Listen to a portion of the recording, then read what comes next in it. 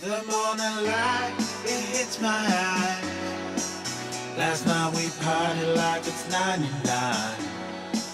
You took my hand, we danced all night. That's all I remember, we can blame nobody. Look where we are, so beautiful. This world is ours for the taking now. Not holding back, not giving in. Stay a little longer in the moment now. No regrets now. I'm not feeling sorry for anything I've done. We light it up just to watch them burn it down. And we don't need them anyway. Just take the chance, make dreams come true. Will I ever see a pretty face again? Rendezvous is all I'm hoping for. Maybe we can meet up on a boulevard. Let's get away, yeah. Let's get away, yeah. Let's get away, yeah. Let's get away, yeah. As if we got one life to live, maybe we should just let go. Don't worry about tomorrow. Start counting your Insta follows. Cause the sun comes up again. New days they begin. So hold on to me, cause I won't let go of you. No regrets now. I'm not feeling sorry for anything I've done.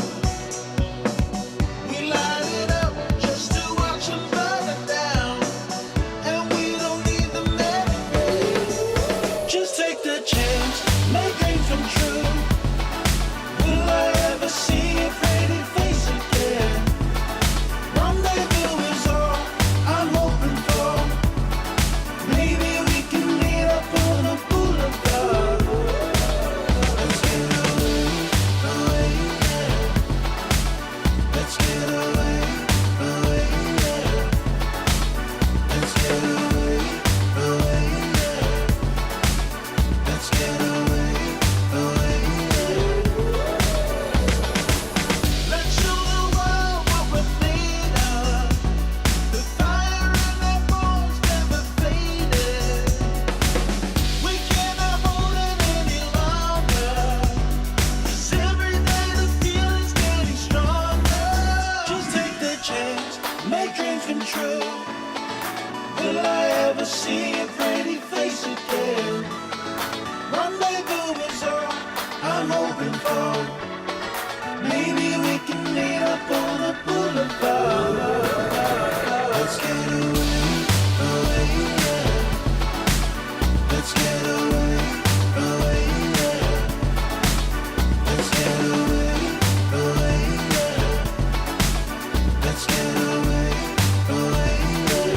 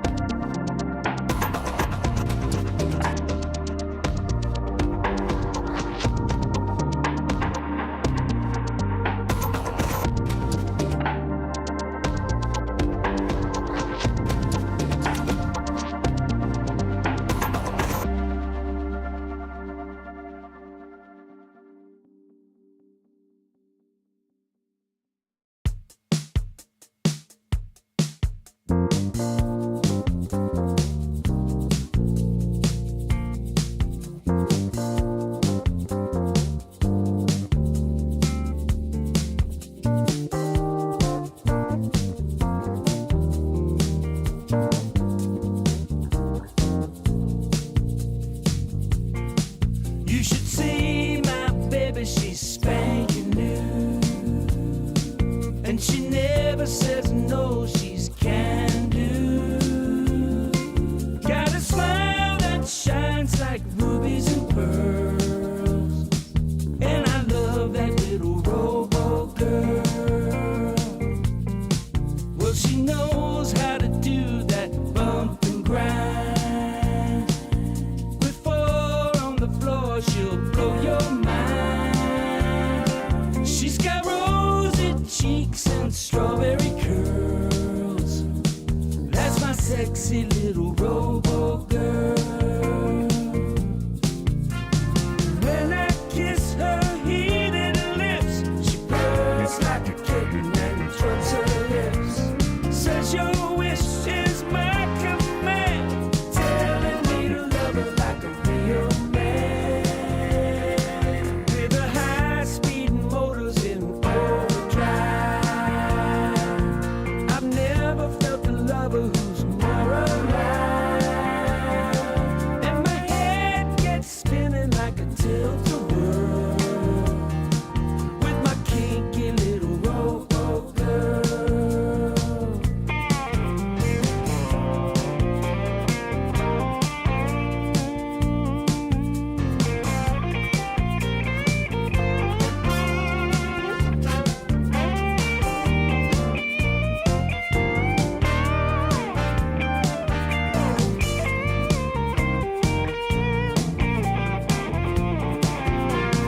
When she puts her squeeze on me, it's enough to drive me to my knees.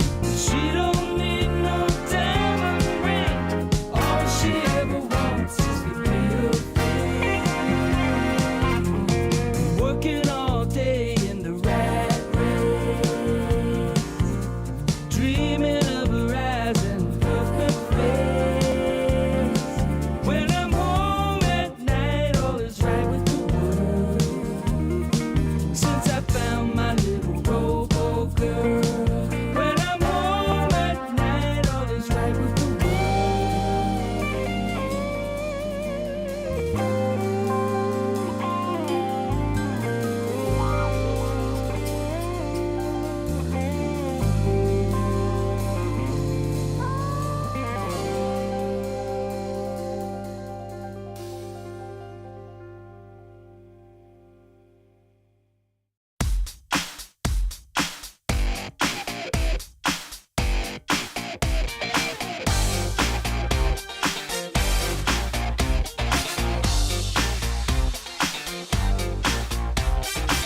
Who's that come walking by? Now that's unexpected. Jump in and take a ride. Now you won't be unaffected. We're going up now. So keep it on the floor. That's right. Gotta be up till you take no more. I'll make it worth your while. You're not alone in this one. We're going up in style. Now we never stop for no one. We're going up. Let me tell you. Just keep it on the floor. That's right. Gotta be up till you take no more. Now we really feel it. Yes, we really know it. I got to really hold it. Whoa. We're gonna get. Who am I? This dude can't fly. Who am I? And who cares why? We're going up now. And do what you do. That's right. Keeping it up, wanna do some more. We're going up now.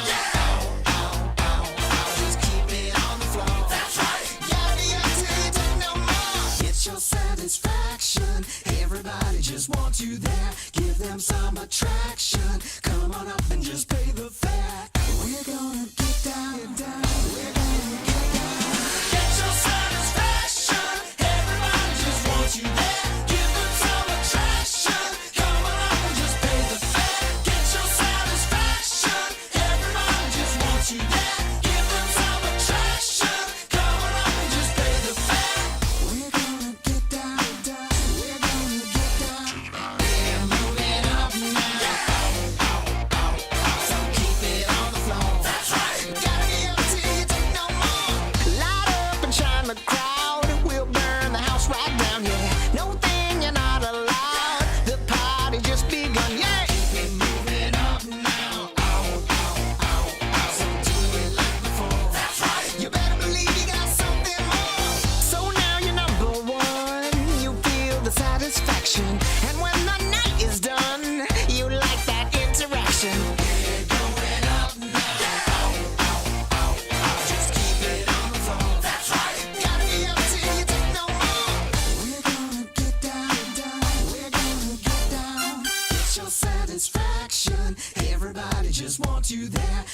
some attraction. Come on up and just pay the fare. Come on down, let's pay the fare.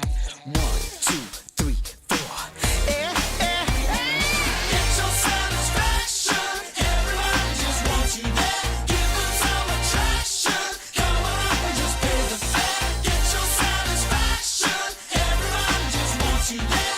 Give them some attraction. Come on up and just pay the fare. We're gonna get down, down. We're gonna get down.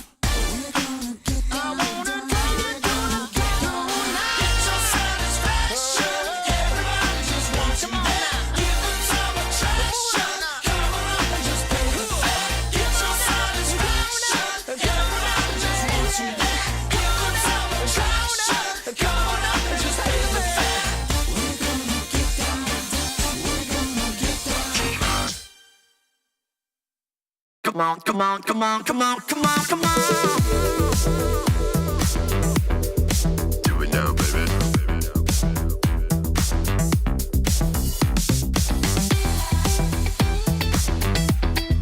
Do it now, baby. Get out and just do it, do it. Do it now, baby. Get out and just do it, do it. You ain't got time for excuses. You got to use it and lose it. Do it now, baby. Oh yeah, baby. Oh yeah, baby. Take it, jump, baby.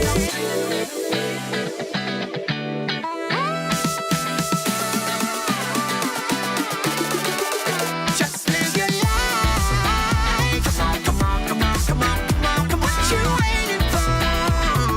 What you waiting for? Quit wasting time. It's all in your mind. Get up and go. Just live your life.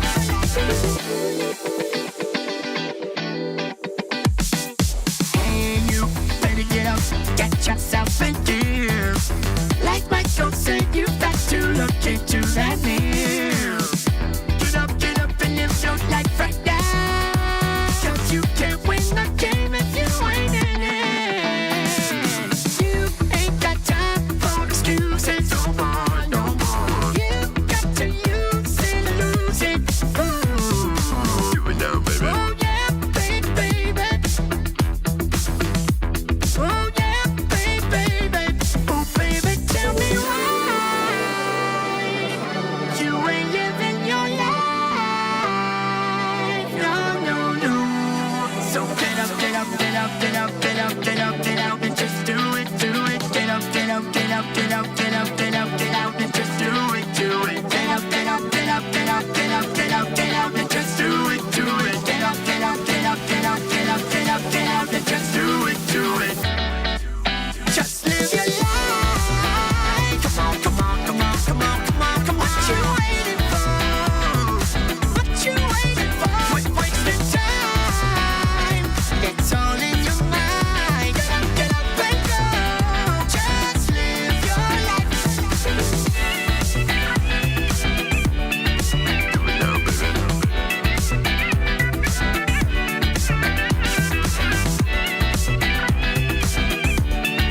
Do it now, baby.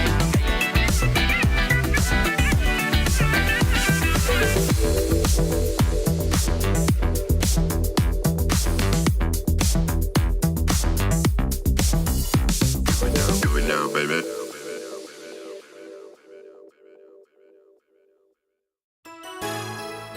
You broke this heart of stone. I always hoped that I would find you. Now the emptiness is gone, and the winds of change have almost blown through. You're right where you belong. So grateful you're beside me, always and forever. Just you and me from the start. Always and forever.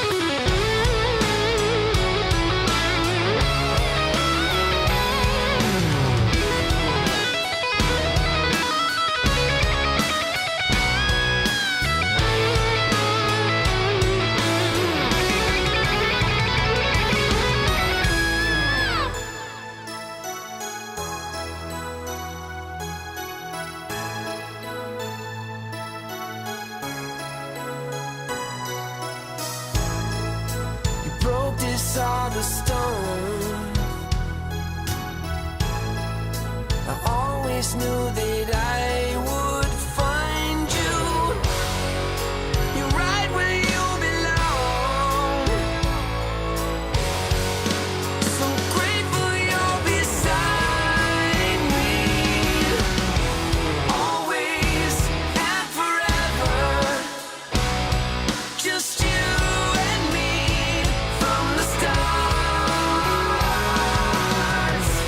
Always and forever. You'll always be forever in my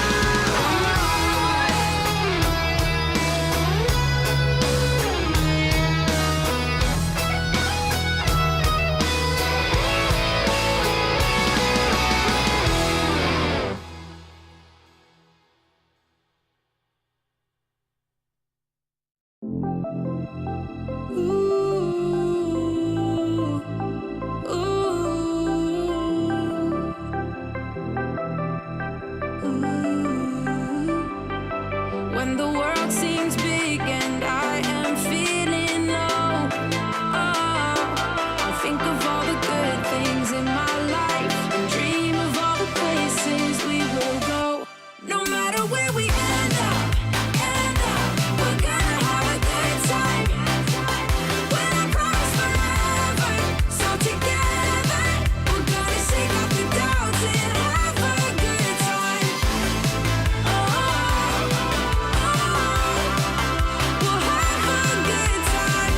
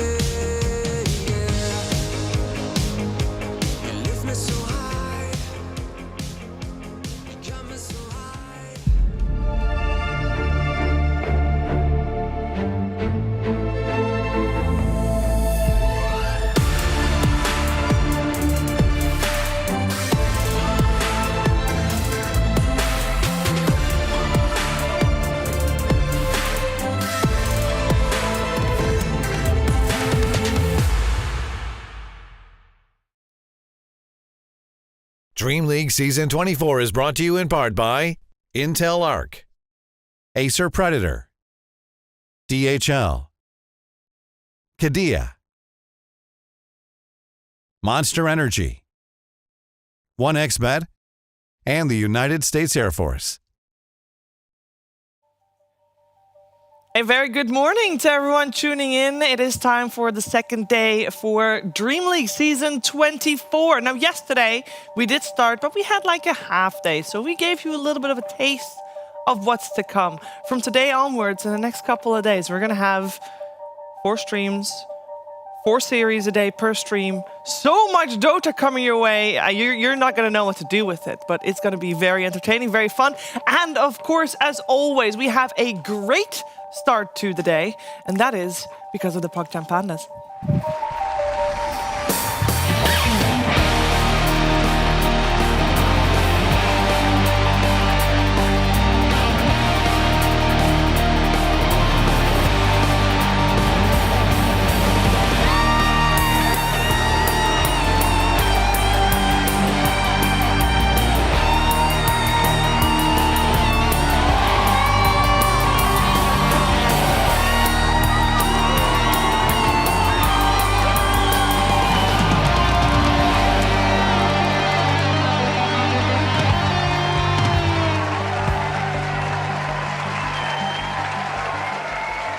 Coffee when you've got a live band just, waking you up properly in the morning. Thank you so much, Jens, Thomas, and Tom.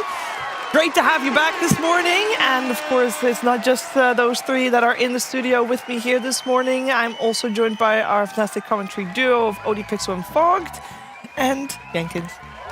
They need coffee because they don't have a live band. Yeah, wait a minute. Because then they wake up with the coffee and then they wake us up. Yeah, that's what happened. Do you guys drink coffee? I had coffee. Yeah, coffee. I need a band. Can you wake me up a little bit?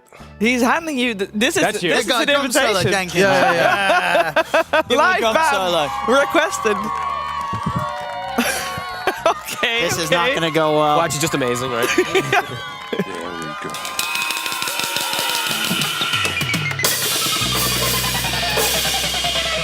What does this one do? Give us a beat, Jenkins.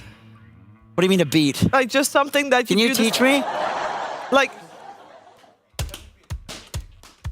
that?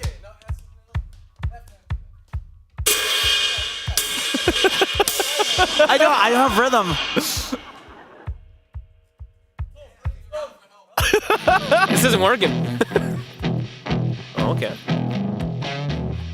All right. My foot's stuck. Good morning. What does this one do? This is just plastic. I'm going to end this bit now. This is not going well for me. Really good bit. Thank you for putting on full display my lack of rhythm. Can you do it? Oh, no, maybe on another day. Come on, dude, you're an actual drummer. Jens's drum kit's already had to enjoy your playing. So But I think this would be the perfect day for other than Jens's. Just go. Come on, dude. Another day. He's already awake now. Look at him. He's wide and awake. You do know that if you say another day, then we're going to put more emphasis on it. Not if I keep saying another day. No. Only another day never comes. He's right. No. That's deduction. No. Wow.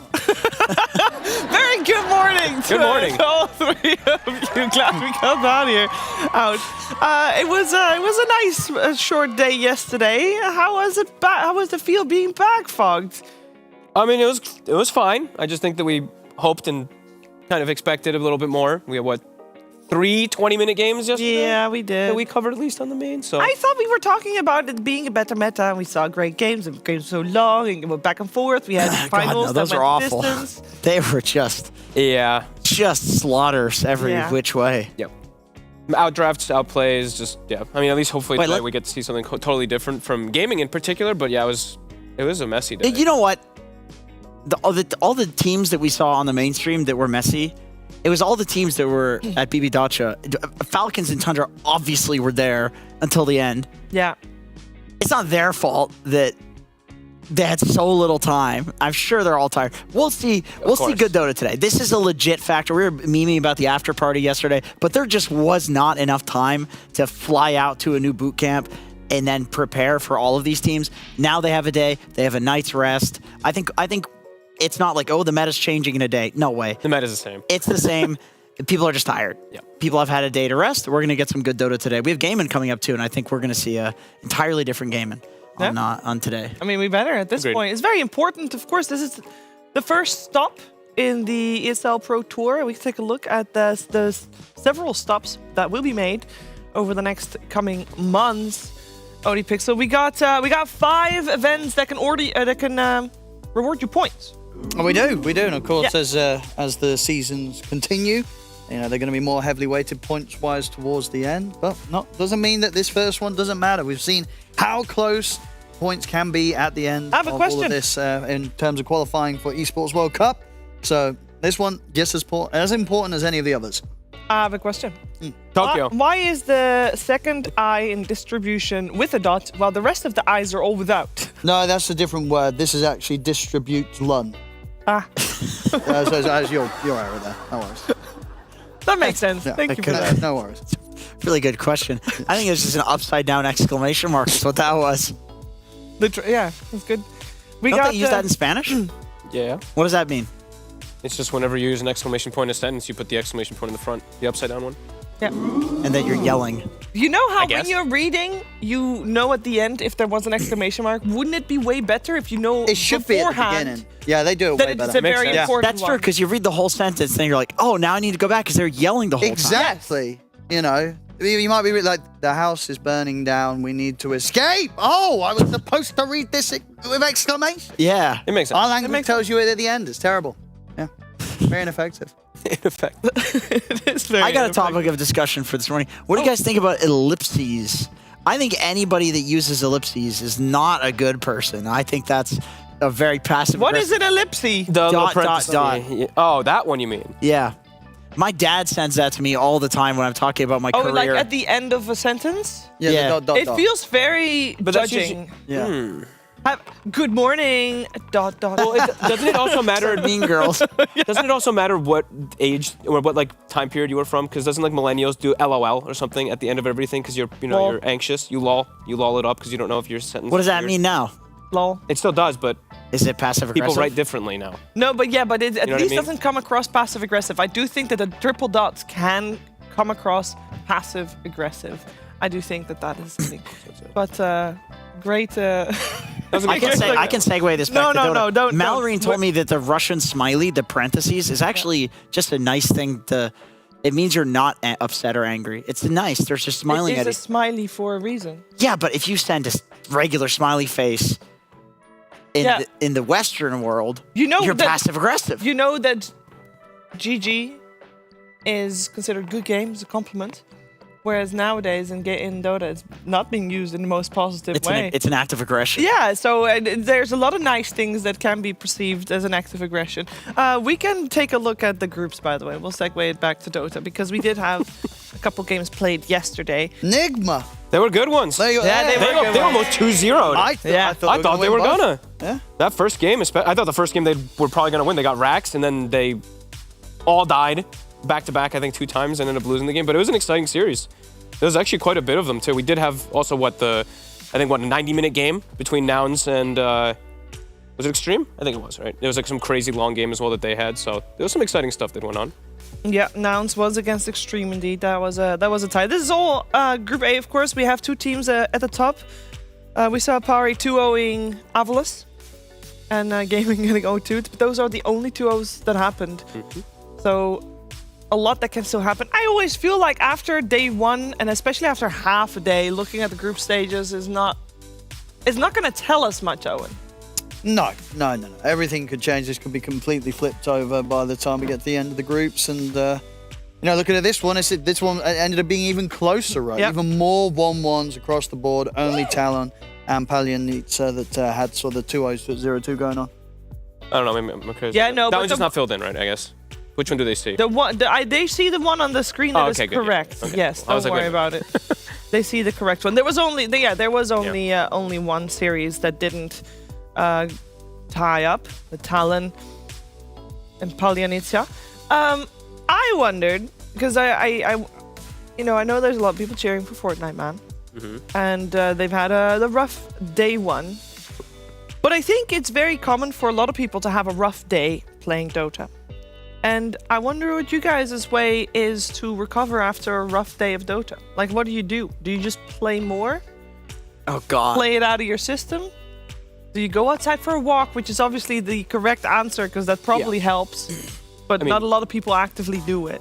I think for most people, you should take the micro breaks. See, and that's stuff what like I was that, going to say. Are you asking what we do? Yeah. No, or what we think you should do? No. I think everybody knows what they should do by now. I think that's kind of an obvious one. But what do you actively do, actually? I go for mini walks and stuff. You do? I go outside and I chill with my cats. He does. He leaves and he goes into coach slot and he comes back halfway through the game and draws profanities on my map. I would never. He absolutely That is nothing does I would that. ever do. It's streamed, so there are VODs proving that he does that.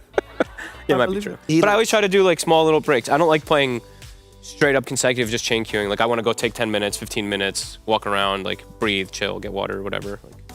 How about you, Owen? I normally, if I'm on a lost streak, I'll boot up the Dota buff of my match history, check the people that I played against, and convince myself that I was just queued against a bunch of Smurfs and all the games were unwinnable. And then I'll take a break. You know, it sounds funny, but Couldn't keep a straight face. That's what I do. I'm like, this guy was clearly a Smurf. I could never have won this game. It's fine. You don't do that. Yep.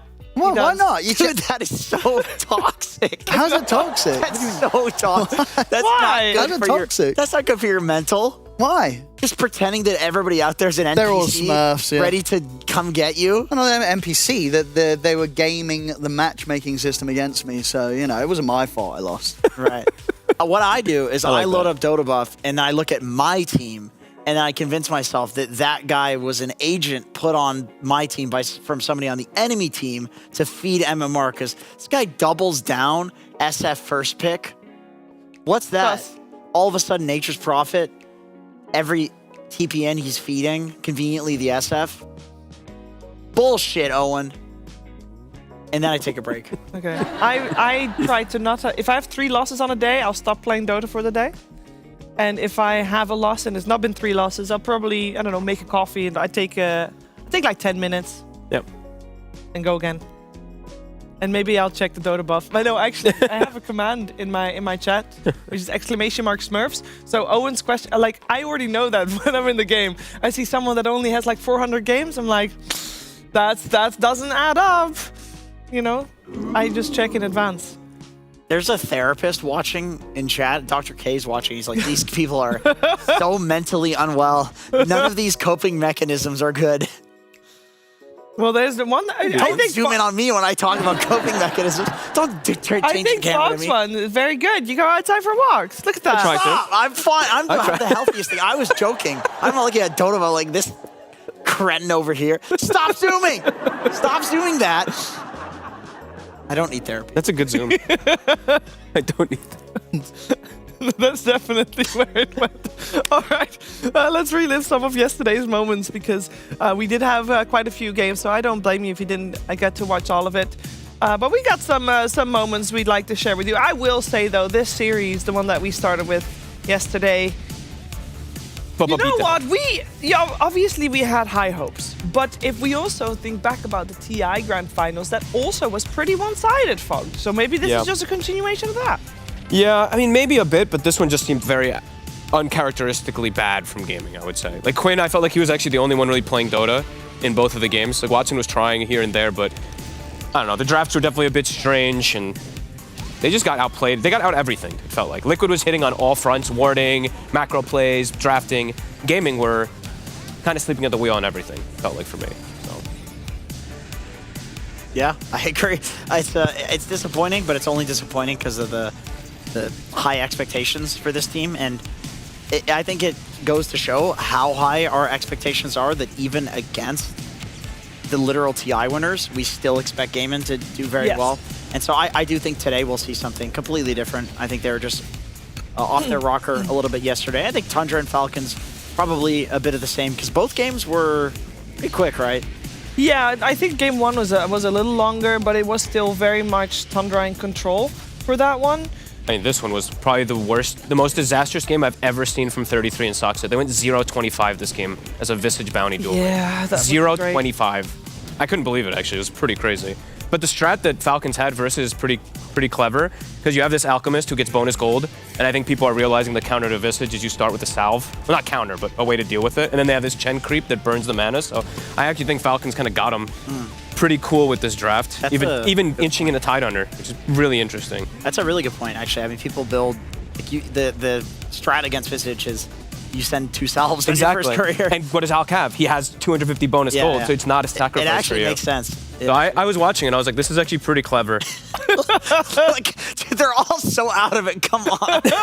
This is just one of those rare opportunities we get to see, like, all of the best players in the world play completely sleep deprived. I've never seen, like, I was looking at player cams yesterday. I've never seen, like, some of these players that usually are very stoic have these type of reactions. Like, I'm looking at Tofu's cam and Tofu's like wiping his brow and stuff. So they were definitely feeling the pressure and exhaustion. Yeah. I mean, I was there too, dude. I was so tired yesterday. Listen to my voice. Like, it's been a long week. It's longer for them. They were playing. I mean, they're continuing straight up, and we can take a look at what's coming your way today. As said before, 4 streams going on at the same time. And that means we have 4 schedules for you. We're gonna start from Ember stream. The Ember stream, you can find Team Spirit versus Palianizia. We got Nigma Extreme, Heroic Tundra, and we are gonna start today with Liquid and Avalus, and it will be Gareth and Wagamama that will take you through the day. Which one stands out to you most, Owen? I'd say probably the last one. You know, we want to see Fortnite Man getting some wins. Yeah. He didn't get any yesterday. No. Today against Team Spirit, I don't know if it's going to be any easier. But maybe, you know, we're talking about these teams had a rough day one for whatever reason. Maybe it's sort of just day one kind of, you know, just nerves and stuff kicking in. Here, day 2, we should be seeing Fortnite Man and the boys step up to the top level. I think it's going to be good. I also want to point attention to Tundra versus Heroic. I think Heroic, yesterday they tied. I feel like we could see a lot more of them. And of course, with Tundra and Heroic, it is the 2 of the teams that came to the final day of PGL Wallachia. And they have their full lineup on Tundra. And they do have the full lineup on Tundra. And I'm really curious to see how that matchup goes, because I think that will be a great one. Especially because, though, yesterday, like, Heroic did really well game 1 and then got clapped game 2 by Azure, which is just kind of out of character in a way. So, yeah, that's going to be fun. Yep, let's take a look at Storm. Here we go. Talon Tundra, Paravision Gaimin, Azure Talon, and the start of the day will be Extreme versus BetBoom with MLP and Jonix Fire. Jenkins, which one stands out most? To be honest, I'm not really interested in any of these games because I just want to watch and see how Fortnite Man is progressing through the tournament. Yeah. So I'm kind of interested to see how Fortnite Man is going to take the drafts that he sees on this stream and then implements it into his games, which we will see on the, if we can go to the next slide here. There we have Fortnite Man playing against Team Waska at 14:30 CET. That's going to be my standout match for today. Owen. I agree. We get to see him twice today. It's you know, it's a lucky day. Well, if you want to see him twice, multiple days, they gotta win some today. Of course, yesterday wasn't the greatest start for them, and the group stage is just very brutal. There's 16 teams in this group stage, 2 groups of 8, and only 8 teams at the end of the group stage will move forward. It's a pretty hard cut, so winning some matches is needed. On the main stream, you'll be able to see Heroic taking on Falcons. Yes, that is the rematch of the grand finals of Wallachia. That will be a very exciting one as well. I feel like Heroic has got 2 very difficult matchups today. With Falcons as well. Actually, Falcons' first couple of teams are Spirit, Heroic, and of course yesterday Tundra. They get all well, it feels like a lot of the strong ones in the start. We get Liquid versus BB Team, Spirit, Falcons, and start of the day, Fog. Oh, hell yeah. The test. The test? The true test, where everybody is going to either flame or praise, or probably both. Probably both, on both sides, right? Because they're going to be like, oh, Watson is bad for gaming, and then it's going to be all miracles wash. So it's going to be exciting either way. It's always going to be Kuro. It's always going to be They'll just flame Kuro no matter what. Gaimin is going to lose, and somehow it's going to be Kuro's fault that Gaimin lost. Actually, that would make sense, because then Nigma would have won. So it would be his fault. He's the coach. Yes, in a good way. In a good way, in a positive way. Yeah, there you go. You got there in the end. All right. I mean, that's a big series we're starting the day off with. So, Owen Fogged, we're going to leave you to it. Enjoy that. And we are going to move to start the series.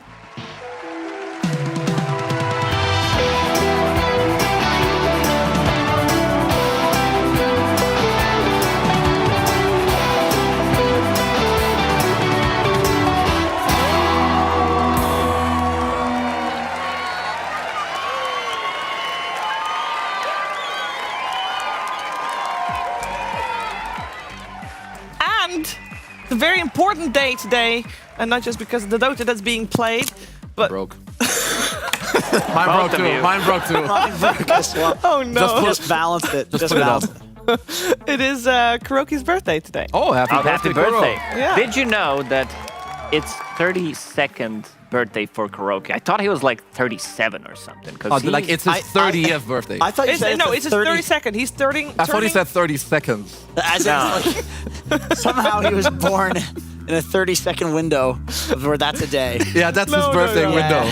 He is turning 32 today. Yeah. Unless the age on Wikipedia is wrong, but who knows? Hello, Lacoste. How you doing? Hello, doing good. You know, I'm at this big party right now, and these two downers, they already broke their party hats. Yeah, so not It's happy 30 with that. seconds. You should take it off. What is this The birthday. notepad you have Shut open up. on your computer? What are you doing? Shut up. What's your bit here? It's a cheat sheet. He's writing jokes. Are you serious? No, these are not jokes. Read one line. He's not going to do it. It was all, Positivity. Oh, Gotta yeah. stay positive always. guy's It's the good. one from Fog. I thought you were doing research. You're just It's open in a different window. Yes. The research. I've been doing it for the past 30 minutes. What else is he gonna do while sitting here the whole time? Hey, You thought I was gonna listen How to are you? you doing? I didn't. I'm doing, hey, be quiet over here. It's my turn now. I'm doing good. Thank you, Yeah, Sugar. you're doing good. Yeah. What do you got for us for this upcoming series? So we've got Nigma Galaxy playing. We do. So, you know, there's going to be some bad chests that are coming out, so we can also pull up a graphic. Because Nigma are better than people expect. Okay. And when we load up the graphic, I first of all have to give a shout out to the people that do more than one job. You know, our producer, Lewis, pulled up a little graphic for us that we can look at. Which, you know, eventually it will come. But the main point being, She's too ashamed. Nigma Galaxy, guys. Nigma Galaxy. Yesterday, they played against, you know, BBD Bobbity, you know, Kiyotaka Pure. They did good. You know, they didn't just get their asses kicked. They didn't just come here and, like, lose in 20 minutes. They're good. So people need to respect them. And that's it, yeah. Oh, there it is. It's coming.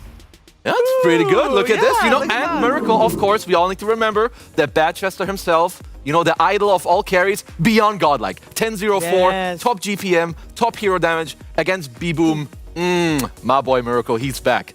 Yeah, they're so back. But all this talk about Miracle reminds me of the old Nigma days, back when the boys were owning, and they're so back. They've been back so many times, more times than Lion has been back to hell and back again. But some of the most iconic moments that did happen, and we're going to have a trip down memory lane. It looks really nice because we're going to be seeing the clips of some of the old Nigma boys in action. Because I think if we go back, this is going to be Miracle solo killing Roshan as Arc Warden, and this is one of the more iconic clips again when he's playing his Shadow Fiend. This is why this team has such a huge fan base, because Miracle Batchest, when he's owning pretty hard, and look at him getting out of the trouble. There's going to be a GH relocate as well. So Shadow Fiend, and not just that, this is one of the most iconic Dota moments, I would say, even in history. Yeah, the whole, basically the defense of the Ancients. This is the name of the game. He did it so perfectly, didn't overlap anything when he was defending the throne with the Arc Warden. And Throne did go down multiple times to like 5 HP, and they still kind of owned that one. Like, I can't believe that he got Ultra Kill. They stole his Rampage, but it was one of the best things that I've seen in Dota for a good reason, and the boys are so back, Badchest. Badchest. Badchest. I love seeing those. There were a lot of them that I forgot. I forgot the Warlock, well, dodge rather, when you had the Shadow Fiend dodge. It was top It's tier. on Warlock, that one. He should have used it earlier. 2 of those clips were against Alliance, by the way. Would just like to point that out. No, this, They were good at it. Yeah, they were good. They were good. They were good. No, it's good to see that. Thank you for the trip down memory lane. But are they good now? They're back, but yesterday, I mean, they did tie, they got the 1 win, but we also know that they didn't have the hardest qualifiers, and they didn't qualify for a lot of things. So are they back? They're back. They did dominate those qualifiers, didn't drop a single game. That also tells the story. They dominated, Cheever. Against who, Lacoste? Zero gravity. No. Zero gravity, and I'm not sure what the other team was, but they did well at Wallachia Season 2. They didn't do as well. I think they needed slightly more time when it comes down to adjusting, especially for Noob, because he is mid-player. He was mid-player pretty much his whole career, and you wanted to see him play something different. So at the start of the tournament, he was playing all these pretty much mid laners from the off lane, some Pango, some Stanking, something that he feels comfortable, but you could tell in his gameplay that he didn't feel as comfortable. To be fair, he does play some mids that I think like transition nicely to the off lane. Like Primal? Like Primal, yeah. He's like a very good Primal player. Snapfire, Pango is an off laner also now. So I feel like the meta has shifted in a way that really does benefit Noob. And I know Nigma's a bit of a meme team at this point, and we say they're back all the time. They took 2 out of 5 of the members of the legendary Quest team that just kept destroying them. So like, this is a legit team. They have Omar and Noob. Any team with Omar and Noob on it is going to be good. And then they took the good Nigma members and then put them with the good Quest members. Happy birthday, yeah. This is a good team. This is a very high skill team. I'm excited to see them play. The only question is for me, can Noob transition to the offlane for mid? But we've seen plenty of mids do that. Like Gunnar did that, and it went very well. And we give them time, right? It's not like you expect them to do well right now. Yeah, of course not. Of course You just not. want to see the potential. Yeah. I think this team is good. All right, let's focus our attention on their opponents because we got Gaimin Gladiators needing to recover from yesterday's series. They did not tie their series. They got smacked in 2 quick games by Liquid. And I don't think we can learn anything from that. I don't think they can learn anything from that. So we're going to start fresh here today, Kezu. Yeah, I mean, what they can learn is to... I know we've talked about it a lot yesterday, but they need to just be ready, warmed up. Hopefully they've played some pubs, had some good breakfast. Because, gameplay-wise and draft-wise, whatnot, they don't really have to change too much. Yep. Like, they're like a new roster with Watson. So it's more like having the right talk coming into Excuse me, they don't have to change the drafts. They had Bloodseeker offlane. As a Bloodseeker offlane expert who has lost pretty much every single game on the hero, I can tell you that this hero is not good. But it starts with coming to the series with like an active brain. Okay, no. They beat Tundra with Bloodseeker offlane in Dota. It's not... They're fine. I don't think they want to change the drafts too much. I think where they were headed in Dota was a good place. I feel like they were integrating Watson pretty well. You don't agree? With the Bloodseeker pick? No. I played it so many times. I'm surprised that Fog didn't mention it because this is the lane that we do play. It's a very difficult lane when you have Bloodseeker from the offlane. This hero basically does nothing. You rupture someone, you have arterial spray, and you don't even hit people. Like a lot of the times you will see... It's the facet. That's the facet. You will see a lot of the times where you don't even go for it. Like you're not pushing him back. You're just rupturing someone, and that's it. You're not getting the value out of your facet at all. Yeah, back to you, Shiva. It's a pretty bad hero. Don't get me wrong. Bloodseeker's not good. I do think that when they won against Tundra, it was like, gotcha, we're putting it off lane instead. And they can do that once, but now it's... You're right. Now, I guess it's expected. Yeah, everybody everybody did the research about the offlane Bloodseeker. Yeah. Yeah, exactly. They're watching your pubs. Yeah. They're like, that arterial spray. I don't know. Shit. That's the only thing I can think of in that regard. We can also look at the US Air Force Wisdom Rune to see some more interesting bits about the teams. We got on the right side the overrated heroes. Heroes that are picked very frequently, but don't really have a very high win rate to go with it. And on the left side, we see the 2 teams that we have playing here today, this morning. They are the teams that are aware. Yeah, it's a pyramid scheme, and Snapfire is on top. Very good. Back to you, Kezu.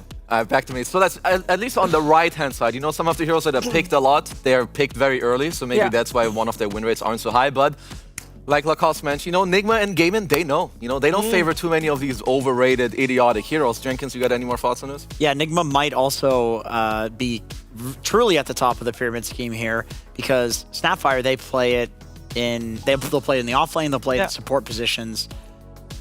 perhaps this is more just a support position, Snapfire. So if we took Noob out of the equation here, then maybe this would even look a little bit better for them.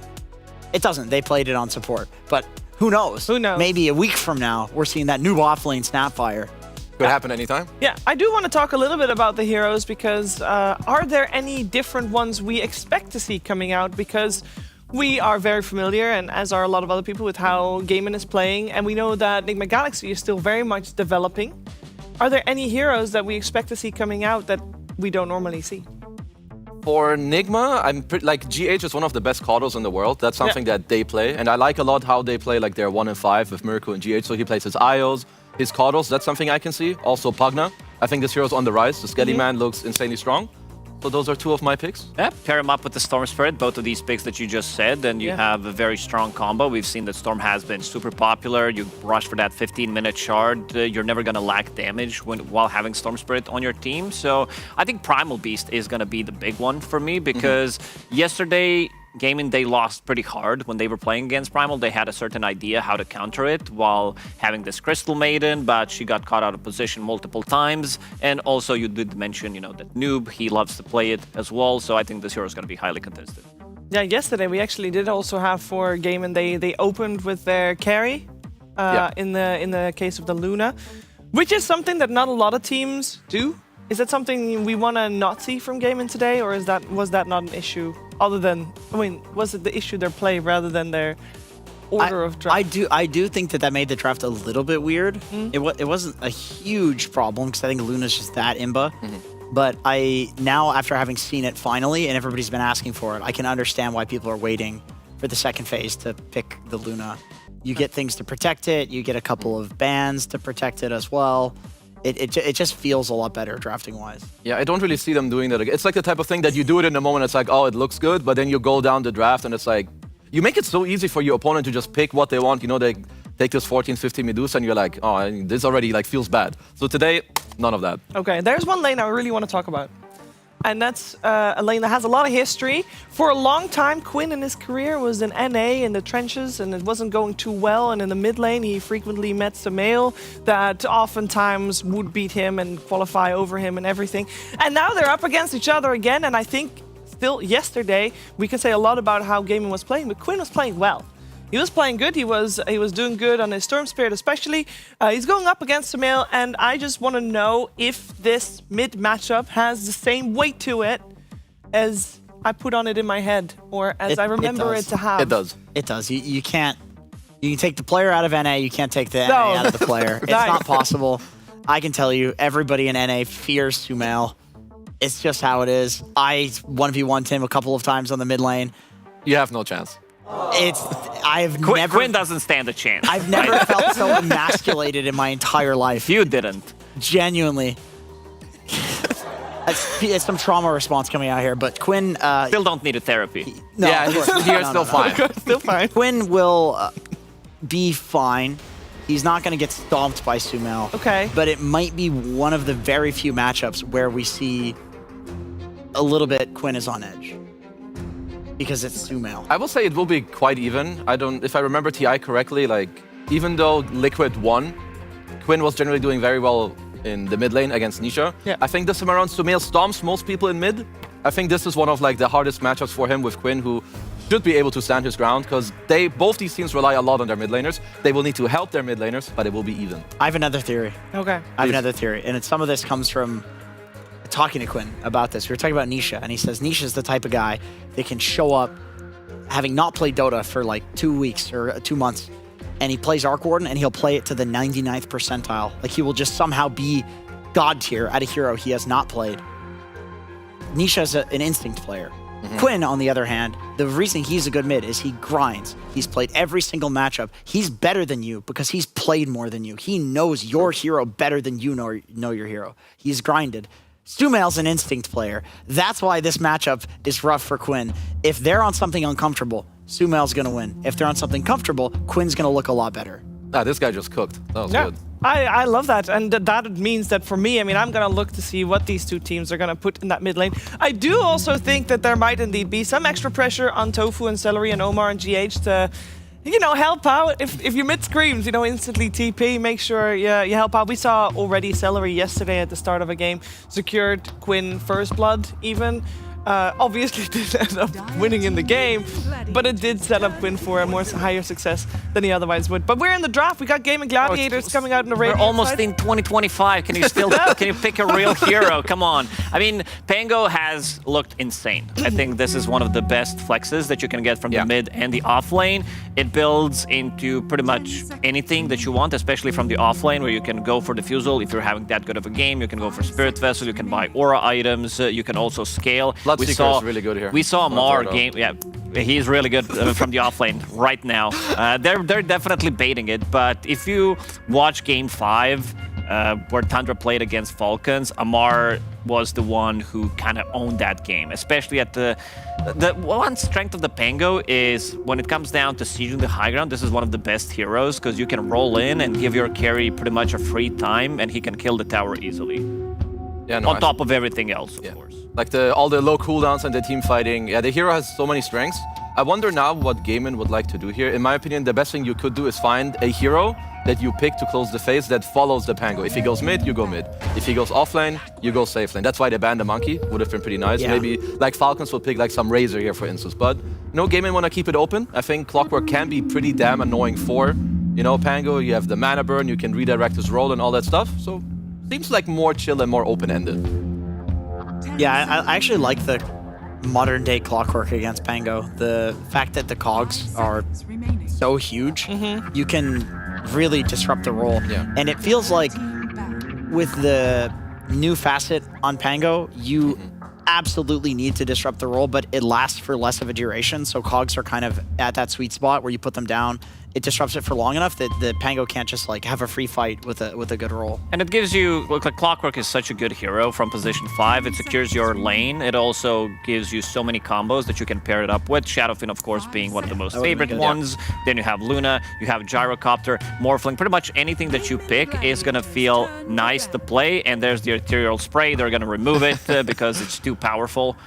It is annoying to play when you have Thunderbolt Facet on Pango, which means that you are moving faster during the Rolling Thunder, which means you're taking more damage from the Rupture. It's also different because I think yesterday Gaimin were first pick, so like they didn't actually get to choose where the Bloodseeker is gonna go. Like they have to decide before they actually show where the Pango goes. I would say around like what you need against Pango if you don't have like a direct counter because you don't have the Bloodseeker is like a range carry and BKB Pierce. So like you could go for a Beastmaster into like a range carry so you can roar him BKB and just like clap this guy. Because Pango in a free game, he will control every team fight like Lacoste said. This hero needs to be answered at least in some way. Something. That works. That also works. I think they're prepping for potential Luna, seeing Medusa being removed as well. You'll have a super strong lane. The reason why I like Luna so much as a carry is she's mixed damage. Even if she gets, you know, disarmed, even if you're doing something to her, she's still going to be able to deal damage with her ulti, with her Lucent Beam as well. So one of the reasons why this... But the thing about Luna is if you punish her in the lane, sometimes she struggles coming back into the game. Surely they just Tusk Luna here, right? Oh, they could steal it, definitely. I feel like you steal it for Miracle. What could be holding them back if they don't go for it? What would be the reason? I'm not sure. I mean, I guess a potential Alchemist. Maybe, and Gaimin has Doom, so Doom would be a good response to Alch, so you pick the Doom, so you can't get countered by it when you pick the eventual Alch. Or they leave the Luna, and then they get Luna, which I think if you have the Doom, then Nigma can't Alch. Okay, so Gaimin, now they're thinking about the Luna. Seems like everybody's thinking about Luna. You have to. I mean, you could think about the Alch too. I wouldn't maybe like it as much as like a range carry, but Alch just does seem like one of the S tier carries if a hero like Doom is either out or in your own team. I'm a little surprised Nigma didn't take their carry, but maybe they just wanted to see more and like give Miracle like the closing pick of the next phase. Yeah. I'm just going to throw it out there. I think it's also a pretty free Weaver game when it comes down to playing against all of these 3 heroes from Nigma Galaxy. You I love really Weaver. don't care. Like, you can easily run away. Sure, you have Thunderbolt. You're super fast, but so is Weaver. Gaimin Gladiators. There's that Luna. There's the Luna. Weaver just seems underplayed, or like maybe there's something with the one-to-one matchups, because this hero looks very appealing in a lot of games, Yes. but I don't really see it picked up by carries. But yeah, so it's Luna plus like a 4, so it should be like Tofu's hero. It should be a range where you need to help your Doom like out of this lane. Yeah. Wouldn't mind Grimstroke versus Pango. Yeah, there's like Grimstroke Grims. They've played some Mirana at the BB Dacha, which Yeah. has looked like okay. Willow would get the Doom through the first few waves, which is always Willow really nice. is, yeah, I think Willow Willow's would be the fine. best pick. Snapfire is also fine. You have a little bit of a save against Pango. You can go over the shards with Tusk. You can also be paired up with Clockwork, so that gives you kill threat with both of the supports going around the map. Yeah, there's a lot of really good options. No, I think Willow makes the most sense. That was a good call. It's also annoying for Tusk. Like if he wants to ever play on Snowball safe, he gets rooted. 1+1 kill threat with Clock. Yeah. It's pretty chill. I think in that slot, you probably just ask Tofu, like, hey, dude, what do you want? What do you feel like playing? Yeah. And he just says the Willow, because he's a position 4 player. They always want to play Willow. How about a Miracle Morphling? Yeah, I was thinking Morphling. It's the 1-to-1 hypothetical counter to Luna. The only problem is, like, I like the Doom pick coming out of the face for Gaimin because it blocks the Morph and it blocks the Alk. Both of these heroes need to heal. Doom prevents you from healing. So They'll still go for it though. this is a really good draft from Gaimin, though. Yeah. This does not feel that good to pick. Yeah, some of these picks are annoying for Nigma for sure. It is one of Miracle's best heroes. He should have a good lane with the Tusk 5, but yeah, you're gonna need to be on top of your game with like, you know, the correct Manta styles, having a Linkins or not getting doomed, because yeah, if you get doomed, fight is very likely to be done. Yeah. All right, we got 2 more picks coming in, 1 each. What kind of boxes do they need to tick for the side of Nigma Galaxy and for the side of Gaimin Gladiators? I would imagine we're looking for that mid matchup that we talked about. Some Storm is still an option, I would say, for Nigma Galaxy. So Storm, Puck, these are going to be heavily contested. There are still 4 bans. I wouldn't mind seeing Nigma just pick up Storm Spirit for themselves. They do have 23 picks, so they don't have the overall last pick. Okay, Nigma bans out Huskar. I imagine that probably means they're going to try to snag the puck first before Gaimin can get it. There is... I kind of like these bans. So Clock, I think Clock first of all makes sense against Nigma because they love this Primal Beast, but this hero is so bad against Zoo in the offlane. They just like insta-hit your cogs, you never pressure them. And I guess if you're a Gaimin, you're also afraid that they're banning for this Pango to go mid. Yeah. Because there's no Huskar, there's no Monkey. Which I would imagine is possible. I just assumed it was going to be Noob since he's so comfortable on that as far as offlaners go. He's one of his most comfortable ones. Because I guess they're just gonna now end up picking a new mid for Sumail, but I don't know which one it is. You guys mentioned the Puck, which I think is fine. Storm could come out as well. See the ban. I mean, Primal Beast was still and still is in the pool, but you're going to be playing against Clockwork, Dark Willow. These Yeah, are it's your not like great. hardest counters, so that's a no-no. Ember Spirits is also still available, but then again, all the spirits are still in.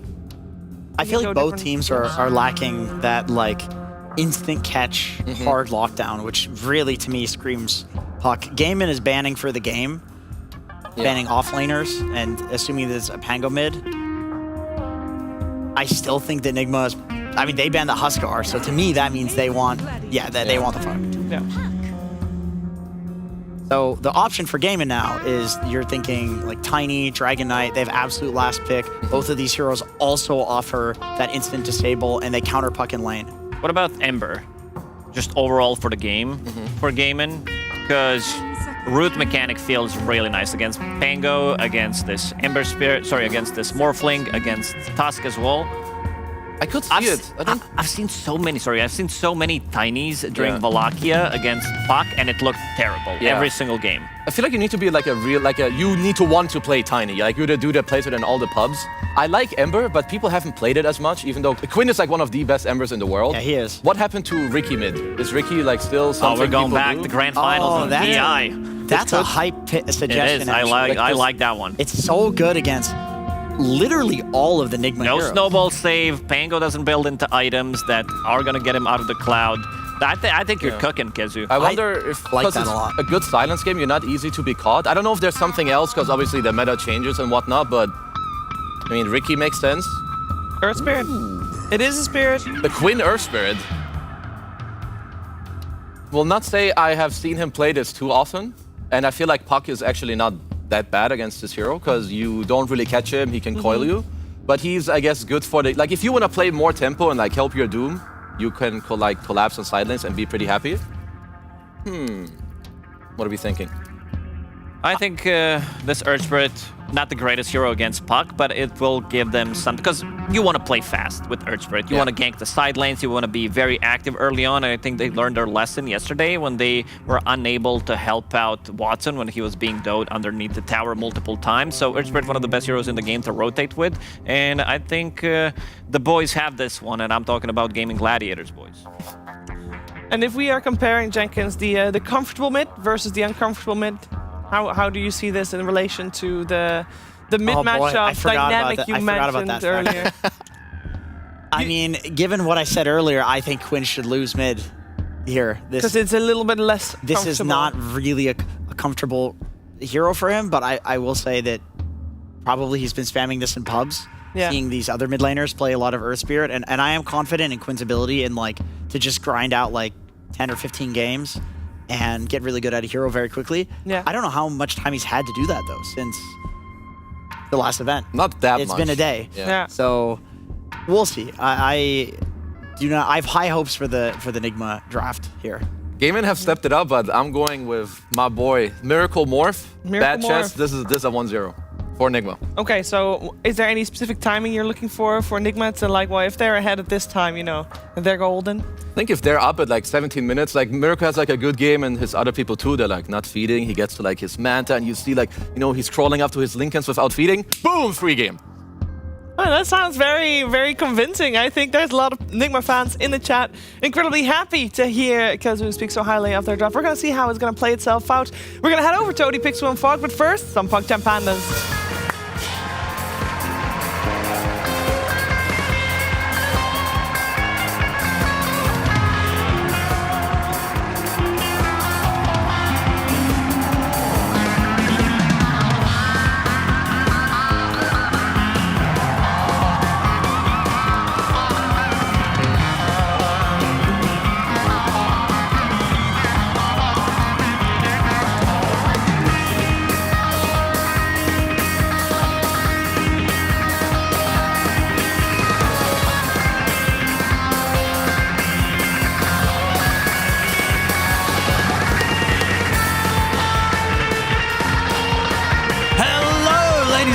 It's time to jump into the action here between Nigma Galaxy and Gaimin Gladiators. I'm OD Pixel, joined by Fog, and we're ready to watch this one go down. Some interesting things to see, of course, discussed by the panel. There's Earth Spirit coming out. We see it from everyone else, from Quinn.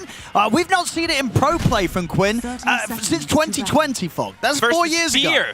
Versus Clinton Loomis. And the likes of Eternal Envy. Yeah. And that was the one game he's ever played in pro, at least and if he lost. Research is to be trusted, and indeed he lost. Yeah. But he did very well in that game. He did. Went 12-9-20. Back in the day, was getting, the Radiance first in the Spirit. Probably not going to see that now. Sure. But let's see. It's been 4 years. Let's see Quinn bring it back. It's going to be hard to not talk about that so much in this game, just because it is a fact. It's straight up. He only has, 38 or 40 games played 31 games on his main, or hopefully he's a good boy, his only account. Sure. But 54% win rate. So he's doing well in the pubs. But that's in pubs. So in pro game, it can change drastically, also depending on how the lane goes. I would have to say this is going to be a big talking point. And yeah, he is versus Sumail. I don't even want to look away from mid, probably, at least in these first few minutes. I'll look at the other lanes a little bit here, but I think for the viewers and everybody, this is the matchup that people want to see. But overall, I would say Gaming, they, at least for me, looking at their drafts from the draft they have today compared to yesterday, the draft looks infinitely better already than both drafts that they had yesterday, at least for me. This looks like a very active lineup that can play very fast. Even if they start falling behind, they have ways to be able to fight with team fight. Yesterday, they had no team fight. They had it was pretty much like Luna, it felt like was their big team fight kind of style, and that's just not how the hero plays. So yeah, this one just looks way more comfortable for them, so should be a better game. But Nigma's draft also, it looks strong. Does not really look like it has too many weak points, constant ways to fight. So it should be an exciting one. Let's find out. Let's see how these two are ready to match up against each other. Both had pretty exciting first days for different reasons, right? Nigma Galaxy, they turned up, and sure, whilst they lost one of the games in their series, it was up against BetBoom, and it was an impressive showing, right? Even in the loss, they had a great lead, and then the win, they won. Then on the other side of things, Gaimin Gladiators, they turned up yesterday and very much underperformed. I think a lot of us were expecting a much closer series from them against Liquid. They got stomped twice. Yeah, they definitely did. Quinn so far is doing excellent, at least in the lane. So we'll see how afterwards, but we'll have to see the spell casting and everything as we get there later. But yeah, Nigma was surprising yesterday. Yep. They were really bringing it to BBT and just making them look a lot weaker than I think people expected, because everybody's looking at BetBoom now with having Pure just being like these powerhouses, but yeah, Nigma did well. Sumail just missed quite a few CS right there. He managed to get the 2 so far. See if he cleans up with this wave. And one more. Under tower, pressure's on. He's got this one though. I'm watching these other lanes, so don't worry. Nothing too exciting is going on right now on the other ones. It's just concentrates. People just trading with spells. Right there. Definitely suffering in the mid. Yeah, this is kind of like multiple waves ahead. Quinn's managed to get on the first few against Sumail's puck. It has been most of the times we see versus the pucks, like these melee heroes do very well, but a lot of times we don't see Earth Spirit win his lane. Most of the situations, Earth Spirit's losing his lane and then he comes back, so Quinn. A very good start to this one. Indeed, his first performance in pro on the Earth Spirit in the last 4 years. Top, there's going to be aggro. Ace, there is the tag team, level 2. That should do it. Wait for Miracle. Looking for the body blocks. Be able to set up to finish off first blood. Good aggressive move. And it's interesting to point out, that's the other thing I was going to say, is the tag team is grabbed from GH, just wants to... I don't know if this is actually true or not, but this is what I felt like it is. It's just for the laning phase. It feels a bit stronger. You can actually get a bit more aggressive than Drinking Buddies. Drinking Buddies mid-game is infinitely stronger than tag team, of course, but in lane, that's true. You can get a bit more aggressive. The constant slow and being able to go for those type of kills. And I think with this lineup as well, there's less requirement for the Drinking Buddies save potential, because you look at the 3 cores, right? They've all got ways to get themselves out of things. They're incredibly mobile. So I think definitely when you have sort of cores that do rely on being shoved around, forced around, dragged out to be saved, then the Drinking Buddies is going to have more merit. I just maybe want to just ensure that this lane isn't absolutely devastating too, because it is a strong lane. This Doom plus this Willow can apply tons of pressure. Top GH. Yeah, won't be able to dive for that, so GH is fine. Bottom lane, Celery. He's going to get shut down as Noobs and Omar chase him out. A kill to be found here by Nigma Galaxy during the laning phase. That's an impressive one. So we didn't get to talk too much about that bottom lane, but Noob has been very impressive. These two in particular, Noob and Omar, have been two to watch for me for a couple years. They've been really entertaining, even on their previous team, of course, with Quest when they played together. And Noob is seeming to fit better and better into that offlane very quickly. He's playing his mid heroes in the offlane. He's going to play like these primals and it's Pango in particular. Yeah. But yeah, they're doing very well. And this is a lane that can be a bit difficult at times for Pango with Clockwork being there and their Luna bonus damage. Oh, those are some beautiful cogs. Very good cogs there for Celery. Getting connection after connection there across the 2 of them. I think it's going to be close to turning up for both. Okay, Swashbuckle's back up, so Noob will be safe. But Celery, as soon as he respawns back in the lane, able to set up a bit of revenge. Yeah, because I would say overall for this bottom lane, this is a very strong lane from Gaming. Like, they should be free farming pretty much on Luna, but it's actually not the case for Watson right now. Pango actually has more CS. They do get the kill set up there, but yeah, impressive nonetheless there from the side of Nigma in this bottom lane. Top, kind of both strong. There's just a lot of battling happening up here. They look to try and look for kill potential in Nigma Galaxy. The snowball, way up the Shadow Realm hit. He'll take Bramble. Ace is constant fighting up here. I mean, look at Ace's build, right? 0-2-1. Poking Miracle down. Yeah, he'll have to back up and reset. We'll miss the money creep for it. So painful. And Doom is contesting. Very nice. Yeah, both the offlaners are getting a very decent amount. Tofu. Try and go from the Shadow Realms back up. Give him a bit of safety. As it comes to an end though, Snowball's there. Bramble's down, and GH, he's actually the first to fall. They won't get the kill. As Tofu's able to walk out alive, and Nigma Galaxy losing GH there for their efforts. Pretty big kill there for Tofu. Solo one.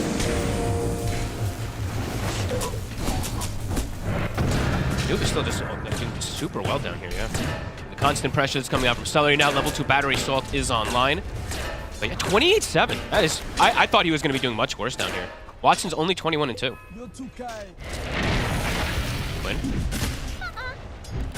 Not a whole lot that GH can do beyond the shards. And Quinn's actually at 6, so he's got the Magnetize at the ready. They could get turned on if they try to go for this play. Sumail's managed to level the lane pretty nicely, though. Those first few waves were pretty brutal, but you can see the difference here. 33-4 against the 29-7. Sumail's pretty much caught up. And he just got a bottle refill as well. Tofu's going to set up for mid, maybe fill the bottle also to be able to contest this rune. And let's see where it's going to go. All the supports rotating. The usual 6-minute. We got Celery, he's very, very low here, but he's going to have to back up a Quinn. Rolls in, gets the connection onto Omar. And Will manage to Tofu, get the kill, and indeed closing off his escape. he got the shield rune, so he was able to tank through pretty much everything there. The coil wasn't used from Sumail, but good moves there from Gaimin.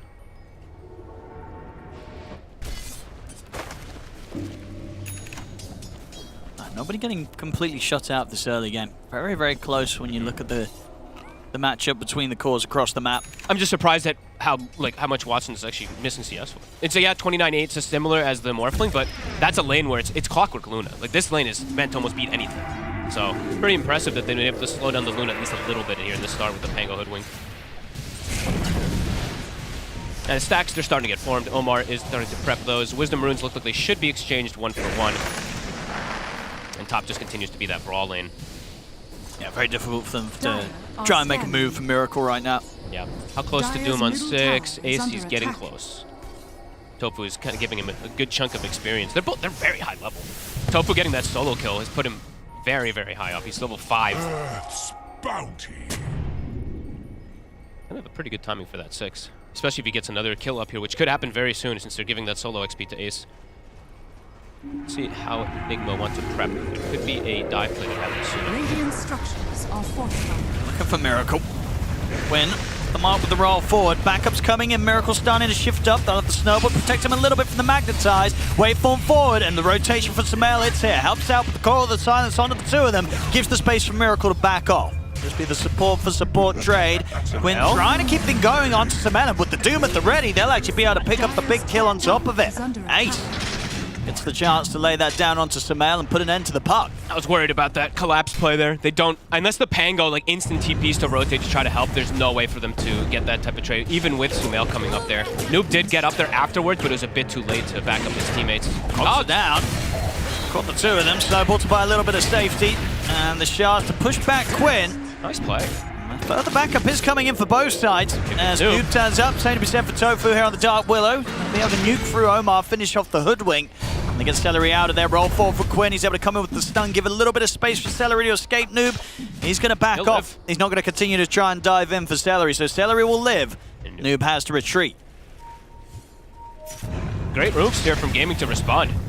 Night and day difference from what we saw from them yesterday. They're playing like a team. 3 top cores, farming very well. Support's looking pretty decent. They've got a 2K lead already off of these first 8 minutes, and now the Luna farm is starting just to be great. And Quinn, Watson's collapsing too, maybe. He's trying to steal some of these stacks that have been made. Yeah. See how much you can stick around for this. I knew it was going to roll. There's a lot of Nigma Galaxy here to try and punish this. Who's going to get the cogs down? Quinn got out. He will die. The Quinn gets away. So Space Beam, I mean, Quinn's still thinking about having around. He's got the magnetized back up in 2 seconds. How many? Oh, my did he get them all? Dude, he got like 5 at them. I think he got them all. Okay. He does not. He'll die for that one. Whatever. He just pretty much made of it deep in the entirety of the stack. The bonus damage from the kick. Oh, okay. Watson. Eclipse comes in. Nice play. Gaimin Gladiators making moves happen. Sure, Quinn goes down, but they stole the stack, and you know Watson gets handed himself a very juicy kill. That Noob was having a great game. Watson takes him out. Well, so we'll see that kick again. I think he got them all. Was it all I really of them? want to say he got almost all the big creeps at least. It ends up dying though, which kind of hurts quite a bit. Let's see. Dude, that's at least like 7. 6. It's 6 or 7. Yeah. Like that. Wow. But yeah, he does die. So that actually makes it kind of not worth it. Him sticking around for it makes it quite good for the side of Nigma. Good to get that kill. Although they lose no Noob afterwards, and Watson is to the top. He'll react accordingly.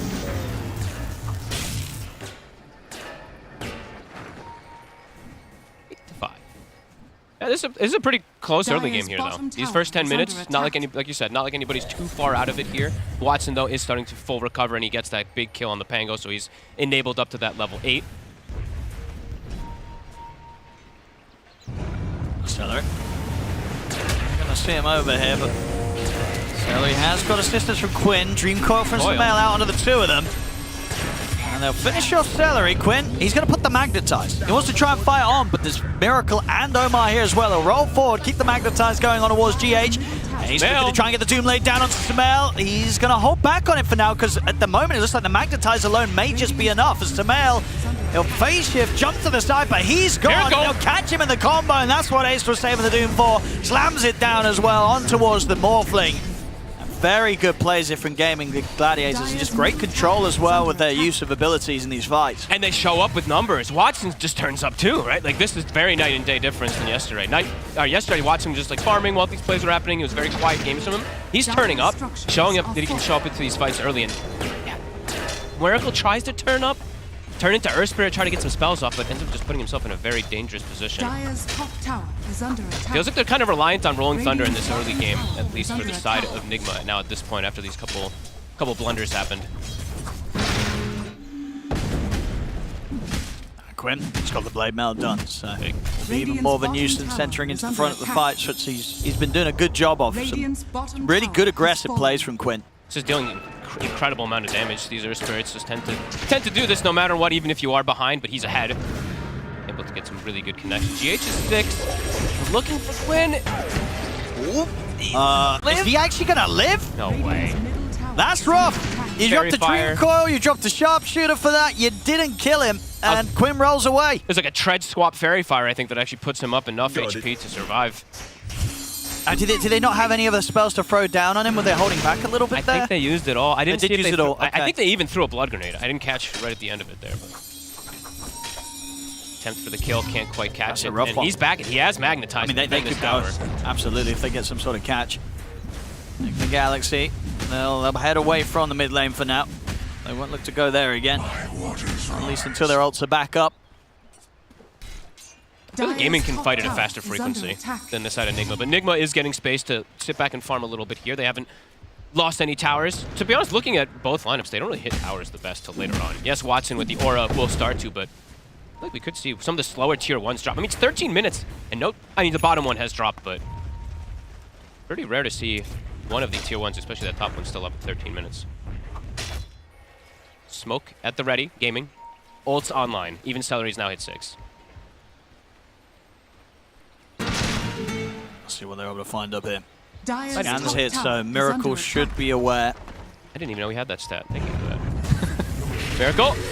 They're getting the opening. I mean, that's a beautiful setup for Quinn. They've got the hook shot to follow. TPs are coming in. If they've got enough damage to take Miracle down, they don't. He's able to waveform out in time. Dream Coil comes out of the two of them. They'll turn, see if they can burst through Celery. The shard's not able to catch him. Celery, he lives. Gaimin Gladiators, they're perfectly fine. And indeed, Quinn still able to find Smael over on the back lines. Will keep the magnetized going. Smael is able to jump out in time.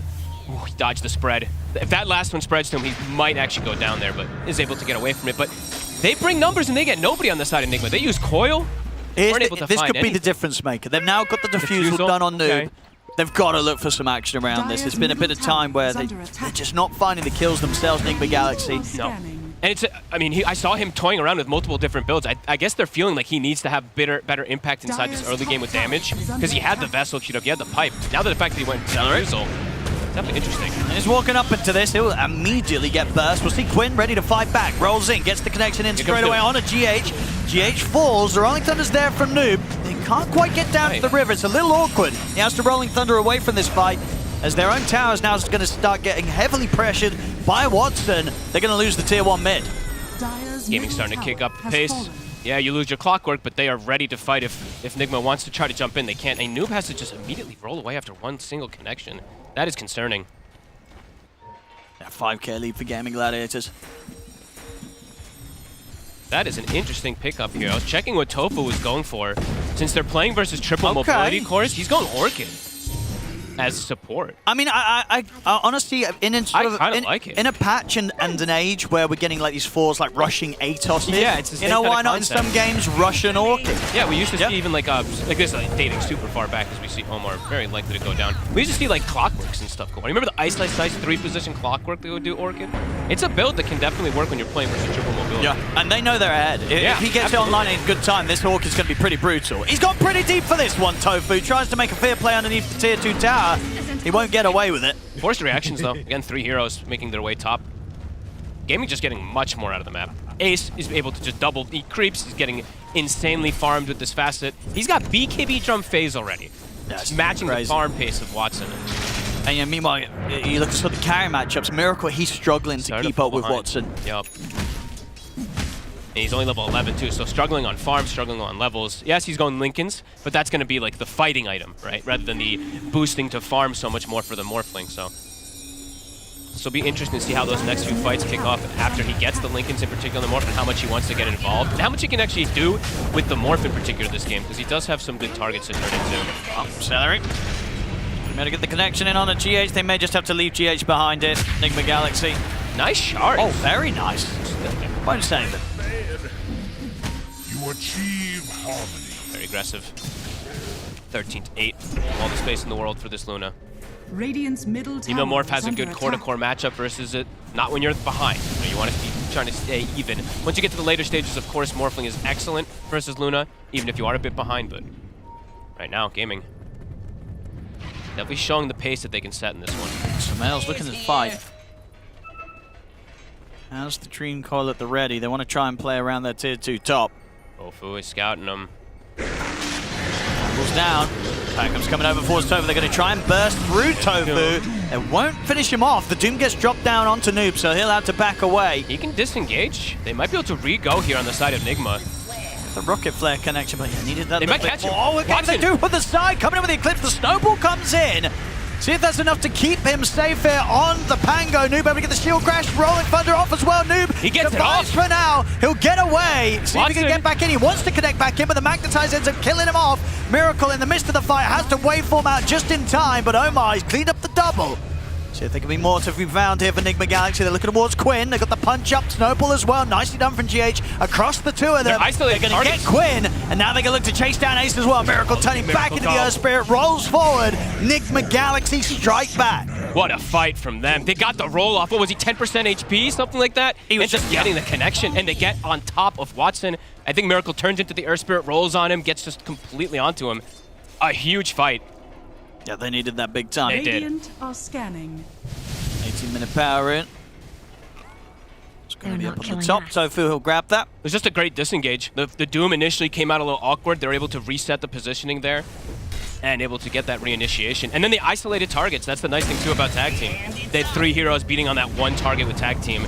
Looked pretty nice in that fight, too. Down to 2K.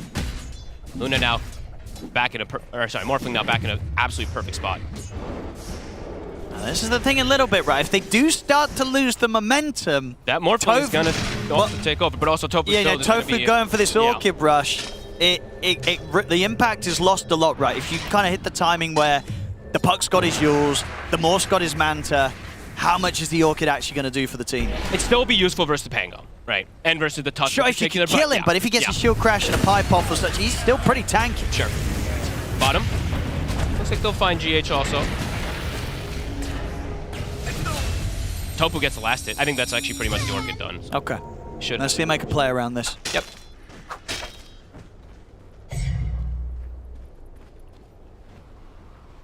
Does he have the Yules finished? I think he does, right? He's very close. He's very close to having it. Yeah, it's coming out, yeah. So he's got that. I mean, they should have seen the build. They should have clicked Tofu and they see this, you know. Yeah. They see the Cornucopia, so they expect this build to be coming out anyway. So yeah, those Mantas, these Yules, they're going to be pretty much done. Let's see if Noob adapts to it as well, too, if he feels like he needs to go like a Blink or anything like that, or if he just goes for the pipe and just tanks up. He's got the pipe queued up right now. That just might be the case. No, I mean, pipe's very good here. Are scanning. Gaming still with the lead, but Nigma showing they can take fights if there's going to be a couple of these spells that get missed or not connected perfectly, in particular that Doom. Boom, there it goes. If Miracle's not doomed, he can do quite a lot in these fights. Yeah. Saw it. And Turns he's into the catching Earth up Spirit. big time, right? Sure. You look at the net worth. One more fight like that, he'll be taking over the top spot, Miracle. They're smoked up. are They're looking for that next fight. They're feeling good with that timing, and it's around amp damage. They're going to set the trap, or are they just going to take it? They're just going to grab it.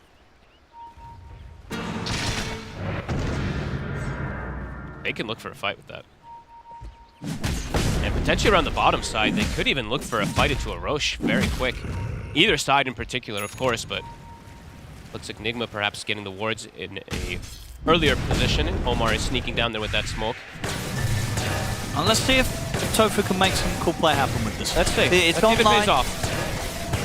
Because it can be a bit of a risk sometimes where you don't get any... Goodness gracious. That was too close for comfort. Yeah, sometimes having this like Orchid on a 4 position, or these Atos, it can be very great, or you're like, oh man, I wish my support had a 4-staff or a Glimmer or something to save. I mean, it's definitely it's one of position. those item builds that's like, you know, that kind of meme with the bell curve. Where Yeah. it's like, it's what the terrible players are doing, but then it's what like the toppest at the top are doing in the right situations. You know, because I was like, hey, I rush Orchid on my position before, but Because there's so many times where it looks build. amazing or Yeah. it looks completely just- worthless. Yeah. So. Let's see. Let's see what it is. Yeah, see what he's got here. Here's the reveal. They smoke up. And this is still into the amp damage of Sumail. Let's see how prepared Nigma Galaxy are for this. Very close to a pipe on Noob, too. This would be a pretty good time if Gaimin's able to get the setup there. I mean, and that's that's the delivery actually of the Mantas coming out. So is this Orchid Rush into the Manta Morph online and the Yours Pump online? We'll see. So he's got to look for plays, as you say, outside of that. You go for the Pango. In particular, you look for this silence the Pango. Yeah. Yep. And that's what you should have kind of have to do. But isn't the Pango getting doomed anyway? He's not just dooming the Pango as a team. Or who's Ace looking for? I mean, if he can ever get the Morph, it would be the dream, obviously, but... They got a nice little Roche here. Gaimin Gladiators. And Ace is doing the same build that we saw in Mar. Popularizing / doing the majority of the times. He's on the right-click build. You go Alpha Wolf for the Aura, you play around your Innate, and you just beat heroes down. It's fun. It's definitely a fun one. Amara even pushed the limit of it even more so the other day when he went Scotty on top of Ring 2, which is kind of clowny, but it ended up working, so. See how much they can push for around the stage. Just Gaimin Gladiators, and there's still a bit of a lead that they have. 5k advantage.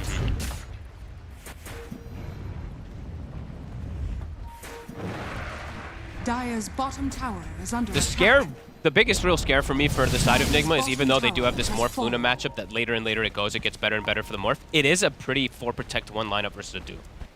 So you have to ensure that Miracle's not getting taken out in those fights and not getting doomed as the game progresses. But we'll see if Ace also switches up to get a neutral to be able to break that link. Even though the Alpha Wolf gives a lot of merit, then you don't have a way to break that link to yourself. Like you usually see like the Satyr Purge, and they usually have something like that. We'll see if there's an adaptation from Ace or not. They're going to come smoking straight into this Gaimin Gladiators after Ace gets heavily poked by Nigma Galaxy. This is clever. Nigma Galaxy still have their ultimates. Quinn. Rolling in, looking for the information. He'll get caught by the silence. Quick pop on the illusion rune to deal with that. They have double BKBs, so Gaming really trying to force it. They can kind of counteract the majority of Nigma's initiation if they don't see those BKBs, especially on the 2 main cores. But yeah, triple BKB cores versus 0 BKBs. Of course, the Dooms is on cooldown. They're looking for a long looking for wraparound. Ace. Look at this wraparound Ace is coming the in. ideal. They know he's not got a BKB at the ready. The cogs are down. Will cause issues for Noob trying to close onto the Doom.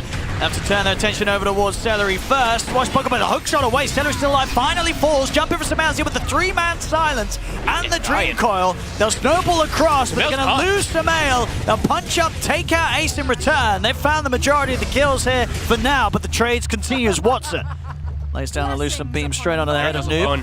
He's got to get out. Should be safe under the tier 2 tower, so ends up at 3 for 3.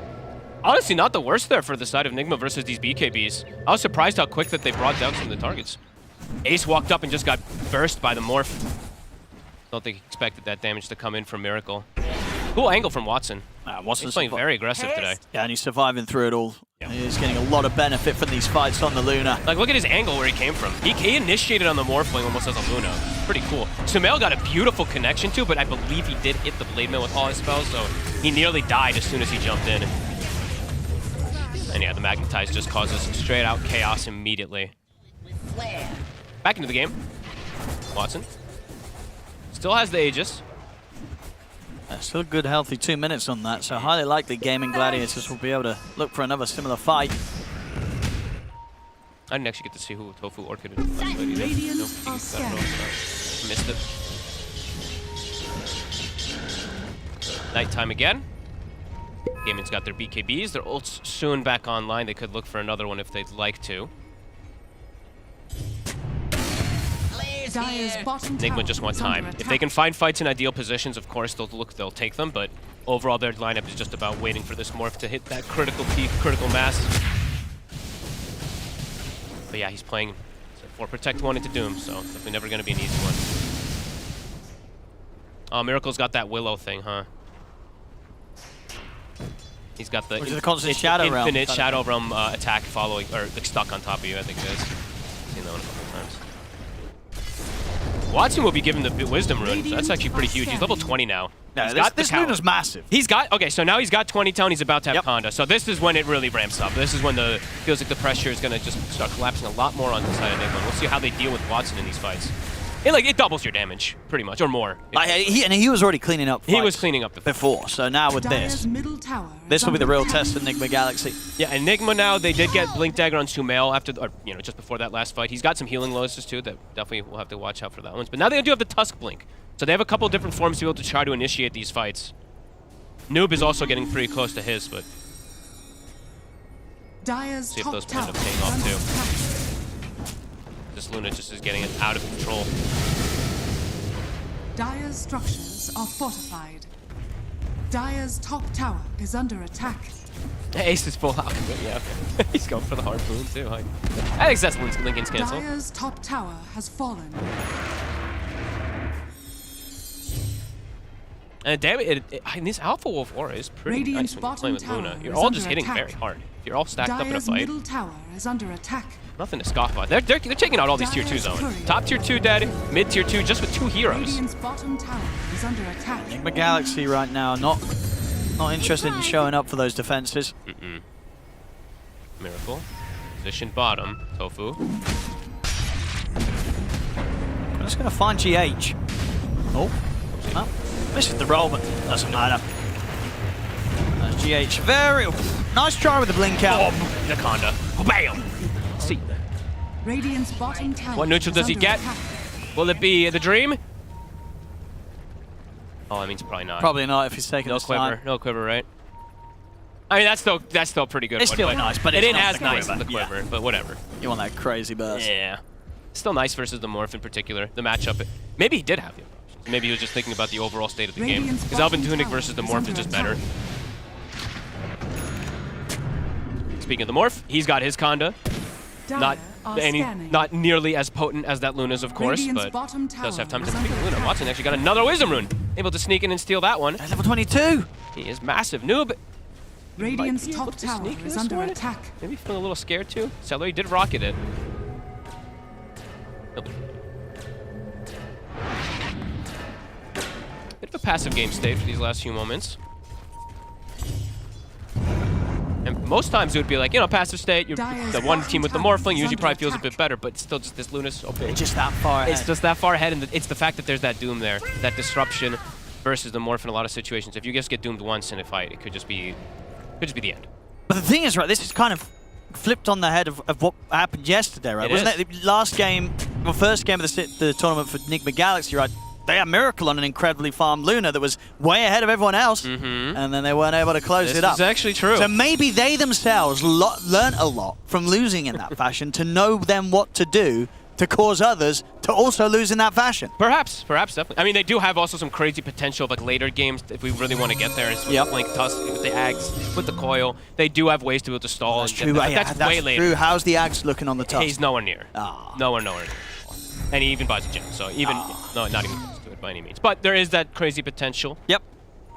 But they are getting a bit trapped right now. Not really able to get outside too much. It's just the Morph getting the farm. I mean, he is the most important. He is the only one who really needs to get that most farm on the side of Nigma. But yeah, I mean, at this point, it's Miracle's farm and, I mean, unironically, the Aghanim's farm on the Tusk. It just does so much to turn in those kind of games where the team is already, despite the lead, being very careful about how they approach the high ground. And he's just you can make that sort of kickback play. That's like 15 minutes away. He's got literally 0. That's one Tusk rampage away. Yeah, he's just ready to find it here. They're smoked They're up. going to smoke and look for angles. They have to catch heroes pre-BKB. See what angle they find. All 3 cores have that BKB, so it's just not easy to approach the fights. I mean, are they going to be expecting Nigma Galaxy to come from this angle? They look like they are. Playing around their ward. Yeah, it really does. Yeah, they're reading this move. Like, no one's showing. Yep. Something sus. I'm trying to get some information. Not the target you want to go on.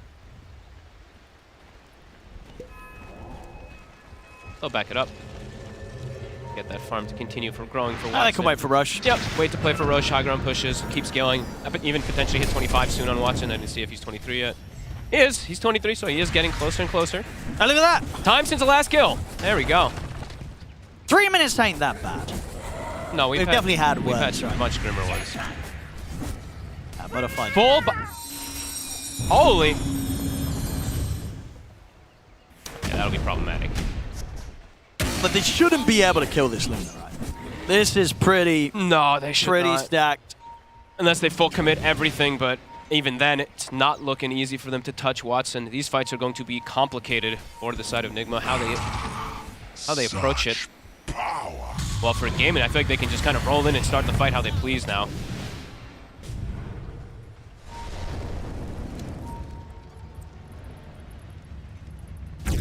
Man, that Willow thing really bothers me. I don't know why. That's all I say. Probably because there hasn't been a kill in 4 minutes. But. And I think other important thing I usually try to point this one out is Miracle does have max adaptive strike. So sometimes we do see. I've seen a lot of these games actually where they get the Conda and then they have 1 level of adaptive strike until like for 3 more levels. He does have it maxed out, so does have the burst. Still yet to see what Tofu goes for after Zork. He got 2k gold at the moment. That usually indicates Blink. Blink or Hex, right? Sure. That's what I would imagine for him. Hex is the obviously super late game Dream versus triple mobility cores, but Blink is probably just better in most situations early on. Yeah, Roche, it's coming soon. 14 seconds. They're set up for it.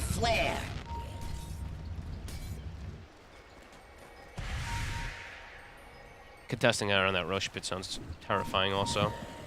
Makes it so much easier for Luna to fight there. Yeah, I think there's no way they go down for the Roche. If you're Nigma Galaxy, just keep playing as you are. Get this farm. It's definitely suicide if you go there. And yep, Roche, it's going to be spotted. Tofu, that was team. Let's go for it. Under attack. Man, this one was pretty fast-paced and pretty aggressive, and then literally this, both teams just really looking to play around those timings. Radiant's top tower has fallen. And I'm just, the same question just going to have to keep being brought for me at least, is will the Morph be able to do it as a 4 Protect 1 versus Doom, now that he's even playing versus Linken's Breakers? Does not feel easy for him. Puck is scaling too. Can't write off Sumail entirely. Of course, once he's able to get to something like Octarine too, this hero is insane. But similar to the Earth Spirit. I feel like the Puck and the Earth Spirit kind of do similar concepts Radiant's top tower as it gets to these later stages of the game in terms of damage. And they are neck and neck. This really is just that Watson difference. Getting closer and closer to 25. Dire's bottom tower Omar is is, under attack. Omar is also farming too. Radiant's That's very close to I didn't write off that one either, because that does scale a little bit better, I would say, than the 2 supports on the side. Dire's bottom tower has fallen. I'm gonna say, yeah, Watson. He gets deleted. That was very, very quick then. That wasn't even with the full team and Nigma Galaxy being over the defense. They're going to turn up with more now. GH does get caught by the silence of the cogs. Long TP from Sumail. Still getting on with the push here. Despite losing the Aegis, able to keep the push strong, Gaimin Gladiators. Tier 3's gone, the Rack's gone. Very, very dead. Dire's bottom barracks has fallen. Clever little instant catch. I believe it was Omar who got Watson at the start on that high ground at first go, but yeah, now when his team is there. Can they do it again? Because this push is coming in pretty fast from Gaimin Gladiators. They drop fast. It almost feels like having the Aegis lost there was just part of the plan because they're still getting the objectives. He's got full Satanic now too. And now they made the jump. They're in with the burst. They're going to Rolling Thunder across Chain well into the bushwhack. Watson gets slow, but he's able to survive. Satanic. He came off, he's healing up. Watson survived. They'll get him with the punch, but he's living through it all. It's over, folks. It's over. it's more than over. Ah, it's perfect. Whoa. They got him to what, 90? I think it was 90 HP. Oh man, he gets the Satanic off. They couldn't do it with the full chain stun. Well, they got a buyback, but they haven't got a buyback on GH, and they haven't got one on Miracle. No. So they're going to have to try and do this 3 versus 5. And these buildings get shredded. Yeah, Watson just closing the game up. As the tier 4s fall. Dire's middle tower. And he's ready to go again. Pops the fake and he gets almost it. insta-killed. Well, there we go. GG's called Gaimin Gladiators. Much better after what we saw from them yesterday. Today, it all fell into place, and they really did have this game under control, right, folks? Up to the point where they were waiting out for the point where they could just go for this. And you can see how sure they were in ending it at this point, because even though they lose that Aegis immediately, they're not going anywhere. No. They take the racks, they take the racks, they take the game. Much better synergy across the board. They were making moves all over the place, like watching showing up to 12-minute fights as this Luna rather than just like sitting back and farming. everybody's just playing better. It felt like complete different drafts too. Yeah, and then the one thing that we didn't actually end up talking about as much as I thought that we would is Quinn on the Earth Spirit. Yeah, he did crushed good. it. Yeah, he really did. 8-2-15. He really did. Really I well. loved the early game, sort of just chaotic play of him. Yeah, they weren't hitting all his spells, but he hit the ones he needed to. 8-2-15. It looked fantastic, and as I said, this was the first time we've seen him bring it into a pro game. It was like 4 years ago. We're going to be seeing much more of it, especially if this, depending on how long this patch continues. Yeah, Spirit, great hero right now, and Quinn, he's playing at the same level as the best of them. No doubt about it. Great stuff from him. And that's definitely pretty important, I would say, because we were all looking. Everybody looks and they're like, "Wait, Quinn doesn't really play this so much." So that adds another thing to their arsenal. It does. Other It teams really have does. to worry about that a bit too. Great. So yeah, this was a pretty cool game. Yeah. It was nice to see. I'm sure you could start to feel that loom and gloom with the Doom versus the Morph, and with them getting further and further behind as the game progressed. But not too bad. No, not too bad at all. Great stuff from Gaimin Gladiators and Nigma Galaxy. Not quite able to turn this one around. Gaimin Gladiators, they take game one. Thank you very much to the Pixel and Fogged. Gaimin Gladiators looking a lot better than yesterday in this opening game of this 2-game series against Nigma Galaxy. They did it in a very stable fashion, I want to say, Lacoste. This game never felt out of control for them, and it felt like they constantly were happy with the way things were going. Oh, absolutely. They just had a bad day yesterday. They also learned something that we did mention on the panel before, that they need to play around Watson, make sure that he's getting the farm. So side lanes were like, Quinn did sacrifice some of his farm early on, even though he was having that great of a game. He was making all the right moves, going for the side lane kills, securing Watson's farm, and also Doom. Ace had a great game overall. I think it's important to point out itemization coming out from him, and also Tofu, who did go for this Orchid, something that usually you don't see from position for Dark Willow, and he also did go for a Mar build on Doom, which was, with Alpha Wolf, with S and Y, you become super tanky, you can kill heroes, and he was not just going for one Doom target. They also had a bit of a talk between themselves, who needs to go for certain items. So you had mid, you had Quinn going for Shiva's Guard, which is usually a Doom item, so they needed to make some changes, but overall, pretty top-notch performance from Gaimin. I like Quinn on Earth Spirit, honestly. Like, number one, I feel like he has needed to add some heroes to his repertoire for a while. Like, the fact that he's been able to get second place in 2 TIs while very clearly you see a hero in the draft and you kind of know that it's a Quinn hero is very impressive. So I like that he's experimenting more with something like an Earth Spirit. Like, he's silver tier. He's brand new to this hero. He's played it occasionally, but it's not like a Quinn classic. So that's good. And we saw Falcons do the same thing, right? Like Amar playing Beastmaster on the off lane, and then all of a sudden you have this thing where it's like, oh yeah, they win, but he's always Timber. He's always it's an Amar hero. Now you don't, and Falcons looks really strong. So for Gaimin, this is really good. And I think what you said, Lacoste, is also very important. They're slotting in Watson. They can't have Quinn playing Invoker farming every game, right? Map is big, 40% bigger ever since, but there's just not enough farm on the map for everybody to get the farm, because they have slightly greedier cores. Ace, we all know that he loves the farm. He loves to stay on top of the network. Then you also have Quinn, who is relatively farm heavy as a player. And compared to Dyrachyo, Watson also loves the farm. Dyrachyo will sacrifice some of his own farm, will join some of these earlier fights. And now I think Quinn kind of needs to shift his priority in terms of farm. He does. And I think this is the perfect hero for him to do. These Primal Beasts, these Earth Spirit heroes that don't need levels, heroes that can gank and secure the safe lane, that we're going to be seeing more from Quinn, definitely.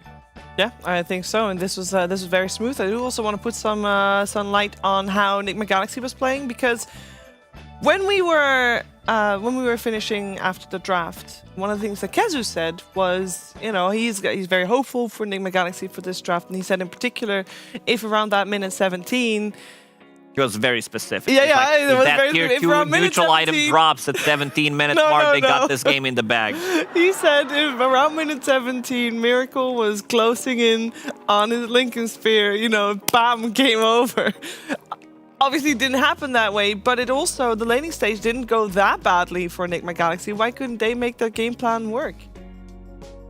I don't know if Lincoln's is the right item. I know it has been traditional item when you're playing against Doom, but you had Doom also going for upgraded, like he upgraded his build, did go for, what's the item called from the Echo Saber? My brain just stopped working. Harpoon. Harpoon, yeah. So you Breaks have Lincolns. something that can break the Lincolns later on. I think if you just go for normal item, because eventually you're going to get doomed, but you're also shifting priority when it comes down to target, which is being doomed, which was most of the time then for noob from the offlane. So Pango did not have that good of a time, and I think you need Pango in the fight to be able to get those bounces off. He needs to be the control because you did not have it from other roles. Yeah, it felt a very hard game for Noob, especially with the Clockwork being played by Celery. It felt like, at the moment, that felt almost like a counter. It's like, yeah, you might be able to get Clockwork himself when he's in the cogs when you're bouncing around, but that's about it. We're also going to check in with Kezu, who's going to talk to us about the Kitty award of the game. Hey guys, as you just heard, we're gonna talk about, we need division, the wards. What do they do? The Kitty award of the game, because we need to look at how Nigma, they try to come back in this game, and Vision is just super damn important. So these two teams, of course, they have like very good wards, but the thing that's important is already here in the jungle, we can see that before this fight even happened, Nigma saw all of the people from Gaimin like walk through the jungle and set up in this fight so that, they were ready. They baited them in all the way into this tier 2 tower, and then they take the fight kind of like on their terms, right? Noob comes in, he gets like a good roll-off, because at this point, in this game, not looking too good already. They're like down, how much? I can't really read. Can you read? Minus 5k? 5k?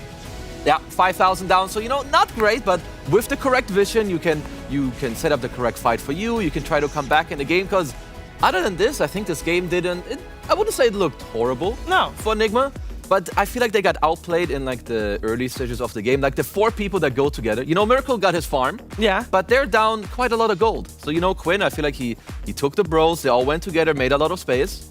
And I feel like that's where the games kind of started crumbling. It was the movement... A movement issue coming out from Nigma, you feel? I think yes, but also something that Gaimin abused. There was a time, I think, where they baited Noob's TP to mid. So now he has like 80-second cooldown. Yeah. He walks back bottom. Now they actually attack top. Pango can be there. Starts a little snowball, and I think that's kind of where it all started. Okay. We're going to see if Nigma Galaxy can climb back from that first game loss, because game number 2 is coming your way after this.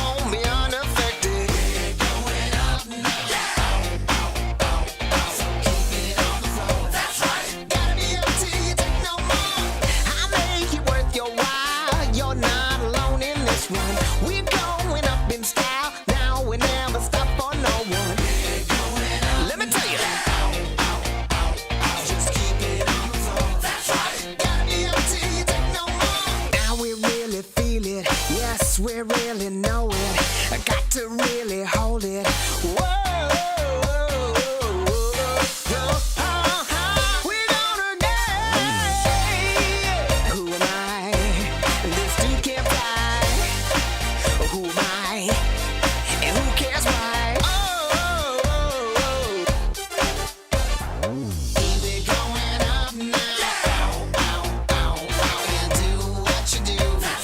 Keeping it up, wanna do some more. We're going up now. Just keep it on the floor. Gotta be up till you take no more. It's your satisfaction. Everybody just wants you there. Give them some attraction. Come on up and just pay the fare. We're gonna get down. We're gonna get down.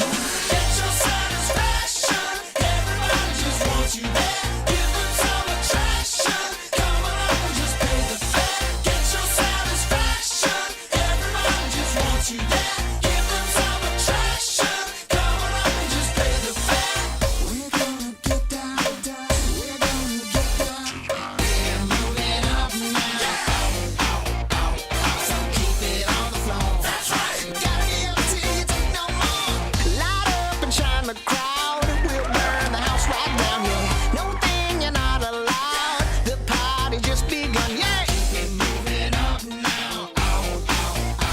So do it like before. That's right. You better believe you got something more. So now you're number one. You feel the satisfaction. And when the night is done, you like that interaction. We're going up now. Just keep it on the floor. That's right. Gotta be up till you take no more. We're gonna get down. We're gonna get down. It's your satisfaction. Everybody just wants you there. Give them some attraction. Come on up and just pay the fare. Come on down, let's pay the fare. 1, 2, 3, 4. It's your satisfaction.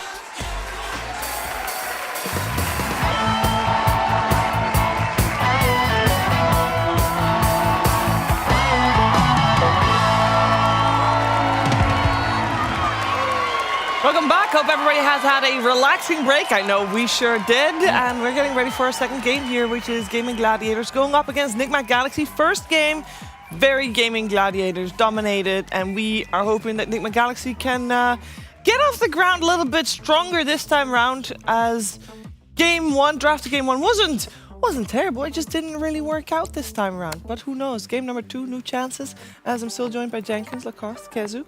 I want to talk about what we think Nigma Galaxy can do better, because, as always, it starts with the draft.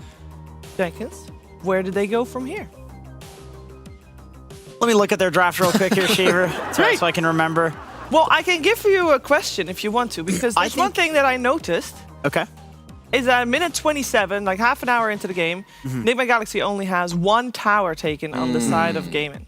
And I think that, like, that's not great. Yeah, they don't really have good tower takers. I guess Morphling is maybe better if he went for the Vlad's build, but he felt like he had to rush the Lincolns because he's playing into Doom. Which I actually think he probably could have gone for the Vlads anyway, like Vlads into Lincolns, just to play some sort of early tempo. Because Gaimin had early, they had mid, they had late. And they had the whole map. They had the whole map. I honestly think, like, when you asked me that question, I was trying to think of something Nigma did wrong in the draft, and I honestly feel like Gaimin just outclassed them in the draft in the last game. Like, the Doom pick out of the phase, knowing that if they get the Luna, that they're going to get either... They're going to be against Alk or Morph, both of which Doom counters, or they're against Luna, and then they get the Alk or Morph, which are tempo-wise, like, good against the Luna. I think that was very good. That's something Nigma is going to have to address, is do they leave the Doom in and allow this to happen again? Just ban it. Yeah, because I actually don't mind their draft that much either, but I think with what Jenkins is saying, like this whole Doom thing just made it awkward for them to respond. Because I also don't think they made like the biggest mistakes, but taking out this hero to not put yourself in the position is like a pretty big thing for me. And to me, like the first time they took a good fight is like minute 20 in this game. Yeah. There's more room for them to like connect, take a fight with roll. You have a puck coil, like help each other out. Whereas this game is just Gaimin, they played better, executed their draft. and that's about it. One hero that I don't want to see banned, I think they should ban probably Doom over it, is Muerta. I still think that this hero is not as strong. It is a strong hero with certain hero combos. It can build into Athos. Sometimes you are lacking catch from position 4. And it's a setup for your spells, which is nice, but I think this hero can easily fall off if this hero is shut down in the lanes. I've seen so many times where it does feel like you're playing 4v5. 5 seconds Yeah, remaining. well, we do have a draft, and even though they don't ban out the Muerta, they also don't ban out the Doom, because Shadow Fiend got moved up in priority a lot. We also see the Nyx Assassin ban, which allows Gaimin Gladiators to open with that Enchantress, meaning she is, for now, uncontested. We also have the Pango ban coming out. So a lot of different things coming out in Game 2 in the bans compared to Game 1. Monkey King also makes it through, and the rest is all fairly similar. Sand King is the opener for Nigma Galaxy. Are we happy with that? I'm happy with that because Noob can play it, Sumail can play it from the mid lane. It is a flex, something they did flex with the Pango. But again, Noob, I've been a big fan of Noob ever since he joined the scene, when he was playing the mid lane. What are we watching here? I love it. This is good. This is better than whatever you're saying. I'll just shut up. Enjoy the moment. What's this cute? What is he doing? I am trying to understand what this is referencing. They're friends. They're just friends. I think it's the courier. I think Donkey's the courier, and Dog is a casual Dota player. And he's like, how do I get my item? Oh, this is the loop. We've already Really trying to figure out the reference. Oh, there it is. Okay. Okay. Yeah, it was nice working with you, I get Kezu. And yeah, what I was saying is that Noob, he looked very good from the mid lane, one of the best mid laners, I would say, but still needs a little bit more time because he did not feel, again, comfortable what he needs to buy. He was like, okay, I'm buying Spirit Vessel from the offlane. He had a relatively good laning stage and then got confused what his item progression needs to be. Wanted to go for more scaling, did pick up that Diffusal Blade, was thinking about picking up the Pipe, maybe getting a Blink Dagger. So toyed with the item build, but it also shows me that he's not confident enough. A lot of the times you would see Amar just queuing up his items and going for all the items that he already queued up. Yeah, no, I think it's for sure true. Noob already looks pretty good on a lot of these heroes, your primals. I mean, even last game on Pango, there's some small things you can do better, but the Sand King they have used pretty well. I guess they haven't really played Doom, because I think most teams here, if you play into Ench, you would want to close your face with that. But I think just taking the Sand King, because it can be mid, it can be off, and you ultimately have the last pick later, I think just makes the follow-up for you fairly simple and easy. And I think the way you play offlane Sand King is pretty much identical to mid Sand King. Yeah. I remember there was a while that people were trying to go for some Pipe, Crimson, offlane Sand King BS, and then 33 was just going Bloodstone. Yeah. He was legit just playing mid Sand King from offlane, and the guy's win rate was incredible. And then everybody realized that that's the way to play it. So he basically gets to play mid from the offlane. I do want to mention something about the Enchantress. Maybe you guys can correct my opinion if you think that I'm wrong. I feel like this is a very Game 2 hero for Gaimin, where they played Game 1. They got a feel for Nigma that they're straight up just a stronger team than them. And if they pick a hero like Enchantress and ban out the hard counter in the Nyx, that they just are confident that there's no way that a team that's not on their caliber is going to keep up with their tempo. Yeah. Celery Ench has dominated so many tier 2 teams. Yeah. And I feel like this is Gaimin saying, we think that you're a tier below us. You cannot keep up with this tempo. I mean, it's definitely good because they're very good at this hero. You want to be the ones throwing problems at the enemy, and if you feel like they can't respond to it, which Ench is probably the #1 support at doing this, then yeah, I see it just like you do. Nigma needs a couple of picks out of phase, or at least a support that they feel good with. I know a lot of support players have PTSD from laning against Ench because they're just going to lose, but I still think you kind of just need a range 4 that is going to help you. You don't need to win against Ench, but you need to damage control this hero. So yesterday we talked a little bit about Mirana up against Ench, and that she was sometimes used, but not.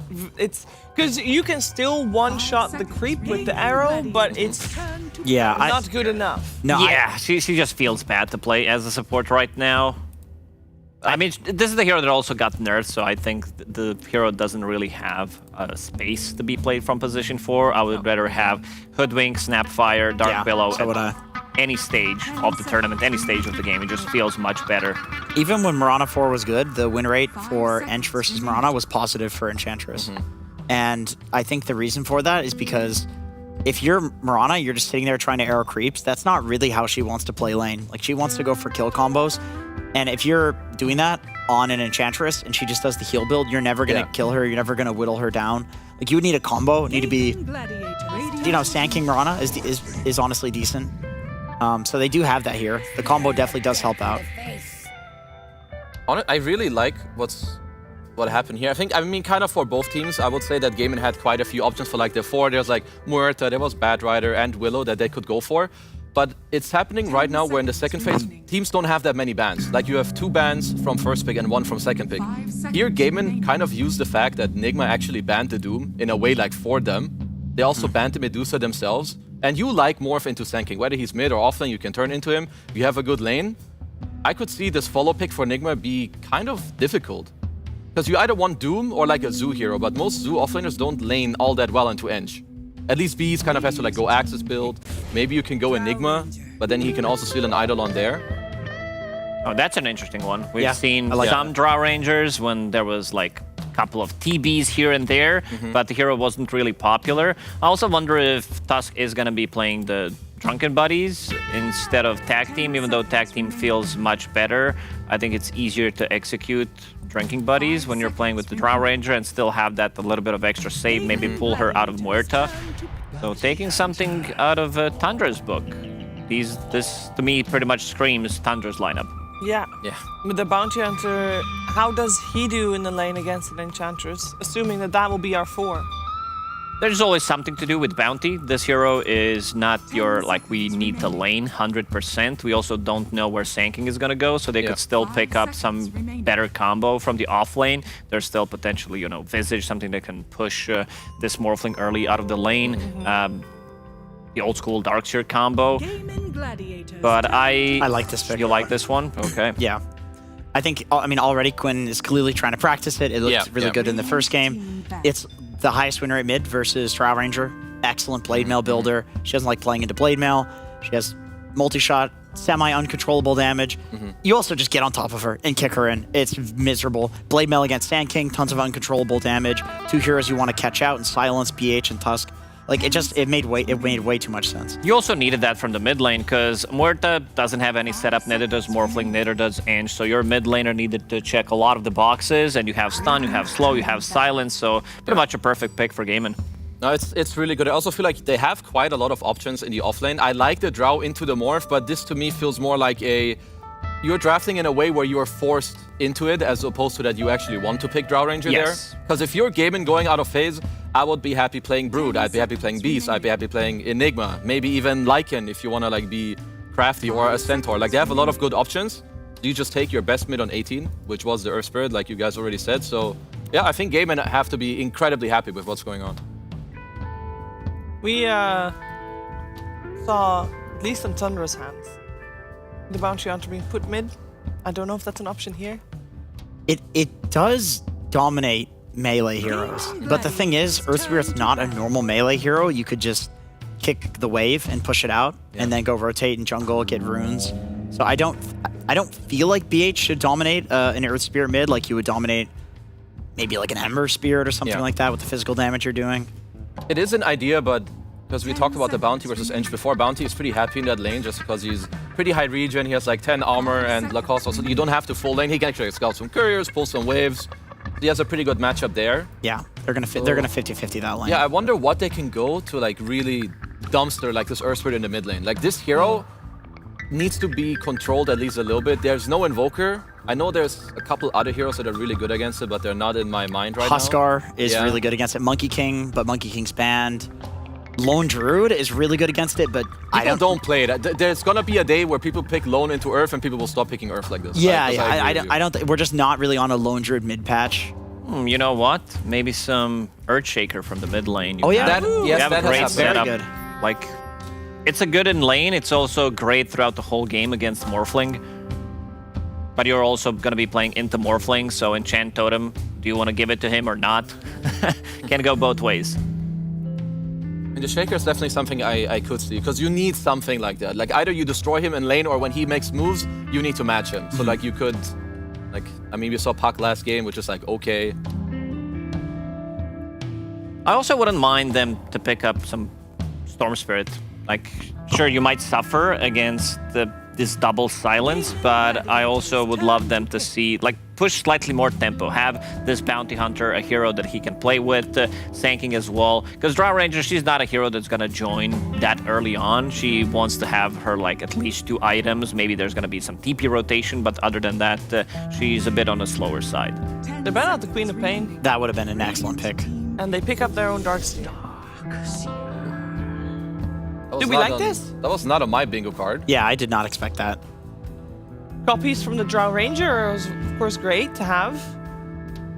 It's like a decent pipe game, but there's other heroes that could have done it too. I think this is kind of interesting. I mean, it's very good with Earth Spirit, of course. You want like this hero to be pushed into the game, have some auras, you can shell them up. 5 seconds remaining. It was the other way around.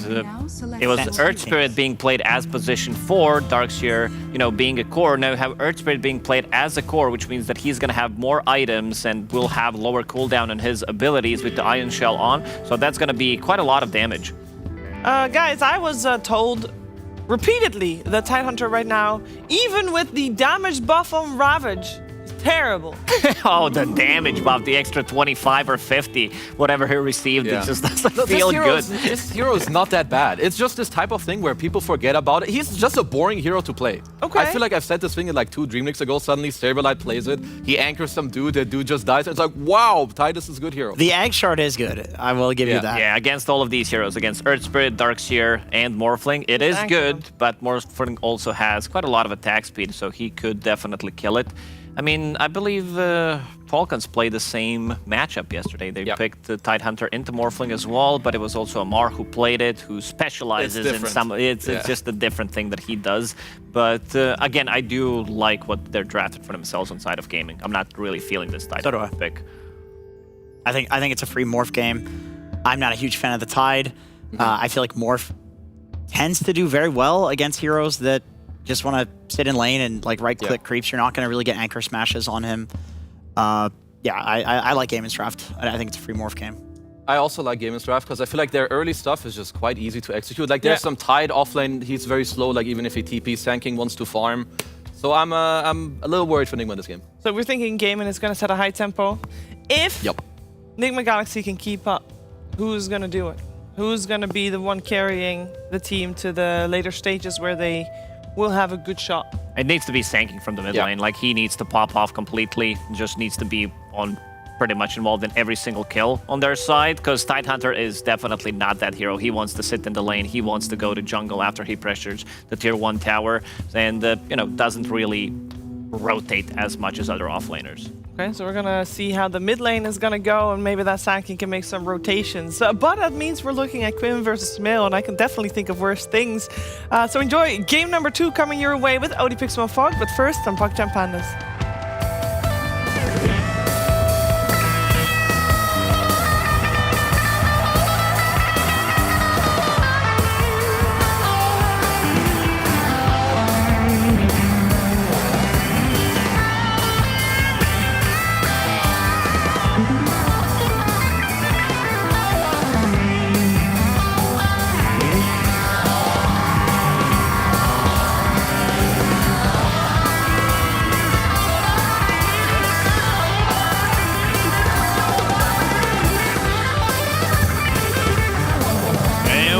Ladies and gentlemen, it's time for game 2 here now between Nigma Galaxy and Gaimin Gladiators. We're going to find out who's going to be able to take this one here after that. Game 1 in which Gaimin Gladiators, they certainly looked a whole lot more warmed up for this than they did yesterday. Yes. They came in today, great game 1.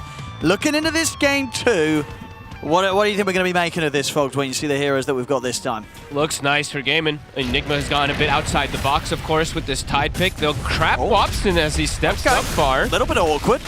But with the Burrow Strike, and they've got enough damage. I mean, Omar's coming in from the side, but they can't finish off Watson, so... 5v5, nobody dies. Yeah, everybody gets away. Blood grenades, I think, was 1 or 2 used? I didn't even see. I think maybe 2 were used. They're trying for Celery. Celery. They might get first blood here. Watch the fairy fire, they'll get him. First blood for Omar. And in fact, the bounty rune's still there as well, so He's going to get it. he's going to be able to grab that one as well. Nicely done. So what's that, the 3 bounty runes and first blood.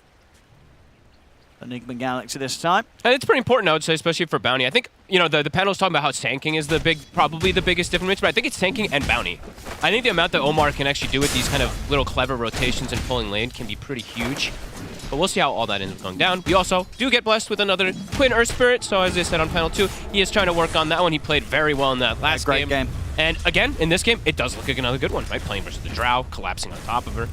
I don't know how many games I look and I'm like, it's a bad Earth Spirit game, to be completely honest with you. This hero does seem to be pretty damn good. I never really can see a bad game for it. Maybe if there is kind of like some lineup with like 2 strength, really beefy heroes, high HP, but even then, you're not going to get punished. You're going to get to do something. You're going to be killing people with the magnetized. Yeah, it feels like it's such a good all-around hero. Scale's great, does everything, moves, does good damage. Yeah, it really ticks all the boxes. And it gives you a nice little silence of control to catch backline, support saving heroes, which is always phenomenal for the Spirits. Bottom lane. They're going to get him. No. And see if they can get anything more. They might get Tofu as well. Fairy Fire. Oh, GH, can he live? He can't. GH will go down, but you know what? Miracle's happy with that. He gets the solo XP for the second one. Double kill for Miracle on that safe lane Drow. Just the battle lane. He has 2 CS, but you know what? He'll get the kills nonetheless because of it. Similar to what they did last time with the Tuskus, with the tag team committing for these kills. And all in all, what do you make of the 2 last picks? Some very traditional offlane heroes resurfacing here. The Darkseer and the Tide Hunter. Very different, I will say. You know, I understand versus the Morphling, the appeal that it can be for the Tide. I'm unsure if this hero actually can work in a lot of lineups. Yes, we saw Mar play it, but he's a specialist. And he was given a pretty dream scenario yesterday when he did get it. He ended up picking it, and then they picked a Windrunner into it also, which made it even better. And my goodness, mid is 15-4. Quinn's crushing. He's absolutely dominating. And that's the funny thing, because we were actually saying ourselves out the back, you know, like the last game, it was a rough one, you know, in that matchup. You know, we're like, well, maybe this time something like a Sand King for Sumail might do him a bit better. Nope. It hasn't. It has not it's at all. It's going worse for Sumail this time round. It really is. Yeah, Quinn is just crushing the matchup. Bottom lane, good fear there. Pushing Miracle back, but he's got the stick charges and the snowball. Miracle will live. They've got the shards. I mean, he wants to try and step up and go for ace, but it's a bit risky with how low he is. Might still be able to do it. And Miracle playing around the edge of the creeps. Won't quite get the kill. Gotta watch the dead shots. Indeed. That's what he was watching out for. Does still get a hit, but it's at a safe distance, so he won't get punished for it. It's still a tough lane for Ace. I mean, both offlaners are struggling in this position, even though the Tide was picked versus the Morph to try to counter and be able to sit in that lane. They are slowed down a bit. He does have 6 denies, though, which is pretty good for that Tide. Yeah, this is a weird lane, this Darkseer Muerta combo. There is some cool stuff you can do with the dead shot, pushing them back into creeps with ion shells, but that's true. Not the most traditional looking lane with the Darkseer. Level 3, it's been hit for GH. He now does have that point in the tag team. Definitely see more kills happen down here. So I'm able to get any of these couriers too. I know he has that courier sniping ward. He looks like he should be able to get this one here, Watson. Radiant's middle tower is under attack. And now Noob's lane he should free farm up here now completely on this Tide. He should not be able to get pressured out by an Enchantress and Morph. While bottom Ace, he still will struggle versus this lane. Yeah, they just trade so much damage into it. So overall, the Tide will be able to get a good amount more out of this lane, and they could even potentially start making moves. That's why I was mentioning for Omar, since he is playing with a Tide lane versus that Morph, as the levels come out for that Tide, you can just leave him, and you start making moves as a bounty hunter to be able to secure these other lanes. We're seeing him doing it already, so. Yeah, they've got no detection down here, so they're not prepared for these sort of movements from Omar. Hit the roll in, Ace, very, very dead. They'll turn towards Tofu as well. There's a Centaur creep here. I think Tofu's going to be going down. Celery's trying to help out as they turn towards GH. They'll get the kill, but it's a double kill for Miracle. A triple? He might get Celery as well. Give it to him. He's gone. A mega kill streak, triple kill. We're pre-5 minutes here for the Miracle Drow. Omar, you got it. I would, tip Omar. There's a really good rotation. Very good identification what he did there too. Snipes Courier, makes the first move before the Ench makes the move too, so perhaps even scouted the Ench trying to make the move bottom. Very heads-up stuff there from Omar. And yeah, Noob now. He's fine left alone. All right, very nicely done. He's got a lot of money, 1,000 gold sitting in the bank here, Miracle. I'm wondering what he wants to buy. Do you just go Falcon Blade or do you just go for the big items? He's gonna go for the big. Yeah, just get the blade. And it's in the mid, Tofu. Tofu also gets grabbed up. And they've been very quick to punish his moves this time round. Mid lane as well, Samel, once again, like in the last game, has caught back up pretty nicely. Still a bit of a lead for Quinn. Miracle. The signs to push them back, but won't be able to push back Quinn. He goes straight for the TP out. The damage is way too much. Oh. The Iron Shell and the Magnetize. That's a mega kill for Quinn. It's a huge golden flint. Good rotation from him. Noob still applying pressure to Watson, getting these anchor smashes. He's being annoying.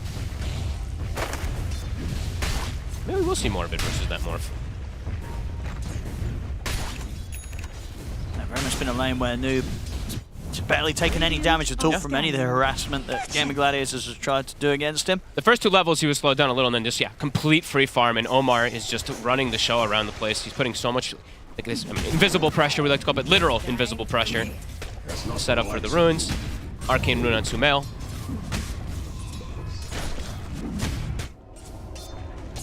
And this is a lineup that can thrive off of these type of aggressive plays early on too. Definitely can get some snowball going with this Bounty Hunter plus tanking early aggression. And just Miracle being off to such a hot start and getting those kills is pretty massive, and dropping that farm early on top. Can they finish him off?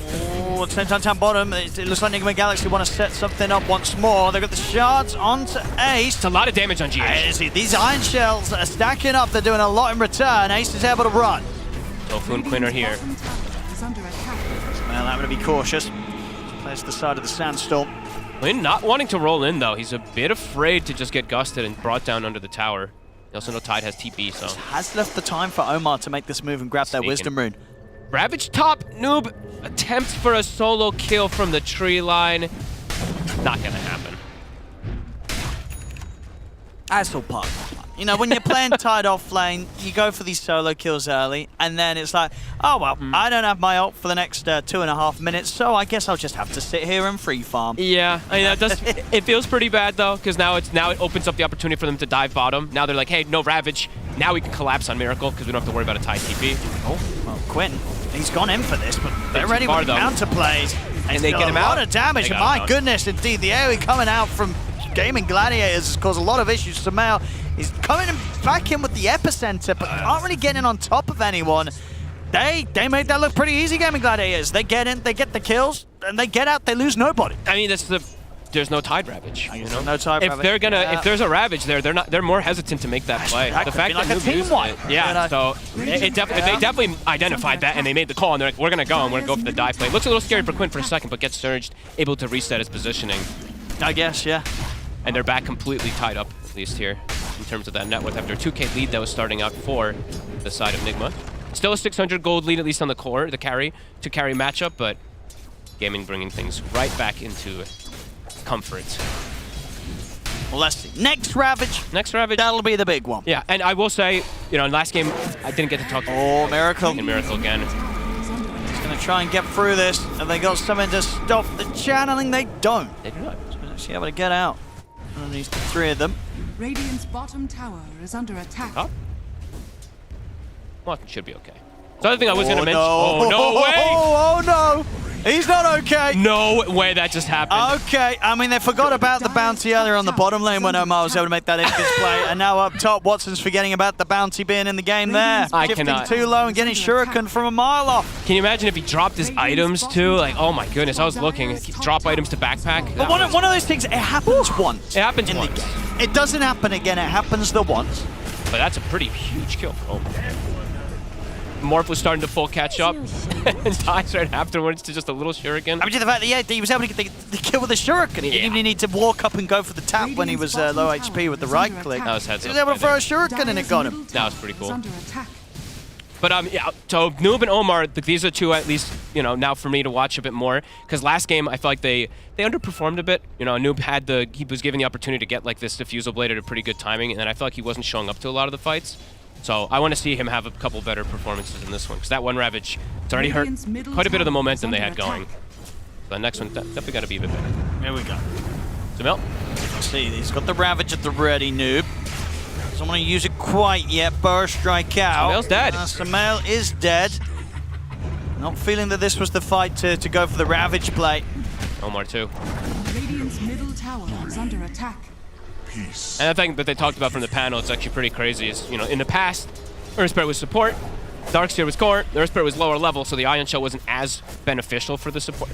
This is a level 8 Earthspirit. This is a very tanky boy that can use that Ion Shell as effectively as possible in early game, which is very, very strong. So maybe that's why they wanted this Darkseer, besides just those auras that look really good versus the Sand King.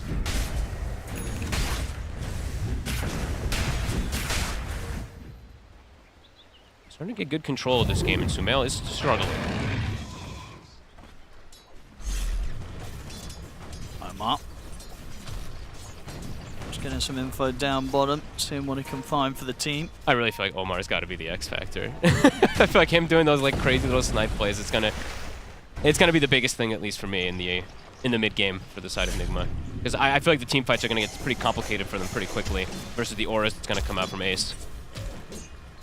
Because you'll get your blink on the Sand King and the, you know, either a mech or a pipe. I think it's a mech this time around on the Darkseer. It'll be coming out at the same time to counteract a lot of it.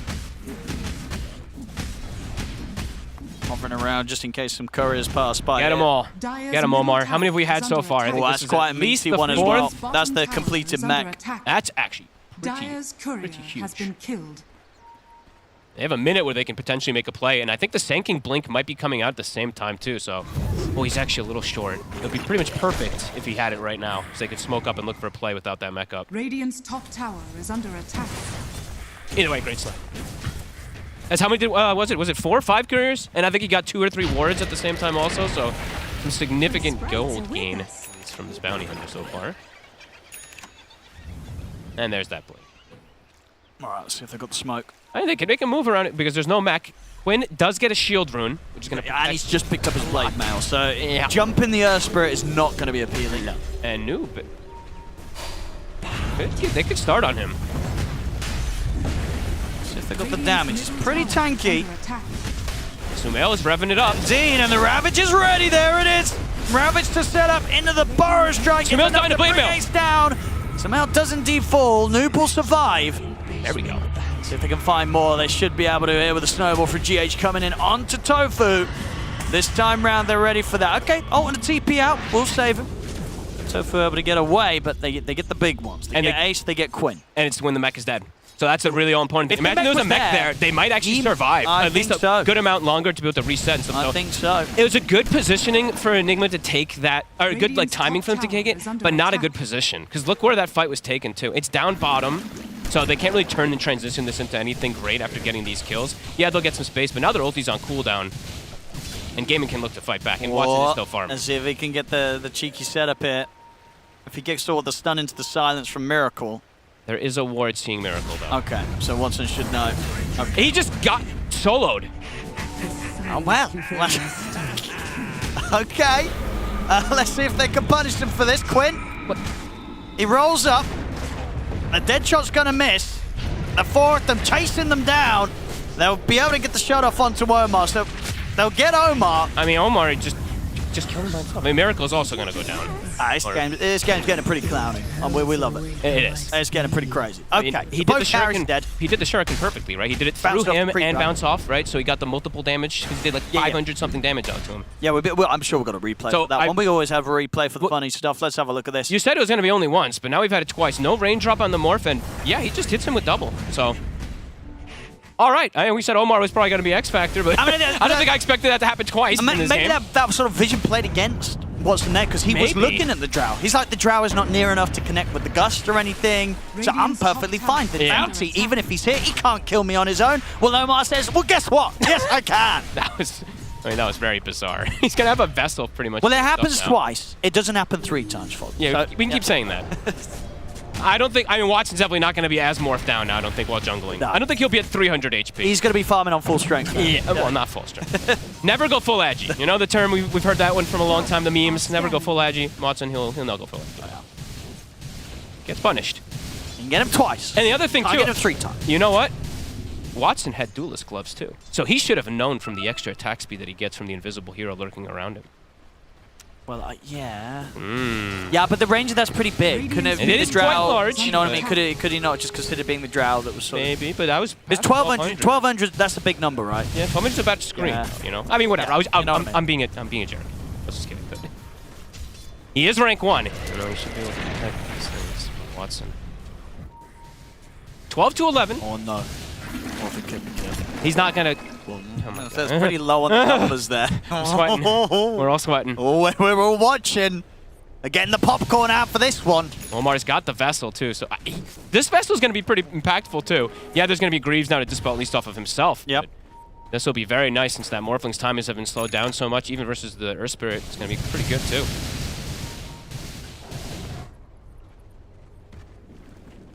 Omar can find instead. He's not going to find Watson for now. Greaves are done, though, for Darkseer. I feel like when Darkseer has Greaves pipe, I don't know where damage is going to come from Enigma. That's my real biggest concern. Yeah, their Drow is still farming very well, but it does feel like Gaming is content with the game state, even though Morphling has died two times in a very funny situation. Nice little jukes there from Omar. But should still be dead. Oh, that's whoa! noble. Okay. How'd he grab him? All right. I mean, Omar will still fall, but nice attempts there from GH to keep him alive. Sumel revving it up. And they're going to jump him straight away over towards Quinn. Quinn is going to be able to get down to the low ground. Quinn's out. He's fine. Ace drops the wall. Will vacuum back the two of them, but he will not escape himself. So they'll lose Ace. Good positioning from Miracle. He's able to just free fire from the high ground there. Celery also maybe goes down. They're pushing on for it. Watson's turned up now. Noob does have Ravage. Pop it now. He's going to catch on to the two of them. Watson's in. Two-man stun. Still alive, and indeed Watson getting in on the back lines, cleans those up. And now Nigma Galaxy, they're heavily outnumbered. Oh, Watson, he sweeps across, looks towards GH. As now Noob's just got to run. Watson makes up for his mistakes from earlier. Dying like that, but then gets a double cost. You get him twice, but that's it. Yeah. Outside of that, it's going to be back to business from Watson as they run down Noob. They got baited, Hoenn. They wanted to go for an extra kill onto Celery. Omar, he's turned back up for this. He better run. Nope. There. And Omar, the those. He's got the control here with the HLs for the pushback of the dead shot. So he'll also go down once more.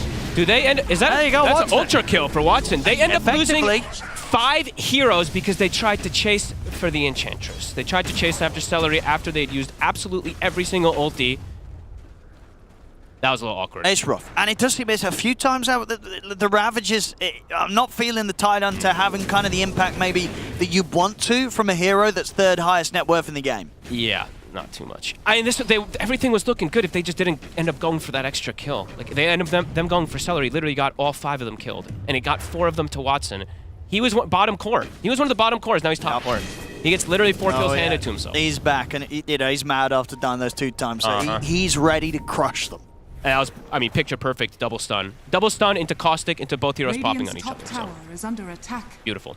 And the wait started too. I didn't see who ended up actually 4-staffing. I didn't even see. Well, something reset the positioning either way. I don't think it was a 4-staff, but either way, they reset positioning. And yeah, Nigma just has to be careful how they're going to overchase, especially if they had used so much already.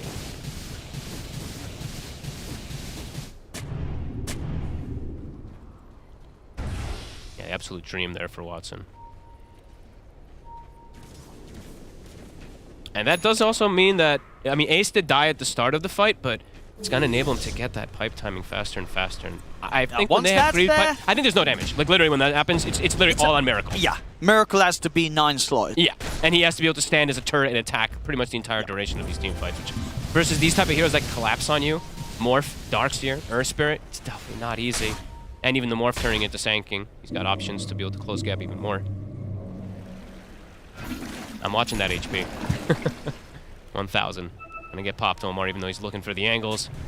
There is that Manta also too, so it makes it way harder. Yeah, it's not happening again. There's no way. No. And you can quote us on that.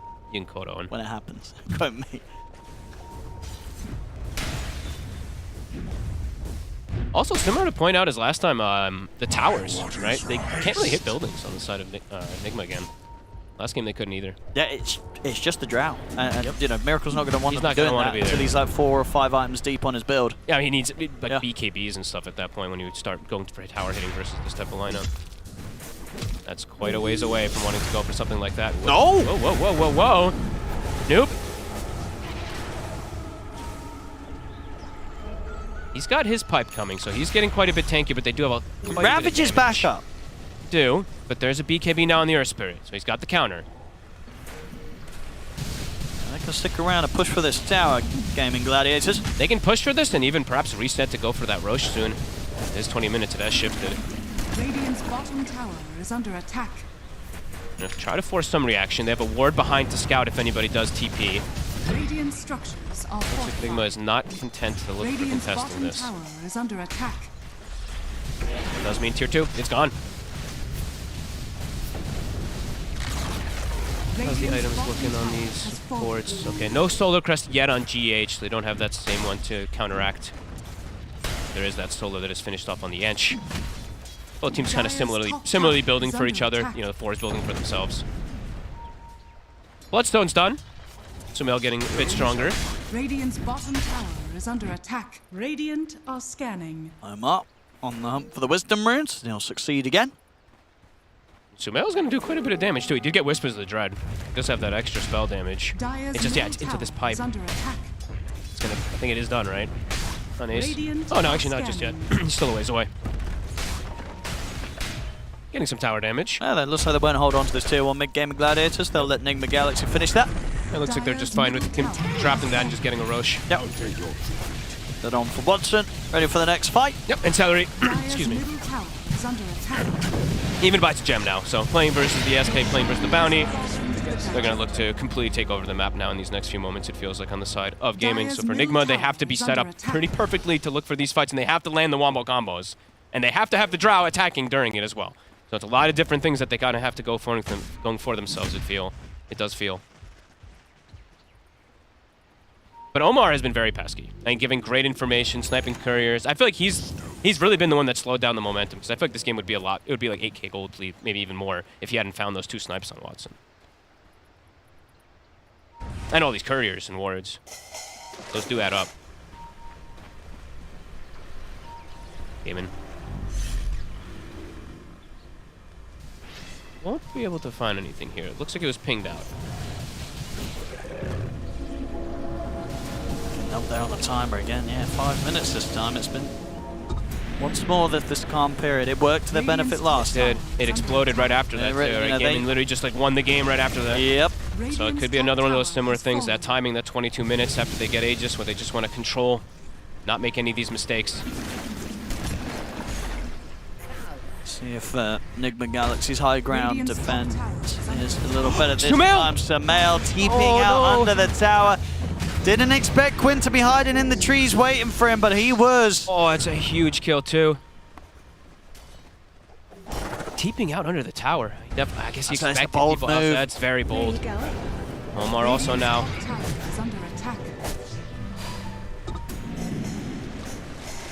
He'll make him work for it. Dire are scanning. I'll drop the ball. They've had enough of him. Meanwhile, also GH dead. It's fallen apart. It's been unfortunately once again hit Nigma Galaxy. It's all after that one mid situation, really. Like things were looking pretty okay for them, and then yeah, that mid fight, that blunder, they lost 5 heroes to chase an enchanter that didn't even kill. It's up to 7k quickly. It was a 3k, now up to 7 after they find Sumail, 2 support kills afterwards. And this is looking like that methodical gaming that we do see sometimes. Yeah. And just, again, the impact of the last picks, really. You look at Ace on his Darkseid this game, 2-4-16. And then on the other side, Noob, he's got good farm. But sure. 1-1-4, the Tide presence, it's just not felt there. No, and, you know, I actually completely forgot about this for a second, but the panel had mentioned, too, the Shard. They felt like the Shard was going to be pretty important this game versus the mobility cards, but he hasn't even gone for it, so... Maybe he can't at this point either, because he is playing versus like the Manta Morph, and he is playing versus the Earthquake with BKB, but... Yeah. We'll have to see what they want to do as this game does progress. It feels like it's just getting harder and harder. Trying to get that Ag, so I mean, he's about halfway towards it. What does that... I just don't even know what that does. Yeah, I was thinking Shiva's for him. It's wave clear, obviously, one for the high ground hold. And minus armor for the Drow to blast on people. I don't know. They're going to get with the big connection here on the FE. Let's see if they've got enough Ravage to follow up. It's enough to take out Cellar and get the Aegis out the first time. See what they can do on round 2. Quinn rolling forward. Watson's ready to fight. Turns over towards Noob and Omar looking for the bounty first. They'll get him. Watson gets one. See if they can go for more. Quinn is ready to stand on top of Stamel. They get the roll forward, but Stamel's going to get away with the burrow strike, and that'll cause the death for Quinn. It's a good fight for Nigma if they can chase forward. Miracle's just been able to stand his ground attacking. Watson's wanting to go back in. Miracle's able to reset. It's pretty low. Has to get down to the low ground. That's a pretty good fight. That's something. A little bit of a hold there and a defense against a team that was pushing him with the Aegis. And Miracle literally just stood and attacked the entire team fight, so was able to get a good chunk of damage. They couldn't really walk in with Ace. He got nothing off. Ag's timing for Miracle did come out right before that one too, so it was quite nice. Let's see what they can do with this. Managed to slow down Gaimin Galaxy. Gaimin Galaxy. Gaimin Galaxy. Gaimin Gladiators. Got it. It is pretty large. It's definitely important now that they get that type of fight win versus the Aegis and versus the BKB timing. Does cause a buyback, but Celery also did end up buying out. And he's gonna have an Eggs on the. I really thought he was gonna go Shivas because it didn't feel like it fit better, but maybe it is all just about enabling the Drow, who is getting to a point where it's scary, at least for the morph. Yeah, and Samel's gonna get the Shivas soon, right? He'll do it. Okay, yeah, away. yeah, makes sense then. So they just wanted one or the other. And then I'd imagine, yes, still after this Ags, Noob probably will get the Shard, right? Shard and then Refresher, something like that, or Shard Hex. Probably a possibility. Miracle now has crit too, after that last fight after the Eggs. Is under attack. Starting to get on his way. Radiant's middle tower is under attack. But have to have that kind of exact scenario for the fight happen, where they can get multiple different stuns to layer, prevent the Darkseid from getting anything off, and Miracle just stand his ground and Oh, the vacuum's there in so time. Close.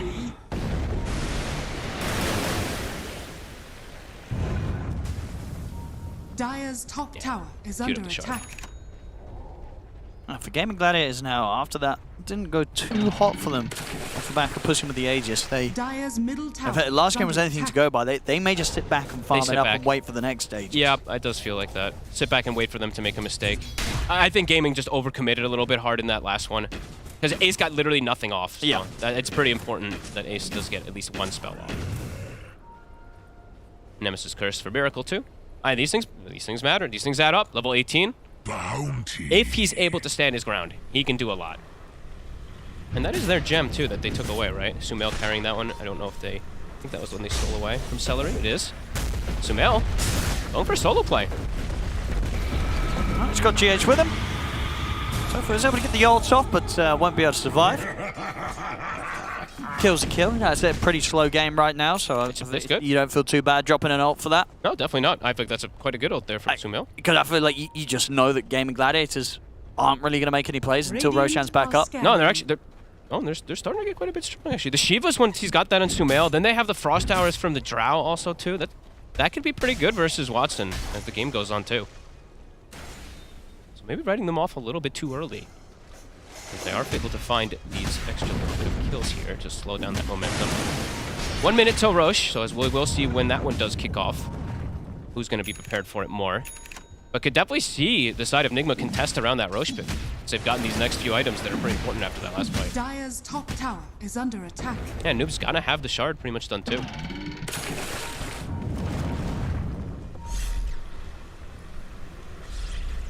And they want to try and strike before they get the Aegis. Watson's got BKB, right? It's fresh.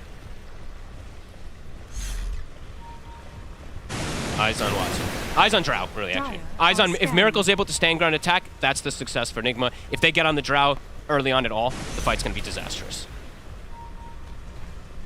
So let's see who does get that jump. The way they're moving, they're not looking to be on track towards anyone right now, Gaimin. Looks like that was just a ward play. They're sweeping, right? But the lane positioning, the Tusk pushing top. They're going to know something's up here. They have vision down here. They see the tide. They want to try and go on Noob first. They're going to attempt to. Looks like it.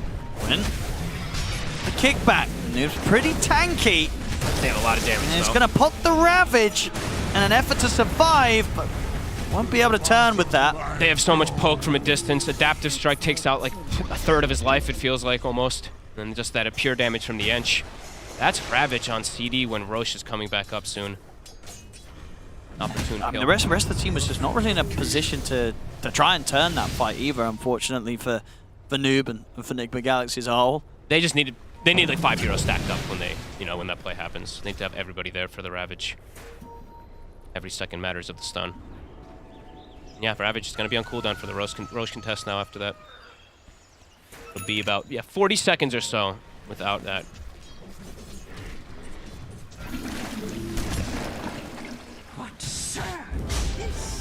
Samel. I was thinking about going for another solo play on these supports. This one may be less good. Don't want to waste an epi on a support right before Roche is spawning. Yeah, they need everything they get. They cannot allow Gaimin Gladiators to get that Roche's. That likely will be the Roche and the Aegis that allows Gaimin Gladiators to get very close to closing the game up. The Nigma Galaxy, they'll want to head out and contest that. And they gotta make sure to get these lanes out too. Starting to get pressure from the Ion Shell. They have 4 heroes positioned bottom. They gotta start making their way over to the pit now, smoked Nigma up. Galaxy. Yep. Yeah, they can't let Gaimin Gladiators get this. As you said, no Ravage, so. Alright, cool. We'll look to join them. It's gonna take. Here we go. Okay, he comes over to the mid tier 3. Quinn rolls in. He's incredibly tanky. They're going to jump him, try and throw everything down at him, but once it turns into the stanking bar strikes back onto the two of them, he's immediately set up for the kill on a Samel and GH. The bait was there from Quinn. Beautiful stuff from Watson with that turnaround, and of course there's no Ravage. Radiant's bottom tower is under I mean, that was beautiful. Yeah, they were so ready for that. Quinn. Yeah, you're going on this sprint. You don't really even get close to killing him. That's got to feel bad for Nigma Galaxy. And he's back up to full. And how many times now? I think that's 4 times, 3 times that I've seen Watson turn into a stanking. Yeah. Get a double stun, pop somebody almost immediately. Radiant's middle tower is under attack. Well, looks like they might not need the Aegis at all with a team fight like that falling into their hands. Gaimin Gladiators, they're up to the high ground. It's very similar to how that last one went. That last game too, right? There's like some signs there from Nigma, and then it just immediately explodes after 1 or 2 mistakes. Radiant's bottom tower is under attack. Gaimin just really knowing how to just capitalize on these mistakes massively. Structures are fortified. 2 sets. Wait. Jumps in. Near the vacuum. We're not able to get the roll connection. GH comes up with a snowball. He is dead. No buyback on him. It's not easy for Miracle to hit target. I saw him hitting Quinn, and he's dying. So he's dying to the blade mail. Can't actually even go for any type of trade kill there. Yeah, they can play it super chill now. Gaimin No, Gladiators back off, get their next round of items. They're very close to having like the full Skadi on Watson, and they can get that Roshan, get that Aegis. We'll see again this attempt from Nigma Galaxy trying to fight, making that jump in onto Quinn, but she's with the shield rune and such, and Watson BKBs comes in, gets that stanking burrow strike used against them. And yeah, unfortunately for Noob, because of the earlier situation, not having that Ravage quite back up yet to help out. No. They just, like I said, know how to capitalize and punish these mistakes. Roche, it's also going to drop it too fast. I mean, they're coming over because they do have the ults now. They have the Ravage, but hesitation. They feel they can't make it in time. So they're not going to fully commit to try and get out there on the map and contest Gaimin Gladiators. So Watson, he's got that Aegis, and he's going to be ready to be coming for their base. And he has yet to die since those 2 mess-ups that he had from earlier on. He's playing it beautifully, and he's also just having he has his 2 teammates that are starting these fights every time. He has a Darkseer and an Earthspirit running in for him to give him literally all the information. So Watson's just like, who do I want to go for? He really just gets to pick and choose his targets. It's pretty beautiful. Miracle, BKB. Said he's got his data list, his damage is there, it's just everything has to be so perfectly synergized, and now at this point 2 versus an Aegis, you gotta do round 2. You gotta be able to kill multiple heroes, reset, and go again, somehow. Omar, trying to get the info, they'll see Watson. Scary. This whole team. I mean, they're looking for the wraparound gaming. Nigma Galaxy, they know that sort of this risk is approaching. The lanes are all shoved in, though. Bottom is shoved in. Mid shoved in. He's going to look for the jump on a Miracle. Samel comes with the burst strike to help back him up. Puts the Bloodstone, starts to hit through the Standstill. Quinn pushes forward with the BKB and the Blade Mail. Gets the Magnetize going on to the 4 of them. They had to back off Nigma Galaxy. BKB comes to an end, but so does Samel. Samel ends up dying to the damage there, as he's out without buyback, Fogged. Earthspirit, baby. Literally just killed him in the foul. He was in the yeah. He was right on the back of the fight on the retreat, but... Did he get hit from that last boulder smash? I feel like he must have to be dying on the tip of the fountain as he did. I think Quinn maybe Ronaldo'd him. Yeah. She didn't quite get to see it. Well, 50 seconds, no sanking. Your majority of your damage. You're down 20k as well. And the banner's down. See if they give it one final attempt here with the ult. As they'll roll in, Quinn, ready to go. There's Huge the three-man vacuum. The Ravage comes out, but it really doesn't matter. Nigma Galaxy having to run back to the fountain as Gaimin Gladiators kill them off one by one. The buyback will come out here for Noob. But with the Ravage gone, there's nothing else for him to offer up as Gaimin Gladiators can get back to focusing on the objectives, take this third final set of barracks away. Radiant's top tower has fallen. Radiant's top They can look to move forward to closing up the game. Full Silver Edge now done as well for Tofu. They're getting everything they wanted here, Gaimin Gladiators, as this game even more of a lead where they're closing this one up as opposed to game one. 26k gold lead right now. Full Octarine on Quinn. Smel's going to try and make the jump out of the side, but Miracle, he gets jumped himself. He's gone. No buyback for him. They'll give it one more attempt at a fight here, Nigma Galaxy, but it's just not coming together for them in this game. As Gaimin Gladiators trap them in the fountain, kick another smash. It'll hit Sumail. He gets him again. He's dead. That's 2 times he's killed Sumail in the fountain this game, Quinn. Then they're diving for it. They're fountain farming them. I mean, they're not tapping out. So why not? You know, Gaimin Gladiators getting some more kills here, padding up their scoreboard. He's still spreading the magnetize. And they drag him out at the base.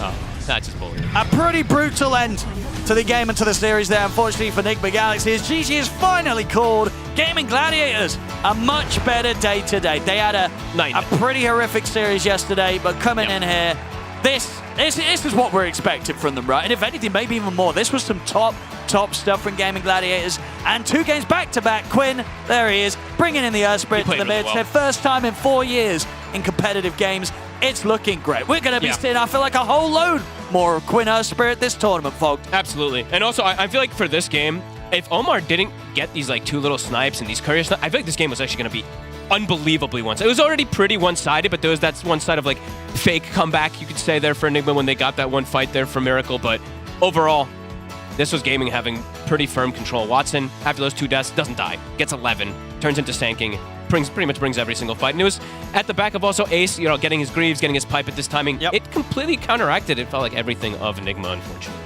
It really did feel like it, and just sort of a little bit of the disjointedness of the Galaxy in this game. It really made heroes like the last pick Tide. Noob trying his best, and they got a lot of farm, but just the nature of the hero, right? I think it just goes to show, whilst this hero can be good, it has to be in very specific situations, and if anything, maybe even very specific teams. Yes, and also, I think, like, making small mistakes sometimes versus some teams can be acceptable, but some of these mistakes, they can compound massively when you're playing versus these top 2 teams in TI and, you know, grand finalist TI players and all that. You know, Sumail getting caught bottom when he gets caught there, right? They're using like 1 or 2 missed Ravages. These things compound massively when you're playing versus a team of this. It was rough. It was tough series here for Nigma Galaxy, as Gaimin Gladiators will get both the victories in this 2-game series today. Thank you very much, ODPixel and Fogs, as we're going to break down what happened. I think this one is important to look at. There you go. I think you got the most. And one more. Out of the way. And these are the only 2 deaths that Watson did have. Sometimes you forget once, you forget twice. If he did forget the 3rd time, then we would blame him. But he kind of redeemed himself, like with these super nice Sanking plays where he was turning into Sanking and just didn't die after those 2 deaths. The Bounty Hunter, this was also one of the fights where it looked pretty much desperation from Nigma Galaxy, where they're taking a fight with not having Ravage online, and 2 heroes, Quinn and Watson, they can soak up so much damage in these fights. You have sustainability, and we see different item build from Morphling. Sure, he's not playing into Doom this time around, but the power of Vlads when you're joining in some of these earlier fights, it's also amping up the damage of your whole team. Yeah, I like that build much better. I feel like that's just a new meta build. It lets you actually show up to fights on Morph, which has been a problem for the hero for a very long time, so it solves an age-old Morphling problem. Also, Vlad's is an OP item. They nerfed all the other Aura items. People like that, and being able to get that from your carry means that you're not having to do that from your offlane or your support role. Shoutouts to Watson. That was like peak 23 Savage Morphling performance there, where you have like the couple of deaths, but then these beautiful executed team fights where you can tell he's played against the Sand King so many times on Morphling. That he's like a better Sand King than Sumail is a good Sand King, because Sumail's a mid laner, right? He's not playing mid Sand King. It's a fairly new thing. Whereas Watson, Morph versus Sand King has always been a thing for these carry players. So excellent performance. I will also say that Quinn made Sumail Sand King look a little bit He worse was farming aware. him in the fountain multiple he times, really was. killing him. Just that he played Earth Spirit 2 times in a row after having a great performance in game 1. In the second game, it was better than what he showed in game 1. Yeah. It just Yeah. keeps getting better and better. And this is something that the best mid laners in the world will do, where they don't play a certain hero. They will play it like 10 times, maybe 15 in the pubs in some scrim. Suddenly, you have another big hero added to your hero pool, which is already big. So you got to be careful around that because they are playing the heroes that are meta. Like Earth Spirit was not meta for a really long time, so you need to learn him, and he already showed that he can play him pretty much perfectly. One conversation that I was having with a teammate of mine, Avery, he plays on Fart Studios with me, which I'm the captain of. Good team. Yeah, Great top team. 5 in NA. Yeah. Is that That's when not you are playing, it is true actually, we were in the DreamLeague qualifiers. I We lost to them. I know it's true. I said that's not hard. Oh, you said it's not hard? Oh, that's true. That's true true. as well. But Avery, Yeah. I'll say SPG. I'll say this once. Yeah. SPG. I'll say this once because he doesn't need an ego boost in his legacy and everything. Genius when it comes to it. Genuinely genius. And he said, and this stuck with me, that when you play a competitive match on a hero, it's equivalent to like 10 pubs at least. And In terms of how much you learn from in terms it? of how much you learn from it, because Okay. there's a lot of pressure. You know, you're in the zone. It's like the enemy team is obviously going to be playing a lot better and really testing your limits. And you can tell that Quinn played a game 1 on Earth Spirit when you watch the game 2 Earth Spirit. Not that game 1 Earth Spirit was bad, but game 2, he was feeling himself. Like he was doing the roll through, kick the stone, pull the stone in as you're still rolling. Like he was, the instincts were there for him. And I'm really glad for Gladiators that they're getting this practice in a group stage, because I think with Watson on their team and how much space on the map he takes, they need Quinn to be playing stuff like this. So this is good for many reasons. The 2-0 is great for Gaimin, but Yeah. the practice is arguably even better. Yeah, this is a great series to recover from yesterday in terms of their scores. We're also going to find out for still breaking down the game we just watched from Kezu. We're going to find out which 2 players he chose for the Acer Predator head-to-head. Absolutely, because we need to look at what actually happened in this game. So for my Acer Predator head-to-head, we have to talk about the mid laners. It's Mr. Quinn versus, you know, the quote-unquote king, but, you know, over time, maybe he should lose this title, because I think nowadays, Quinn is just the type of guy that is going to beat you mid, he's going to take his 2 subs into the lane, and then, like, kind of just take over the game. We saw it in game 1, we saw it in game 2. You can just look at the hero damage. He's, like, doubling it up on Earth Spirit. Yeah, this hero does this very often. Like, this hero will deal a lot of damage, but as does Sand King. And KDA as well, 7-2, 23, you know, Sumea's on the receiving end. 4, 7, 5, but it's not only like the stats and whatnot. This is not like one of Quinn's best heroes. So like, I don't just want to like highlight the stats, but the fact that this guy can just pick up a new hero, like he's played it twice in like his last 1 week of pubs, and in competitive, we haven't seen him play it in so long. So the fact that you can do this, own the game after getting dumpstered this hard yesterday, you know, just goes to show why my bro Quinn is the MVP of this game. All right, thank you very much, Kezu. Is it time for an abdication? That's what it's called, right? Don't use big smart person words over here. What does that mean? Abdication is when you pass over your crown to the next person. Not Kezu. Milan had a great theory about this, actually. He said, Sumail cares too much. And that a lot of these players, like we saw Satanic and BB Dacha, Yeah. and he was able to 1v5 some games because he's just 17 years old. He doesn't know fear yet. He's not been jaded by the world. Not fear the guy. He probably knows fear because he won TI, probably looks up to him. Yeah. But fear as a concept. Like, Sumail, when he was peak, he was fearless. He's an instinct player. But he did have fear on his team. So he wasn't fearless, but emotionally, he was fearless. And maybe Sumail, You don't even need me on the panel. That's something I would say. Sumail Continue, please. He needs to go back to not giving a damn. And then we're going to see the king back in the mid lane.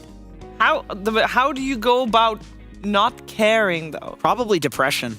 What the Come on. That's what it takes to win. No, because you just said that Satanic, as an example, he does not care, and therefore he's not afraid to fail. Yeah, but it's basically. like the bell curve, right? In life, it's like you start out, you don't realize anything about the world. You're just confused. So you're fearless. And then you realize, holy shit, there's a lot of crazy stuff out there. I'm scared of things. Wait. But then you realize there's all this crazy stuff out there. So what's the point in caring? There's so much out there. I can't be bothered. I don't know if I agree with the theory here. No. You don't think fearless players play better? I do think that there is definitely an argument to be made for that, but to go instantly to you need depression in order to play better, I don't know that about part that was one. the bit. I was adding that bit to the end of an actual theory. And this is Milan's theory, not mine. And he's 14k MMR or whatever, so I trust his judgment over my own. I do think if you play a lot of, for example, in this case, mid lane, at some point you kind of learn what the line is, whereas in the past you cross that line every once in a while, and sometimes that works and sometimes that doesn't. But if you play it so many times, as we hear the phone ring and I'll walk over, then maybe, you know the line too much, but then if the line breaks or changes, then you don't, whatever. Oh, come up. Hello, Quinn, how you doing? Hello, I'm doing okay. Oh, there you are. I think I'm right there. Or here, I guess. Yeah, no, I see you. It's all good. Congratulations on the series. 2-0, very clean. But Quinn, you do know that I also need to ask a little bit about yesterday, because that wasn't clean. Actually, you played very well. We all had very, very many good things to say about your mid lane. But tell me more about the series against Liquid you played yesterday. I mean, we're kind of dog water right now. We just, came back from a break right before whatever the tournament was called, Dacha. Yeah. And so I think, to be honest, our just individual play, all five of us, is just not up to snuff right now. And I think we make a lot of mistakes and games go bad because of it, because people just got better. Dota's very high skill now. And if you're not like really, really crisp, then you get owned. And we're not crisp, so we get owned. So, because obviously after TI, you take a break. That was like maybe a month and a half. How long was that? Like 5 weeks or so? A little less than that. I think before we started scrimming was around 3 weeks. Okay. Because how long do you feel like the break needs to be? Like, okay, this time around, the season starts very close to TI. And I think in the past, it has been less close. There has been a bigger break. How long do you think the break needs to be? Because before the international, there was a very long grind period for, I mean, not just you guys, but basically every team. What's ideal? I mean, I think it's going to depend from person to person. For me, I think 3 to 4 weeks is ideal. I mean, it was way less than that because it was Wallachia. It was like, for the teams that played Wallachia, it was like 2 weeks or something. Yes. Which I do think is too short. I mean, people can play it if they want to, and people did play it, right? A lot of teams played it. But so it's like if people want to run tournaments, it's fine. You're just not going to get all the top teams, right? Like we didn't play it. I mean, and we're maybe not a top team right now, but you get my point.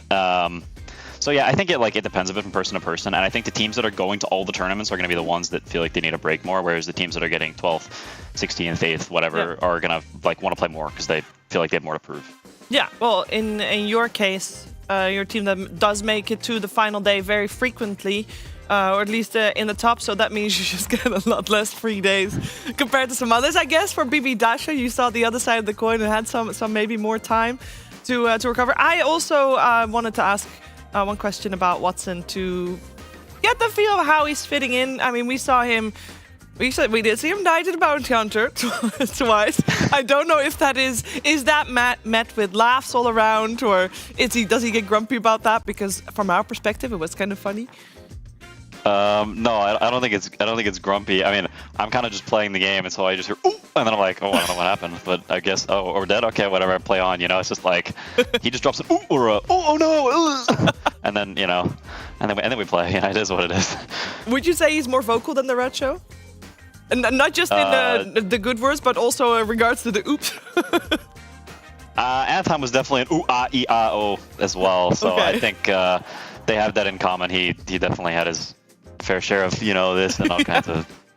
Well, okay, actually, in that regard, before I send you over to Kezu, could you ask Watson to move his camera down a little bit? At the moment, we see his forehead, which is really lovely, but we do want to see all the facial expressions when those things happen. Because I can imagine, especially with the bounty hunter deaths that he just had, we might have had some good moments, but we missed them because we only saw his forehead. But I'm going to send you over to Kezu, who has some Dota questions. Okay. What up, Quinn? Now, I also have a question about your boy, Mr. Watson. I think everyone wants to learn more about, how do you feel? What are some of the good things that he's bringing into the team where maybe you're surprised, or just good things that he's bringing to the team? Because then after, I'll ask something else, but that's the starter. That's the first question. Yeah.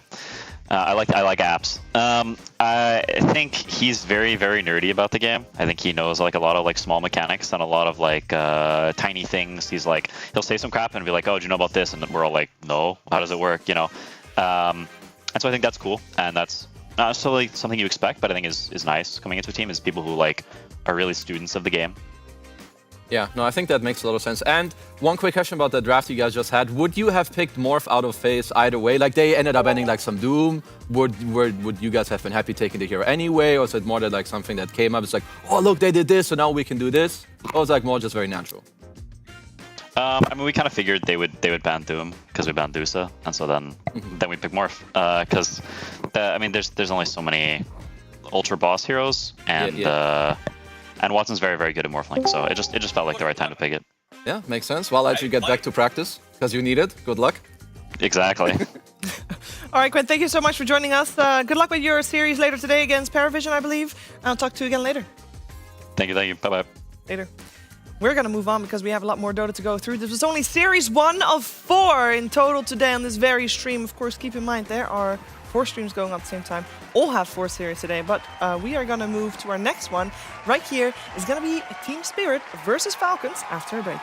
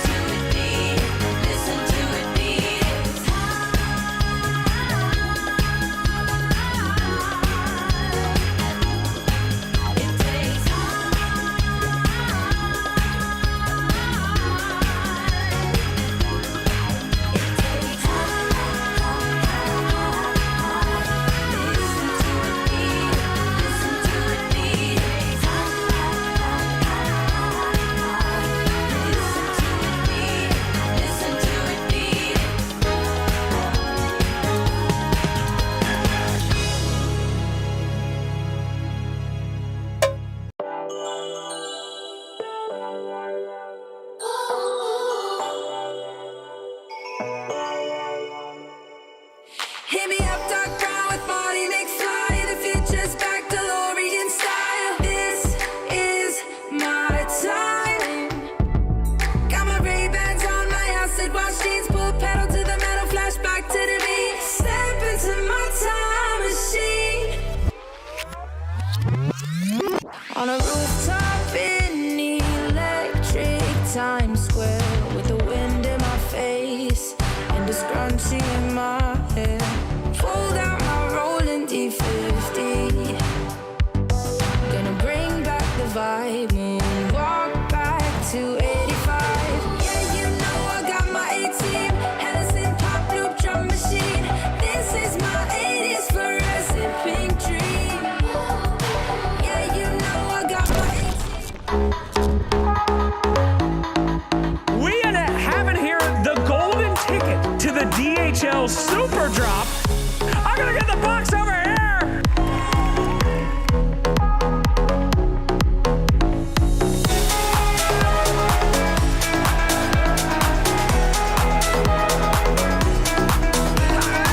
Choose your own adventure, man. Are you ready? I'm shaking. Good. That's absolutely correct.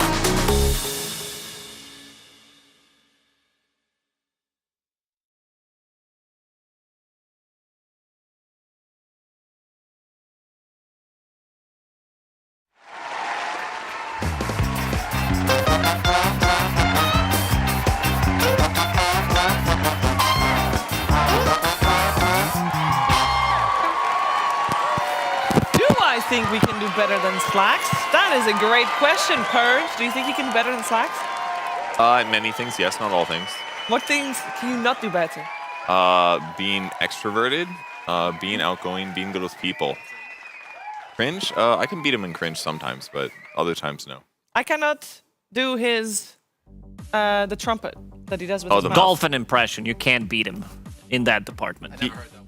Dolphin? Danko the dolphin, yeah. Oh, I did hear that one. Yeah, you can't beat He's him got in a that lot of one. skills. He does. He does. Welcome to the panel. Thank you. Purge. How are you doing? I'm doing good. Been having a good morning. Yeah. Eat a bunch of acai, as we all do here. Yeah. Lovely. Yep. Are You want you me to ready? present my show? Well, I thing? was. Yeah, we're ready for the series. Oh, Falcon yeah. Spirits. Me too, believe it or not. Yeah. Now, look, there's some trends that have happened in the last 2 days, but the biggest one by far is our man Pugna. Been played Our a man massive. Pugna? He's been played a lot of games. Okay. 3 whole games. And guess what? He won every freaking game. 3 wins. All right, here's some changes to the hero that have happened, all right? Netherward has been buffed. When it first came out with facets, 25% damage that Netherward dealt to HP, 25 to mana. Then they buffed it to 30-30, and now it got buffed to 30-40 in the most recent patch. So you're getting a lot of mana per damage. Now, normally you'd look at that fast and you'd be like, what's the big deal? You got your Arcane Boots, you got your Aether Lens, you're getting your mana back. It's not a big deal. You don't need the mana that bad. But when it really matters is actually during the laning stage. So let's go to the next slide quick. We can take a look at how much damage this Netherward is doing. At level 1, the base damage, no matter what spell you cast, it's 50 damage, and then 1 damage per mana after that. So if you spend 30 mana, Netherward is nuking you for 80 damage. Kezu, is that a lot of damage for a level 1 skill point? That is a lot of damage, yes. Thank you, Purge. Okay, thank you. And if somebody casts a 110 mana ability, they take 160 damage. What? It's a lot. A lot of damage. That sounds... Too Okay, much? that sounds pretty broken. It sounds too much. Yeah, it And then he's does. getting mana back from the damage he deals. So if you do 160 damage and you're healing for 40% of that, Shiva, what's the math on that? How much mana do you get back? Well, 10% of 160 is 16 A lot. times 4 is? 64. Oh, there we go. Wow. So he's EU getting, math, by the way. He's getting 64 mana back if somebody casts a 110 mana spell. I have a clip of somebody casting a 110 mana spell. Can we roll the clip? All right. Laning stage, Whitemon at this point is casting Nether Blast approximately 4 times in laning stage. He's using his wand here to get back up to half. He ticks over to level 2. He puts Netherward down, and then he's like, fight, baby. So watch this. They casted Flame Break and 1 Quill Spray, and he's back up to 300 mana. He got like 150 mana. So not only did he spend almost all of his mana casting Nether Blast, used wand to get that half full, puts the Netherward down. Like, look how much mana effectively he's gone. Remember I said before, I don't care that much about getting the mana back. In the laning stage, it's a huge deal, right? People are doing crazy things to get an extra mango or to make their mana go farther so they can cast more spells. Well, that's what he did. He skilled this at level 2. He said, I'm level 2. I'm going to fight them. They have to cast spells to defend themselves. And now his mana's full again, and they have no HP. And he also really gets cool. HP. A lot of it. And he gets HP. Not quite as much as the mana, but like still a decent amount. And Sounds like a good support to me. Yeah. Like every single time I see hero position 5 zoning out 2 heroes from the offlane, I'm like, that's broken. Last time I've seen that was when Witch Doctor Facet, the Voodoo Festoration was super popular when the AoE was bigger. Now seems like Pugna is going to take over because we've seen so many good combos with Pugna where you're giving him HP, giving mana to some Storm Spirits, to Medusa as well. These are the broken combos that I've seen. And this you are playing the speediest hero in the game, so very difficult to catch, very difficult to kill, and you're also not afraid to go in, trade, maybe die, come back with full mana, full HP, bring some regen for your position 1. Yeah, I'd not be surprised to see Pugna being one of the more contested heroes towards the end of this group stage for sure, once more people figure out what Purge just explained to us. Now we're gonna watch Falcons versus Team Spirit, and everybody knows Falcons, but some people might be a little bit confused with who's on Team Spirit right now, and that's why we got this for you. Team Spirit, one of the most legendary teams in Dota history, has finally made some major changes. After a lackluster 2024, several players felt that they needed a well-deserved break. Collapse is going on a shorter break until January, with Malik from PSG Quest taking over the offlane role for the next few events, and Yatora and Mira are leaving the team. Temporarily? Permanently? We don't know, but with a fresh addition to the team from young stars Satanic and Rue from Yellow Submarine taking their place, their legacy is sure to be protected. Wait, Satanic has how much MMR? And he's how old? With such massive roster changes and only 2 of the 5 previous players sticking around, it's safe to say the Team Spirit we're about to see is an entirely different team from the Team Spirit we're used to. They have massive, absolutely humongous shoes to fill, but with the leadership of Mposhka, they may just be able to overperform. Team Spirit has always been known to play very exciting Dota, and hopefully this new roster will be no different, despite being incredibly different. Either way, spirits are high for their expectations in DreamLeague Season 24.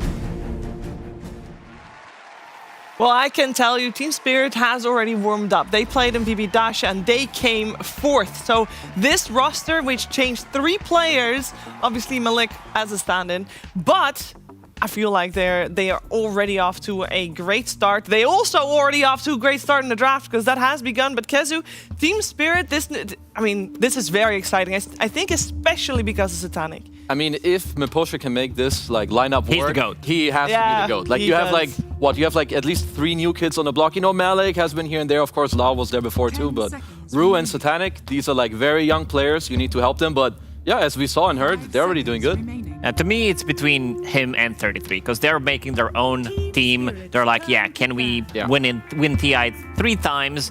And they might do it.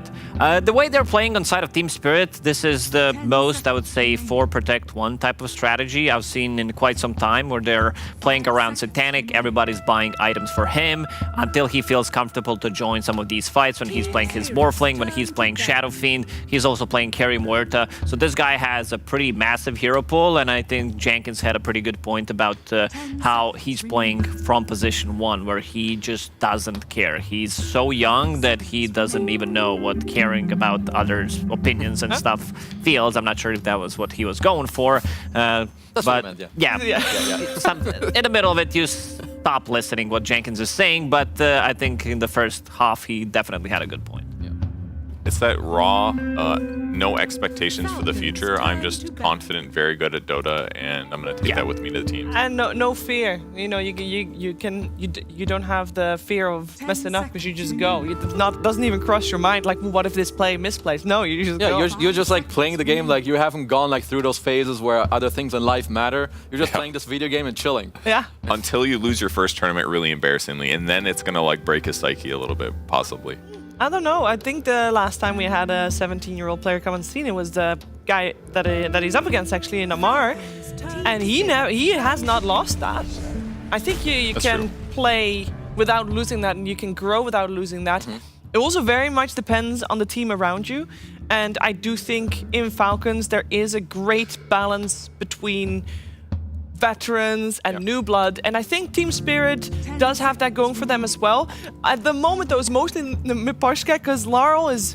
I know we talk about him at the moment as he's one of the veterans of the squad, but a year ago he was also the new kid on the block.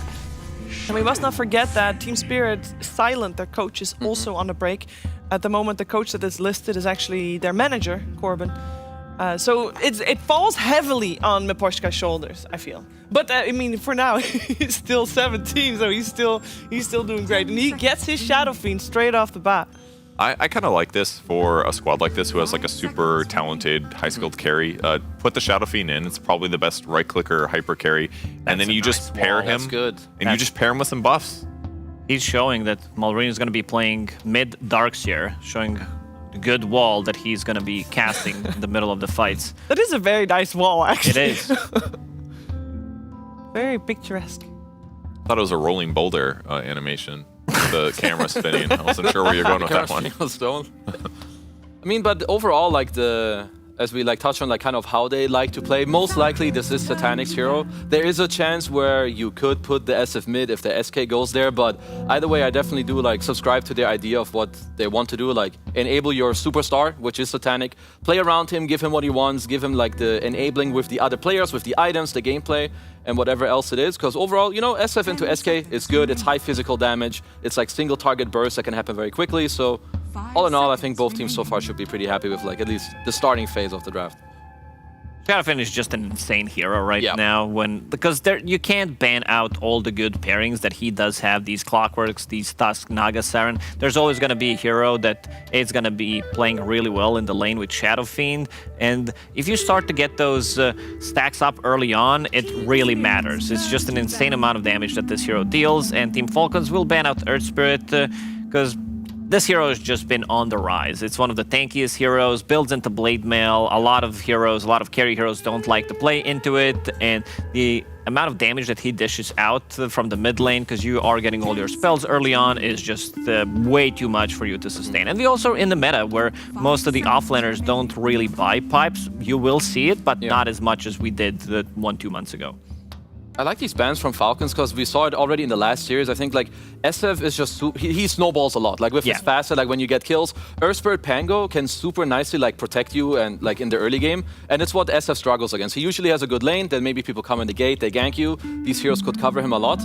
If you're Spirit, I feel like one of the best carry-to-carry matchups is Medusa. I wonder if they want to ban it or will they cover it with some of their next picks, but this is generally the type of hero you need to think about. Like some Beastmaster, Enigma, Medusa, like the top 3 for me. There's another hero that has a lot of armor, something that Skeeter does play, which is Dragonite. And he plays it so differently than others because he's not building like straight into Armlet, SNY, these type of items. He still goes for a Blink Dagger as his first item most of the time, and which makes him a unique player when it comes down to playing Dragonite. How do you... Oh, Alchemist is gone, never mind. Yeah. I like that more do stuff team fight type build, because it's not like you can't go back for the other items afterwards, and you can still farm pretty fast just with skill points and your ultimate and breathe fire. So it's not like he's super sacrificing his farm speed, but maybe if you're AFK in the jungle, it's going to feel worse. It fits their playstyle as well. Yeah, I mean, he sets up a stun, his teammates follow up, they get kills, that's map pressure, that's that hero not farming. It's ultimately better for the game if you can coordinate, and obviously they can. I mean, Spirit are giga debating on this ban. I'm pretty sure they had like 2 minutes reserve time. They're down to 30 seconds. Yeah. So A lot of weight put into this one. I mean, this is one of the things when you are second. You only have one ban in this stage, which is why your first phase bans are like so important to maybe even think ahead of what you want to do. They will end up taking out the Broodmother. Which other heroes could they be having in their heads? Like, are there other heroes left in the pool that we would expect otherwise to come out from Falcons? Luna comes to mind. Is that another one that... Oh, Shadow Demon's not banned. Shadow Demon is not banned. So Good catch. if they pick an Omni to protect the SF, then their opponent's counterpicks Shadow Demon. So, now they have a difficult conundrum. But then they pick Shadow Demon. No? No. Okay, they'll just go with the bat. I think it's also one of the better like +4 heroes. I'm a bit sad that this hero can't be played really anywhere else, or at least not in a core role. I think it can, but people haven't tried it enough. But it's just a good laner. It's very good against most melee 5s. It also in the game overall does good against range carries. So I like this so far. Like SF will also... You can always kill the guy that gets lassoed in. Minus armor, physical damage, or Requiem. But why does Falcons not go for Omni Knight Shadow Demon themselves right now? Because you can save the guy that gets lassoed. Maybe. And I don't think you can go wrong with either of them. I could see them pick up Shadow Demon, because you also have Sanking. The Pugna. Pugna. They heard you. It's going to be a lot of sustain coming out with these two heroes. You naturally build into Bloodstone. You have Pugna behind you as well. So the team fights are going to be longer, but you also have Shadow Fiend who has quite of explosive damage with Requiem with his right clicks. Right now we're only seeing 2 heroes from Team Spirit. Batrider is more about control rather than the damage. And I would love this Batrider to be played as a position 4 and still pick something melee that's going to secure the lane for Satanic, you know. Tusk is still available. There is E.T. This is something that he loves to play on Miposhka, kind of classic hero for him. I love this 3-hero combo by Falcons already. It's tons of magic damage. The Pugna can amplify them, can back them up, can add on top. Like, one thing I noticed watching the replays last night about Pugna, it's like, if you just channel your ulti for 4 seconds, it's a finger of death. Like, that's a attainable channel sometimes. That's as a how gank bad follow-up. Finger of Death is. It's one of the most worthless spells in the game right now. Sometimes, yes. Especially with the reduction, especially during Pipe era, where everybody was getting it. It's just like, don't deal damage. That's why you buy Shadowblade. There we Get go. that right click in after. Well, the 3-man ball from Falcons is very good. Like Purge already just mentioned, like they help each other. Like go in, you can go out. Spirit, you know, SD is a good hero, especially when heroes like Pugna rise in the meta. This hero, of course, comes through. I now wonder what Spirit want to go here to like kind of offset this like mid ball that Falcons have. Okay, they'll just go with a straight up Mars, who generally abuses like this type of support duo. I was looking at a hero like maybe Invoker for Spirit, because I think later Dota just is a lot about how well can you put your 2 supports with the mid. And right now this Falcons trio is really, really nasty. And they're going to be banning even more mids after this pick now. Team Spirit has played Storm Spirit recently, and the other one was Earth Spirit for their roster. So I could see a Storm certainly against those 2 supports. They needed something like Mars from the offlane, any kind of stunner. You have 2 supports that have saving tool and they have initiation, but you don't have the damage. You need some follow-up. The one thing I really like, something that I noticed like during Wallachia, during BetBoom Dacha, is teams, they're not abusing this Requiem from Shadow Fiend. What's a better combo? Like you have Requiem plus the Arena, which is going to be insane, and it's very easy to execute. These are also not the heroes that build into BKB. You did mention that 2 supports are going to kind of suffer if they get caught inside of the arena. They're going to die. And then you also have Shadow Demon's Purge, so there's not going to be value coming out from Pugna with these saving the Crepifies. Well, they do grab the Dragonite, like you guys talked about. I really like it here because it's another hero that fits well into the first 3 heroes. It's now you can pair him with 2 of these other guys, and you're almost always getting a kill with that stun setup. And you do need somebody that can dive on Shadow Fiend. Obviously, Sand King can do it very effectively. Hoodwink can always follow up, and now they have 2 different ways to jump on him. If they can kill him quickly, if there isn't a disruption there or in a Mars arena, then they should be able to actually punish that stuff. Yeah, Spirit covered the angles pretty nicely with some SD Mars. There's a lot of range carries you don't really want to play. So I like that Falcons, of course, they understand and they're not just going to pick like some, oh, look, Medusa is good 1-to-1 against SF. Like they respect that there's a SD and a Mars. They go with the DK. It also helps Sand King, so he's not the only one going in. But now the last pick will have to be an Amar hero, I assume. I mean, I feel like you want a new offlaner into SF and not throw your Sand King in there. It's playable, but not great. The only, like, if there was a different hero or you need to save your Flame Break, I think this is a pretty good Primal Beast game. Shadow Fiend really suffers against that hero. You can still make it work. You're also going to be playing with Hoodwink, so there's going to be a kill threat, something that they could potentially abuse. And we already said that they're playing 4 Protect 1 strategy, so I also wouldn't mind seeing maybe a potential Doom coming out from Amar, remove Satanic completely from the game, and then play for the rest. Because the supports on side of Team Spirit are relatively easy to be killed. You go in with the Blink Dagger on DK, Blink Dagger Sand King, follow up with some spell from Hoodwink. Feels like they're gonna die. 5 seconds remaining. Pretty solid stuff for both sides. We got Beastmaster banned out last for Team Spirit, so they do ban out 2 offlaners, expecting that Sand King to go to that mid lane. And Falcons will most likely ban out another mid that would protect that Sand King, if indeed we'll see Melring play it. 10 seconds. Inside of Team Spirit, though, what do we want? What's their overall last pick? Do you think they already have things in mind, or will that all depend on what Falcons pick last as they ban out the Ricky? And they picked Dawnbreaker. Interesting. I even hear Fog from next door. He's a poggers, he says. I mean, it's another hero that can follow up on these initiations, so it's pretty cool. Very cool. I think this hero is like really good and underrated. And, Yeah, like, I agree. It should be on the rise. Like you, and especially in this is like the perfect draft. You want heroes that go in for you, so you feel good about ulting in, and you make them feel better about going in. Do you play the Dawn mid or offlane? Offlane. Offlane. Okay. It's also good into like these semi-range heroes or like lower range heroes because you can actually get on top of them. Okay, this pick for Spirit maybe not super easy.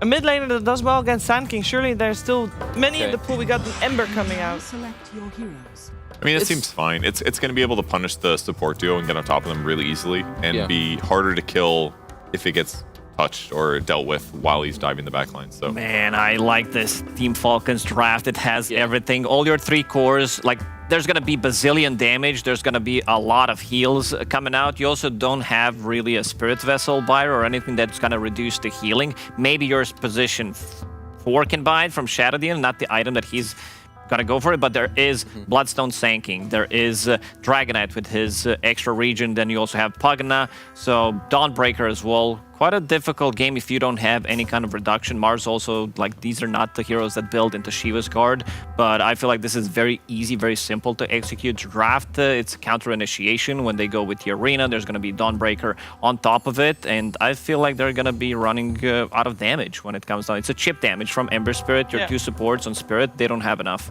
Not enough damage for Team Spirit. yeah, and I feel like to protect the Shadow Fiend, they do have Shadow Demon to disrupt, but and they have Mars ulti as well. But I maybe would have liked a little bit more defense. Something like an Omni would have been ideal. Not saying to fit into their draft necessarily, but they could win their lanes, get ahead, and then be the ones that are initiating. That's entirely possible with Mars. Blink stunning a support that can't necessarily defend the other support. Like if they catch Hoodwink at the start of the fights, like their fights are going to be easier, for example. And they do have some tools to do that. So I think they just need to be the ones that initiate first against Team Falcons. What does a successful Dawnbreaker look like, Kazu? So good lane, which you generally have because the hero's very strong. And then you just get to ulti kind of how you want. So your team sets you up to ult, which they have, which is why I'm with Lacoste and Persia. This game will be very hard for Spirit. I feel like this game will showcase if they're like insanely individual skill players, because their draft is not it. Okay, and how do you shut down a Dawnbreaker? Let me frame it. Do you shut down a Dawnbreaker? Like what should Spirit focus on? I think their lane, I think they cannot actually beat it in the lane. I think it's important, like Kevin mentioned, that the only thing they can do, they need to start their fights in the mid game. Because if Falcons start, Dawn ults in, I don't see a chance. Well, let's see how Team Spirit is gonna deal with this Dawnbreaker and with Team Falcons' lineup for game number 1. We're gonna head over to OD Fixed and Fog, but first on PogChamp Pandas.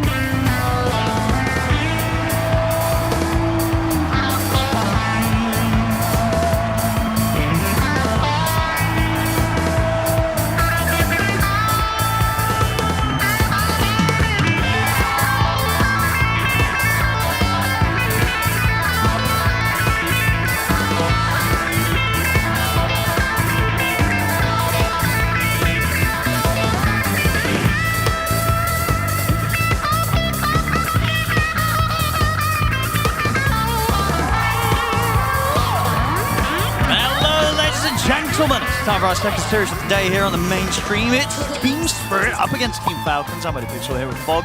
And we're going to get to see, once again, you know, some different Spirit. They love to do this, right? As you were saying to me backstage, we've seen from their games, they get this Shadow Fiend, nice to know. They love to build the draft around the Satan Shadow Fiend. This is what this lineup seems to be best at right now. Yeah, these guys, I think them and Heroic, at least for me, from what I've gotten to see every single team, unfortunately there's just a lot of Dota, but from them and Heroic, they've been the teams that were like for Protect 1 more than anybody. Crit is going to take a decent amount of harass. Good knockback there with a Flame Break, but I don't think it's going to be quite enough for them to get that kill. It won't. Yeah. Indeed, Crit's going to be fine. Yeah, and so to point out with these inventories, we had the level one we were bringing into the game. They both bought boots, so Malrine bought boots, brought them mid, brought them on his courier, sold them. Crit also had the boots sell thing that he did to put these early wards down. So just a little small thing to point out there, as we saw that there were no items on that Hoodwink.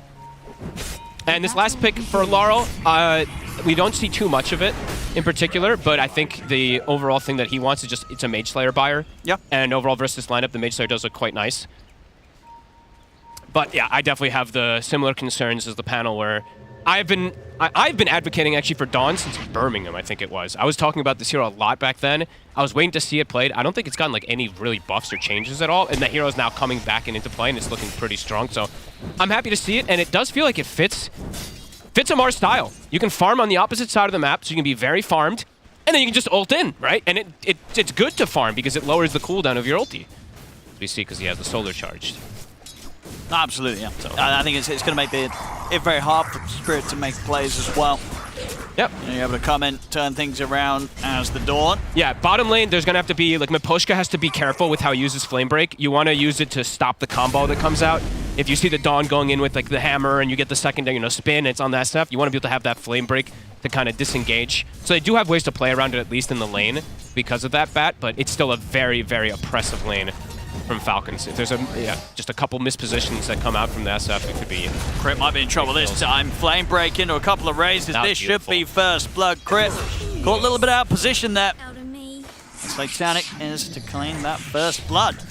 Big positioning mistake there from Crit. It's caught. But a beautiful flame break. They do it actually at level 1 before they have to worry about that level 2. Nice. Most of these SF lanes have been super dominant. I just think that yeah, if you're not careful in this one, it can quickly become those kills onto the SF, so good for them to get a kill right off the bat. Yeah, looking at the safe lane on the other side of the map, Skeeter and Snaking on the Dragon Knight and Pugna duo. I mean, can they find chance to punish this? They're going to get a good pushback with the spear. Not quite far enough under the tower there to really threaten Skeeter, as Skeeter's able to step away. I feel like Skeeter should be pretty fine up here. They have some type of little fun plays that they can do at the SD if you do get these crazy stacks, but overall I feel like he should be okay. Unless he also makes some positioning mistakes, as we have seen already. To his hit, Mar doesn't want to commit for that. Interesting, too, is that Crit, he used to play with the Dawnbreaker quite a bit, right? Remember when they used to do Tusk? They used to do Tusk Dawn with Saberlight back in the day for quite some time, too. So Crit definitely very comfortable at least playing with this hero, too. I kind of forgot about that until just now. Nice range creep denied there from Satanic. Look at both. Snipe the courier there, Crit. So other thing to point out too is I don't know how experienced overall Mar is with the hero, right? Because he's not actually hitting his rule. He's not gold tier, and he's playing this in an official. So he is breaking his own rule that he said. For those that don't know, he said if you're not gold tier, you're not allowed to play it, or you're not good at it. So. I mean, to be fair to him, he said, I know, I'm messing with him. He said, if you're not. Yeah, that's fair. When it comes to himself, the rule doesn't apply. He'll play whatever, No, it's just a rule interesting for everybody else. Because like sometimes you see these type of plays where he hammered to go for range creeps and he ends up getting double range creep denied. When he's playing like his Mars and stuff where he's like the most comfortable in the world on, he doesn't do those type of little mistakes. So it's just something fun to point out. Very even at the moment, really on the mid. A little bit of a lead for Marin on the denies, but Lyle doing perfectly fine against the mid sand kick. Panic. Stepped up a bit far here. Oh, he's very dead. Yeah, you can't step out of position. It's probably I think Dawn is at the highest burst hero at level 2, level 3 in the game. It feels pretty insane. You just step out one side of position, and Malrine, he'll tip him immediately off of that one. So indeed again, so assuming that Amar's a good boy and has one account, only 18. 18. I was gonna say that's very low. I feel like I watch a lot of pubs and I do not see Amar play this. So that is pretty crazy. Just in comparison, something like Amar's 1100 games. That's quite a difference. 1200 on Timber, 1100 on Mars. Oh my god, he's a maniac. He plays so much. 18 games on, and the win rate as well. It's only 44%. All right, so we'll have to see if that causes any type of issues. Will he do some type of bad little micro mechanical plays? We'll see. We'll call him out on all of them, of course. Let's just check. Did we get the check right if he's played it in pro? He has not played it in a pro game. Yeah. So this is his debut performance. But it's been a big rise since BB Dasha. It started getting picked. I want to say that Jenkins can call me if I'm wrong. I think it had like a pretty high win rate. I'm not gonna go look. I think it was like 60 something or higher even. It did for a while, kind of in pubs. Its win rate's been very good. It has been. Yeah. And I do like that they pointed out, so other things to talk about is the sustain. Like how they talked on the panel is, there's really not, eventually maybe you can see the Ember going like a Shiva's or something like this, right? Some route, but not really any heal reduction. And it is going to be very sustained cores with the Dawn ult. Sanking Blood's going, a DK tanking this innately, and a Pugna in the back of it too, so. See if they'll be able to deal with that. Right now, their lane's pretty good. Sanking's starting to boost forward here. I think Malrine is starting to pull creeps into neutrals and get that extra farm. Snay making a move bottom. Tanic's gonna be careful. We'll go for Miposhka instead. They got the setup here. With the bounce back with the Acorn shot. That's Miposhka going down. In the mid. He's ticked. The setup. He's going to try and go for it here. Nice disrupt. Will indeed allow Lyle to step away there, Root with the save, holding back Mallory. Very good play from Rue. That was very likely the death there for Laurel. Good rotation, help out his buddy. And it's around the power rune too, so 10 seconds, see who gets lucky. Mallory also stacking, or sorry, denying that ward that was blocking, or at least was giving the vision of his camp. Who's gonna get it? Radiant are scanning. Should. It's a nice one as well. Radiant's Second one. middle tower Ace Rune is could under definitely set him up to make some moves happen. If we see some action to come in towards on the side lanes. Amar getting gone on. He's got backup of Crypt. It's enough to hold the two of them back, so Satanic won't be able to fully lay down the Raze combo. Snae's made his way back down. Skitter now can just be left alone. He's playing, he's a DK, level 5. He's got more than enough sustain. So Pretty boring lane, that top. We don't want to watch top. Yeah, top's not. Nothing's happening. Bottom, though. Straight in they go. Another one. Good flame break, but doesn't matter. Yeah, they've got great burst with these three. And that gets Amar very close to 6, right? I'm pretty sure he's going to have it in the next wave or so. Yeah, I think after this wave, maybe they just give him that XP even. So now it even becomes complicated to make a first move with that Ember Haste if this is going to be out there for Amar. Unless you make it to the Dawn lane. That's usually how you kind of want to make those plays happen too, if you do play versus hero. Yeah, which they can do, but I mean, as we've been seeing, the Falcons, they're ready. They're doing a good job of setting up down bottom. Yeah. It's not an area, but that they've really been leaving Amar on his own sort of island at all. And Malrine doing, I mean, I actually don't think he stole any stacks there, but he's playing versus Shadow Demon, so he was just walking in to scout the area, the triangle. Since Sesti usually plays around stacks, he'll be able to at least just deny out a hard camp. Pretty solid early game here from Falcons. I'm just looking at that difference in gold between the offlaners, and it's insane. Like, Amar is literally a carry. He's going to continue getting some money by the looks of it. The setup's there. TP's coming in. Laurel, he's got the haste. Need to try and punish this. So if he can get the catch onto Amar, Lyle, he'll be able to find the sort of the gap closed. But he'll turn himself for the easier one. Doesn't feel that they can go for the kill onto Amar, so Amar's allowed to walk away, and it's just crit they'll get. It's a haste rune. It gets him something, but definitely not what you wanted to get out of that rune. Marine. He's got backup. The Pugna's connecting over. Gonna continue this chase? It's a bit deep. He wants to. Marine wants to. He's got another stun, but decides against it. They're gonna look back over towards Lyle instead. Slight fist used. Remnants of the ready. Still taking a lot of damage on the way out, Lyle. Marine just trying to pressure as much as possible. 2K lead now for them. Immediately walking into the triangle again to scout things out, and there's the setup. They've got the bushwhack ready for Amar to come crashing in down on towards Malik. He'll push back Amar with the spear. He won't be able to escape though. Snake King swings across, drops down a blast. They'll get the kill, and they'll probably get the tower as well here, Falcon. They have a really good draft, not only just for go for kills, but also these towers, right? With the DK Pugna, it's going to be able to set that tempo very quick. Spirit, this early game is already looking pretty rough. 3K lead for Falcons. Malrine is stealing your ancient stack. Taking all this farm. I mean, they're just not getting anything out of the map, really, Spirit. Even their bottom lane, the lane that usually, as we say, the SF lane tends to not really lose, it's not winning. So, everything going the way of Falcons right now.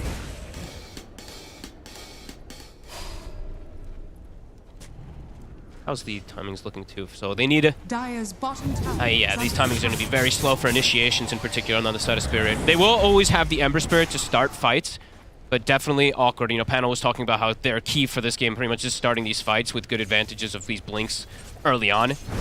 Not going to be the case. It's Falcons just setting the tempo. They're looking for Malik again. They got the stun. See if he's able to play his way out with an arena. Might have to use it defensively. Yeah, he's got no TP. I mean, Lyle's coming in from the side, so Malik will be fine. He'll be able to turn. Should just be the Pugna falling here, so Team Spirit able to at least make sure that they don't lose the core this time. Miposhka is here. There's TPs available for Falcons, but Miposhka wants to try something here. No lasso available. No one close enough. And they get the whole map revealed, of course. Oh, the lag for everybody. Dawnbreaker shows that they were making the move. And it's a good job for Falcons that Skeeter didn't get caught there, because once they had TPs, Malrine was not in fighting shape. He had no mana, no HP, and Solar Guardian still on cooldown for 10 seconds from Amar. He's going to start coming back up, though. They're setting up for the fight. Yeah, now they Miposhka, he is very dead. He was trying to take advantage of the Arsonist. I believe I saw him take that fasted, so he had 6 sticky on the tower. I think he knows that they're not really going to be able to hit towers so easy with their lineup, and Bat 5 doesn't really do it, but in the first 10 minutes you can. So I guess he's trying to get open up the map a little bit for his team, but ends up paying with his life. And they insta-smoke off that, so they want to find this SF. If they find Satanic, that'd be pretty huge. He's the one doing the best at the moment for Spirit. He's very deep, though, beyond the tier 2 tower. Not really in a spot that's going to be likely for them to find him in. He had an Obs Ward, too, so Snaking was able to take it up. But there's 0 vision for the side of Spirit right now. Their map is sweeping dark. to the left, maybe, but... They have a Dawn ult, too, to follow, but not quite find Satanic. Yes, they only have 1 defensive ward right now on the side of Spirit, and it's around their triangle. And another catch. Jump on the mid. Good disruption. Defensive disruption should be enough to break him out of this combo. Yeah, he's got the Remnant at the ready. Lyle gets out. That's 2 times Ru has at least been able to save him. But a 4K lead. Falcons just getting... It feels like they're getting to do anything they want around the map. See what Spirit's move is to try to at least start to look for some kills. It looks like it's going to be Pushka finding Snag. They'll drop the last one for this. Make a quick job of it. Don't want to give him a chance to life drain up and time for backup to come in. Radiant are scanning. That's nice. Malik is just so slowed down this game. Bottom net worth of these cores by significant margin on this Mars and mid. And they got the jump. Rue's trying to step up for the save, but this time not quite able to get close enough to get that disruption off. So this time Lyle's gone. And there's that iconic build, the Skitter classic, right? Not going for armlet. He likes to play aggressive with early timing, set tempo.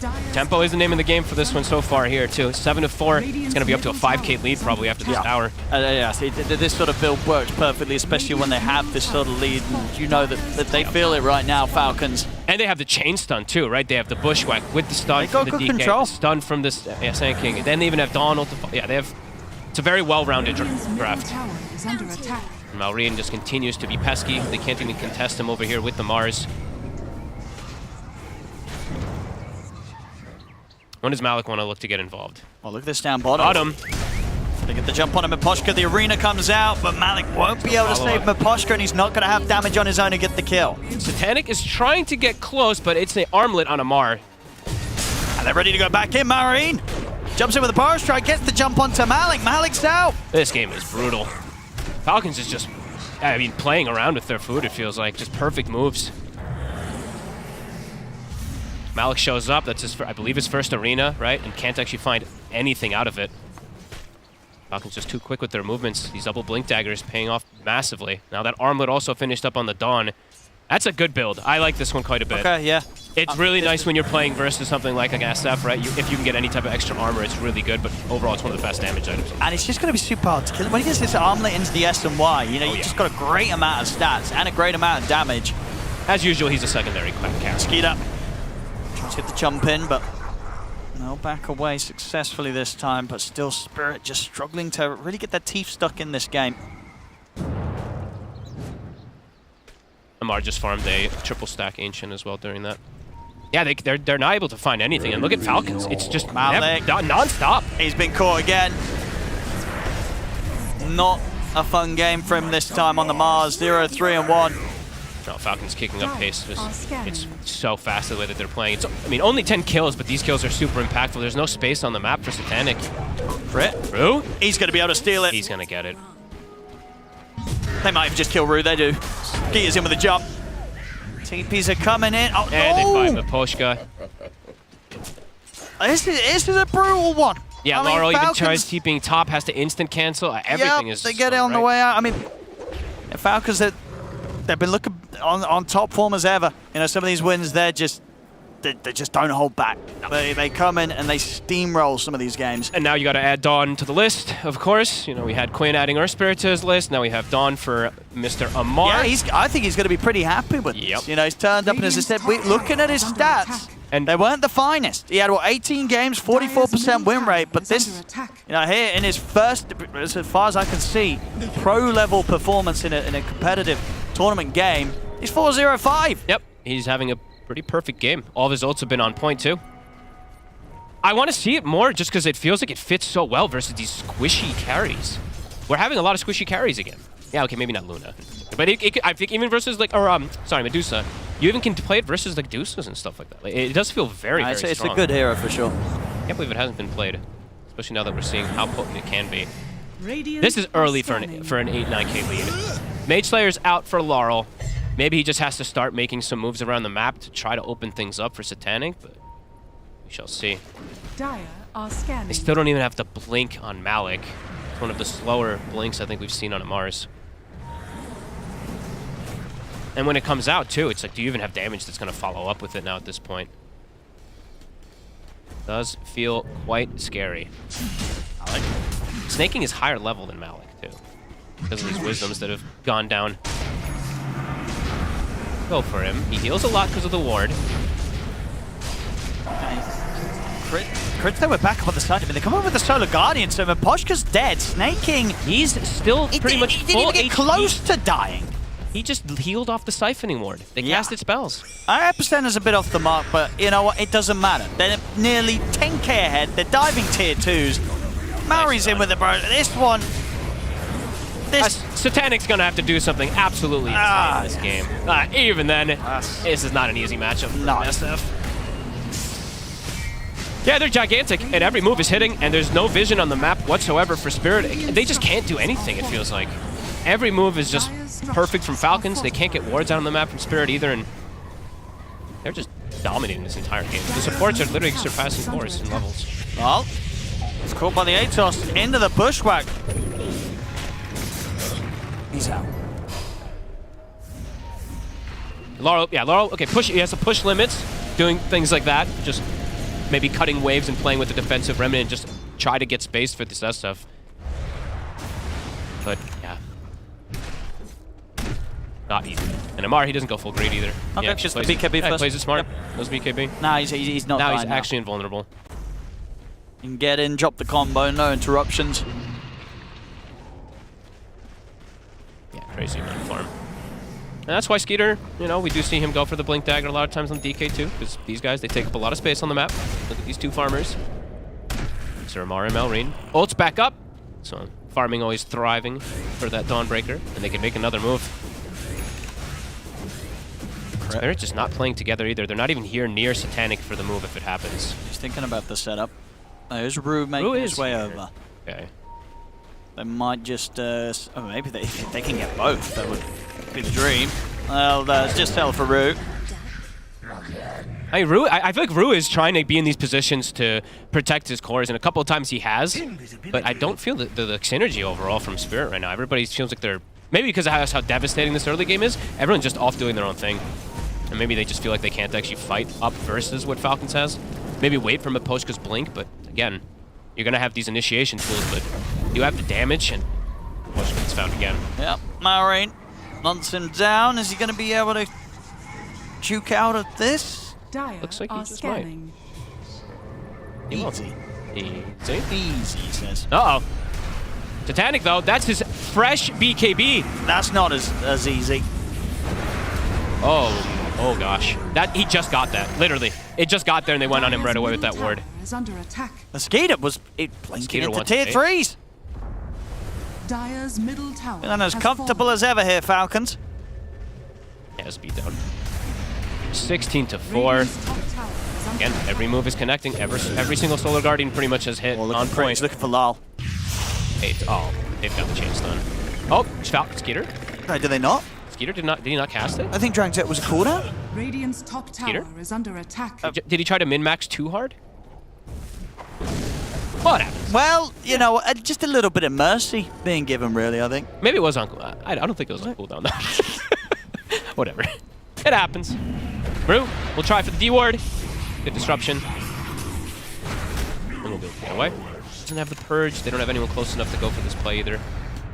Amar will be able to walk it off. Now they're sticking together. Okay, so now Malik with Satanic, they're going to try to make this move with this BKB timing. How much longer till it's back up? It was still on cooldown for a few seconds. 18 seconds.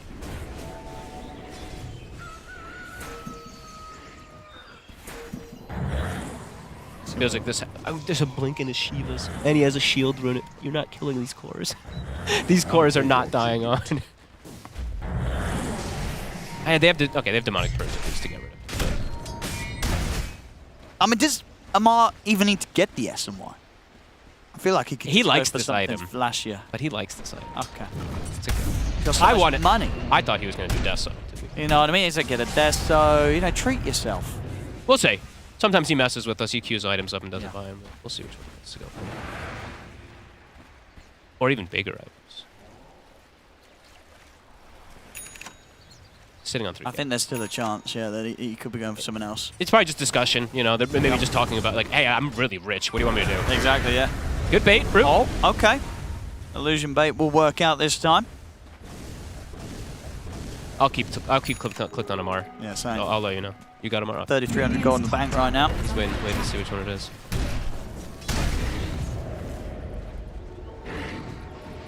Another double wisdom for the side of Falcon. So on top of that 8K lead, the experience lead is getting pretty absurd. As you said, these supports are starting to get some crazy levels.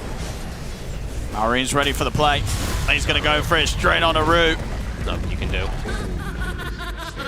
Dire's bottom tower is under attack. Spirit's just not doing anything, really. It really does feel like they're either not able to make anything happen or just feeling like they just can't.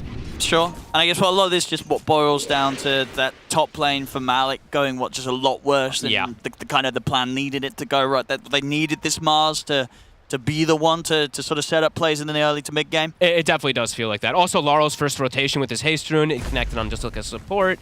So while Falcons was triple farming, it really was just Satanic getting much. Dire's middle tower is under And these supports are getting a ton.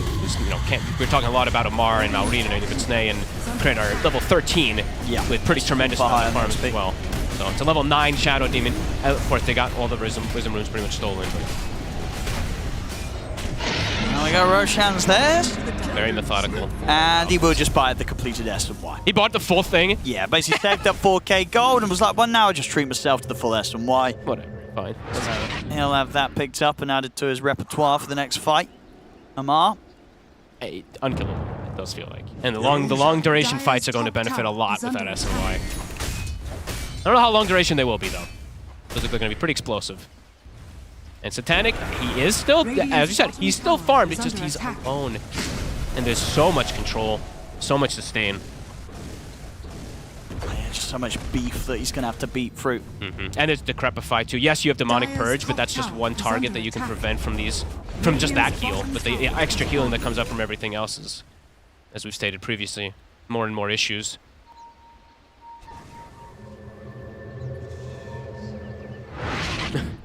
A little thing to point, I mean, this is very random, but Satanic even he's got his stats over the 15 talent because they're not even hitting buildings. Why are you going to get Presence Aura hitting buildings? You're getting no stacks, you're not even hitting the buildings. Get the middle stats. tower is under attack. And meanwhile, Falcons, they're certainly hitting buildings. They sure are. Coming in with a push down the mid. And they're fighting kills. Chris getting the setup. Can they finish the kill? Not quite. Moshka gets away this time. What's the next timing, it feels like, for Team Spirit? I guess Malik's BKB so that he can just jump in and choose his targets, but they have ways to counteract these BKBs. They have the Dawn ult. Shiva's is finished up on Laurel, so they are getting like some of these item time. Just how much is it going to make of a difference? That will prevent some of the healing that we were mentioning, though. Scanning. Malik, Dire's he shows himself, and well, he got the courier, but they'll probably get his life. Not worth it. And that's Amar walking to be able to show up for the fight. So he's got Solar Guardian for the next And they're fight. setting up on the mid. They see Rue. Yeah, that's the one to go for first straight away. They've got him with the bushwhack.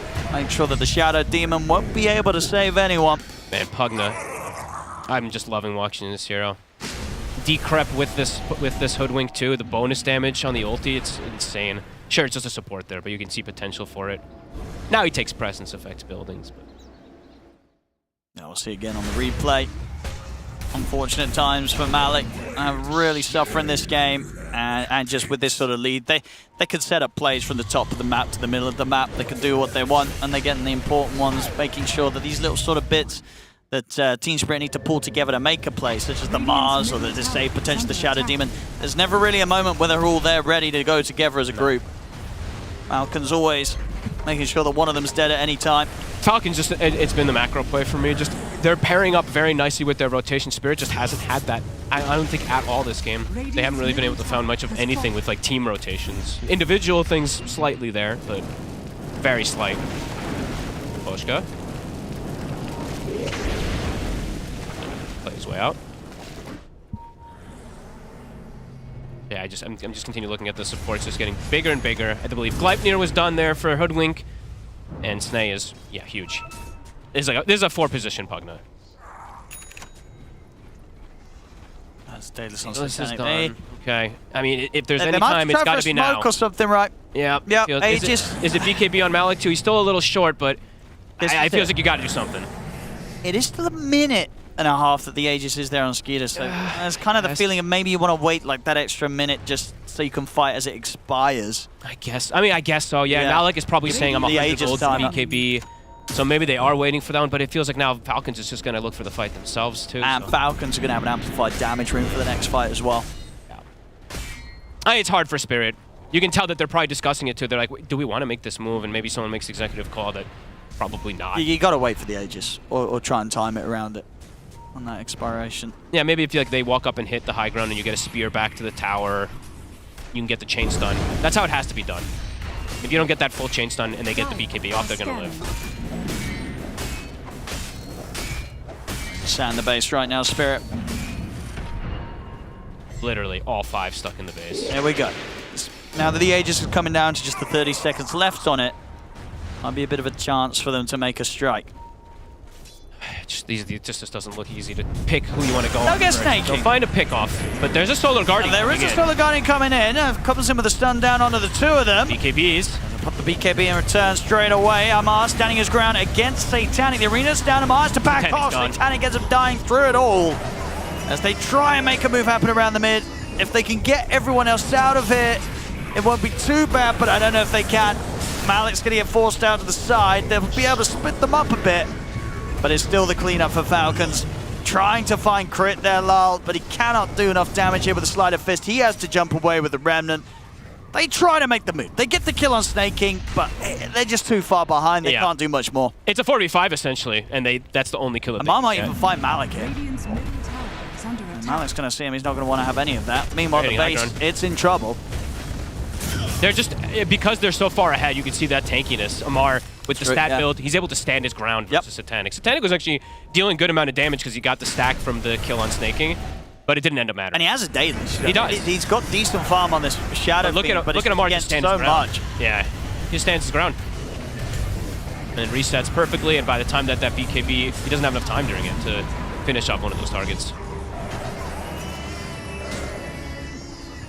It's a rough fight all around. Just very good decision making, very good calls from Falcons this entire game. 22-5. Almost everybody on a killing spree.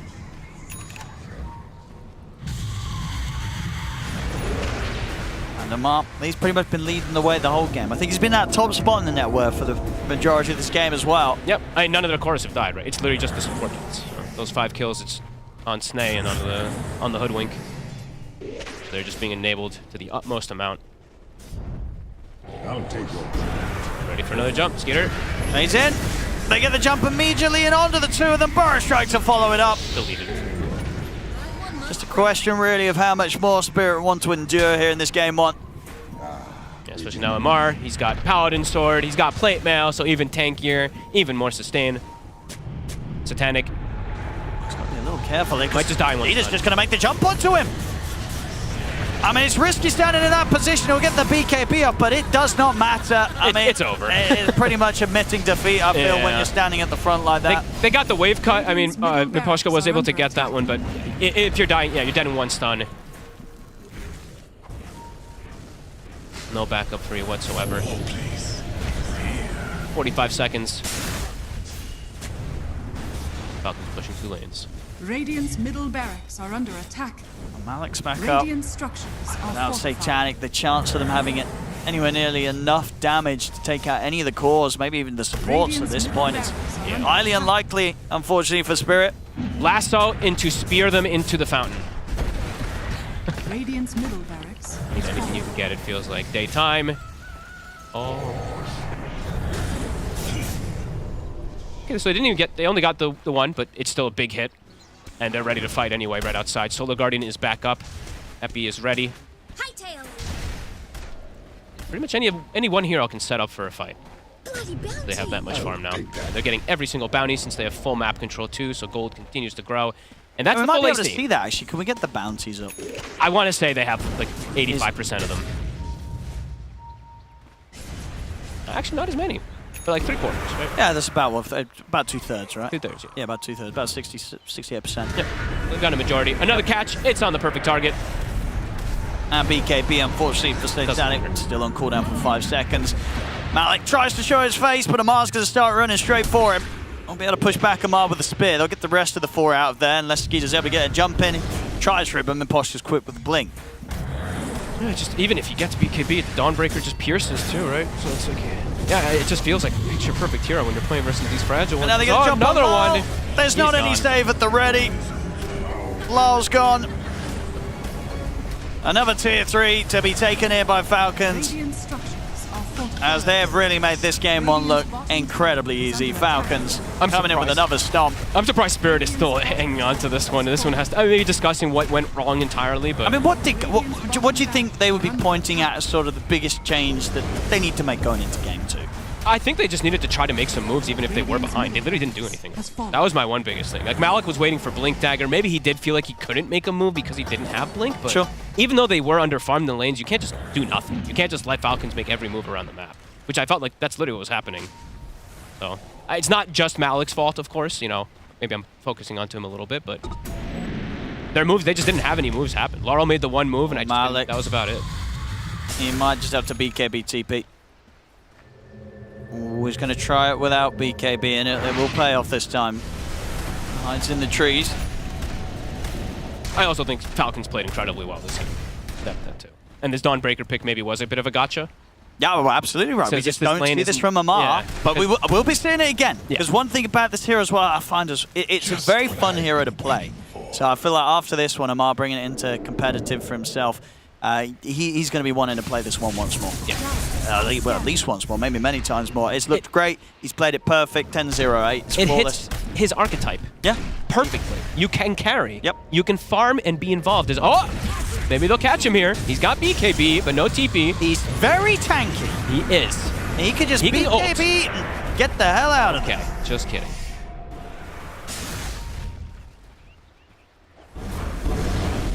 Roshan. It's up again. There's for the pick. Now, because they could take that. They're getting very close to that 1,000 gold per minute. And Snake can heal up his buddy. He can heal up Amar if he needs it. At least his mana, since he's got Luminosity to full heal in one attack. And they can look to pressure, look to end this game.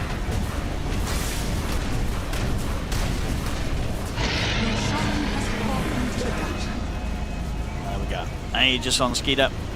Yeah, there's that beauty of the Pugna. So everybody back up to full, topped off, ready to fight. And Spirit just looking to find any little extra gold that they can get on the map. Yeah, there's not a whole lot they can do right now. No. I mean, the builds, they're not even really making much sense either. You know, I think, Lyle knows. He's got BKB and then queued in a Radiance. I don't think a post 30-minute Radiance is going to do much. They know it's over. Yeah, it's BKB and then maybe Rapier to drop. Yeah, but he's queued up he's got a Radiance. He just clicked the rally. Okay. No, I'm just kidding. It's probably just, like you said, they don't know where to really go from here. Dire's top That's a tower. rough one. But as you say, clearly opting to take the extra minutes to just decide what they're going to do next time. Game 2, they're going to want to change it up massively. This was not their finest here, unfortunately, for Spirit. And it is, the one thing though, is it is quite a draft that is along their style. Sure. It is what they went all do in like around to the play, SF, around but Satanic. It's just been Falcons just playing around it perfectly, micro, macro game, etc. Yep. This could probably be that final fight. Falcons in prime position. The push cut. They'll find him. Tries to blink away, but they're ready to follow him up with the jump. They get the Gaimin connection onto Rue. We'll be able to back away, keep a safe distance. Has to use the demonic cleanse for himself. Radiant's top tower is Final under racks. attack. There's the buyback. He makes the jump in. They look for the setup. Solar Guardian comes in from Amar. He's in on top of Satanic. Satanic taking a huge amount of damage for that opening combo. He'll try to put the BKB in turn. They got the lasso onto Amar, but they don't do enough damage to kill Amar off. He's able to back away. Malik drops the arena. Amar just turns and looks to take him out, and he'll succeed. Amar getting healed up as well by the life drain. Jump forward over towards Lana. Put the Requiem to try and push them back. But Rue's gone. He's out for 45. No buyback. Malik will try and turn this fight with a buyback, but he's got nothing left to offer. as Miposhka's gone. A dieback for him. They'll finally tap out. GG is called. Falcons, an absolute stomp from them here in this game one. Spirit just looking completely lost, Fog. Yeah, I mean, I don't think did they even end up getting a core kill? I think they just killed Amar at the end, but I don't count that. So they did not get a core kill. They couldn't make moves, or they felt like they couldn't make moves. It felt like an outplay, outdraft, but overall I felt like, Spirit, you gotta do something. I feel like I saw a lot of these games at Wallachia too, where we were like, nothing's happening on the map. You gotta try to make some moves. You can't just wait for the inevitable, but either way, Falcons, they crushed them. It wasn't even close. It was not. It was not. And yeah, Amar, I think he's going to be very, very happy with himself after this one. Coming in on a hero that we don't get to see him playing competitive. It looked great. He will be doing this one again, I'm sure. The Dawnbreaker, it was fantastic. Outside of that one death at the very end, flawless. Yeah. Flawless from him on that. So something else that you got to watch out for when you're going up against Falcons and going up against Amar. But yeah, rough one on the scoreboard, really, for all involved on Team Spirit. They've got another game ahead of them against Falcons, and it can't be as rough as this one. So the next game, we should be able to see Spirit be able to step it up a bit, because this game one, it was all Team Falcons. I don't know, Owen. I don't know. Yesterday, we ended the day with Falcons basically smashing Tundra in that second game of that two-game series. And this first game, it feels like they're just continuing where they left off, Kezu. This was such dominating performance. They played phenomenal. I love their draft. Like Lacoste also said it when they picked this Dawn, that it just looks so good. They have this Pugna who we see more and more, like this hero's popping off. And I think Spirit just, they don't have the right answers. Like the only times where I was like, wow, this was a good play from Spirit is when Rue was like hiding on mid and allowing Laurel to like take the mid wave. So like the highlight for me for Spirit was like how they kept each other alive while losing the game, basically. So I don't have many highlights for them. Yeah, there was no aggression whatsoever, and the old Team Spirit, they were the most clutch team when it comes down to having something to come back into the game. There was always these repositioning tools. They did have some in the game. They had Mars, they had Batrider, so these are the heroes that they are tend to known to be making some huge comebacks. It's just the play wasn't there. I think Fogg said, you know, do something, poke them with the stick, because they were not doing anything. They killed one core on side of Team Falcons. That was one death from Amar, but itemization-wise, it was pretty much perfect. This 12-minute Dragonite blink that they turn into a kill. They kill Ember Spirit, they kill Tower, the map opens up, and also very innovative, another innovative build coming out from Amar. This guy is onto something. I think a lot of players would fall into this, okay, I'm going to be buying Blade Mail, I'm going to be buying a BKB, but he always has a different process thought about how he's going to itemize for a certain game, because he knew that there was not going to be enough explosive damage to kill him from 100 to 0. So Armlet comes in nicely. It's also great against Shadowfiend's Aura. No, he's just like, I think what he does better than other offlaners is that he cares a lot more about his game. And I think it shows in his gameplay, it shows in his items, because also like when we think about the draft overall, it's a first pick Sand King. Your last pick is an Ember, and the best thing he does against it is buy Mage Slayer. So like I think there's something that went wrong in the draft, like your second phase, don't pick your offlaner. They can just pick their mid there. You already have the SF. Sand King won't want to go offlane, he wants to go mid, but then it's just bad. It's one of those nice. No Damaggio drafts where two supports, like I feel bad for Mars in this game because he doesn't have a hero to play with. It's not that bad of a Mars game. We talked about the combo between the SF, but that's gonna come in later. They also killed him multiple times in the lane, but he can't be paired up with the support, so he can't play with Shadow Demon, he can't play with the Batrider because it's not enough to kill a hero. Yeah, it was an overall first pick Sand King. And an overall, well, almost second to last pick Dawnbreaker, and I felt like both heroes had a fantastic game. Normally, when overall first pick hero is supposed to be countered in the draft, and I didn't feel that, Kezu. I felt like Malrine had a fantastic game. I don't think he was like, sure, there's this SF, and then maybe you don't want to go there, but that's the strength of some of these heroes that can be flexed. You need to give him a bad mid matchup as well, which they didn't do, or at least give yourself enough damage to kill him. SF is the only one that can do it, so if he has a bad game, they can't really kill him. So it's like, yeah, gotta step it up for the next game and show us some clutch. Yeah.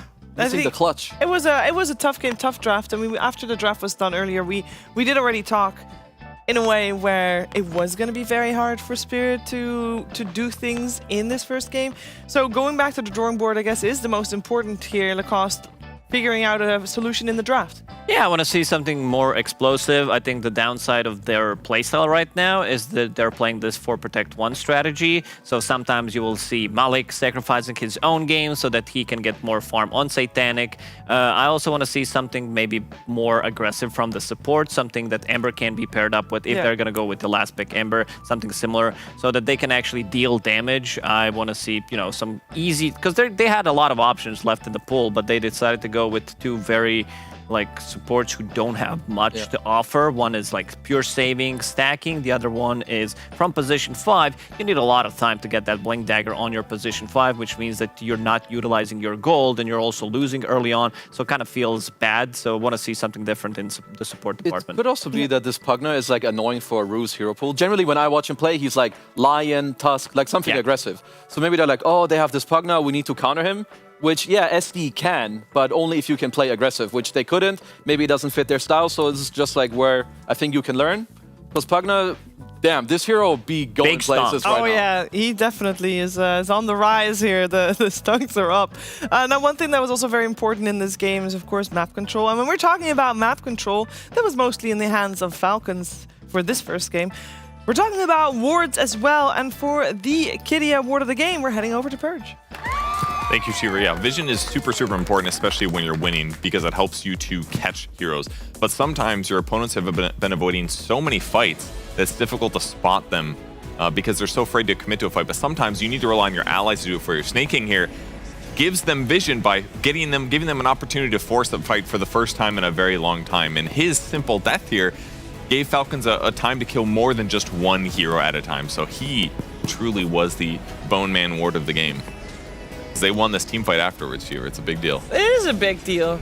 You know, I just thought maybe at some point for ward of the game, we can also go for anti-ward of the game, because the Mars, when you go for when he stops vision, is good.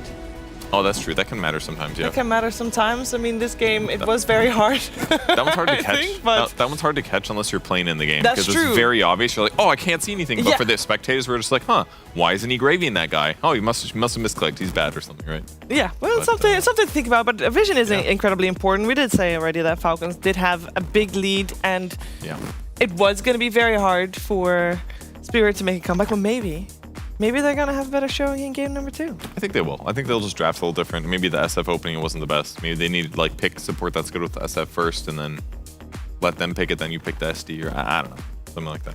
Something like that. We'll see what's coming our way for game number 2 soon. Yay!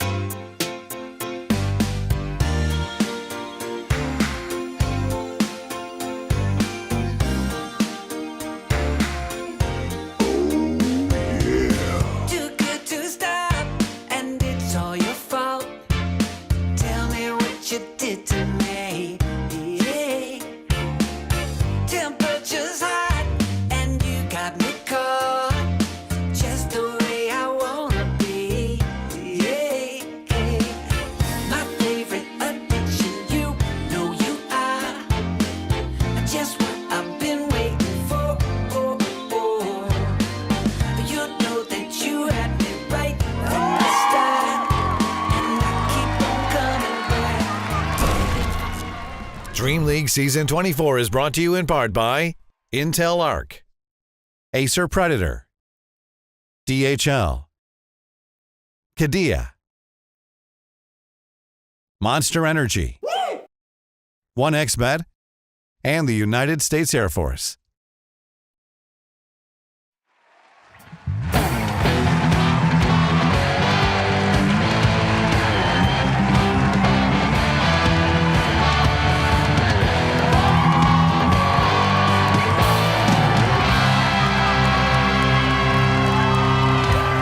I feel like Team Spirit's strategy kind of felt the same as the Jenga tower just now. You know, once it's standing, one time standing, and then it just topples over with just the slightest touch.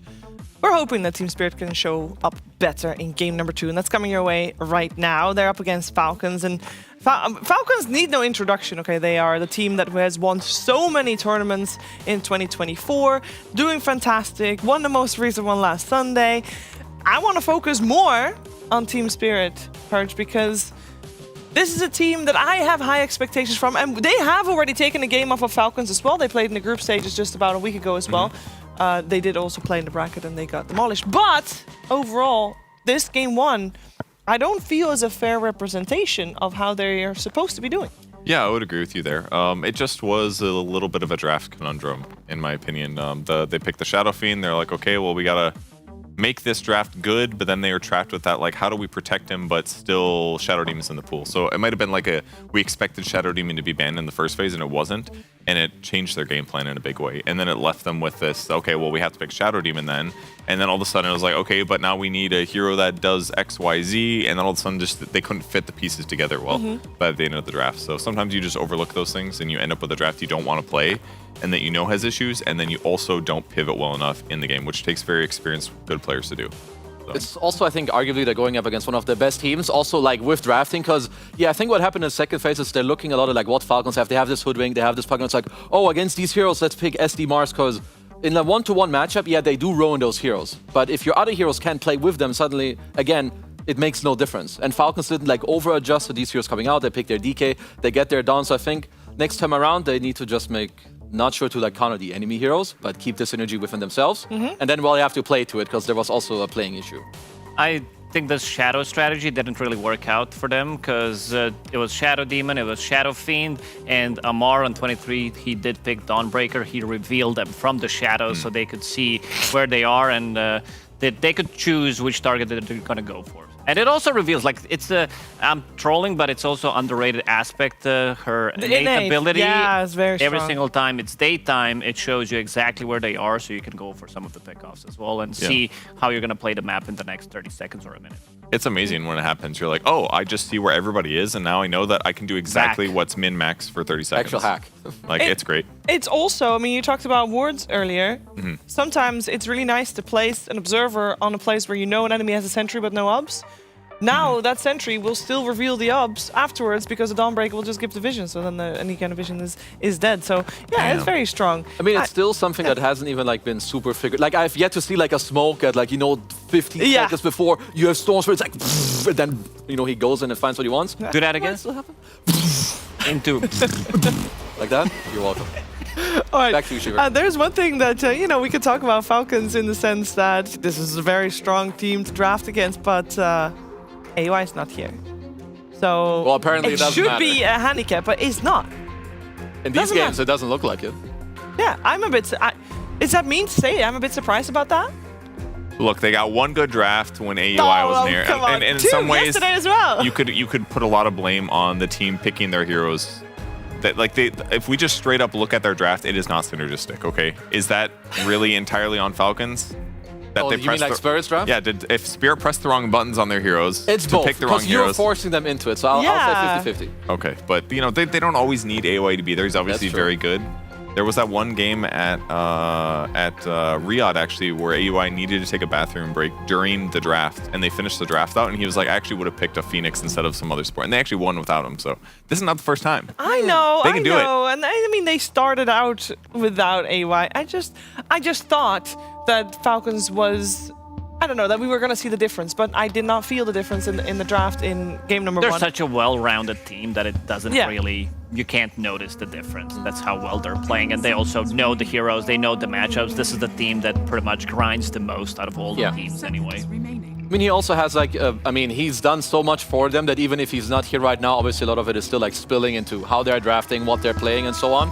But I mean, you know, I'm kind of with you, Sheaves. I feel like, you know, maybe they should be struggling a bit more, but they're not. Yeah. And it's kind of just on the other teams to, I think, try and abuse anything, which it doesn't look like any team is doing yet, at least so far. Yeah, let's see what's coming for game number 2. Spirit on the Dire side, Falcons Radiant. First pick going the way of Team Spirit, who's now thinking about their final ban before picking their first hero. I do like the Sand King overall first ban coming out from Falcons themselves, by the way. We also have the Bristle removed from the pool, and it is Clock. I like this a lot.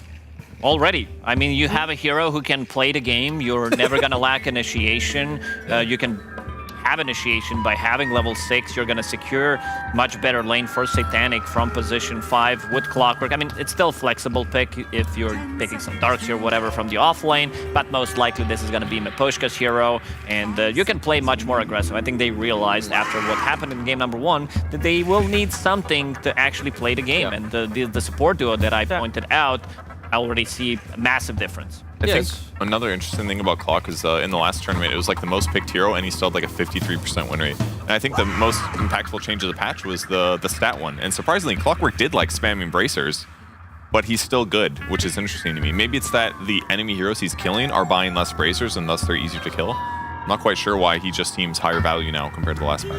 I mean, it's also just like really nice to play. Like all these range carries and like a lot of double range support duels, like you said, don't feel that great. Maybe it's like some CM Muerta or like bad with someone who actually deals a lot of damage. But Clock just makes everything so simple. You can generally kill with like a 1+1. You can contest runes. You're annoying in lane. You have initiate. It's just a very well-rounded hero. Easy to execute hero plays itself. Sometimes when you would need to bring 3 heroes to kill a hero, Clockwork +1 would most of the time do the trick. So that third hero could be farming on the other side of the map. Let's see what they pair up with it. The most popular combination is, of course, the Shadow Fiend, and Spirit might go back for that, but this time it will be a more educated pick rather than picking that up in the first phase. They got the Monkey King banned out for now. They'll ban out another hero before handing over the torch to Falcons. I mean, I do like the Bad Rider pick a lot. Bad is one of the subs that can play well, at least. You want generally range heroes do well against Clock, so you can't really get Cog like too easily. It also gives you like a condition, like you don't want Clock to start all the fights, Bad Rider can do it too later in the game. So overall, it's just something that Falcons play very well, and it just makes sense. And you also have save for your offlaner. If he's getting initiated on by Clockwork, you can push him back with the Flame Break, so you have protection for yourself and for the offlaner. Very true. I feel like this is going to be some Satanic Morphling game incoming. I can see it. You want him to have like more, not just be the SF that's like very clear what's going to happen, but like have something that can join earlier. Yeah. I mean, it's still Morphling, but this guy knows the hero in and out. So want to see if Team Falcons will decide to ban it, because I've been really impressed the way this guy plays Morphling. Previous game in the first phase, we did also see the Primal Beast being banned out. I feel like we mentioned Primal Beast a lot today because we were expecting to see him, and we have not yet seen him. What needs to happen for him to be interesting enough? He ideally wants like the right core matchup is part of it. Like you want to be against these like squishy ranged heroes that he's happy to dive. Heroes where Blade Mail is more effective. Yesterday we saw a lot of Lunas as well. Is part of the reason that Blade Mail and Primal looked better. But if they're not revealing their cores in that first pick, it's a little bit harder to just commit to the Primal. But maybe it'll come out in the second phase when they show more heroes and it seems like a more obvious pick. Clockwork is the one that kind of shuts him down, one of the better overall counters to Primal Beast, because he can't go in, just can't use your abilities, cogs mess you up. Same goes for Dark Willow. I think you need to show... I don't think it's very good to show Primal Beast that early on. I think this hero is better when you see the support duo and then when you try to abuse the lane where you get the pretty free padding, especially if they pick something that can't stop him from charging in. Yusa ban's a bit interesting though. Very likely that there's a potential like Doom or SF coming out for Falcons. It's not... Like you don't just randomly ban Medusa. It's either for one of like their range carries coming out or a... Offlane Doom is like the most prominent one, because there aren't actually that many heroes that do counter this hero overall. Love Jenga music. I mean, I know they have the best Earth Spirit player in the world who would play it on support, which is Crit. But from what I've seen, this hero will only go mid. Yeah. Anytime. 10 seconds. It feels like a wasted potential if you're shifting it to position 4. 5 seconds remaining. And it's another hero. They're ruining this Clockwork. I know it sounds stupid, but this is how teams have been drafting when you see Clockwork. That's why Winter Wyvern was always popular back when the hero was strong, where you can fly over the cogs, Mirana. Now you see Batrider, you have Earthspirit who can kick him out. You can also match his rotations a lot easier too, because if Clockwork is remotely close to a tower, Earthspirit TP's in, does this long-range rolling boulder, and all of a sudden he's just on top of the guy that Clockwork's trying to kill. You get a response kill, maybe a +2. It can be really useful. But they go for an Invoker response. Pretty valued hero right now. I mean, one of the next 2 picks need to make... Like, it kind of needs to show why they banned Medusa, because one of the best heroes against Earth Spirit is Invoker. You beat his ass in the lane, you keep hitting him. When he rolled... Like, the best thing Invoker can do is that he burns your mana in the lane, forces you out of the lane so you gank, and then he just TPs with EMP Tornado. Which generally this situation kind of happens in this matchup. So I will be surprised if Falcons here don't click like some either Doom or maybe Mars, because I think you need a condition to help kill this Invoker. Like kind of in the mid game or when the lanes break down after like 8, 9, 10 minutes. This is Muerta. Like, we've seen a lot of Muerta from position 4, but it's also a hero that can be played from position 1 if it's a good setup for it.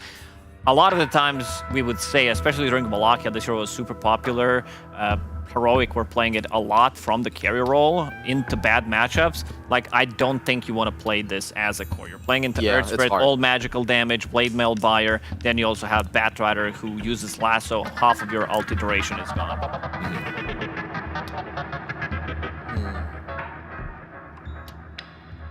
Falcons turn. Now go for the Brood Mother.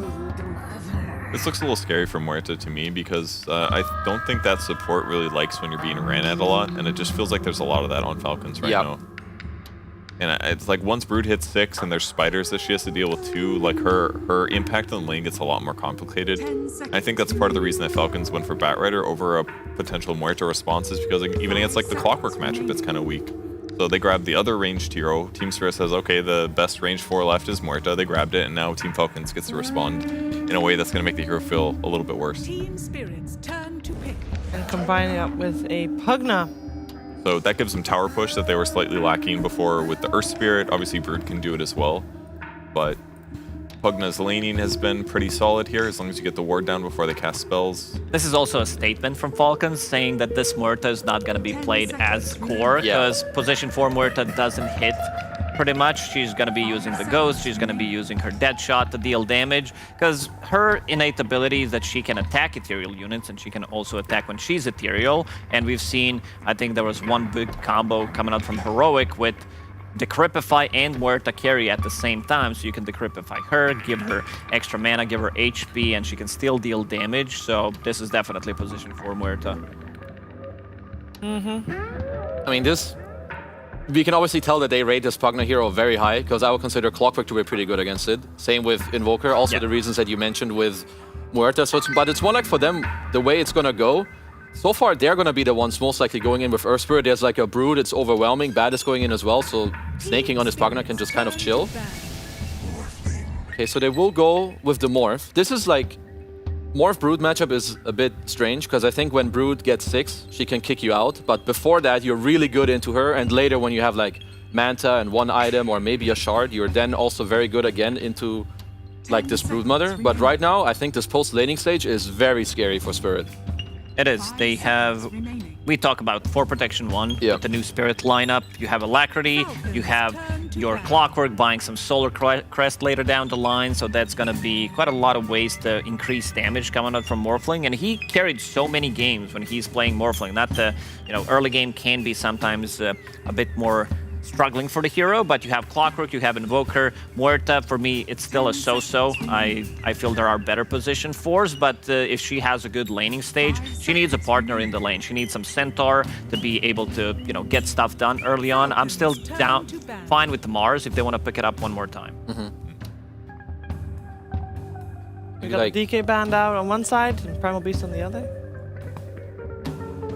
Maybe like Pango, Mars, something. Because at least for Spirit right now, because they might just lose this game without Morph ever coming online. So right now it's important that you allow him in the post-laning stage that he doesn't have to do too much. Like, you need to help increase like this Invoker, Clock, Muerta ball to be stronger. And they don't have good heroes that can even kill spiders, really, unless you like waveform into them. Yeah. So they need like wave clear and damage and initiation. I feel like they need Pango or Mars. I don't know if I'm like missing other heroes that would make it like very easy for them to play. I mentioned Centaur, I'll say it again. This is a strong lane where you could potentially get the kills. You still don't know what you're going to be playing into, but you can always disengage if your Morphling is in trouble, if this Broodmother is taking part of your jungle. Let's say you misuse your waveform, there's something that's going to bail you out. Not that great against, of course, Lasso, but other than that, feels pretty good, I would say. Why do we feel Falcons banned out Mag over Mars? When we talk about Mars a lot, and it still feels like Falcons wants them to pick up the Mars. They're missing a lot of team fight as well on the Team Spirit side. It's more or less just Invoker, so... Kunkka instead. Yeah, he's going to be able to give them much better catch that they were lacking on a hero like Broodmother. He can help offset like lassos on allies too with X. It should make fighting into like Pugna Ward easier because you're going to have lots of AoE damage plus boat buff on teammates. It seems pretty good. Is this a game where Invoker maybe goes for Exert build? Because Stormstormer did go for Exert build, the tournament that they won in the grand finals, I believe. Because you have so many setups. Like you have Clockwork, you have X-Mark. These are cheap ones, maybe get a point or two, or you could maybe also get away with it. It's a more difficult build for Invoker, especially because you're playing into, like you want to have your other stats maxed out, but might be a thing here. Just to have that global presence. It's usually a little bit less AoE though, so I feel like if you get rolled on by Earth Spirit and your Exort, you're gonna have a much harder time. So maybe he won't for that reason. That's fine. Okay, gives him some overwhelming carry potential, armor for his teammates. Yeah, they needed something that could hit towers well, and Sven definitely does it. Farms well can go late against Morphling pretty well. I think it's good. Like whoever they lasso is gonna explode, and they didn't quite have that before this Sven pick. Okay, so I think that Spirit did a lot better this time around. I'm still favoring Falcons more, but not as much as last game. I feel like last time around it was kind of getting close to unplayable territory, which they have got themselves out of, which is very good. I didn't see the Kunkka coming, but it's pretty good. It can deal with Brood, it gives you catch, can give you some team fight. So yeah, I think overall it's going to be a more competitive game, but I'm siding with Falcons.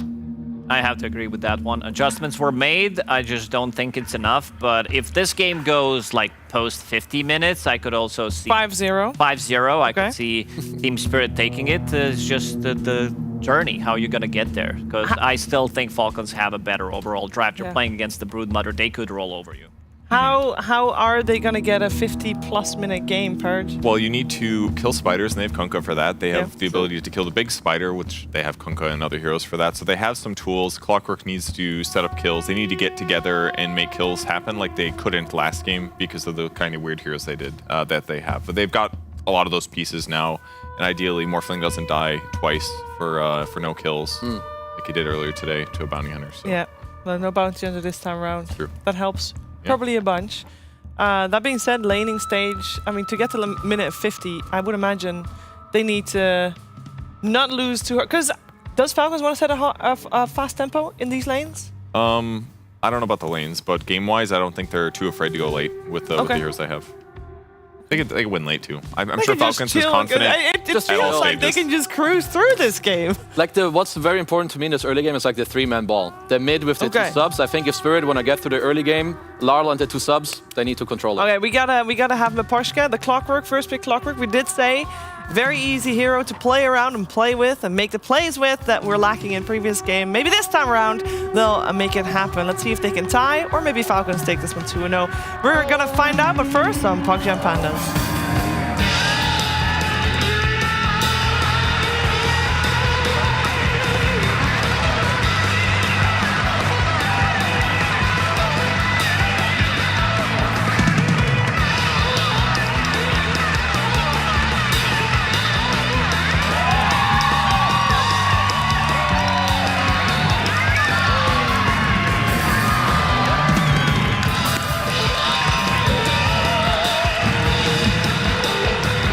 here we go, ladies and gentlemen. It's time for Game 2 between Team Falcons and Team Spirit. Are we going to have a close game in Game 1? Because Game 1, it was a rough one. It was not a quick one either. It was a long, rough one, unfortunately, for Team Spirit. This Game 2, they're having to deal with the Amar Spider. I feel like it has to be better than the last one, but it doesn't look easy in particular either. This is definitely another one of those games where Falcons, I think they've gotten themselves one of those drafts that it can scale very hard. They can pressure very early as well too, but I think that's why they wanted this Sven. It's this hero that just in case it's a insurance policy if things don't go perfect, right? Okay. Bit interesting to see it though. Both of these last picks I did not anticipate. I was trying to think of these answers so they could have something for the Brood that gives them extra catch as well too. This was an older one, but not too many people are playing the Kunkka anymore, so. And why not? What are sort of the downsides of a Kunkka right now as opposed to the more frequented offlaners in this patch? I just feel like it got nerfed a lot. Right? It got nerfed like crazy after it was being picked all the time. So it just got hit a lot more than these other heroes that got buffs in particular, so. I also just, I don't know, even at TI, a lot of the games, even though it did do well, I wasn't the most like about this Kunkka. It just felt a little bit strange of a hero, but I could see the purpose for it this game, absolutely. In mid lane, let's see how Laurel's able to do. Usually we see these Invokers do quite well versus the Sir Spirit.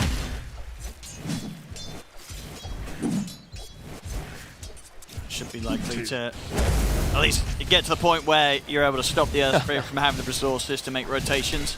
Keep his mana low. Yeah. Let's see how they're able to deal with the Brood and the Bat. They have the Clockwork, which is going to help a lot since it's one of the best laners in particular. And we'll have to, of course, talk about skill builds that'll end up happening since we always get Morph versus Brood Mother nowadays. Amar very likely to just skip Insatiable, so he doesn't end up giving it to the Morph until way later stages in the game. And they do have a pretty strong pressure lane on Falcons also up there with the Bat and Brood. So even though Clockwork is there to mostly secure Morph's farm, still not the easiest. Trying to do his best here with the cogs to get that level 1 set up, but yeah, Falcons surviving through the attempt so far in the lane. Got some good mana burns though on Crit. I think he burned like over 100 something mana there. So Crit having to buy an extra Mango Clarity to be able to contribute more. But Amar's farming. And for Falcons on the draft, once again, snaking, getting the Pugna. Getting to get it quite late through the draft as well. Do you think this is something we're just going to continue to see from Falcons and maybe some of the other teams? I think from everyone.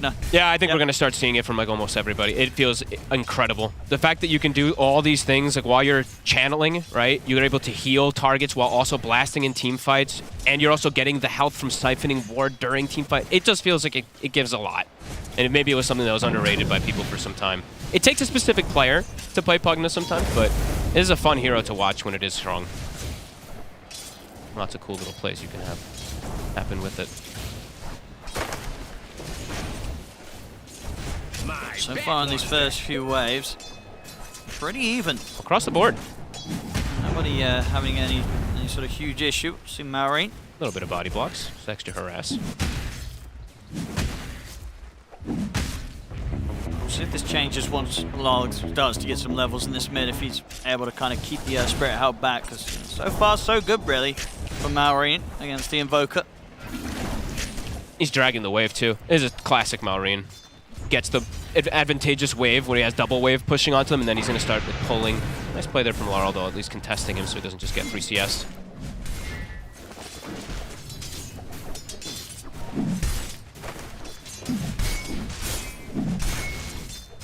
Yeah, it's very interesting to see the Sven. Has always been one that Skeeter likes. He does. He likes his melee stunners.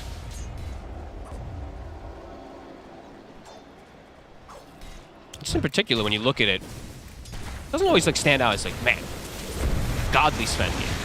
But can definitely understand they wanted some big burst damage with the Bat Rider is what I would assume. Because before that, they have kind of slow damage throughout the team fights. God Strength makes it just, you get a lasso target, they're gonna probably die if you do get it, so.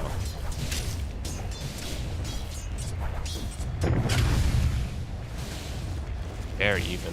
Incredibly, yeah. And watching top lane is like 18-6 against 17-6 between yeah. Satanic and Amar. And look at the supports, everything, it's literally identical moves from the sides. Maureen, he's got Stick Fairy Fire.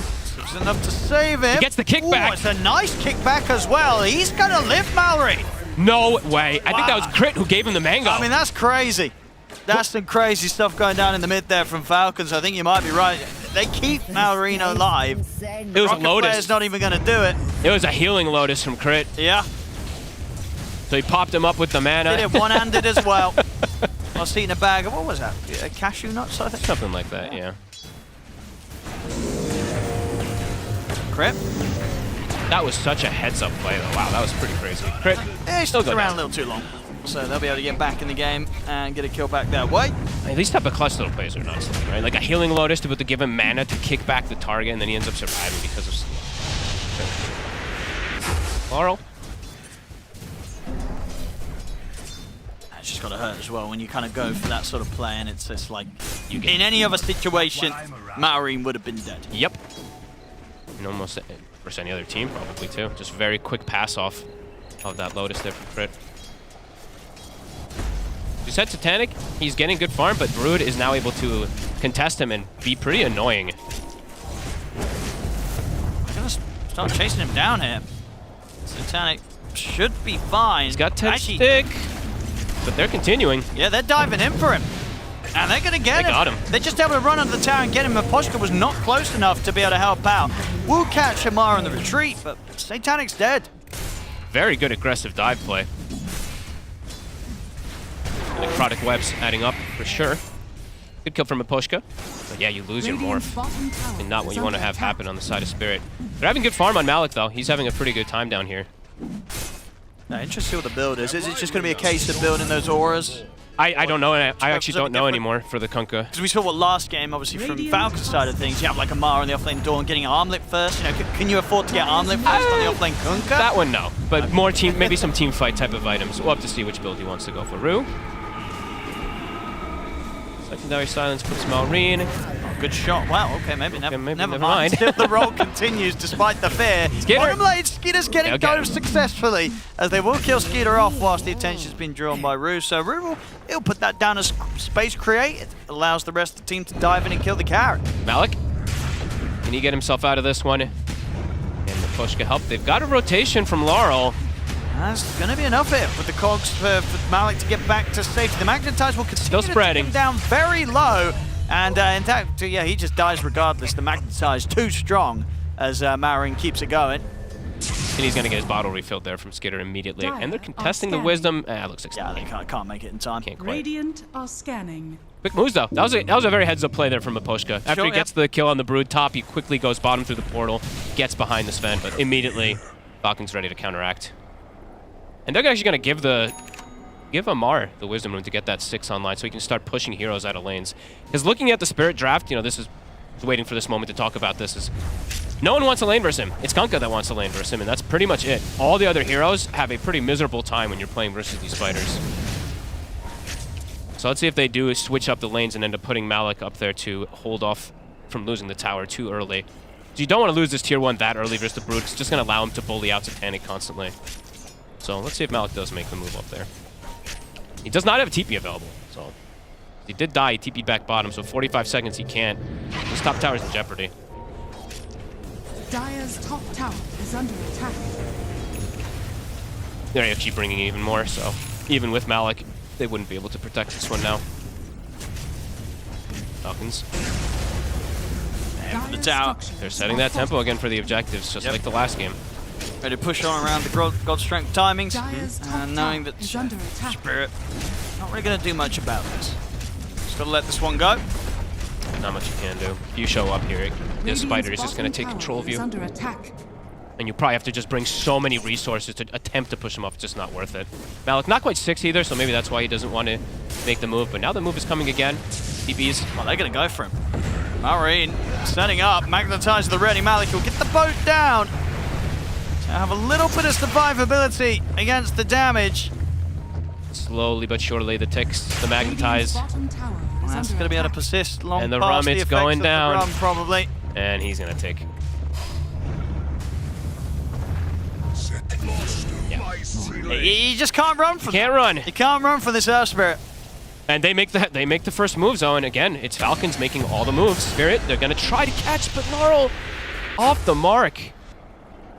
And Crit's now turned up. Coming in from Mar. Turn that attention over towards Crit instead. Good shot here with a dead shot from Rue to bring him back. Nice shot. A punish Crit. Very nice dead shot, actually. Beautiful angle.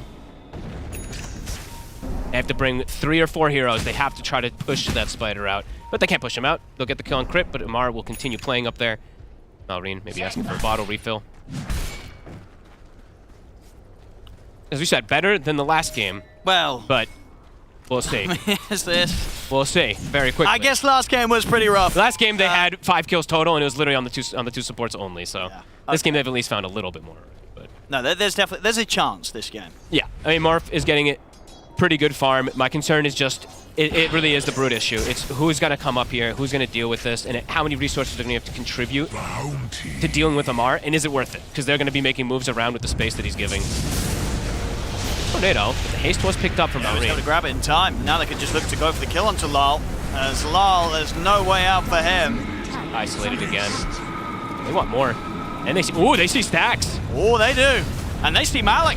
They're going to roll over straight away towards Malik. He'll get the boat down. He got the entire stack with the boulder smash. And they might even get some kills as well. Roll forward again. Okay, Torrance just in time to hold him back. But he can't get away. The magnetize continues. And Malik, he's gone once again. Malrine continues to roll in the kills. Her spirit is so insane. And Skeeter's taking the entire, and they got everything. They got the whole hard camp and they got the whole H. Okay, it quickly became just like last game. Yeah, this is actually the worst. Maybe worse. Yeah, I think it might be. Oh god. It's a painful one. All those stacks at the Mortar, I think literally everything was taken there from the Boulder Smash plus God Strength. Whew. Man, Magnetize is just such an absurd ability. they can't run. You can't fight him because he's too tanky, you don't have good damage, and you're all just ticking out. The rum's ticking away and you're like, I'm dying. In a perfect situation, how long can you keep Magnetize on someone? An insane amount of time. I can't give you the math on it. But yeah, if you're able to live and chase them down, which I guess once you're ahead as a Nerve Spirit, what do you got? You're trying to do some math. Jeez, it's too much math. It's almost like infinite, right? Because the cooldowns, the remnants are coming back up. If you have full charges at the beginning. He actually goes down, only has the 1 point in attribute shift. It's not enough for him to sustain versus the damage and versus the necrotic webs, the anti-heal. Maybe they'll get crit. There we go. Little bit of action. As they'll find crit. For the third time. Again. They're killing the supports. Killing the supports. But losing your morph to the solo spider. Not getting the cause. And that's pre-Orchid. He's going to have that done in, what, just a few hundred gold? It's pretty much there, yeah. And then it's just free kills on the morph. Is under attack. Yeah, I mean, I've seen, of course, the stat builds a lot, but usually I see 2 points in attribute shift. Instead of just the single point, if I'm not mistaken, usually. I mean, either way, I don't know if it's safe. I mean, it would probably save in that situation, but... yeah, would have allowed him to TP out. Yeah, well, that happens. What can you do? And Amar, yep, straight back up top, level 10. Malrine, 402. He's insanely farmed, insanely tanky, and their draft overall from Spirit, just their damage is pretty lackluster. Yes, the morph eventually, he does great damage, but that's gonna, like, I mean, Panel said it too, it's like 50 minutes. It takes a long time, especially into this type of matchup. Now he'll put the second point in attribute shift. Smoked up, Malrine wants to make more happen. They've got that Orchid done too. I mean, Amar occupies like that entire top area. No one wants to go near him at all now. Even the Kunkka at this point can get brought down. And they're just gonna make the move to play around Amar. Oh, lol, he'll be able to lay down the combo. Good mana burn, but they're chasing forward anyway. They've got Healing Lotus on Snay to even throw onto his allies. Let's put a deep ward. They're gonna take out this top tier too. It's only 13 minutes in. See if Spirit wants to mount the defense. They probably have to bring almost everybody. Is under attack. Dire's structures are fortified. There's no way, surely. This tier 2 does not seem to be a point of the map that you want to turn up to your Spirit. No. Try and find what you can elsewhere and hope for the best. Yeah, it just feels... Yeah, I mean, losing a tier 2, it's only 14 minutes in. Now top side, and probably was already impossible for Morph to farm, but now Satanic can't play top at all. And now look at this. Amar is actually going to surprise him. A TP from a Brood. You don't see this too often. Is it enough damage? Not quite. Ever so close. It was pretty close, yeah.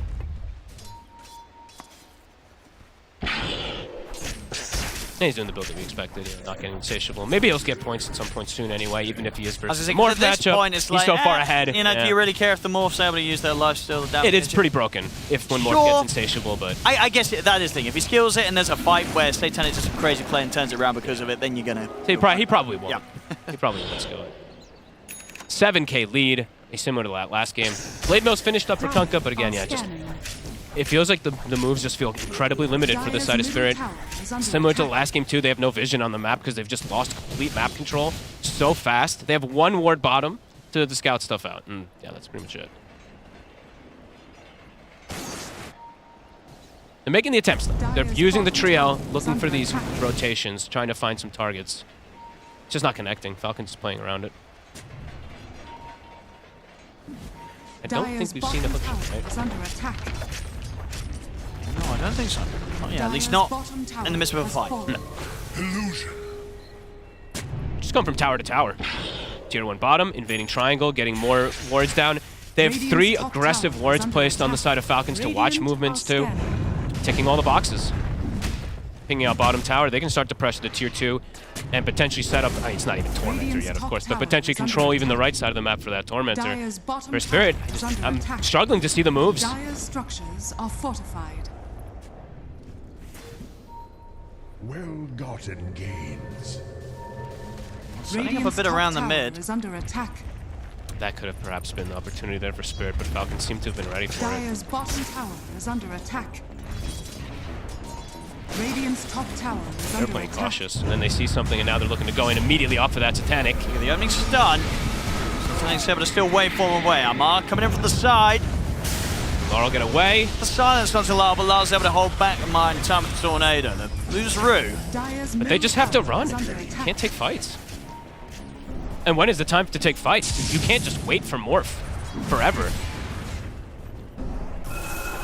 Step lively now. Your admiral is on board. It's got to be around the Kunkka, around the Invoker somehow. But just, yeah, not able to find the connections with the way that Falcons is playing around. And they're playing beautifully around their vision, too. Like, they're just seeing the movements. So they're one step ahead. Not quite able to get the connection there. The roll falling a little too short that time. I think he maybe tried to kick the hero, and sometimes what happens is it auto-kicks the stone if you're next to the stone and the hero. Because he kicked the stone backwards, so that means he definitely targeted, downward. It happens. Blink's almost done for crit, too. They have the Blink on Skater, so now they've got that combo as well on Falcons to just delete targets with God Strength plus a lasso. And for Spirit, I'm not sure what the item, like, what's the item that's going to bring things together? Is it Malik's Pipe? Or is it just literally wait for Satanic till he's got 3 items? And can they even wait? And is it even enough for a Morph alone? Don't think so. It doesn't feel like it at the moment. Tower is under It's attack. just unfortunate for Spirit, been a couple of rough games here against Falcons. And they're smoking up the duo, the 2 blinkers in particular. They're gonna grab the Earth Spirit as well since he's got the amp. Laurel. Radiant's bottom tower has fallen. Arim. And they get the second target too. Maureen able to make sure that both are locked down perfectly. That was quick by him too. A super fast jump from Maureen on the secondary go. They're gonna think that there's vision there because of that now. Instant TP. They will actually lose him on. Okay, Malik and Maposhka. Can they get out? Maureen is here. Gonna get the catch on him, Maposhka. Dire's middle tower. So we'll be able to punish him, but it's something. It's a big kill, but yeah, in the grand scheme of things, it's not changing too much. Radiant's top tower. Nice jump there. They at least got to play some vision down in the meantime. But yeah, look at this. Oh, look how fast. Right away for Rue, Maureen. He knows that Lyle's been dealt with. Yeah, and you'll see the ping right afterwards too. They're like, enemy has vision here, so they really expected there was that ward, but it was just such a fast move since he got the vision from crit, and crit. Quick blink away. Survive. BKB now online.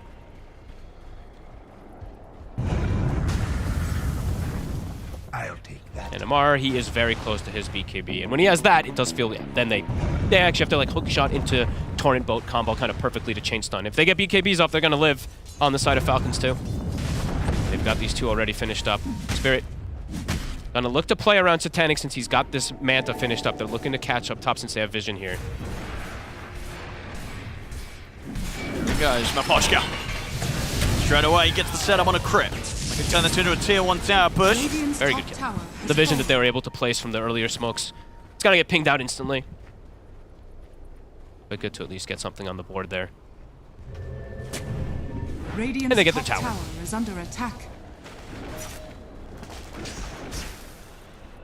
What do they do next? It'll be difficult into all these BKBs. Yeah, I mean, for Spirit overall, maybe just it is just going to be a game of just stall. Just farm up on the farm. morph. Try to stall, farm. Secure your Tormentor. Don't let Falcons just take over the map, take over every one of the tier 2s. I say that as almost all of them are gone already, but I guess that just is going to have to be the name of that game. I want to see then the supports playing to just, these solo crests, at least, of course, on the clock, but maybe even more defensive kind of support items for the morph, since it is just going to be all up to him. BKB for Sven. So triple BKB cores on Falcons. They're going to look to hit, and hit hard. Shield rune as well on Malrine. And it is around this Tormentor timing, too, so is Spirit going to be able to protect their Tormentor, protect their 21-minute Wisdom rune? The rotations are coming.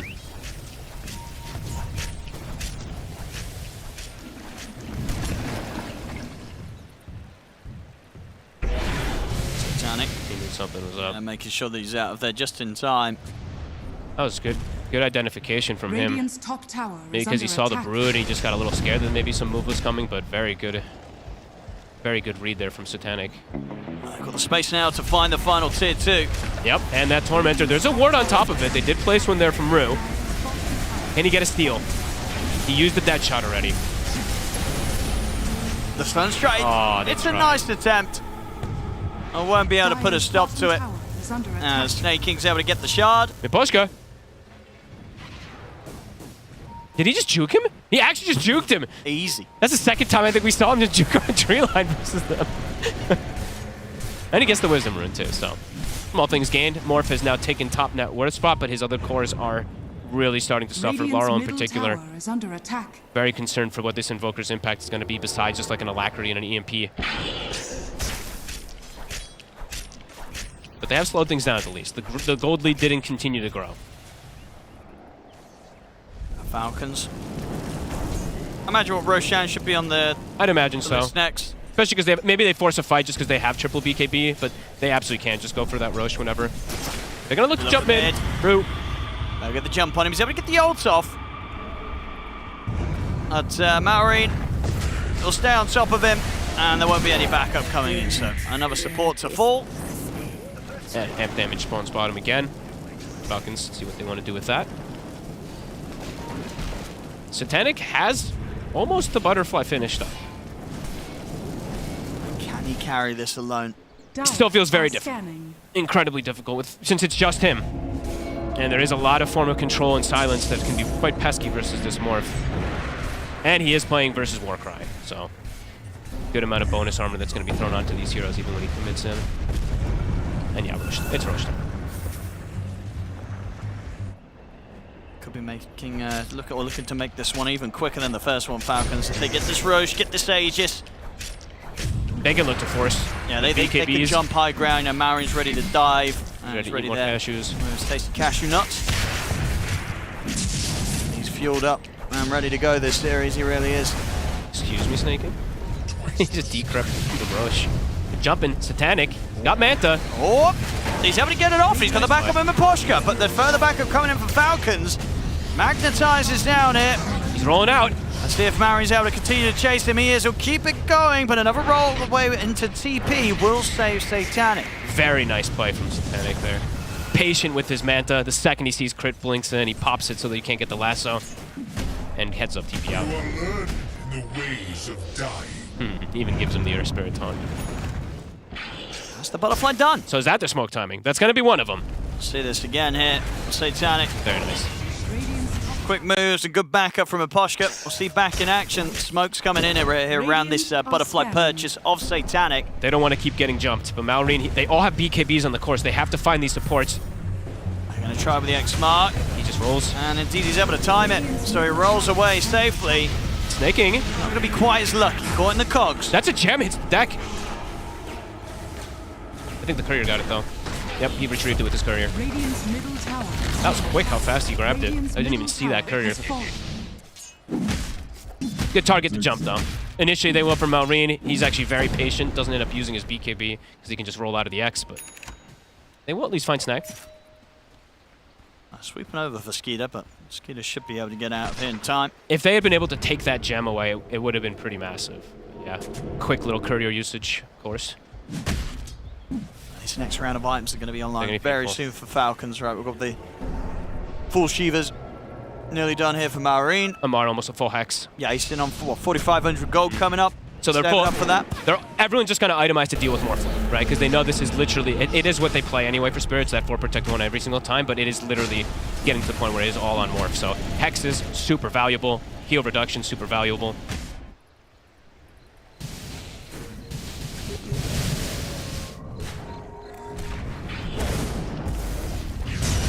Lasso. I think the Ogre Bruiser may have actually stunned Crit there. It don't think it kind of did. Doesn't matter. They'll still get root. That was a pretty funny one. These Ogre Bruisers, they get everyone. So Malik's got his Ags online. How do we like the Ags? It does good amount of damage if you can actually connect with it. I'll be honest, I don't. I don't really like it most of the times, but I know feel like it looks flashy. It does, but it's you know it's kind of looks above all. Yeah. Well, we'll see. Maybe we'll get some crazy stuff coming in with the cannonballs. And the ghost ships.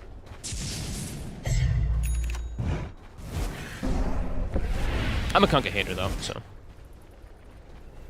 I'm not sure why. Just used to love this hero, but for some reason, something about TI and just not having the water park for some time has definitely felt a little bit underwhelming. But yeah, he had his time, to be fair. You know, he had a long time. He had his time. Bloodstone, Ags, 20 talent, Radiant Torrents. are scanning. Just can't play the game, so this is much more suitable. Koshka, he's been here for a while. Let's see who wins this. Crit will get back. Yeah, that's kind of cheating. I mean, both these heroes are two of the highest damage dealing supports in the game, right? Firefly plus Battery, so I think Crit ends up winning that one anyway. Controlling high ground here. Mar Hex is done. These items are massive. And Satanic, he probably has to tick up the BKB a little bit more. He can't go full greed for a Scotty when they're building like this for him. He has to play like the most perfect Morphling game ever to be able to carry this one. There's a chance, Dire's bottom tower but it's is very under difficult. attack. Amara gonna start poking. Dire are scanning. An exceptional find.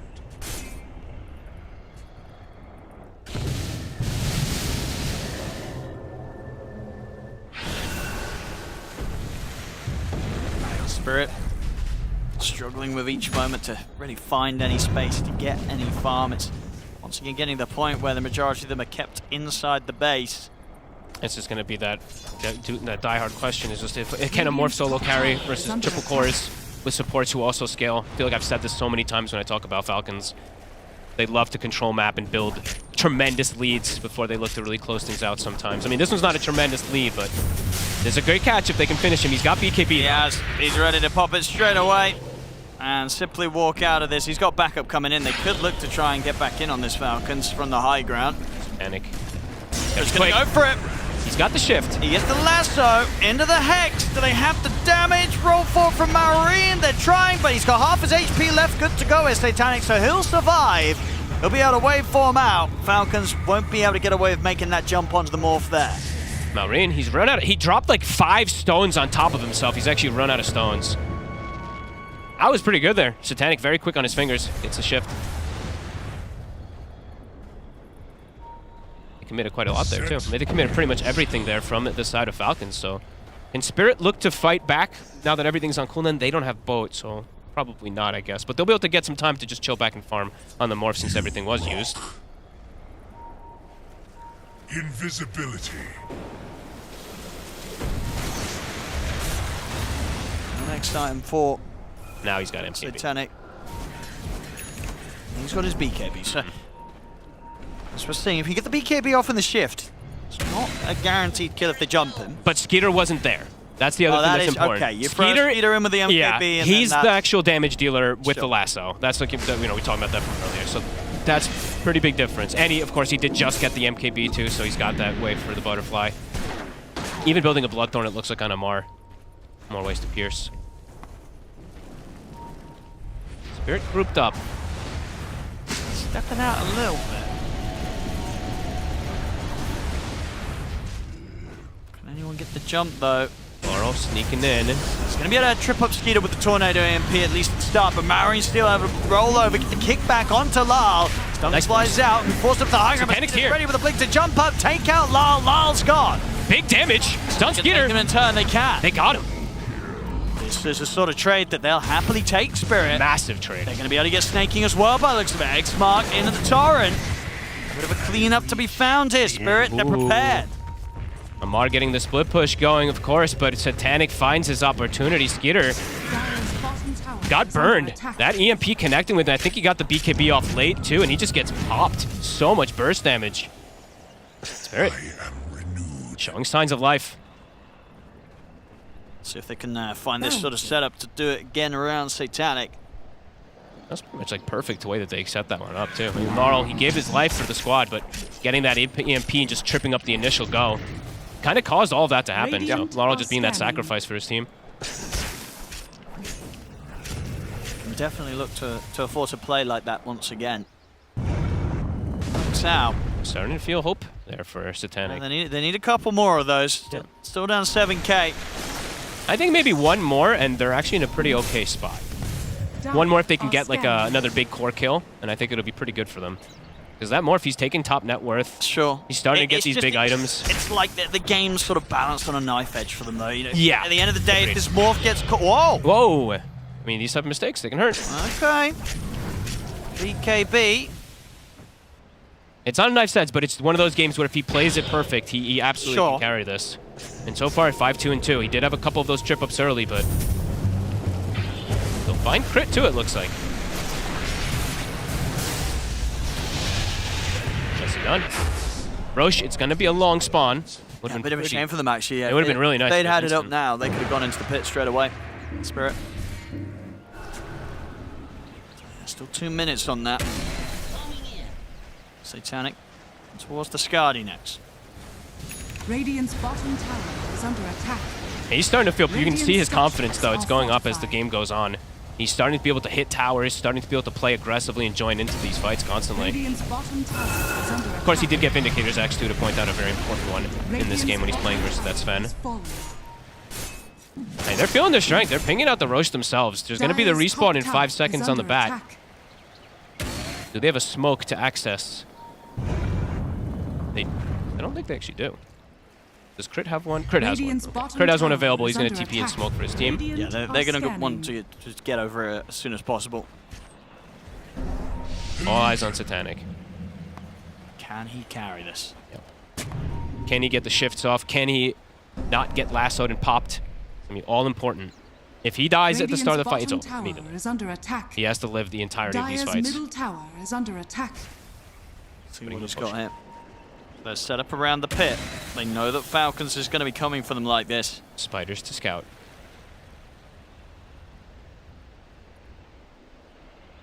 Very tense moment here. It's getting closer to sort of that really rough time to lose the fight. You lose the fight, you're losing the Roshan. Tower is under attack.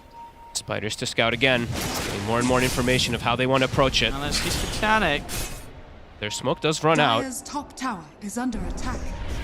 Starting to ping the base. There weren't no creep wave with them though on this bottom lane. The bottom lane creep waves pushed the way back out to their side of the map. Maybe they send Amar. They have mid with a cloak of flame. Backdoor protection will actually be gone, so this could work. I think Amar can start hitting the racks and they can go for maybe a trade and then back up. They can TP. It's still not quite back up. So no. Spirit will have to come back. And they have TPs. It's on their side, so they can all fully TP to actually get there. So they'll force the glyph. They're going to go for the hook shot. But Poshka's going to get jumped straight away. They get the lasso. They're going to focus the clockwork Good first. Poshka's still alive. Finally falls. They'll buy back straight away. Satanic. Well, trying to come in from the sidelines with EMP set up on a crit. Get caught off. Skeeter's ready to jump back in. He goes straight away. He's taking a lot of damage, though. And Skeeter, he's going to die for that. They try and get back in on the fight, Falcons, but it goes horribly wrong. They lose Skeeter. They lose Marine as well. Oh, Satanic's doing it. Ooh. Falcons. The biggest times that they can get these catches, they found them now. Yeah, they're Satanic. getting hit back pretty hard here. He's gotten multiple kills. Nice Skeeter. Feeling like he's stronger than maybe he anticipated. Did he not Warcry?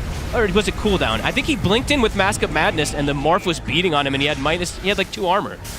So he started taking heavy damage. Yeah, I think I saw that feels right. that he can burst through Rue as he goes straight for the Muerta. Look at his armor. Yeah, Warcry still on cooldown for a couple of seconds. He got shredded there from Satanic.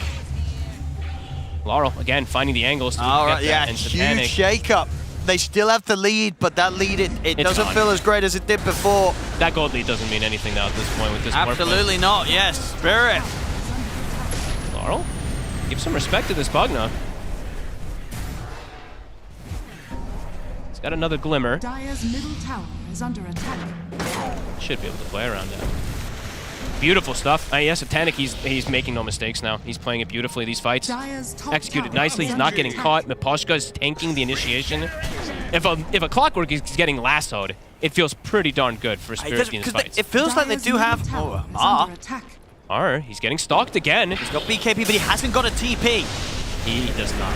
So he's got nowhere to go. Apart from just a BKB and hide up on the cliff. They see you. They've got the ward laid down for him. Spirit hitting back fantastically against Falcons after a pretty rough, a very rough game 1. And then this game 2, a very rough early game. Rough 15-20 minutes, right? It was pretty dominant from the side of Falcons. It really was. But yeah, Satanic just being the difference maker. And I do have to give Laura a lot of credit too, even though his score maybe not reflecting like a crazy performance. He's 3, 4, and 5, but the scouting he's doing is actually incredible. He's sacrificed himself for the big moment when they got the comeback inside inside their jungle. Satanic straight down the mid. He's going to be looking for the nullifier next. Yeah, they're feeling that advantage that they've got now. He's nearly level 25. Up to the high ground. Falcons. Radiant structures are fortified. What's their insurance policy? We were talking about how it's the Sven, right? That's why they wanted to perhaps go for it, but a couple of these fights now, Skeeter's not able to hit prime targets. But the lasso. What about this time? They're going to get him in under the tier 4. They're going to kick back booting him as well. Straight into the fountain. He'll be able to waveform back out, turn into the Earth Spirit to try and roll away. Backup comes in with the Tornado MP. Satanic. He's going to be able to keep that Aegis safe. He gets back to business onto the tier 3 tower. That was a little awkward there from Malrine. Because they kind of had him locked down, right? Could they not have just afforded to kill him off, or at least get the Aegis out of him without having to go for the stone kickback? That's what I thought. They were last time they had the stun from Skeeter coming into any God Strength, and he didn't even get to hit him once. He got turned to stone and kicked. I guess Marion was maybe concerned that the backup for Satanic was going to get him range and be able to help him from that position, so wanted to go for the kickback into the fountain. But it's a pretty big mess up there. Perhaps could have maybe gotten a kill there since they did surprise him with it.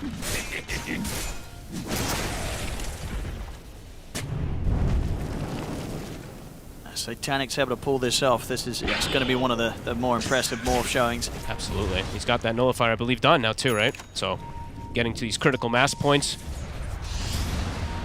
Sven does have the shard, so that Warcry is going to be undispellable now, so we'll make him quite a bit tankier. Snag. Do they want to continue chasing? A little too speedy here on the Pugna. They can just run it down mid. They've still got time left on the Aegis on Satanic. They've got the buffs too. They've got the Lotus plus the Pipe to throw on him. Plus that Alacrity. The Nulli. They've got to watch out for the ramp potential. That was an interesting one. Radiant's middle barracks. Followed the roll, but the invulnerability stopped it, and then he had a chance to stop the X. But the Rax, it's fallen, but Amar's trading. The bottom set's open, so we'll see who heads back to deal with Amar. Amar gets the Hex onto Laurel. Laurel's in trouble. He's able to force away, but he's gone. At the same time in the base, Satanic, he's fighting against them with the help of Malik and Mapostra, and he's doing it. He's been able to get the double. Standing his ground against Skeeter. They've got the lasso comes out. They'll lock him down. They'll take him out the once, but he's going to be back for round 2 after this Aegis. Skeeter trying to disengage. Roll forward again from Maureen. They're trying to lock down Satanic a second time. It's just not going to work. Maureen will get Malik. Amar got the Raxes. Chris trying to chase, but the lasso's already been used. Heads up play from Amar. They got that Rax. They're still continuing to kind of poke Satanic and chase, but crit. And Amar's going for a second set here in the mid. Oh my goodness, Burst immediately, and Satanic now turns towards the two. The Maureen and Skeeter, they've got to be careful about how they go about trying to tackle this Morphling. No God Strength available. Can't go for him without it. All right, they get an even exchange because of that Rax, because of Amara's play there. That was cool stuff. Satanic, of course, survives during all of it. We'll be able to finish up a next item. What's he going for? The Daedalus. Just straight up damage. He's got 25 too. Well, what do you get rid of for this as the morph now? Like to free up the slots. Probably has to just be the Vlads. Tell a teammate. Yep. Like, okay, Clockwork, rebuy me my Vlads. And for Amar, Lincoln's, do you think that's what he's going to settle on, or is there, could he be deciding between things, especially considering the play that he's having to go for, right? He's going all out for the rat plays right now, doesn't want to turn up, wants to be making sure that they can always find these trades when it comes to taking down the barracks. Not sure, to be honest. I think he probably will commit for the Lincolns. Yep. But there's definitely still going to be ways to trip him up, of course, with like the hook shot and all these different catch, but this will stop some of that control. Interesting. Or maybe it's just to be able to throw onto his buddy so that they're more protected too. We'll see. Again, quite the crazy game now. 21-20, just 1K difference right now. It's the closest game that we've had so far in this one. We've gone to cast, at least. It really is just going to be a test of whether Satanic can kind of do the old 1v5 hit. Everything's on the Morphling. He dies, it's game over. And they do have high burst. He is very tanky when he's sitting at 72 armor. Yep. Got the ninja gear as well, so even more of that agi. So very hook shot resistant. in. Washka in the opening. The X. As well, he's going to have to BKB that one, yep. Amar doesn't want to run the risk of getting dragged back into the full combo of Spirit. And now Amar maybe like, damn, I wish I had that Lincolns to block that X, right? Let's see which one he does go for. Satanic starting to pressure bottom. They have the base wards still inside Falcons. See if they can maybe catch someone out. On this is a huge ward. If they catch someone here, they can pop them in an instant. Yeah, they're ready with the catch. They're going to reveal themselves and just go for the straight up push onto the tier 3 bottom. Smoke out from Falcons. Whenever that Lotus wears off, you have to be careful on Satanic for the jump. He's back in again. He's got the X. Radiant's bottom That's a cool way to do it. Every time Lotus is on cooldown, use the X. They can keep doing this. And well, what's for the counterplay from Falcons? Malrine has a full refresher. He could go for the back where the X is. He's going to try. He rolls forward. He's going to go in, pops the BKB. I think did he whiff the Magneton? I think it didn't make a connection Laurel? to anyone. They're going to try and look over towards the Kunkka instead, but Kunkka's able to get forced out to the side. Satanic, he's in, but he's controlled by the lasso. They've got to try and bail him out. He gets caught by the Hex. Is there any save for him? He's surviving throughout it all. The silence is there. He's running away. Satanic, he's gets still alive. Safety. Waveform up to the high ground. They're trying to chase on forward, but Satanic on the retreat. He's ticking out. The rock again. Malrine slides in style. They're all ticking out. Satanic off. They're all going. Can Laurel sneak his way out of this? Dust still not up for crit. They lose 2. Miposhka perhaps as well. He's trying to escape out of the map, and well, he'll get out with the jetpack TP. He'll make it away, but big fight. Yeah, a bit of an awkward start. Kind of the first magnetized miss, but then the second one, it was fantastic. It was perfect. Yeah, and I think they're recognizing, okay, we got to go because they're starting to do this kind of, one time he's Lotus, the next time he's X to go for the play, so they have the force, and they do get some great catches. Good use. Able to control that morph pretty much fully. He had to shift it. Yeah, he had to shift literally full strength. I think it was 100%. He couldn't go back in. Yeah, completely shifted. Yeah, he could not go back in whatsoever. And Malrine was able to chase him down. Absolute style there. You're turning into the stone and sliding into Yeah, that was beautiful. Godstrength's going to be back up. Skeeter's also hit 25 after that. They're going to try and do what they can with this. Ideally for Falcons, they force out this buyback from Satanic. I didn't notice actually Amar also had a refresher, so he went for that for the double Hex, double Bloodthorn. He has a lot of activatable items, so makes sense too. Rather than having Lincoln's just straight out aggression. I think I prefer that quite a bit. And look at his skill build, of course, as we said. You definitely don't want to give him nothing. You're right. Yeah. You're right. Not in this type of game. Doesn't look like they'll be able to force the buyback out. They know that Roshan's up, so they're going to go for the safer target. And they'll have that one. And it's a pretty big one too. It is that refresher shard. Potential double lassos are there. Actually, probably just give it a Skitter. Double God Strength, double BKB, double Satanic. Probably much more valuable. Maybe just give them both Aegis and that refresher shard. We'll see if they do so. Who's taking it? They're probably discussing. Crit takes it for now. But he might pass it over to this fan. We'll see. There we go. So Skitter, he has double round of spells. getting closer to Swift Blink, not quite there. Satanic does pick up a pretty big item. He's got the Satanic. So now, if similar situations as the last fight occur, should have a large chance of being able to dispel, heal back up. Yeah. And then he doesn't have to full shift is the big thing. And he doesn't have to run. Because if he has to full shift and disengage, then he just obviously can't contribute any damage. If he can at least Satanic waveform in, could still be able to do it. But there's tons of control, and now playing into Aegis, it's added another level of difficulty again. And the 25s are being hit, Owen. So we got to talk about the biggest ones, of course. It's probably the Earth Spirit. I mean, yes, Fens is huge, but Earth Spirit, it's undispellable. This Magnetize, it's already been doing unbelievable work. It's going to be devastating. He's got the stones at the ready, refresher back off cooldown. Yeah. Maureen's ready to go once more. Amar, I mean, perhaps even considering it, the one that I've never seen anybody take. Sure, because you just don't have insatiable hunger. He doesn't have it. Yeah. So he might actually take this 30%. And that doesn't sound that bad if he's hitting a morph. Yeah, if you just get a hit onto him, it actually sounds kind of cool. Could be pretty clutch in the fights. I actually want to see what the percent... I swear I've never seen anyone take it, but it definitely, obviously, some people do. But. Oh, yeah, I was going to look at it. You having a look? Yeah, I'm going to have a look. See what we're sort of seeing when it comes to that 25 talent. It's got to be pretty low, if any at all. If I can even find it. For the high-level play. 96% take the Insatiable, so only 3.7% take the other. We'll see, though. Amar, still waiting. Back up to 10K for them. Starting to get that farm going. Keeping their tri-core scaling. Did see the Muerta also got an item. Got a big damage item. Finally on Rue. He's got a Gleipnir.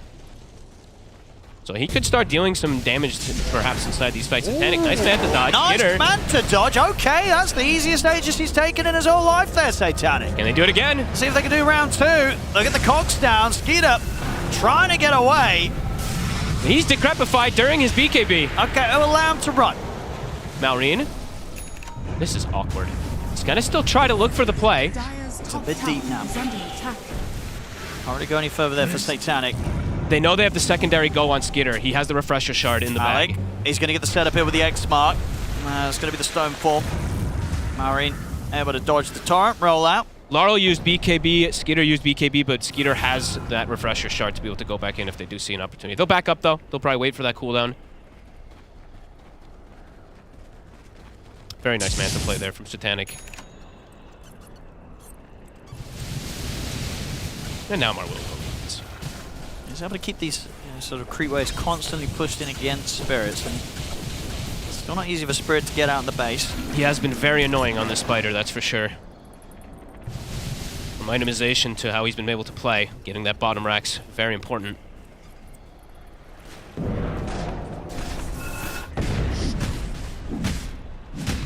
Maureen. What does he look towards next? Does he just get that Octarine? Do you also want to get another Hex? I always think Hex. Refresher, I just really like Hex when you're playing versus like Morphling. Especially with Refresher, yeah. Trying to think of what other option. It probably is just stuck between those two. Yeah. And Hex. I can't think of anything else. Does he need Lincolns himself? Nah.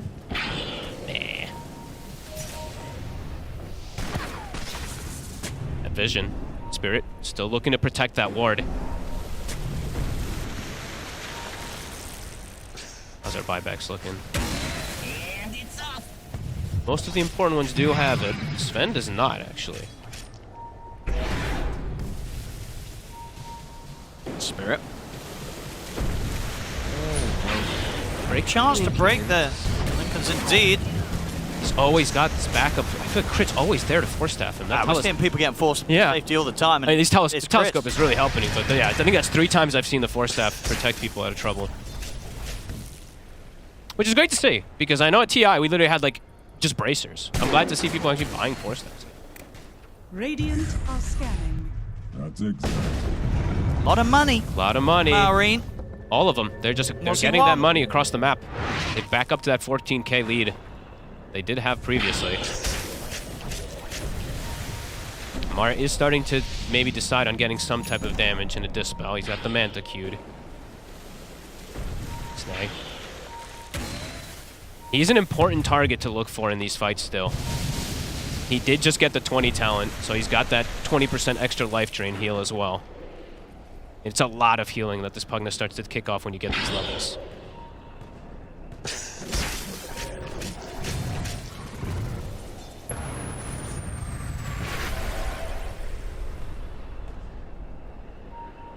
Both teams hesitant to make the move.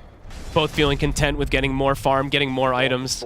You know, Spirit, Satanic, and Rue probably saying, hey guys, you know, I can still scale too on this Muerta, and Satanic, being this Morphling, always wants him to sit back, but Falcon's just getting more, feels like, out of these time. It's just downtime. And still just that the ease of execution favoring Falcons. Yes. Just that one hero that they gotta kill. If they kill that Morph, they're gonna be in a good spot. Whereas for Spirit, the Morph, Satanic, he has to kill a lot. Rue. Mauri's in, Skeeter's in. He jumps straight on him. Miposhka will fall. They get the lasso down on a Rue. It's the two supports out. Big targets. Malik will be able to get away. Malrine. There's no buyback available as well on Miposhka. He's gone for 90. And that's the gem too that they were able to finally recover. Back to the high ground they go. A lot of damage here with the God Strength out. Skeeter tearing through the tier 3 onto the barracks. It's the buyback from Rue.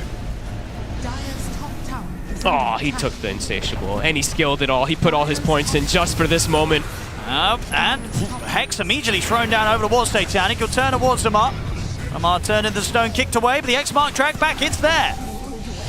Amar's gone. He gave that Insatiable too. Morph has it now. He put, I think he had 4 points saved up, I guess? He was definitely like 25/26, he hadn't put a single point in. Yeah, he was just holding these points, so.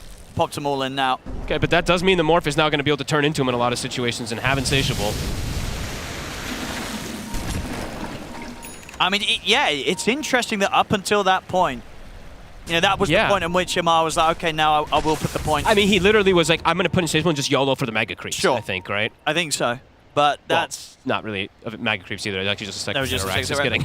It's a risky move. It is. One that he might live to regret this game. Yeah, he has, of course, he's got the Lincolns, right, to protect versus the Morph in some situations, but there's ways around it. And it really is one of those abilities that's that brutal if it gets into the hands of a Morph player, and in particular, a very good Morph player. He'll be having like 1,000 base damage. It's actually so silly how high it gets up to. Not that much, but yeah, it's pretty absurd, the percentage that it gets to. Skeeter, God Strength pop. Watching for the side, gets him with the jump. They got the last as well, but the Lotus was out just in time, and they got the damage to take. They have too much damage. They can kill him off here. Skeeter bringing in the damage. Takes Satanic out. He's gone for 90. Malrine's in for more. See what he can catch. He's in on the Lal. Lal, good with the illusion. Ready to go for the BKB TP out. There's nothing to stop it. Lal gets away. Skeeter.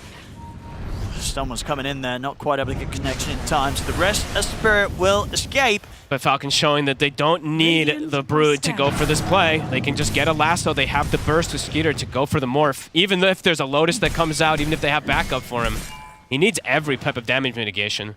They still have enough for him. They don't even have to use a buyback. So Amar, he's back up. He can go straight back to top. Look for that play. 50 seconds they've got to pressure. This time round, I mean, again, it falls at a time where Roshan will be back up. So whether Falcons want to fall back for the Roche or go to try and pressure out the buyback from Satanic, they've got a couple of options here. Roshan probably the more appealing one. I think they might look to jump. Skeeter is waiting in mid, but there's no crit, so they don't really have a good way to go. So yeah, probably just going to back up, go for the easier one, go for that Roche, get another refresher shard for the Sven. There's a lot of gold on these heroes. What does Amar want to do next? He at the moment got the late game Manta queued up. He's had that one queued for a bit. He's got some fun stuff that he can, potentially maybe like mini dodge, but not sure what he'll go for. Satanic might go. I'm actually just don't know. I'm not sure what he goes. So yeah, how do you carry this game as the Morph? He still needs Daedalus. Like, he still, because he went for Satanic rather than going for the big damage on the Morphling, but I mean, what do you drop? What do you get rid of? I mean, at the end of the day, it's these items. It's more about just like how the fights get executed when it gets to these type of points. So it's like, yeah, he probably wants to have the Daedalus for the damage. He'll get rid of the Manta. Okay, Manta out, Daedalus in. Yep. So all in damage. Probably just feels like the Manta's not going to save him anyway. Yeah, he's got his team to rely on for that, right? Yep. Amongst the forces, Solar Crest and Lotus Orbs that Miposhka's got for him. Yeah, and while Daedalus is it's a full-out aggressive item, when you have Satanic, right, the bigger you hit, the bigger your lifesteal. So he's taking the... They're on the hunt. Mar. Lincoln's It's going to be popped. Nexus there. Anything else? Nearly getting the angle with the dead shot, but doesn't connect, so Mar has the time to BKB. Nice attempt there, Skitter. He's going to connect over. Anik has shown himself in the lane for a second. Be a little careful. Get out in time. I mean, Spirit's still stepping out at the base to see if they could trip up maybe one of Falcons separate from the rest of the team, but at this point, Falcons completely grouped up on the high ground. Initiation is just so important. They're both just playing around wards, playing around this vision. Shield rune on the Earth Spirit. Ari's in.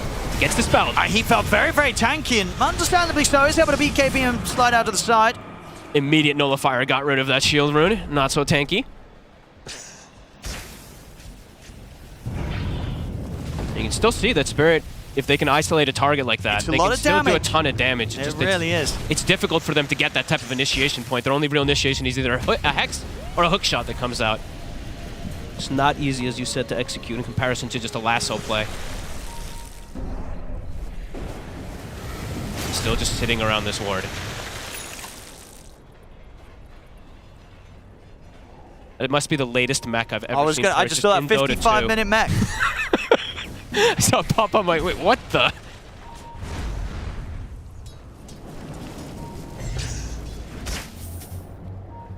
Stepping outside. Just looking to clear these waves, because everything is starting to push in onto their side. Bottom also starting to shove in. Falcons looking for the angle. Spirit's still looking to play on the south side around that ward they have. Skeeter. He's in. Well, ready to slow things down with a Tornado MP. That's a whole lot of the mana gone. Maposhka's in for the side, but immediately gets caught by the Hex himself. He's in a lot of trouble, gets the Lotus forced off. Maposhka's able to live. Marin's gone in deep with the BKB. Skeeter trying to stand his ground against Satanic, but Satanic's healing up, holding his own against the Sven. Skeeter has to back off, caught by the dead shot. Satanic goes in the waveform, that's him out the once. That's the Aegis gone. Marin's in again. They'll roll back in, they've got the stun into the silence on Satanic. He needs help. Refresher shard. To try and get him out of this, but nobody can save him. Satanic goes down. They're ready to dive tier 4s. Marine is killing the entire enemy team. They just can't deal with the Magnetite. They can't take it off him. Undispellable and seemingly just undealable with.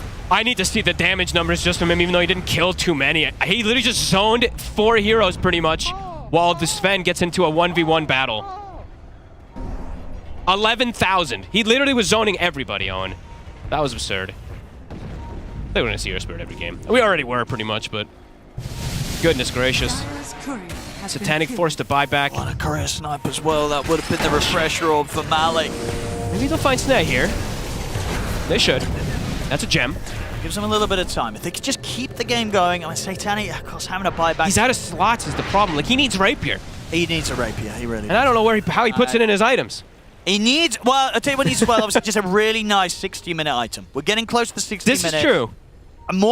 This is a hero that can get some pretty crazy stuff right in terms of like what's good for the hero. It's Mirror Shield. Yeah. It's got to be Mirror I Shield guess if they get to 60. How many games do we have that he hit 60? If this game ends before 60 minutes, or even if it's after and they didn't pick anything up, I'm going to be bitterly disappointed. It's going to happen. It's happened a lot. We had, I think we had so like many games. 6 of them in Milwaukee that ended at 60 minutes and like 20 seconds. No tier 5s. No tier 5s. So we can hope, we can pray. We can hope. It's a 34k lead though. Falcons, they must be feeling that this time, with this lead, they must be very close to, if not already, comfortable enough to close this one out. Yeah. Sure, they got shaken up earlier, and the Spirit, Satanic in particular, they've given an excellent fight in keeping the game alive. But this time, with this much of a lead and no buyback on the Morph, now their backs are completely against the wall. And he is still essentially pretty alone in that. It is still that 4 Protect 1 completely, while it is 3 cores that he's playing versus, maybe even 4 in a way, because the Earth Spirit feels like he's 2 heroes, since he's zoning 4 heroes off of everything. Also, I actually expected Rue to get a bit more scaling in this game as compared to. He hasn't gotten much. Look at the burst over towards Crit, but Crit's able to get the BKB off. In fact, he's able to live. They couldn't kill him. Now they're going to turn over towards Satanic. Satanic trying to stand toe-to-toe with Amar. He's got his in for the fight. They're looking for Marin, but Marin rolls forward. Slide out to the side, the Hex on a Satanic. Now the Spirit, they've got to try and save Another their stun. boss. Satanic forced aside, waveforms across Big his heels damage. up, turns over towards Amar. He's stunned again though, Satanic, and again another kickback. Satanic's fine. Another roll forward from Marine, but the Hex is back up. They lock down Marine, but Satanic can't offer up the damage to kill him off. At the moment, he's just dealing with kind of the creeps that are building up around him. They've got the lasso down, on towards the Kunkka. Malik, he'll fall. Satanic is so low, he's trying to stand his ground against it all, but the damage from Marine is just too much. As he's out of the game for good, dead for 2 minutes. And that's that. The creeps cleaning up the base. They're gonna go for buybacks, but 116 seconds without your big carry. Without the morph. Without your boy. And it's gonna finish at 60 minutes again. It's gonna happen. It's happened again. It's happened again. It's happened again. Skitter, God Strength is available again. This was actually decent from Satanic because he had Insatiable. He fought for a long time because he had like plus 600 damage. One waveform nearly full heals him, but they're just too far behind. Yeah, they're ready to end it now. Too much gold, too many items, too much healing. Skitter, level 30. 4 versus 5. What can Spirit do? The tier 4s are going. Look at the opening on the Skeeter. He'll just turn, take down Maposhka. Maposhka's got buyback. The tier 4's gone. Out to the Ancient. Falcons ready to close this one up. 60 minutes in. The fortification comes out. One final effort here from Spirit to slow down Falcons. They're desperately trying to take their attention away from this Ancient. But it's still a whole minute without the morph. This game, it should be over as Falcons will close this one up and take both games this series against Spirit. One of them definitely a lot harder than the other one. Yeah. Oh, and look at the time of the clock. 60-17. Not a single tier 5 can be seen, folks. It keeps happening. It keeps happening. Why do they do this to us? But you know what? We got a closer game. Yeah, and I think we've all been kind of wanting that because we got a lot of stomps. We've had a lot. At least the ones that we've covered. In this tournament so far, at least on this stream. And this one definitely had the potential there you could see from Spirit. They started to get the ball rolling. Falcons, though, some really beautiful team fights. Great execution. I mean, Malrine on this Earth Spirit, absolutely insane how much he was able to do. 16, 1, and 15. I want to look at his damage number. Yeah, look at the hero damage. It's got to be pretty impressive, right? Let's take a look. 61,000 hero damage. The next highest was the Morphling at 50. Look at that. So he was able to do a ton of work on this Earth Spirit. And I think these little decision makings that they did too, where they go for the racks instead of contesting the Roche, these type of things, it got them back after a little bit of a slip up to get full control of the game again. Yeah. And, you know, Satanic, he gave it his best. He gave his best. He really did. But it was always going to come down to the fact that he dies without buyback. It's game over. Yeah, and 4 Protect 1s. Yeah. So yeah, for some teams, they still can work. I mean, for them, they still like to do it, but Falcons is a team that never plays 4 Protect. No, they had all their bases covered here, Falcons, as they close up the game. And with that, both victories this series. Falcons, they'll take both of the games here 2-0 against Team Spirit. 2-0. I will say, though, this was a hard-fought one. What a game coming out from both of these teams. I feel like we gotta highlight the Morphling from Satanic and Malrine's Earth Spirit. There's a lot to talk about with this match. I'm here with Kezu and Lacoste. In case you'd forgotten, I mean, it has been about an hour since you guys heard us. But Kezu, this one delivered. Honestly, there was like a lot of stuff in this game, and I don't think we can break all of it down. But the fact that there was like this nice like back and forth of the game, because at some point Spirit were stronger. Like here, all this stuff we're watching where Satanic is like kind of untouchable. Like all this time in like the last 10 minutes, they bring the game back, they like do all the right stuff. But I think this is also where Falcons shine. Like they don't win only because of their draft or because of items, but they understand their heroes like so nicely. They know how to adapt in the game and bring it back. But yeah, I think if you're Spirit, you should be pretty happy with this game, at least for the fact that you could put up a good fight against the Nutman himself.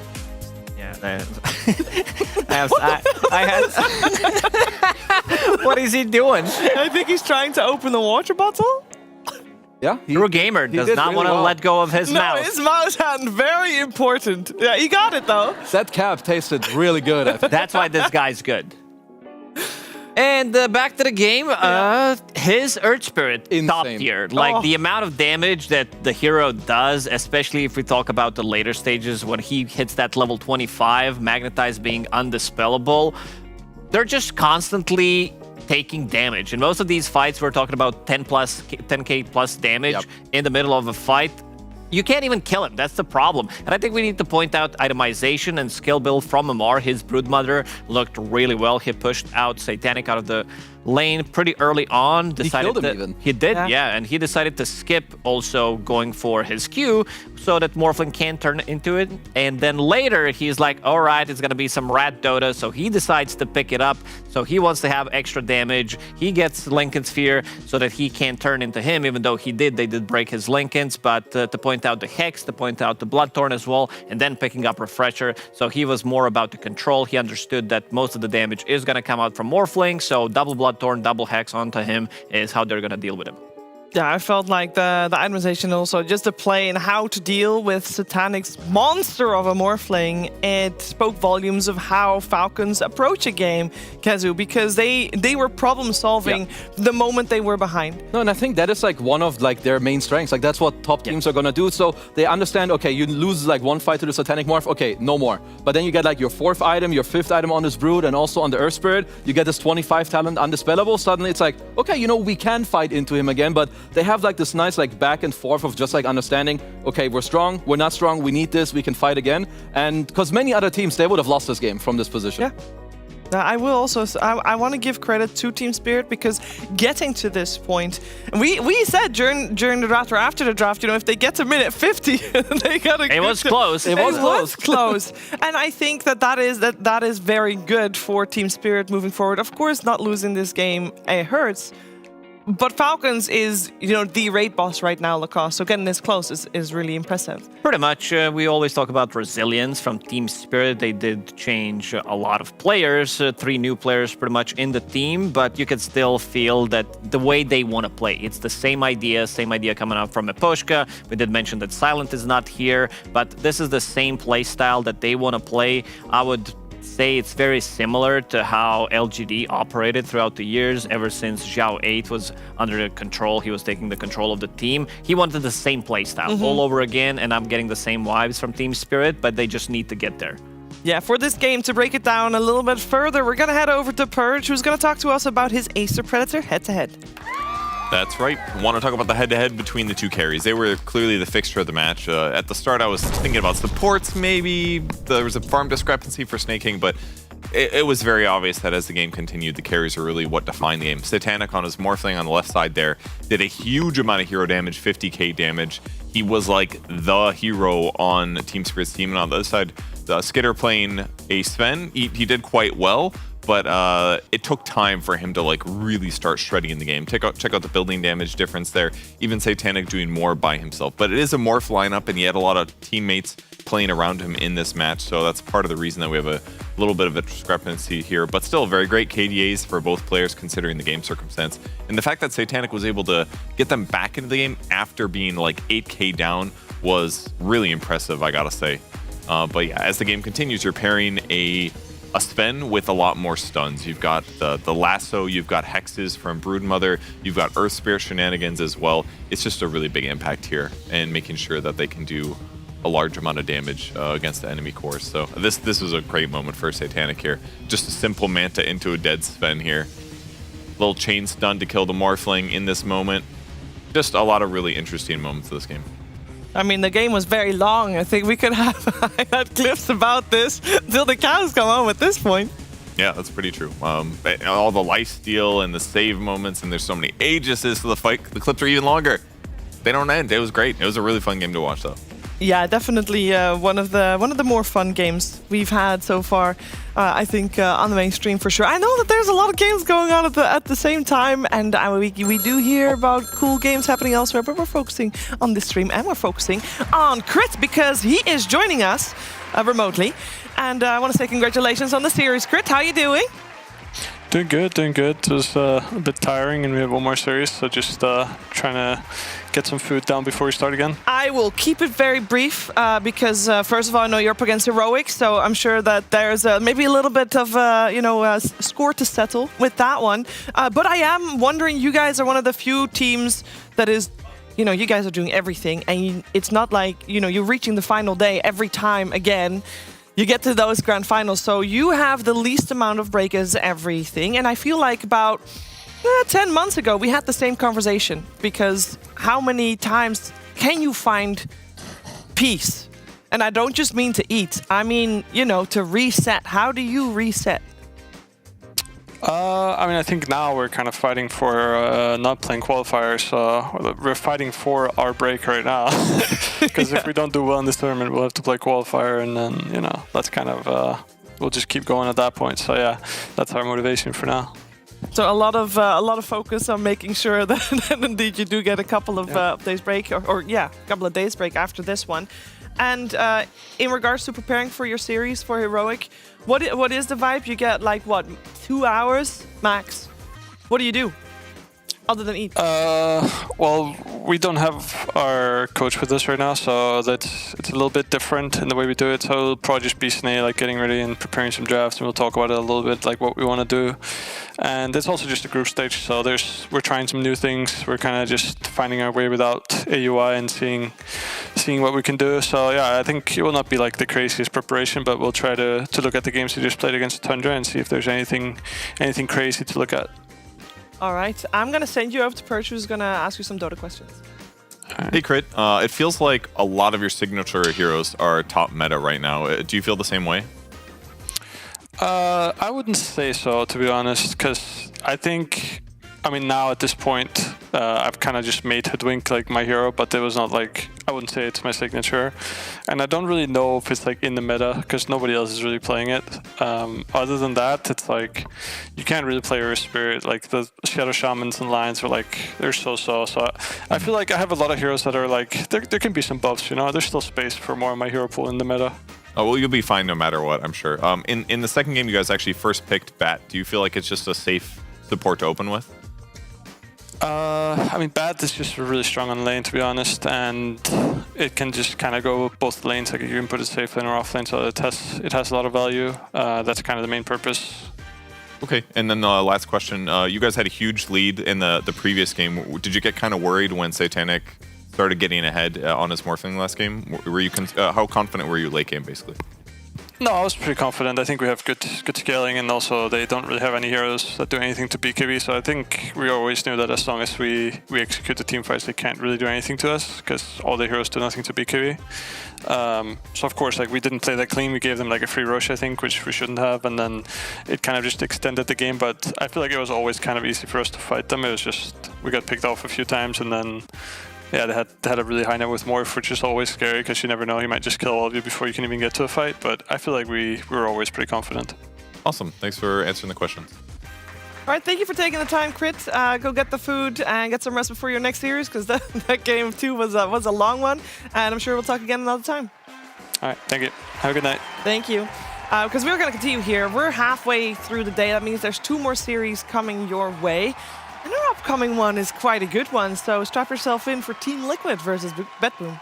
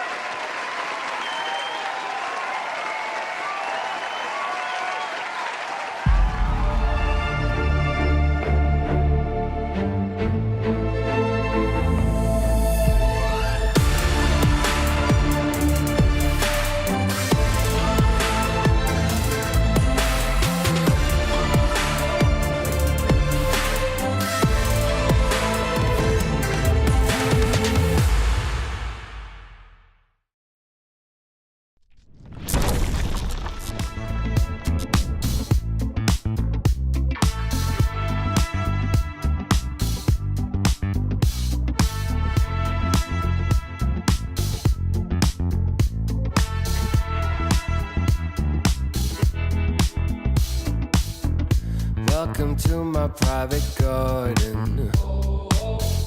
It's my own menagerie. If you're looking for a party, I own everything you see. Heavy is the head, where's the crown? They said it's my time, and I'm gonna run this scene. If you don't like the way I rule my empire, you can go ahead and you can kiss my ring. All eyes on me, yeah, when I enter the scene, quit it.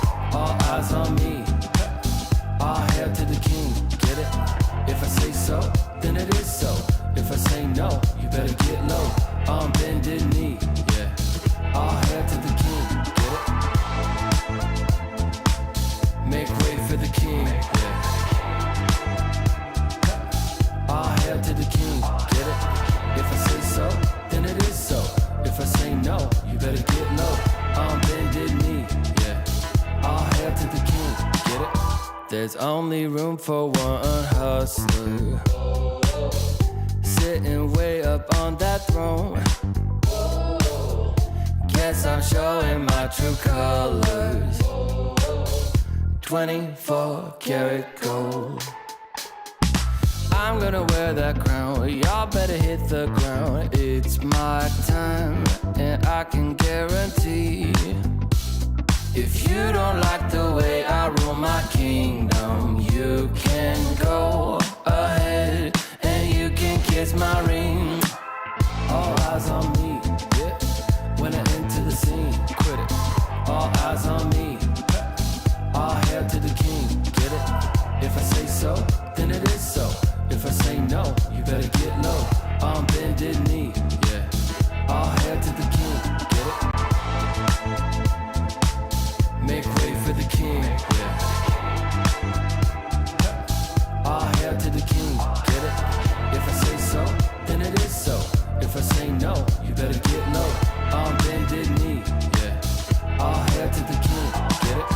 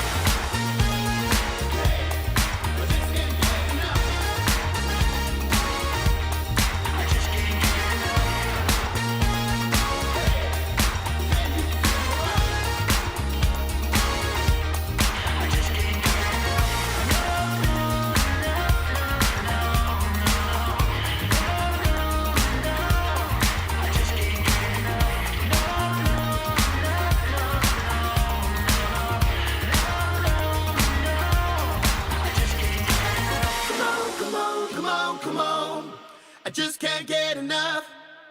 I can't get enough. I just can't get enough. Come on, come on, come on, come on. Can you feel the rush? I can't get enough. I just can't get enough.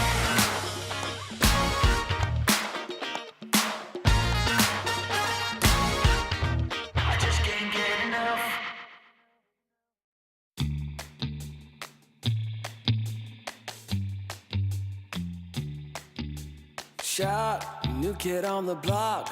Currents running strong like a solar wave. I feel electric. Locked, plugged into the socket. Watch me burning hot, yeah, I radiate. I feel electric. Coursing through my veins like a power surge.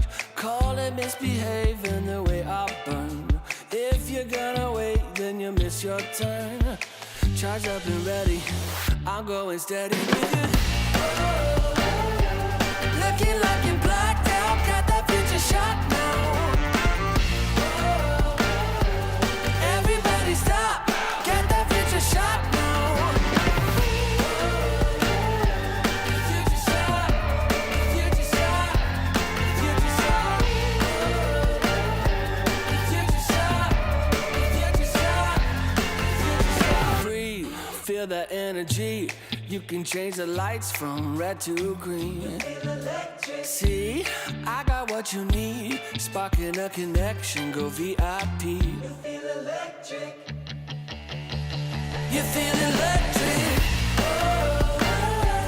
Looking like you're blacked out, got that future shot now. Everybody stop, get that future shot now.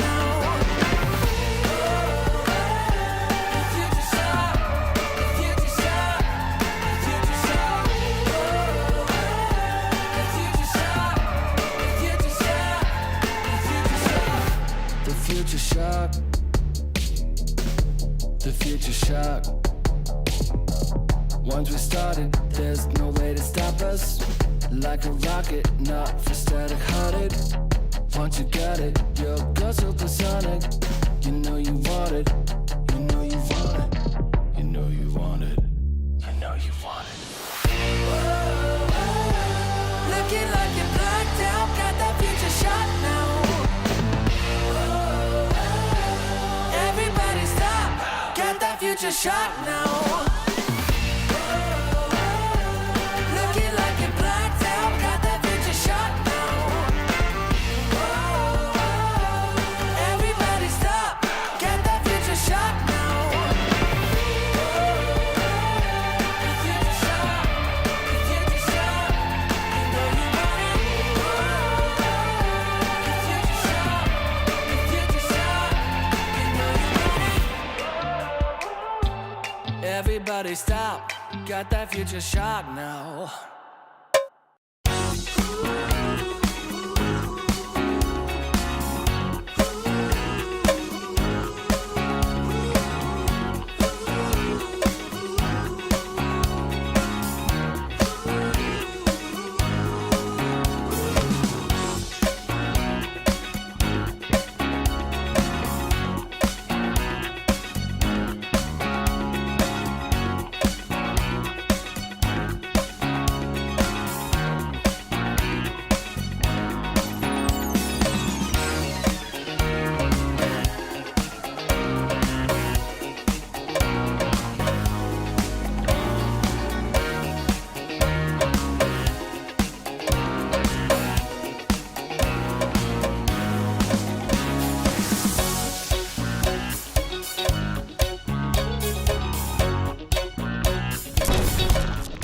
DreamLeague Season 24 is brought to you in part by Intel Arc, Acer Predator, DHL, Qiddiya,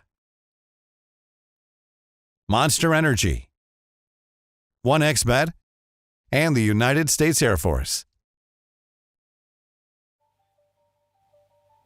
Sure, we've already had 2 series, but how about 2 more series for our first full day of DreamLeague Season 24? You ready for some Monday Night Dota? PogChamp Pandas, let's get into it.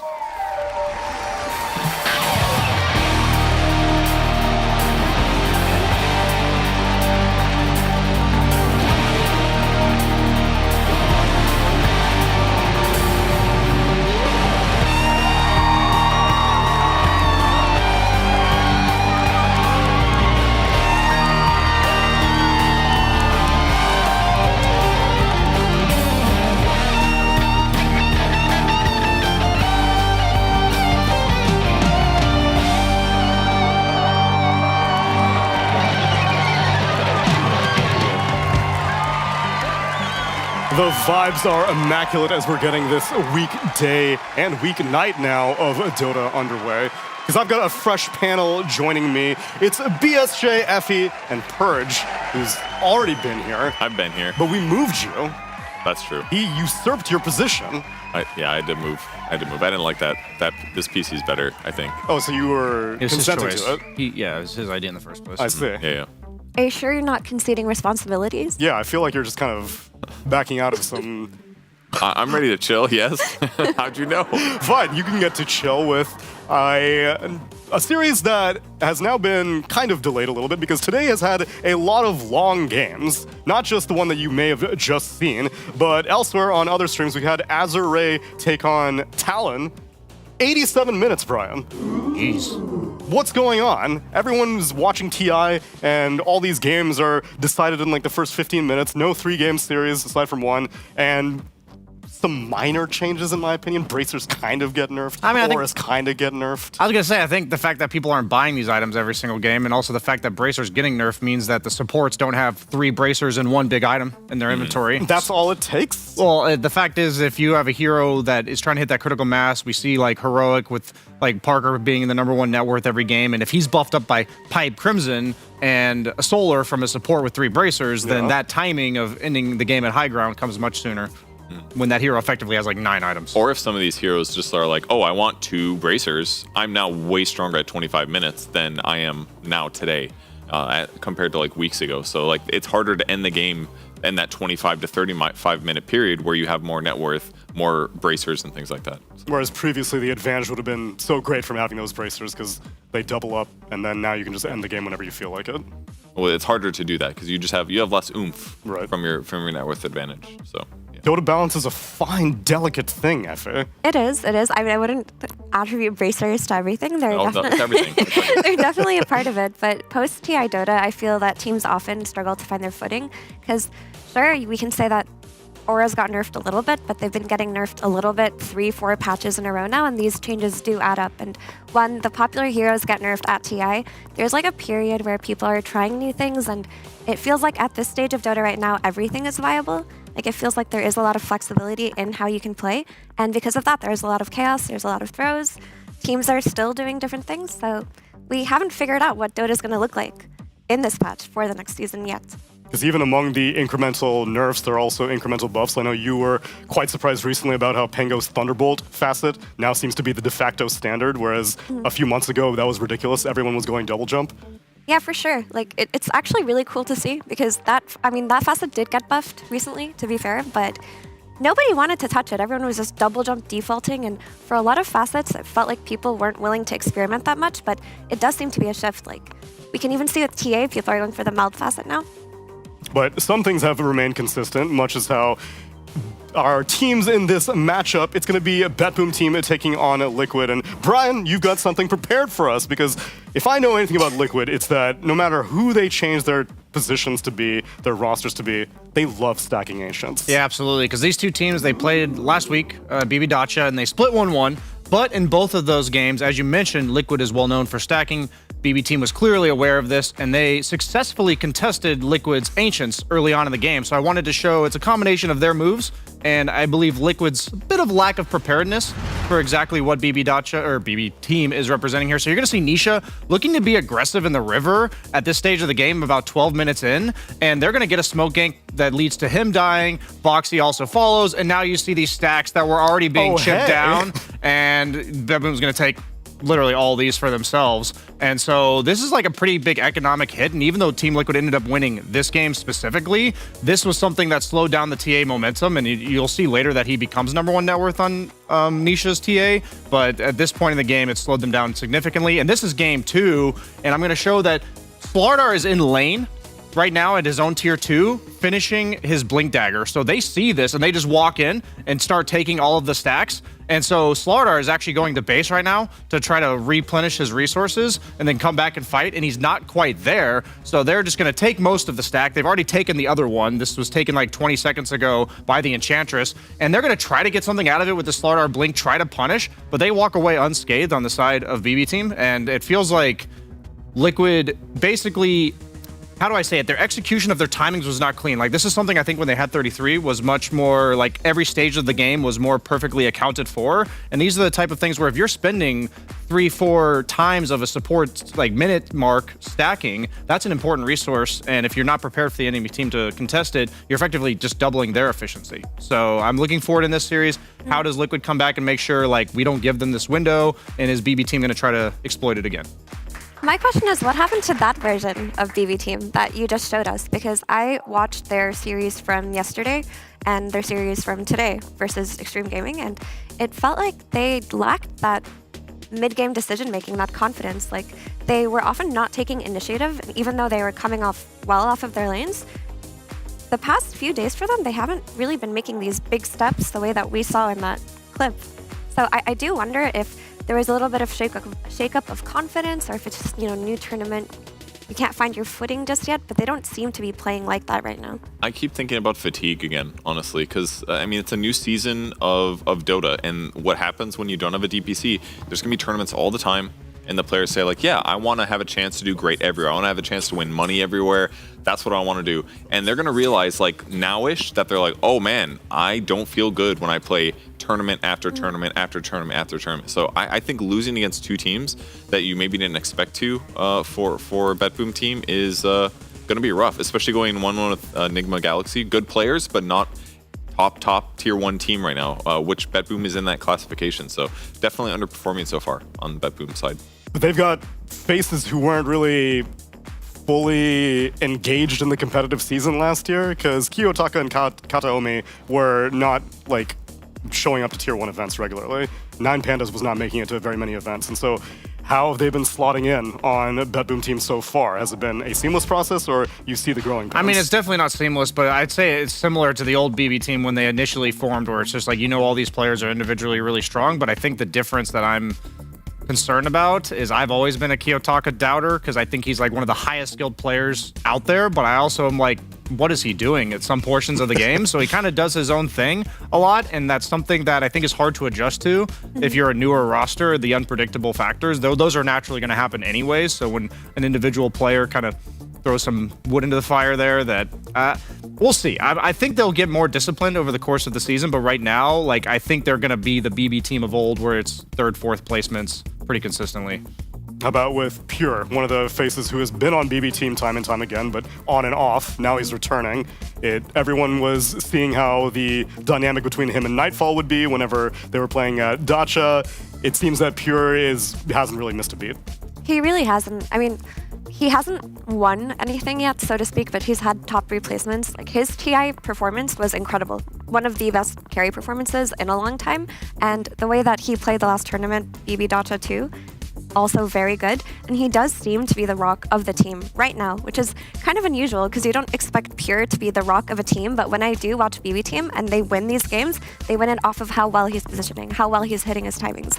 And for that to translate into consistent Dota play, need the rest of the team to be able to shape up around that too, which honestly just ties back to the Kiyotaka point. I think he is the unstable factor for this team right now, and if they can work through those growing pains and have it be, a temporary feature and not, it's early days. Permanent update. Yeah, it's in the beta. It's not a bug. Okay. It's a feature right now.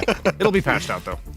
I still think it's really impressive that Pure is able to just swap between roles and still look like one of the best players at the roles. It's really rare these days. It was definitely more common 5, 6, 7 years ago where players would mess around with changing roles, or I'm just going to lane swap Huskar to off lane instead of mid, some weird stuff like that. Tough to do now, so the fact that he keeps doing it is super, super impressive, and that's why people keep talking about him as one of the best players in the world. Meanwhile, their opponents are changing responsibilities, because Mikke was formerly one of the quiet, soft-spoken carry players just doing his job, and now he's had to take captainship responsibilities on this new Team Liquid, because formerly it was 33's role, and then before that it was Zai, before that it was Matu. But now the responsibility has fallen to him, which opens up more freedom for their new offlaner, Saberlight. So if you're curious to know how Saberlight has been fitting in on this Liquid, I got this video for you.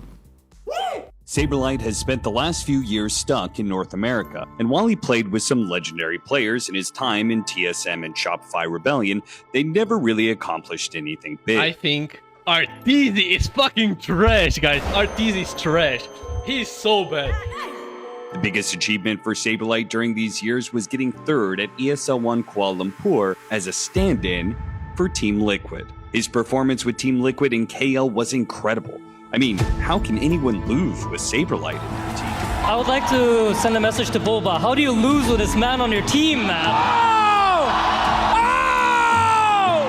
Team Liquid did not forget about him, and when 33 decided to leave the team right after winning TI, Saberlight was the given replacement. Replacing the offlane player is no easy task for any team, but based on Team Liquid's previous performance with Saberlight, they're probably going to be all right. But there is no running! There is no running! Saberlight!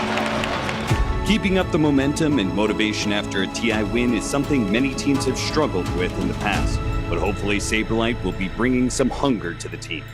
I mean, he wants to win a TI too, guys. I'm super freaking let's go! Let's go! We're excited to see if Team Liquid can replicate the stand-in magic they performed in ESL One Kuala Lumpur here at DreamLeague Season 24.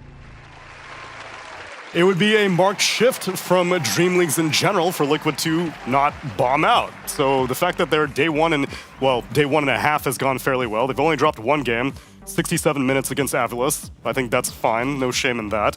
So far, it seems like this may be a rare situation that Liquid might actually make it through Group Stage 1 in Dream League. Yeah, it's kind of reminiscent for me of like when Tofu transferred captainship on GG last year. It felt like there was kind of like a new life for GG, and I know it's like a new season for everybody, new player for Team Liquid. It's also like, I think some teams, when you swap one player, it won't be nearly as impactful as what happened here, because 33's ideas are usually what dictate the entire team's playstyles. But I also heard when like they would go into the team's microphones during games at TI that Mickey was being very vocal during those, especially. So I think since they knew he was leaving before TI ended, I think he kind of knew he had to step up into this role. So I don't think it's suddenly like, okay guys, now that TI's over, what do I do? Or like, what are we doing here? But I think I definitely see this transition being pretty smooth. He's very vocal. He's very confident as a carry player. He is one of the more aggressive carry players. And I think that it's easier to make these shot calls when you're playing like the Monkey Kings and the Razors that Mickey is really well known for playing. Yeah, he said primarily his new responsibilities stem outside of the game with draft practice with Blitz and stuff like that. For the most part, in-game, Boxy and Mickey were always probably the strongest voices throughout like the mid-game to late game. Yeah, I wouldn't doubt that his outside of the game responsibilities play a huge role, but I know that he had such a huge influence during the game itself that I think that people have a good idea of what his ideas already are, so there's going to be some discussions, but it's not like introducing an entirely new concept or anything like that. At most, it may be introducing Saberlight's hero pool and how it differs from a 33 hero pool, because I do not put these two offlaners in the same camp of their specialty heroes. 33 always seemed like more of the micro-dependent, and Saberlight always seemed more of like the team fight dependent. No, I would agree with that, but I think in 2024, all offlaners should be able to play the same heroes. Like, even if you're not a specialist in these Visages and Broodmothers, you should still be able to play them. And I mean, overall, there is like an overlap in things like Beastmaster. Like, Beastmaster is a hero that I attribute to Saberlight and also a hero that I attribute to 3-3. And we've seen Liquid have a lot of success off of their Beastmaster timing. So it's not just that Saberlight plays these, Blink Initiators, these team fighters. He can also play these timing-based heroes. It's just going to be a matter of you got used to playing with this one player for all of last year. You have to just learn how to play with this other player, because I do think Liquid are coming into this year with the same exact ideas. It's just that they're failing to execute because of a little bit of the difference. It's hard to adjust instantly, but they can. I'm just really excited for Saberlight to play some of those weird heroes. I do definitely agree that he needs to have the potential to play everything at a super high level, and he's so far seems there, but I want to see him bring some weird hero into the meta in a crucial game like a Night Stalker, where it actually looks really good and wins some of the game. I like meta shift personally and meta variety, so that's why I'm really happy he's in the team. Well, he's not going to get his hands on his Beastmaster because, surprisingly, Liquid ban it out themselves, along with the Batrider and the Doom. Meanwhile, BetBoom team take out the Naga Siren, the Tusk, a first-phase Medusa ban, as well as Shadow Fiend. I wonder if they're banning Beastmaster as like a self-nerf thing, and I know that in group stages they tend to be more, and a lot of teams speak this way lately, they're like, it's group stage, we're trying things out. So if he dominated on Beastmaster last time he played it, which he did, he played amazingly good, ban it out, valued as a good hero, and switch up your other playstyles so that you have those backup strategies ready to go when the wins are like, I'm about to get eliminated. That's a good point, but you're also playing against Miero, and Miero is like one of the Zoo players, right? So you do have to respect his hero pool. Like I think Miro stands a cut above the rest when it comes to heroes like Doom and Beastmaster, like comparable only to 3-3, honestly. Like I would put Miro's Doom on the same level as 3-3's Doom. And you have to respect these heroes within the banning stage as well, even if you can play them yourself. And it seems like they just prioritize the Invoker over the Beastmaster. I also think that when you if you look at the order of the bans, I think SF as one of the premier carries who's often getting first picked. Like I see SF, some teams are favoring Alchemist. That the BKB piercing stuns with single target focused damage is how you deal with ranged right clickers. And I think Beastmaster is literally that. He gives your team attack speed, he BKB piercing disable. So I think when you're looking at offlaners, like when we looked at TI, right, you see all the offlaners that rush Blade Mail because Wind Ranger is the carry that's getting first pick. So we started seeing Kunkka because his Tidebringer hits Wind Ranger and he can buy Blade Mail. It's like the offlaner pool right now, it feels heavily defined. Like this has felt this way at least for the last 3 or 4 months because it feels heavily defined by what's good in the carry role because the carry role seems like the most pigeonholed role of recent times. So when I think of Beastmaster, even though he got changed a bit, people are sometimes going for the Helm of the Dominator, sometimes going for the Ags, while at TI it was like purely the Ags build. I think he just still fits in the meta because he's still good against what's good, and he himself, like, obviously the hero itself has to be good enough as well. I'll never doubt having a stun on my team, especially a debuff immune piercing one. But how about the mid laner pool? Because I think one of the clips that you showed, Brian, had Kiyotaka Riki against an Invoker. Yeah, that is a very common counter. So the thing I noticed between these two teams in the mid lane, because I was looking for like the story to tell coming into the series, is that both times that the team who picked their mid first, the K to D was way worse for that mid. Like for Nisha, he went, I think, 3-5 on Invoker to like the 12-4 of Kiyotaka's Riki. And then the other game, it was TA last picked into Zeus. Zeus was like 1-7, and TA was 12-2 or something like this as well. But at the 5 to 6 minute mark, they were perfectly even. Tons of fights going around the mid lane. So none of this has to do with like a outclass in terms of the matchup going in favor of one of the two guys in the lane itself. I feel like I'm kind of concerned they picked Invoker first simply because it looked like the hero's entry into the game is what was really mattering in those games. Like Riki was set up for success while Invoker didn't really look like it had a place in the previous series that these two teams played. So I'm curious if they go for that Riki again. I think Invoker is in a place right now where you can first pick him with complete comfort. Like he was one of the most contested hero, probably like 4th at the last tournament, and it just feels like even if you counter it on lane, you're barely getting by. Like with the changes and everyone taking that elitist facet and him lifestealing on the lane, and now he's buying wraith bands and right-clicking people, and his forward you get extra experience from denies. Like all of that adding up made it so that a lot of his counters in the past don't really exist the same way anymore. Yeah, they're not lane counters for sure. And heroes that you would consider good versus Invoker, like Sniper and whatnot, they're not good right now. Yeah, I think throughout Invoker's entire existence in Dota, if you can get past like the first 10 minutes, the hero will always be viable. I do think the hero falls off far more now than it used to, like back when there was the Chaos Meteor talent that gave like the 75% damage and you'd be one-shotting people. But I say he falls off, but I think the big difference now that he's universal and with what Mira's saying that he's getting out of the laning stage, there's also so many different items I've been seeing on this hero. You see the Hurricane Pikes, you see Mantas even, I think, in the last series. Like you see Witchblade sometimes. Like, there's so many different routes you can go that still make you impactful with your itemization. So if you see an enemy counter, being able to itemize 3 or 4 different choices is a big deal when dealing with like being a first pick and having to face those counters.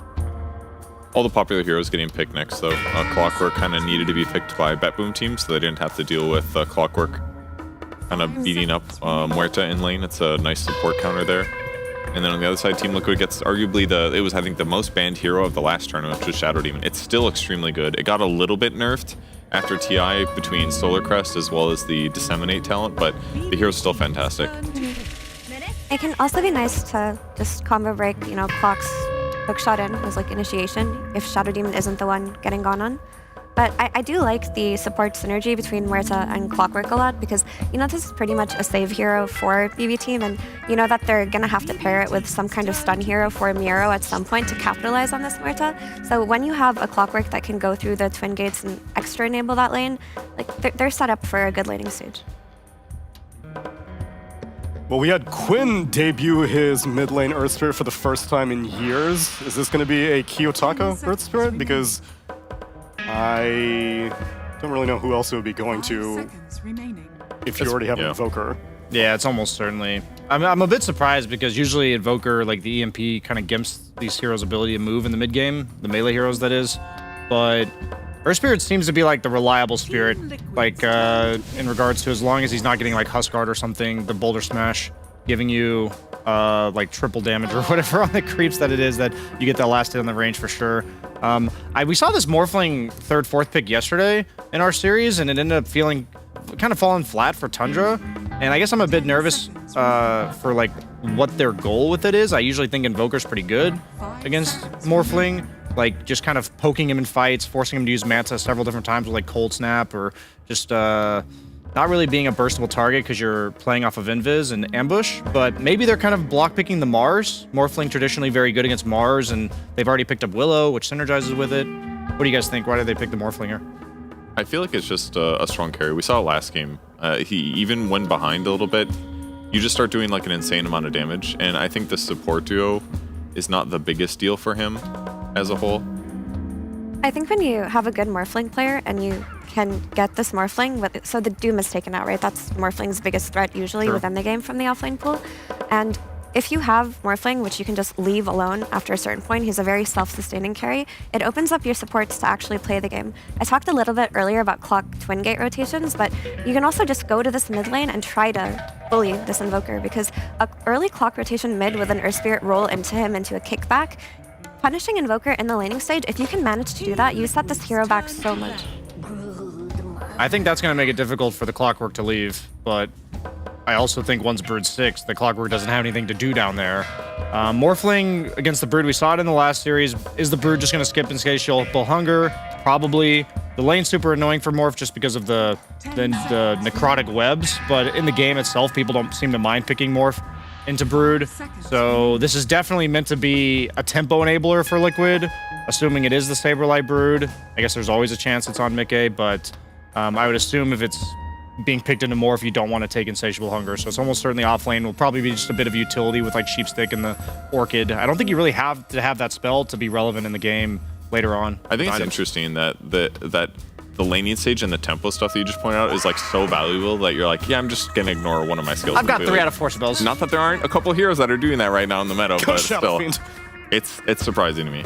Actually, this Brood pick is creating so many problems for BetBoom's draft, because I mean, like you mentioned, Clock cannot leave the lane now. He needs to secure this lane for Morph before Brood hits 6, which takes away a lot of their ability to pressure these other lanes. But if you look at their heroes overall, like the supports of BetBoom don't do anything versus Brood. Like Muerta can't defend herself. Clock can't really defend himself. Like he can initiate, but you don't have a hero that you can put on the Brood lane to deal with that pressure later on.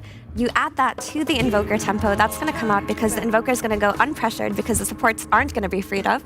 Then once the Invoker starts moving to this Brood lane, so much is going to get done on the map for Liquid. Also, like, how do you kill the Brood? There's nothing so far. There's no real reliable stuns. You have Boulder, or Rolling Boulder, you have Hook, you have, like, Muerta's dead shot, but good luck hitting it. Yeah. Last game they picked Kunkka as their last pick to kind of give some anti-spider solutions with some catch, and it worked okay. Yeah, Kunkka, Pango, Timber would have been an answer. Okay, so they banned the hero that's good against both their safe lane and their off lane, so Timber makes sense in terms of that ban. They're probably going to pick one of the ones you mentioned, Purge. What are you thinking, Mira? I just said Kunkka.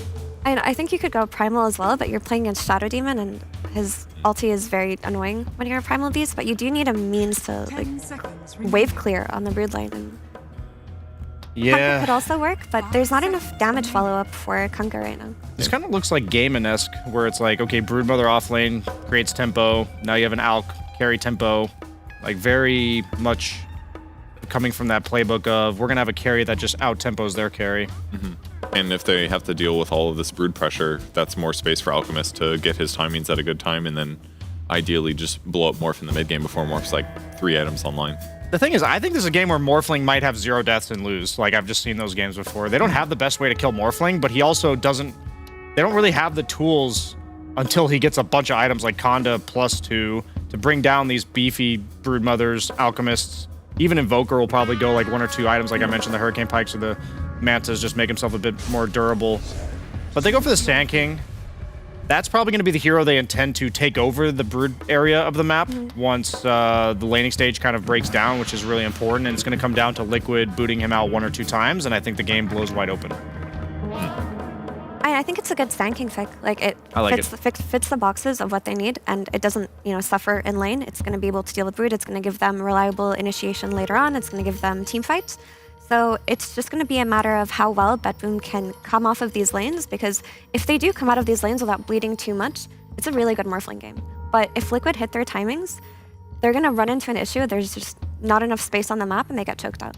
And if they're worried about like being overwhelmed by brood spiders and tower pushes and death pushes with like an alchemist, they needed some counter push, and Sand King can provide that really well, as well as some like overwhelming team fight, lots of AoE damage that can like hit supports like a Shadow Demon with an epicenter, even if he's saving the guy that you technically did go on. So I think it solves a lot of their team fight problems too. But that's going to be his entire responsibility for the game, is just to follow Broodmother around for the most part. He's the only one with the guaranteed stun. He's the only one with reliable spider clear for the most part. Yeah, I guess it's like, okay, so he's going to slow down the momentum most likely, but I also think the Broodmother should have no problem laning kind of 1v2 like we saw Mar do yesterday, and then they just put 3 heroes in the enemy safe lane, and it felt, or enemy off lane, I mean, and it was 33 with like 8 deaths or something at 12 minutes, and I think we're going to kind of see something similar to that from Miro, and I'm concerned for him. Okay, well, so far, Liquid have been doing quite well in this Dream League. Let's see if they can keep that momentum up in our game number 1 with Cap and Synderen.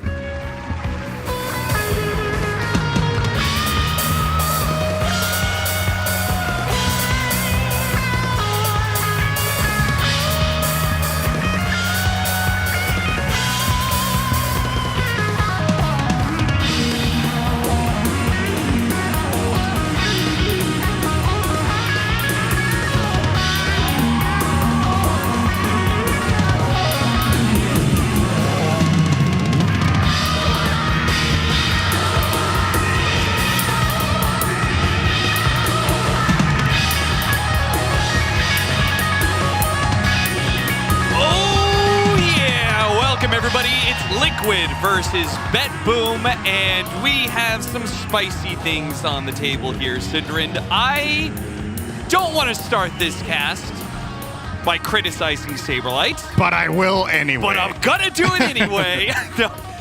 No, more just questioning. Ladies and gentlemen, we've seen this matchup of Morphling versus Broodmother over and over and over again the last few days, and Saberlight has opted to not take necrotic webs, but for the first time I've seen it, apparently there was somebody else who did it, but he took Feeding Frenzy.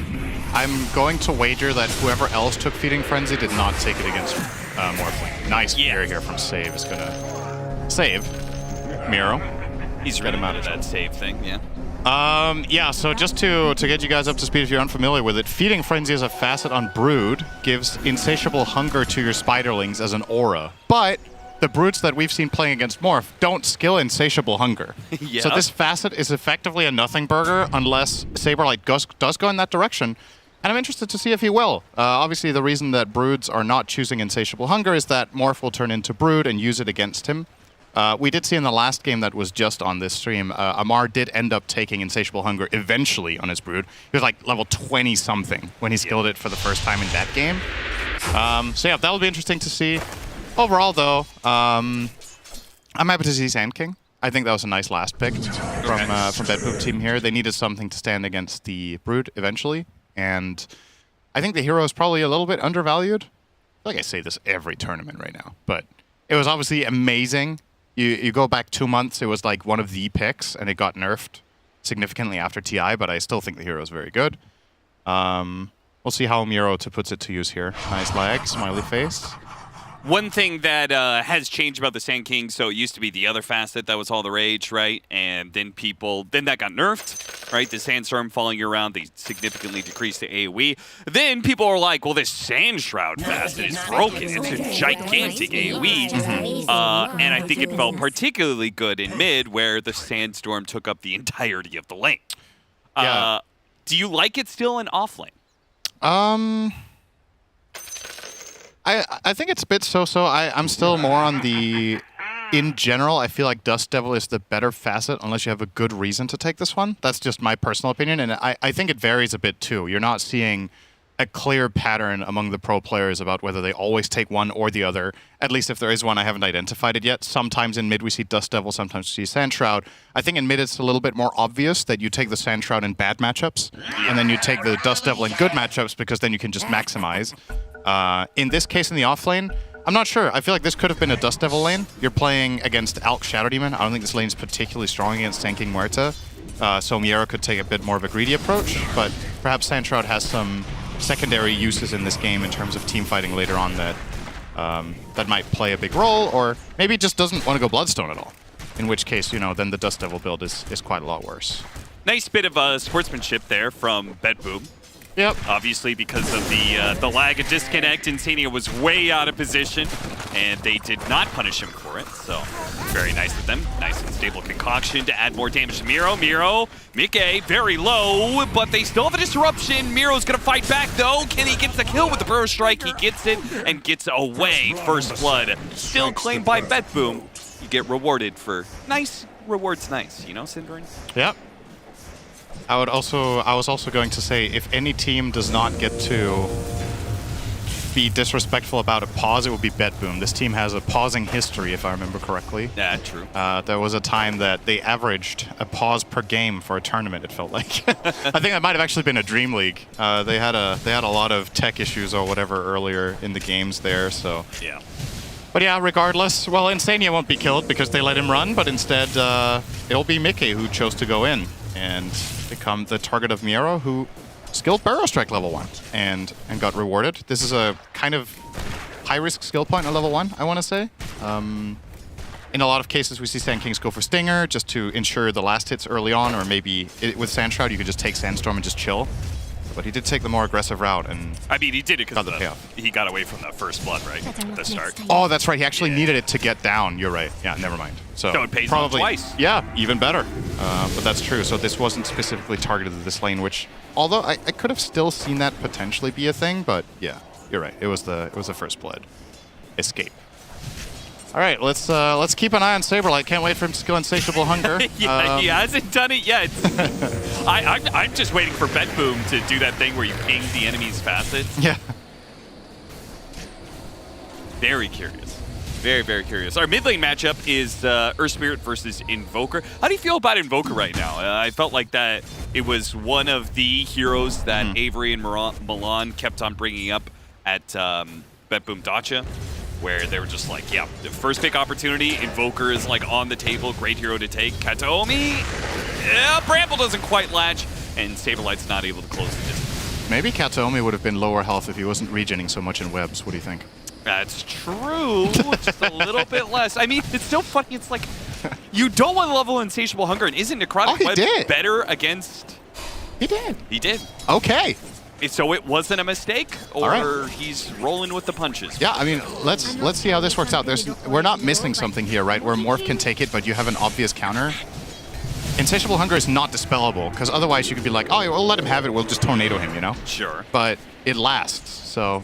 Yeah, the only counterplay is you get Lincolns to try and stop him from morphing into you. Yeah, it's just... Lincoln's is just not the item that it used to be, right? Now that you can just proc it through BKB as well, because I was theorizing, okay, maybe Brutes in this matchup go BKB Lincolns, but guess what? Morph just adaptives you, and then he steals it anyway. Yeah. So it's really difficult.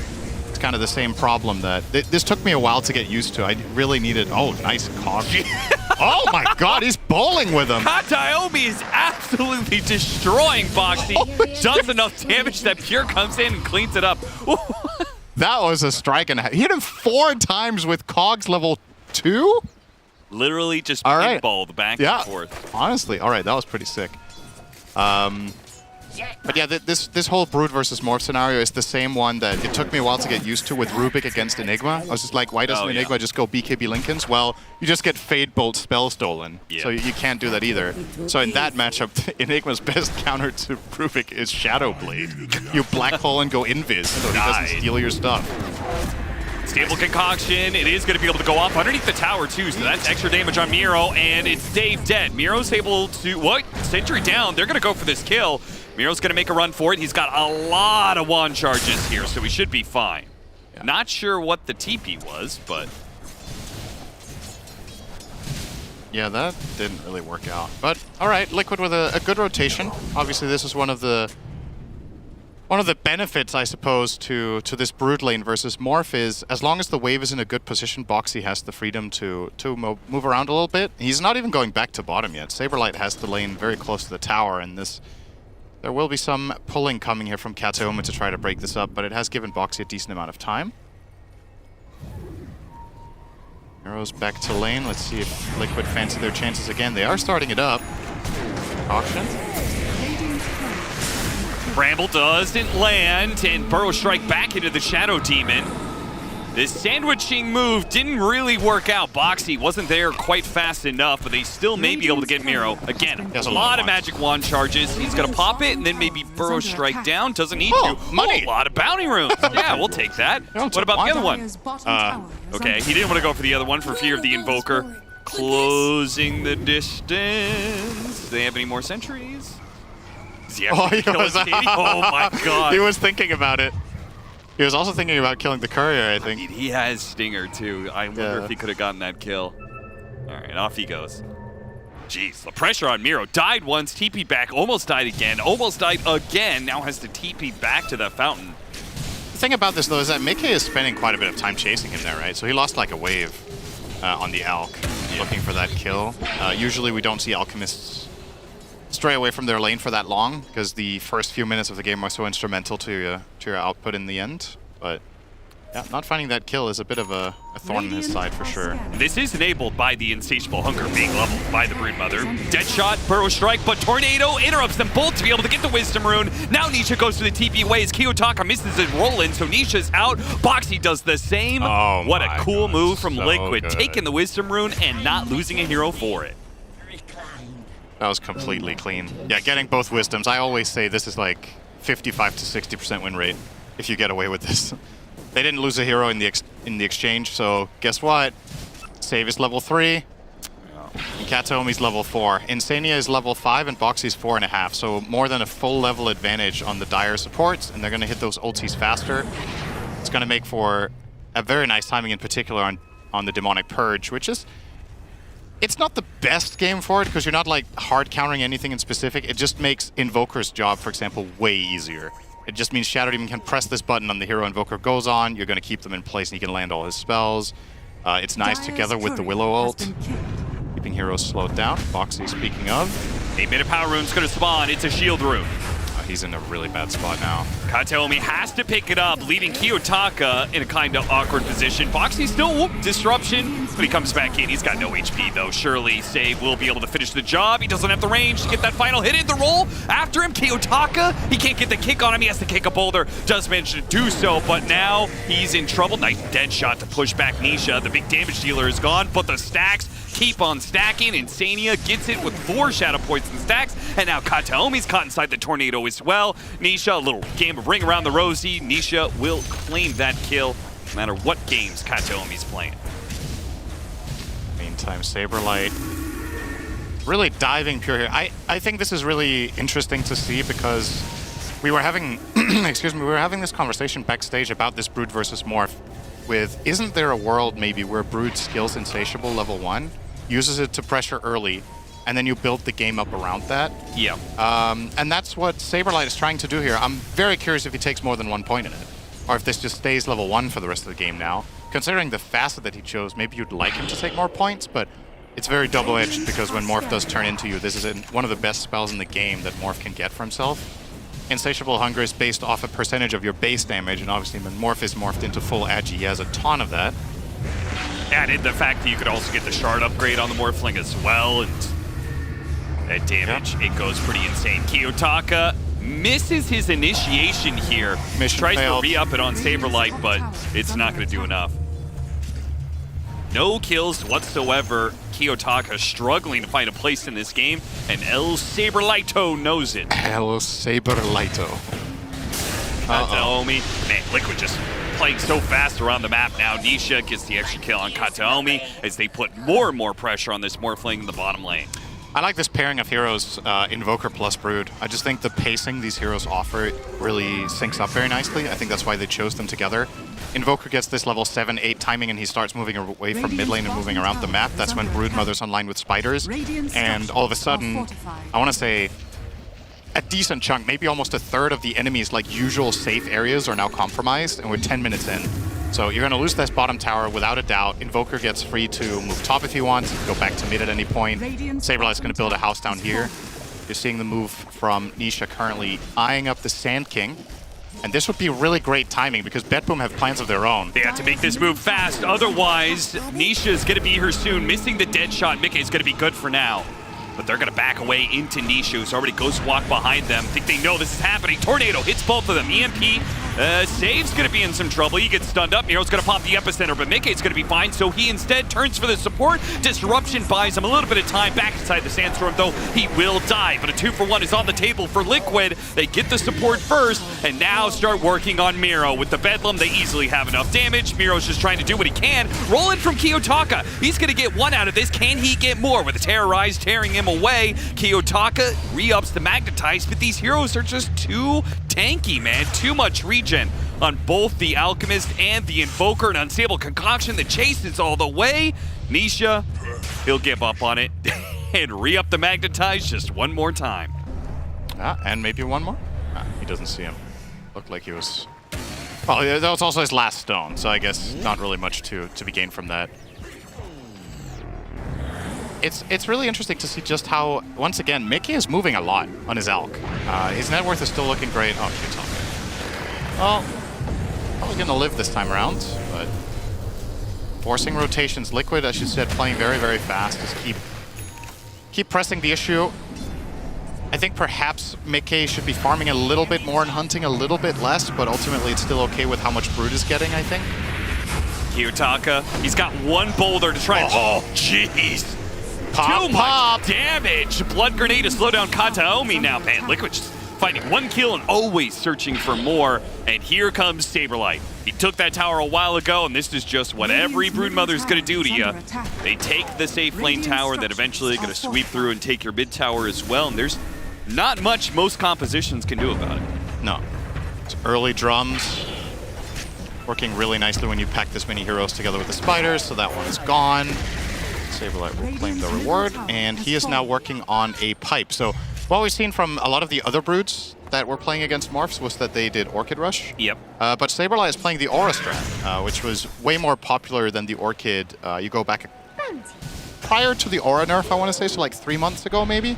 This was the default Brute build, was the drums into pipe and then focusing on spiders. Yeah.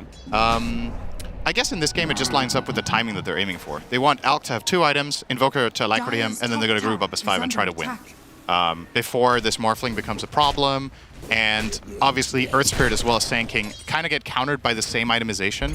You either want mobility or magic resist, or both.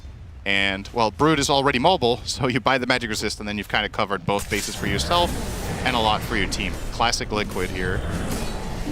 Some nice little money. Mickey is gonna get real big. Yeah.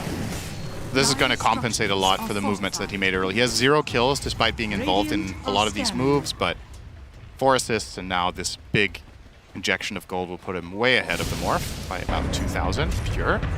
Even though we did see a Falcons did manage to win in that late game scenario with the Broodmother, that's kind of plan B, right? When you pick up this Broodmother against Morphling, it's about the time you're talking about, right? Like, you want to run over the game by 20, 25 minutes and not let this Morphling, you know, force you into late game where Broodmother doesn't have one of her abilities level. I mean, especially if you're itemizing like this. Yeah. The moment you commit for drums pipe, you've made your strategy. Kiyotaka's did. Yeah. It's not really getting a foothold in this game. 1 and 4, still waiting for a Blade Mail 15 minutes in. And there's already a Mage Slayer on Nisha, so like, how much are you actually going to even do in these fights? Nisha's going to hit the Sand King once, he's going to hit the Earth Spirit once. And despite the Sand King having this Bloodstone, I'm just not sure it's going to cut it when you're playing against this Mage Slayer Invoker, so... Yeah, it's pretty crazy looking at BetBoom's lineup and saying they might run out of damage. Right? Because a lot of those heroes really don't run out of damage, but against Mage Slayer Pipe this early, yeah, and some of these tanky heroes, Miro, he's not running away.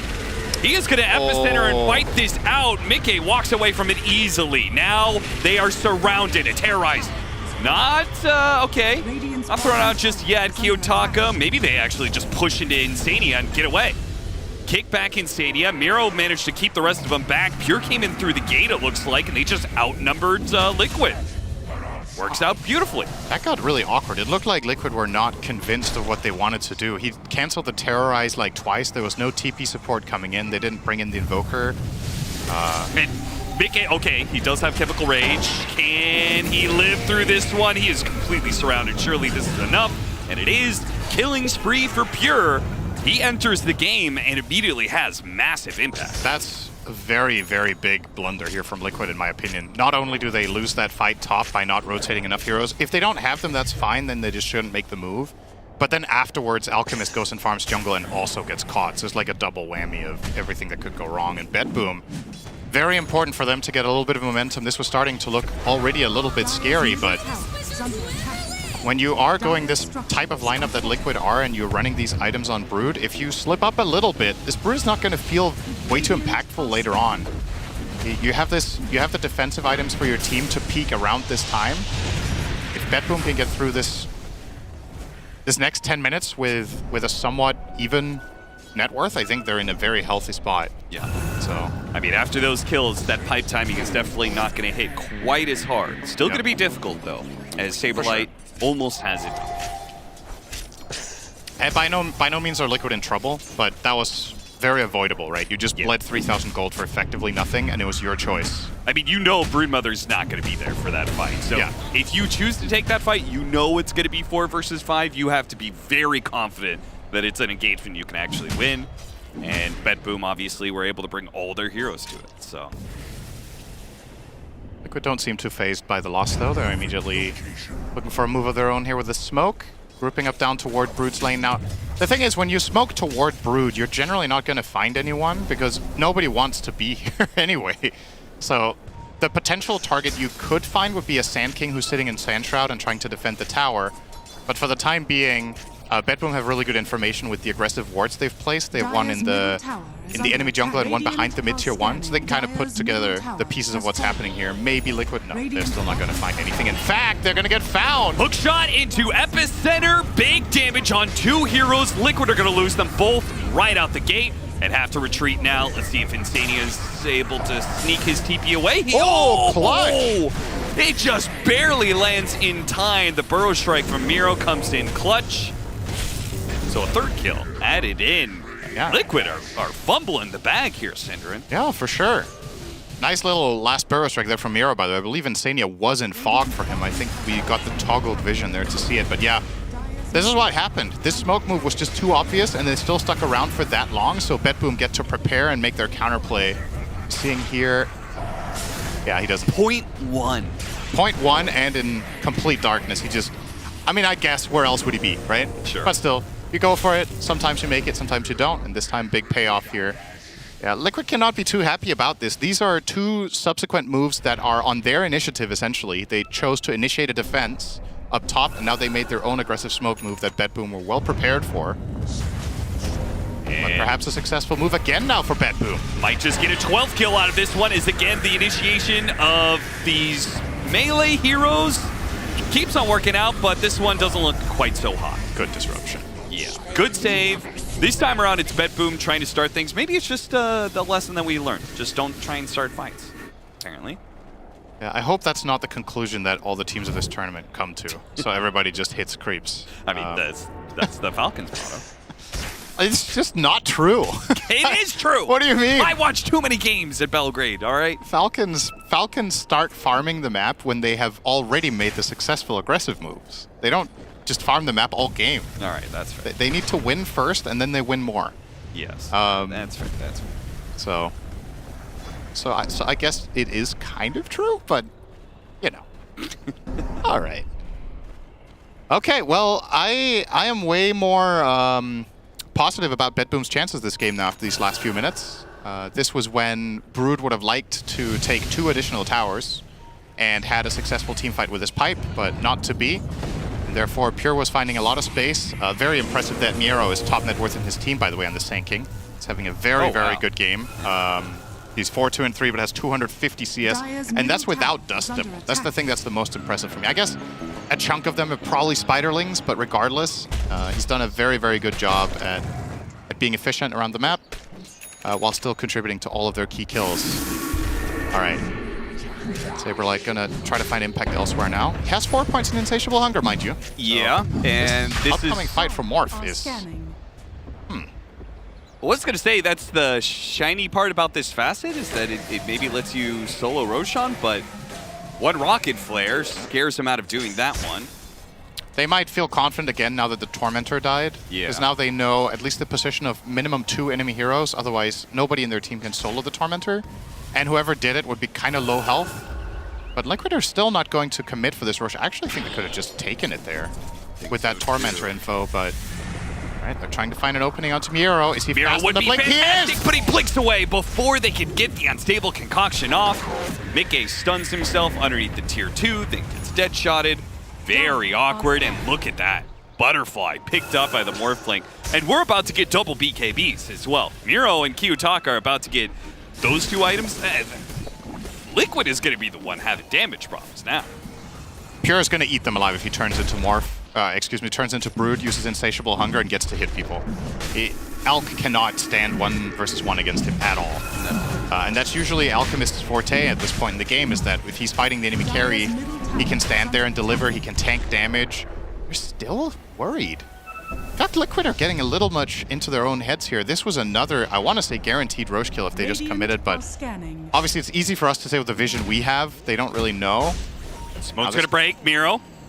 Oh, they don't have detection. Jump in immediately. They do manage to get a Brambles onto Save. Go for him, but he does have his ultimate. Hookshot lands onto the Evoker in the back lines. Kiyotaka rolling in. They go and commit for Nisha, but he do have a Disruption and a Terrorize to bail him out. When he comes back in, half HP, Deafening Blast pushing away the Morphling. He starts backing out to the hot tub area. Are they going to pursue after him? Oh yeah, Pure's going to drop an EMP in that one, but with the Vessel on him, he doesn't want to overcommit too much. The Alchemist gets bumped back, does manage to get off Unstable Concoction onto 2. Boxy now backing away to his tower. Will they finish off Kiyotaka? Now a Meteor coming in hot. That's going to land right onto Miero, brings him down to half. He commits and does manage to get the kill onto Boxy, but will die for it. Liquid do manage to lure in BetBoom, get 2 kills out of it, and chase for more now. Saberlight going up the hill. Kataomi may have to give up his life just to make sure the others do survive. Mickey, he'll get the Unstable Concoction on him. Pure's gonna come back in though. Pure doesn't have Morph. He doesn't have Morph, but he does have a kill on Insania perhaps. He's committing against 3 heroes without being able to turn into the Broodmother. Is this an overextension? He does have the Clockwork. Hooking back in. Pure is still looking for a way out of this fight. No, burned out of mana. EMP'd on top of that one. Unstable Concoction. And now he realized the error of his ways. Wait a minute, he gets just enough mana. Does manage to waveform away a little bit of distance, and that's enough. Liquid will now have to back up, and it's taken so long. Cinderin. Everyone from BetBoom is back up. They still can't Roshan. Yeah, they had to go back because of the 40-second respawners coming into play in that fight again. The Sand King was about to return. What a mess of a fight, really. So Morph turns into Invoker, but the spells that Nisha had invoked weren't good for him. It was EMP and Deafening Blast. He was hoping to get a Cold Snap and just go on Nisha, but he couldn't really commit for it. Kiyotaka went in with his BKB. He magnetized it, instantly got manted off by Mika, and then he had no magnetize. So wasn't fast enough to spread it and actually get that teamfight impact out of it. Is BetBoom going to do Roshan once they see the Tormentor is done? They just... they don't have Morphling. Pure is far. But if they get a pick off. Looks like Pure is going Conda here. Caught Boxy. That might just be a Roche for them. They should feel pretty confident after this. Good enough. Yeah. If they get this Roche, I think they're already in a very good spot in this game, in my opinion. Around this time, Liquid's draft is expected to be crushing. It's expected to run the map. It's expected to use Alchemist and Brood's power levels to have taken, I want to say, 4 or 5 out of the 6 towers, plus this Roche, and now they've taken 2 towers and they're not getting the Roche. And you see now, Saberlight's going to go back for a BKB here so that he can use his Insatiable Hunger, but honestly, I feel like his damage is kind of pitiful because he went Drum Pipe. So what's this BKB really going to allow him to do in the fight? I'm not really following. in my mind, his build is already committed in this direction, and I would have liked to see him just go Greaves Lotus or something like that, and just really all in on Alk carrying the game. Or if he wanted some sort of hybrid thing, maybe he could have gone the AC and Alk can go something else, but maybe he has to get that.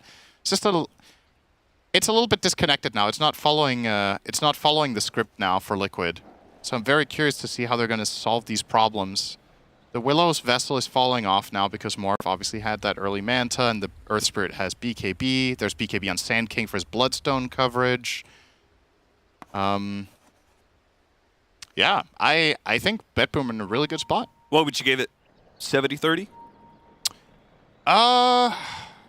Honestly, yeah, probably. Because of Brood's items.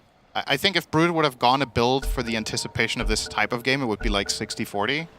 But Saberlight is going to struggle to find major teamfight impact, I feel, at this point. It feels like Liquid's going to have to draw out the game and go late, which I don't even know if their heroes are good for. Yeah, I don't know how good that is. You can see Save is starting to work on Agleipnir as well. He is a support player that can, in the right game, play very greedy and become a fourth core for the team. The thing about the situation Liquid finds themselves in is that it's not one individual's fault, right? It's not like, oh, Brood bought the wrong items, now they're not good, and it's not any individual that messed up. It was that the couple of team cohesion moves that failed are resulting in Brood's build being bad. Yeah, they were supposed to be up 10k net worth right now, right? And Saberlight could be owning this game completely if things went according to plan. He's 3-0-4, he has good farm, he won his lane, you know, he did what he had to do, but something didn't quite click, and now nobody's happy. So, except the other team, of course. Pure is having a good time. Let's see if he turns this Crystallis into Conda first or if he goes BKB. I had this feeling he was just going to go BKB because of the Brood having 4 in Insatiable Hunger. So you could just go in, turn into Brood, and win the fight. Yeah, I would say, I feel like you just all in on the right-click build at this point. At the same time, the Conda is also insane with Insatiable Hunger, right? So, like, there's a case for both. Nice pushing here. That fast will do work when you are close to your babies. So what? Dire's tower has fallen. Just makes the noise over and over again. Yeah. I like this play from Saberlight. I mean, you could argue it's obvious that Brood should do this, but I think he's genuinely going to do this forever. And they've got a nice high ground ward as well, so they might even be able to get a pick off at some point. Yeah. I think he just keeps using this big camp and maybe the camp to the right to build an army, and then whenever a wave reaches the enemy base, he pops Insatiable Hunger and just has the spiders push. And it's going to force a defensive response every time out of BetBoom. They will get the top tier 2 with Pure. Solo pushing that on Morph. No contention from Liquid. And there's the Daedalus. So it wasn't Conda. It was full right click. Can't imagine anything else than BKB next, right? It's just so obvious for Pure. I mean, the damage is, again, he gets a shard at some point, and a Daedalus, and he pops Insatiable Hunger, and like 15 seconds goes by. Yeah. You're talking like 2,000 damage crits. Yeah, actually. It's nasty. What's his current? So he currently has 290 base damage, right? And Insatiable Hunger gives him 70% additional base attack damage. So that's close to 200. Sounds about right. And that's before the shard. So with the shard, it gets increased by 4% every second Insatiable Hunger's running. And they're onto him. Well, he has the Aegis and Manta. This feels not... Oh, wow. They almost got him. That's almost managed to take away that Aegis. Kiyotaka rolls in and somehow actually lands that roll onto the Alchemist. Maybe not something he wanted, though. Has to pop his BKB and Magnetize just to put a threat on the field so he can back away. This is very awkward now. They could actually get Miro. He's the one with the gem. But, Liquid unsure if they could keep chasing. Name damage gonna be found by Kataomi. And the game goes on. I wonder what Liquid are hoping for right now. Because you were pointing out maybe you just have to play for ultra late. Brood's going Conda. Invoker is working on a BKB with his Pike, so Nisha has the standard right-click mid-game Invoker. I think it's probably Bloodthorn. I think Bloodthorn maybe gives you like the single target pickoff that can allow you to actually win fights, because it's no longer the auras that are going to win you that fight, and it's certainly not Insania, who's already dead. You know what's cool about Daedalus is when you just go in and your first 2 attacks just crit. That's great. What a good item. Yeah.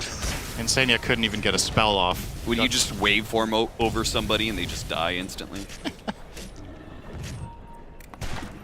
That's all they got, though. They didn't get a core kill. And the Aegis will expire now, but... And they are going to have to come back. This is without Insatiable Hunger. This is just standard brutes, spiderlings pushing.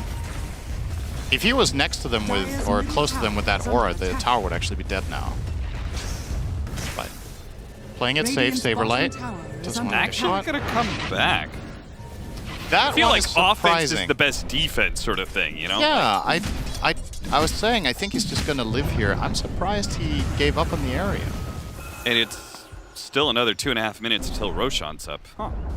I guess the Clockwork having his shard here is actually extremely valuable. Yeah, that's true. He's going to just... Whenever he has a feeling that Brood wants to play here, he is just going to jetpack and try to find the initiation. But it's still not an obvious kill, the Brood. He has Pipe BKB, so unless Morphling is there, I actually think they don't kill him even with 4 heroes. Unless they get like the literal perfect hookshot into Epi Burrow and chain stun with Earth Spirit. It needs to be very specific conditions they meet. BKB is done for Pure. So... He is a monster. Yeah. He has 400. How many of those are spiderlings? He has 420 CS, minute 31. And he was pressured a decent amount. Yeah. I mean, not like overrun, but... All right, they killed 201. Oh, it's 77. Okay. Yeah, I was going to say, I'm not sure if it's that much. Have I ever seen a... He's given them 200 spider. I mean, they're not that valuable anymore. You go back a couple of years, he would have griefed the game. Yeah. By getting 200 spiders killed, but still, I don't think I've ever seen that number that high. Big item pickup. Shivas for the Sand King. Maelstrom is coming in for save. That's not really needed, though. They found the Broodmother on the high ground. Jetpack doing some work here. They try and bail him out with a Terrorize, but again, the BKBs allow them to commit. There's that full stun chaining, but this is with Morph, so the kill is fast. They just need a Burrow Strike into a roll, and if Pure gets to hit him twice, he's gone. And that tower is now gone as well. Interesting that BetBoom go double Shivas, but I don't really mind it this game. I think it's fine that both Earth Spirit and Sand King have one.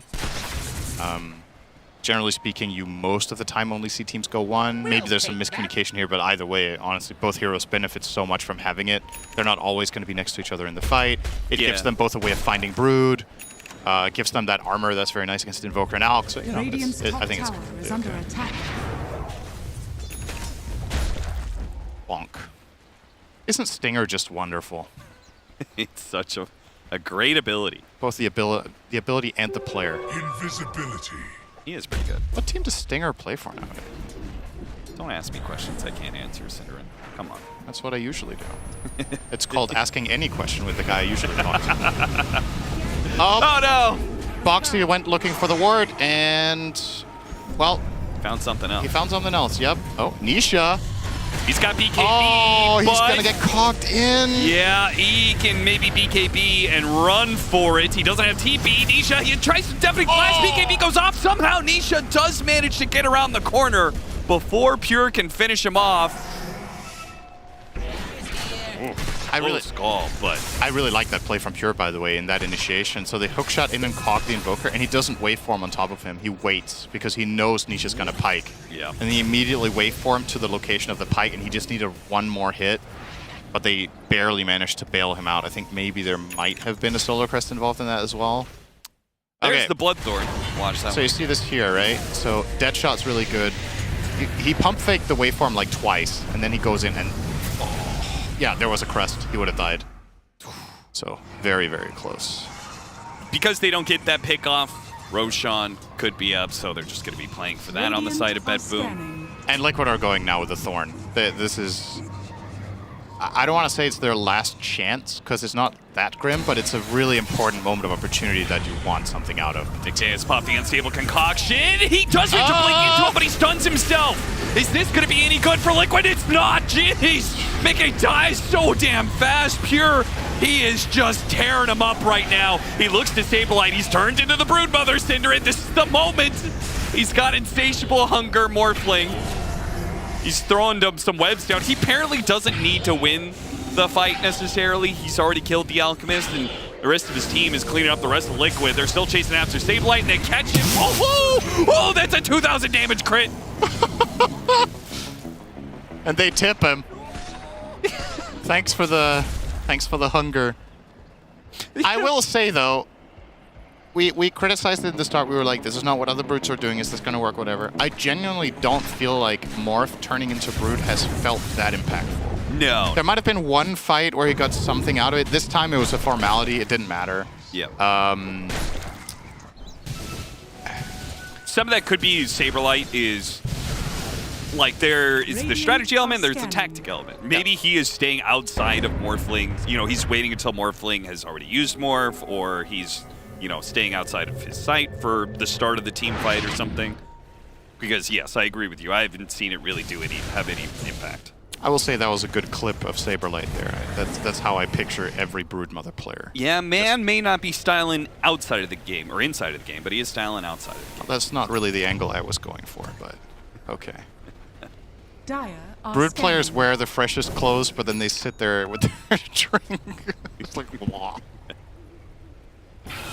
All right, the funny part is that BetBoom so clearly won that fight, but in the late Roshan, Pure was just sitting in the pit, just being like, all right, it's got to come soon. It's got to come soon. Well, came so late that Liquid were able to get all their heroes back up, and they have a second chance to contest Roshan, this time on their own side. More Shivas, more information. They spot Saberlight. They tornado up Kiyotaka. He's not run for it, but got burned out of mana. Mickey's going to commit for the kill. They've got him. They does not have buyback for this one either. Liquid may have just gotten themselves to Roshan. That was very awkward. He entered the fight with half mana, and then he didn't pop BKB when he got caught, so they just took him 100 to 0. That's something BetBoom don't really have. They don't have a save support like the Shadow Demon or a Pugna to keep him alive in that situation. Yep. But still, Liquid don't feel confident even in a 5v4 going for this, because first of all, they don't know if there's buyback. And secondly, even if they knew for a fact, I don't know if they can just brute force the Roche. It's very, very awkward when you don't have information about where the enemy heroes are. And they're choosing the fight 5v4. Jump on the Broodmother. Terrorize. Okay, they are holding on to it for now as BetBoom back away. That was an interesting poke. They could have had that kill, but would the fight have been good for them? Pure might have been surprised with just how hard he hit.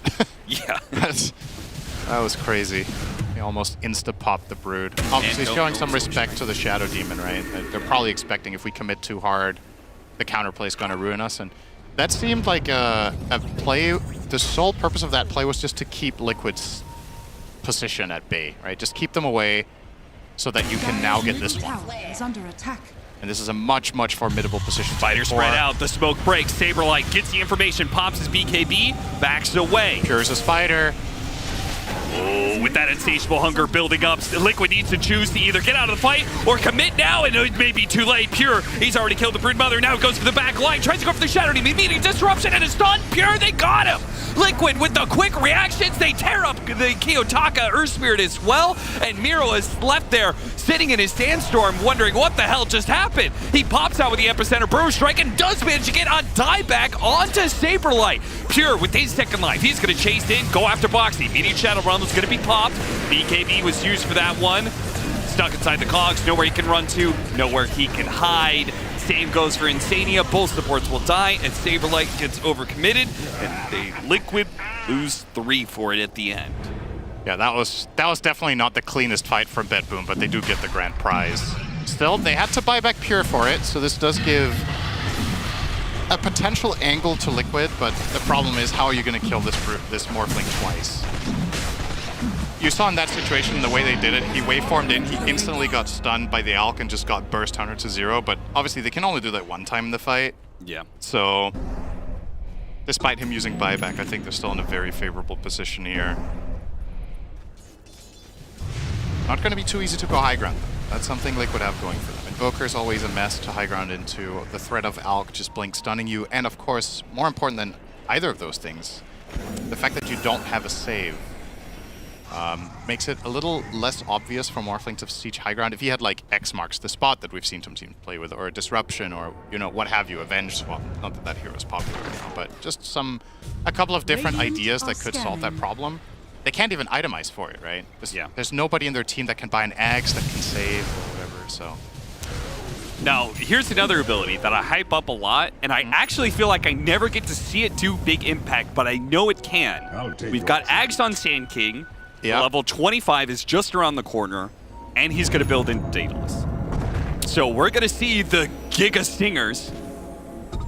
If you've tested it out in demo, it can do an amazing amount of damage. I had to do a double take when you said he's going to build into Daedalus. He did have it queued up. Looks like he doesn't have it. So that is a build, because I've never seen that. Yeah, have you? Dude, you got to try it out. It's really funny. I have not seen that. I feel like the current build that he's eyeing up is just the more stable choice, especially in Pro Dota. Yeah. Having refreshers so you get all your stuff twice versus having that. I almost want to call it cute, the Daedalus approach, or was that what you said? It was, right? Yeah. It's interesting though.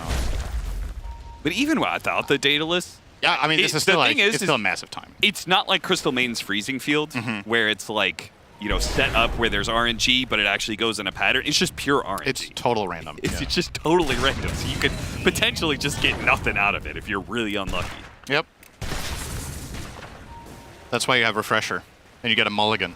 Yeah, true. If your first epi was bad, just try again. All right. Damage pure. Oh, God. I want to go on a limb here and say if Morph turns into Brood here on his last second of Insatiable Hunger with an Amplified Damage rune, he might be able to almost one-shot Invoker. So yeah, be careful with that. It's not likely to happen, but you never know. And he's going to get a Swift Blink too, which increases his chances of getting, finding the Broodmother and just getting on top of everybody. And Pure might just be able to 1v5. What are Liquid going to do about it? How do you itemize against this Morph in this game? So he's going Skadi on Alk to get that anti-heal. Yeah. And some more stats. Invoker has Skadi as well, so they're doing double Skadis. Who's getting a Hex? Invoker is. Okay. I don't know. I was thinking maybe Abyssal on Alk was a thing, but... Jump after Boxy. Hit the Burrow Strike, hit the Dead Shot. None of it's enough. Miro tries to heal himself out with the Bloodstone. Here comes Commitment from Pure. Man, he brought that Invoker real low with absolutely nothing. And the Disruption wasn't a disable. He just Swift Blinked onto the Invoker and killed him immediately. Now turns to mid-game. Terrorize goes out, and the BKB does fade away. Kiyotaka does manage a roll. And they don't go after the Morphling either. They Terrorize was good, but it wasn't good enough. And now Miro comes in hot. A triple kill with the Epicenter. Stinger's going to work. And there is no buybacks on the cores of Liquid. It looks like this one is over. Holy shit, he did a lot of damage on Sand King in that fight. And he's not done. They find another. And all right, they find another other. Game over. All right, well. Over.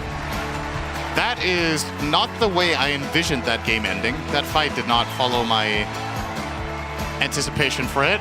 Pure just solo killed Invoker in the back of the fight while his teammates were keeping the front busy. And then Sand King was the carry. Yeah. Wow. All right. Well, what can you really say? I feel like honestly the most pivotal moment in this game was way ago. It was 25 minutes ago. Yeah. Those 5 bad minutes from Liquid, I think, just knocked all steam out of the game, and BetBoom immediately recognized how they could use that to their advantage. And obviously, one of the moves I feel like Liquid just chose to defend poorly. The other one was also credit to BetBoom for a good map read and setting up the trap, essentially, and then springing it to get 3 kills in their own jungle. After BetBoom won those 2 fights, I just had a feeling like this was gonna go this way. And yeah, begs the question. I don't want to harp on it too much, the whole Brood thing, because I don't feel like that was the deciding factor. Sure. But when you do go that build and you do go the pipe, obviously you gotta get it done. You put yourself on a timer. This is a choice you make as a team that you did not want the game to go this long. Nope. And it goes I would say a bit too long, but honestly, BetBoom closed that game out pretty quickly. I don't think they were really ever going to run out of steam. No. This is always going to be an uphill matchup for Liquid going into the late game. So, BetBoom, just managed to take game 1 over Liquid. We've seen a variety of approaches to Morphling from Broodmothers. We saw ATF go with the Necrotic Webs, 0 points in Insatiable Hunger. Well, eventually he got points in Insatiable Hunger.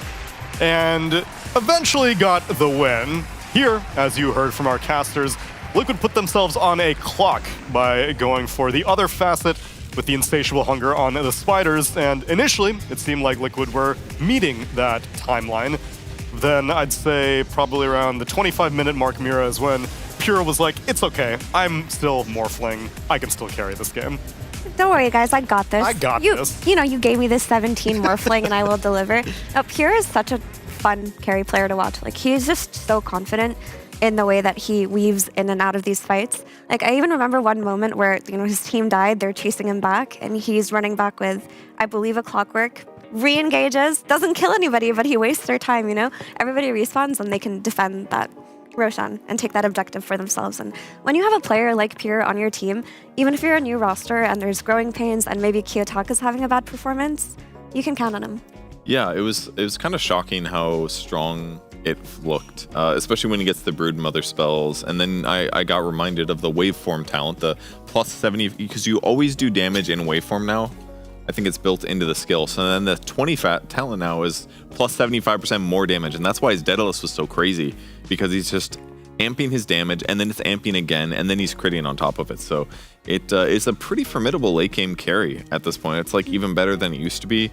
And after the other top carries of TI got nerfed, where Morphling was occasionally picked, he just seems to be up there at the cream of the crop right now. So despite Liquid grabbing the Broodmother and putting really good pressure on in the early game, Pure just didn't make almost any mistakes. He only died one time that game, and immediately after he got on Aegis, and then he just didn't lose that. So yeah, it was good. Yeah, and to that I would attribute the Sand King aspect of this game too. I think Miro played a great game. Like, even from the laning stage where you saw him around minute 7, like, wasting their time, you know, Invoker even rotates, he grabs a bounty rune, he runs off TPs, like, he did what he could from the laning stage, even though it felt like a losing battle at that start. And all it took was that one fight for them to find in BetBoom when Liquid went into their jungle. They got a good epicenter off. They got some kills there, and all they needed to do was find 1 or 2 opportunities to not bleed too much, and their Morphling would take them to the late game, which is what happened. You're heaping a lot of praise onto a couple of players, but Kiyotaka's Earth Spirit you're not too big a fan of. You think he may need more practice on the hero, perhaps? That was between us, Neil. That was behind the scenes. You even said it. You said Kiyotaka did not have a good game. It was like he didn't have a good game because you know, they couldn't connect the first few magnetizers that he won in the first few rotations. They didn't work out, but I don't necessarily know if it's because he struggles with the hero. It could just be that game was hard, because if you're playing from behind as Earth Spirit versus Invoker, you're going to get cold snapped, you're going to get EMP'd. When you try to roll away, you get, you know, tornadoed beforehand. So their early game from BetBoom, from the mid lane, I think that's actually where they need to do a lot of their improvements and what they need to do most of their replay analysis. Especially because he had the luxury of getting any matchup he wanted. We saw in Dacha Belgrade that he had gone for a Riki. This time he saw the Invoker, first picked by Liquid, opted for the Earth Spirit, but it's fine because Miro and Pure were able to carry him across the finish line regardless. As for the Vision game, on the other hand, though, we got BSJ looking at the Kadia award of the game. Yeah, thank you, Neil. For this particular game, I'd like to highlight a ward that fulfilled perhaps not only its original intent, as we're going to see when we pull into the clip that BB Team is going to place a ward during a team fight in the lane. You saw it right there in the middle of your screen. That was meant to give them the necessary vision to contest Liquid with Roche, but this ward actually is what they use 2 minutes later after that fight to pick Boxy off, getting their own Roche. And this is such a pivotal moment in the game because this is the timing where Liquid's roster or lineup is supposed to take over the map, get that first Aegis, take the tier 2s, look to poke high ground towards the end of that Aegis. They've got the pipe on the Broodmother, the Radiance on the Alk. Like, this is the go time. This is the Liquid, like, close out the game. This is like a 25-30 minute power spike lineup. And the second they got that, the team fight that stalled, the first team fight stalled Then the ward was used to get the pick off, get the Rosh, completely stunted the momentum that Liquid had. And it felt like they just controlled the entire pace of the game from there. And BB Team, even though it took, 15, 20 minutes to finish the game off, it was in their hands ever since then. So is there a world where if that fight went Liquid's way, you would say that Saberlight's decision to go for this facet and go for Insatiable Hunger would have been validated? Oh, that's like the vision they clearly had. We were talking about Broodmother being picked into the Morphling. It's good in the lane. It's good for the momentum. I was like, maybe Morphling just has 0 deaths and loses this game. Like, they have a really hard time killing Morphling. But since BB Team was so able to effectively stall out Liquid's lineup, you saw what happens in a good Morphling game, also being fed the Insatiable Hunger, as the panel and the casters were mentioning. And if you don't win that fight, like I've had this so many times as Alchemist, like if you're equal net worth to a Morphling throughout the middle to the late stage of the game, it's already over. Yeah, you're done. And we're done with this game number 1, but we'll see what new surprises Liquid and BetBoom team bring for game number 2.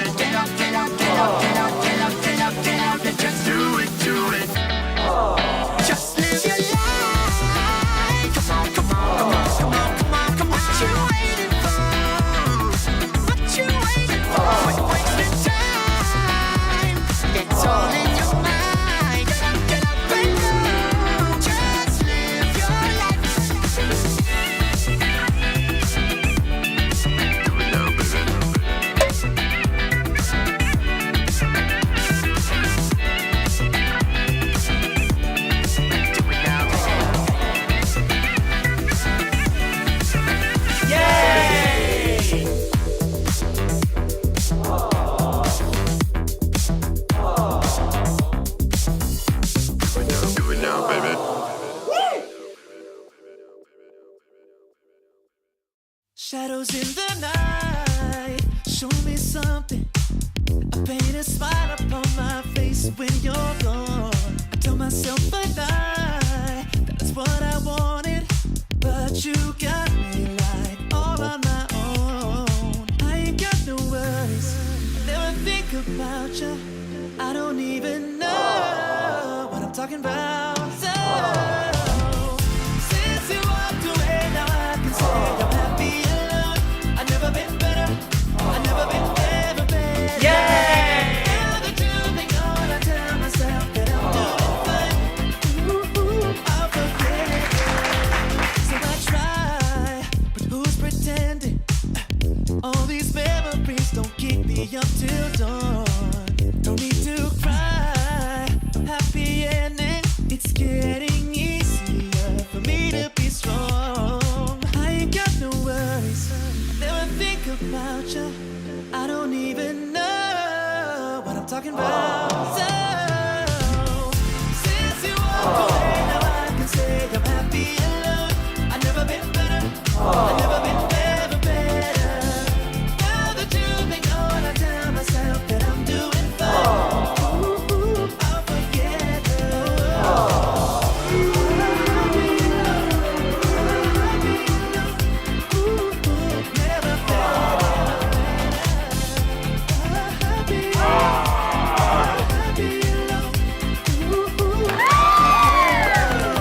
Don't you know love's just a feeling, and it happens every day.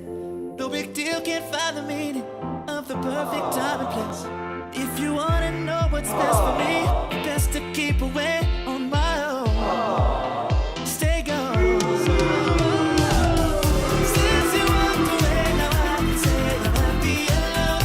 I've never been better, I've never been better.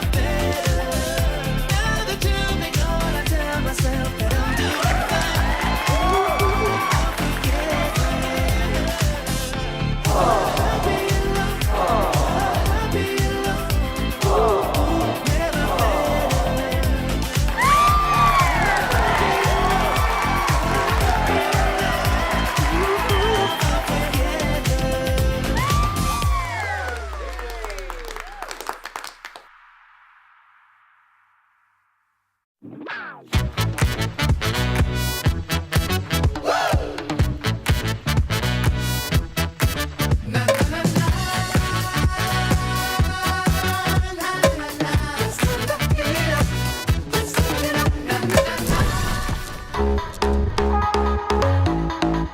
We have it here, the golden ticket to the DHL Super Drop. I'm gonna get the box over here.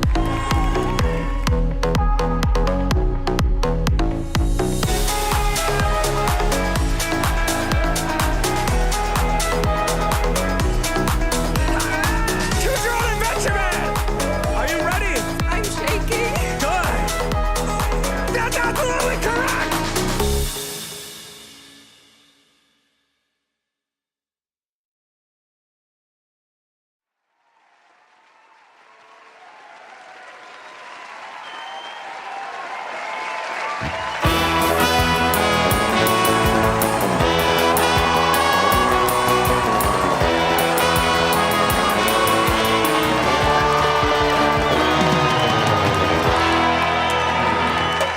Back, everyone, to our third two-game series of the night, where we are seeing BetBoom team get a 1-0 victory over Team Liquid. Now, we've been seeing a lot of outright draft victories, at least yesterday, between both the two series that we covered.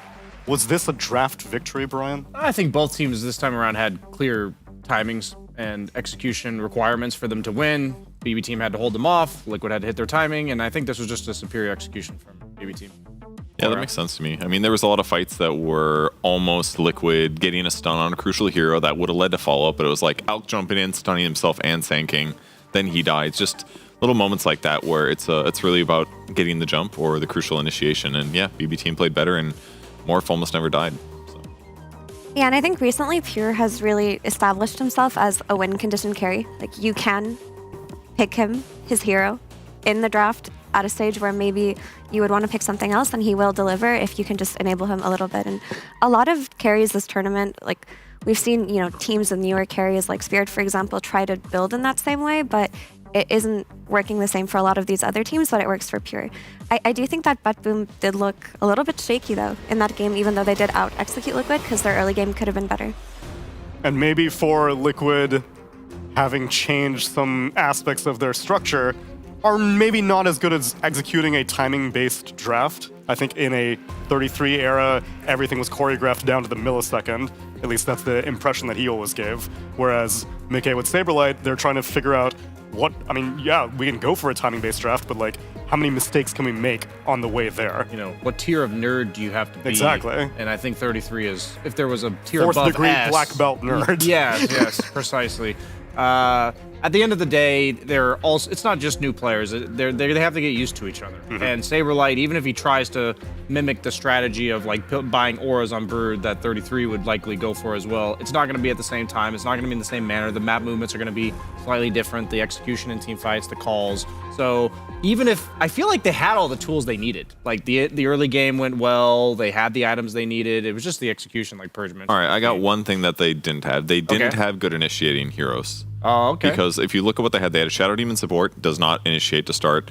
Dark Willow does not initiate to start. Invoker, your cold snapping, tornadoing. Kind of like passive Not a great initiation. initiation. You've got a Brood. He's got no stun starter. It was Alchemist that had to charge his stun.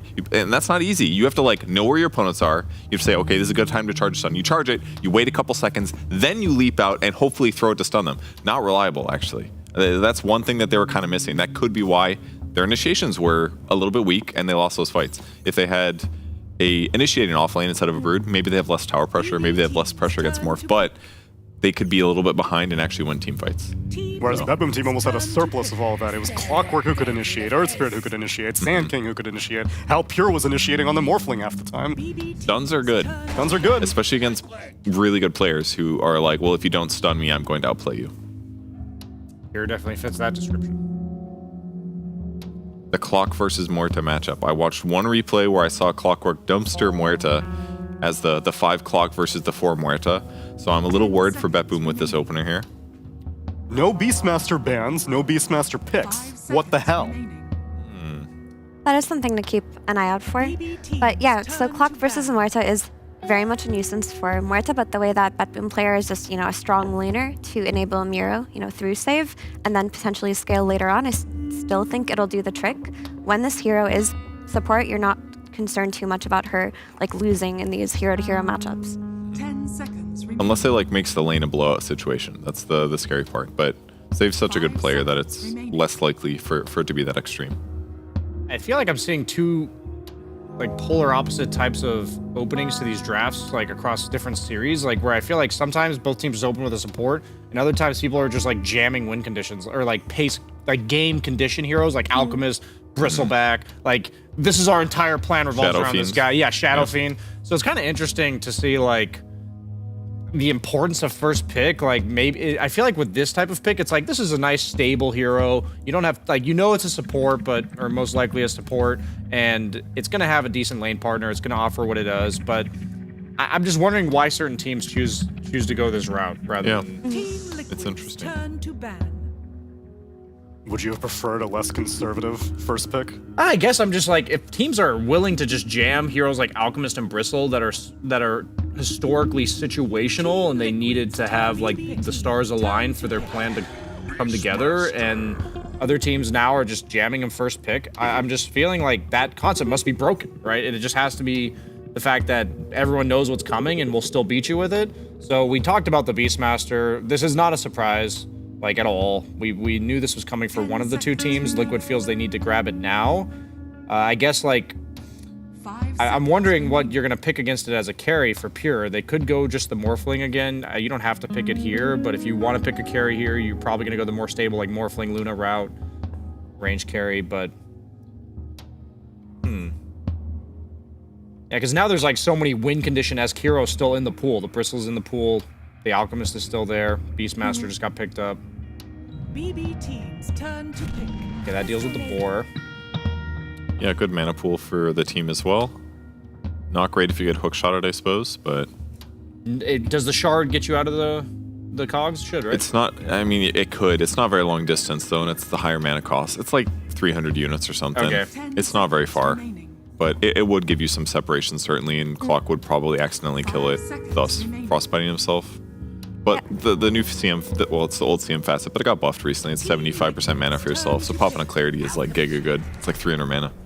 It's important not to overreact to Clock and still play the ideas that you want to play. So like the Crystal Maiden did 2 things for them, which was set them up for an Alchemist, because now they have like the 2 range supports. So to compensate for that, you're going to need the 2 stun heroes that can protect them. And Alchemist from the safe lane is going to be a great lane versus Beastmaster. Also, Clockwork is very much an annoying hero, but you'll often see teams play versus it and be like, okay, I need heroes that can get out of the cogs. I need heroes that can create a distance. I need heroes that can like instantly reposition, and then their draft just falls apart. So I'm glad that BetBoom just stuck with their guns here. I was looking at their stats actually from their Muerta, and at BB Dacha, they played Muerta 7 times, all on save. They only lost 1 game. So they have like an incredibly high success rate with opening with this hero. Dave has been one of the... He's kind of like Crit. I view these players as like, you give them one of their 3 signatures, and they're just like day and night as a player. It's not like they're bad on other heroes, but you just can confidently open with their hero every single game. You'll see Crit play Hoodwink 9 games in a row, and you're like, yeah, I feel pretty good about the 9th time as well. Save definitely fits that kind of play style. And Team Liquid going kind of opposite of their draft last game. They just got a billion stuns and a bunch of different ways to set up kills. So I'm pretty into what they are dealing with right now. Hoodwink is going to provide some much needed damage. Beastmaster does damage, but he's not like massively bursty. So they needed a 4 that could layer stuns and do damage, and certainly that's the hero for it. I will say Nusham always talked about the Hoodwink plus Beastmaster combo because the axes chopped the Hoodwink tree. Oh, that's true. But he was always concerned about that, but that was probably because Jenkins was the Beastmaster. And there is no way he's not going to chop those trees by just autopiloting the axes. So I'm wondering, like, yeah, it's a lot of burst damage and lockdown, but... And maybe he'll just go for the Helm of the Overlord build on Beastmaster, and you end up going like 0-4-4 anyways, but we'll just have to see. The boar, I think maxing out the boar is going to be a bit weird this lane because you are against Crystal Maiden. Do you just go Luna here on Liquid, or They're they gonna go for hold the the carry Earth Spirit pick. instead? Both supports on the BetBoom team are pretty immobile, so having an Earth Spirit here just makes things easier. It really is just a very different draft than last game. A gap closer with a blade mail makes sense against these like backline poker supports, heavily reliant on positioning. They just need to be disrupted. You're not really getting it from the offlaner. Like Beastmaster's not the type of offlaner that assassinates supports. That's a really good pick, That though. is a really good pick, yeah. Because they're dealing with all these beefy boys, 2 universal heroes and a strength, so Whirling Death is going to be really solid. And it gives them some really much needed damage, and it makes their disable if they have in a decent abundance pretty good too. It's also a hero that Kiyotaka looks very comfortable in. Like, we saw his Earth Spirit last game, and he's been playing it a little bit, but it's clear that it's not one of his signature heroes, and he's playing it because of the meta, whereas when you watch him on Timbersaw, he's consistently winning lane, making good plays, you know. Sometimes he's been a little questionable, but he delivers when he needs to. And I really like Timbersaw in the Timbersaw versus Earth Spirit matchup, because Earth Spirit does his damage over so much time. And Timbersaw's a hero where he needs to be burst down. Earth Spirit does not provide you burst. He provides you prolonged damage, so the burst needs to be accounted for through the other heroes.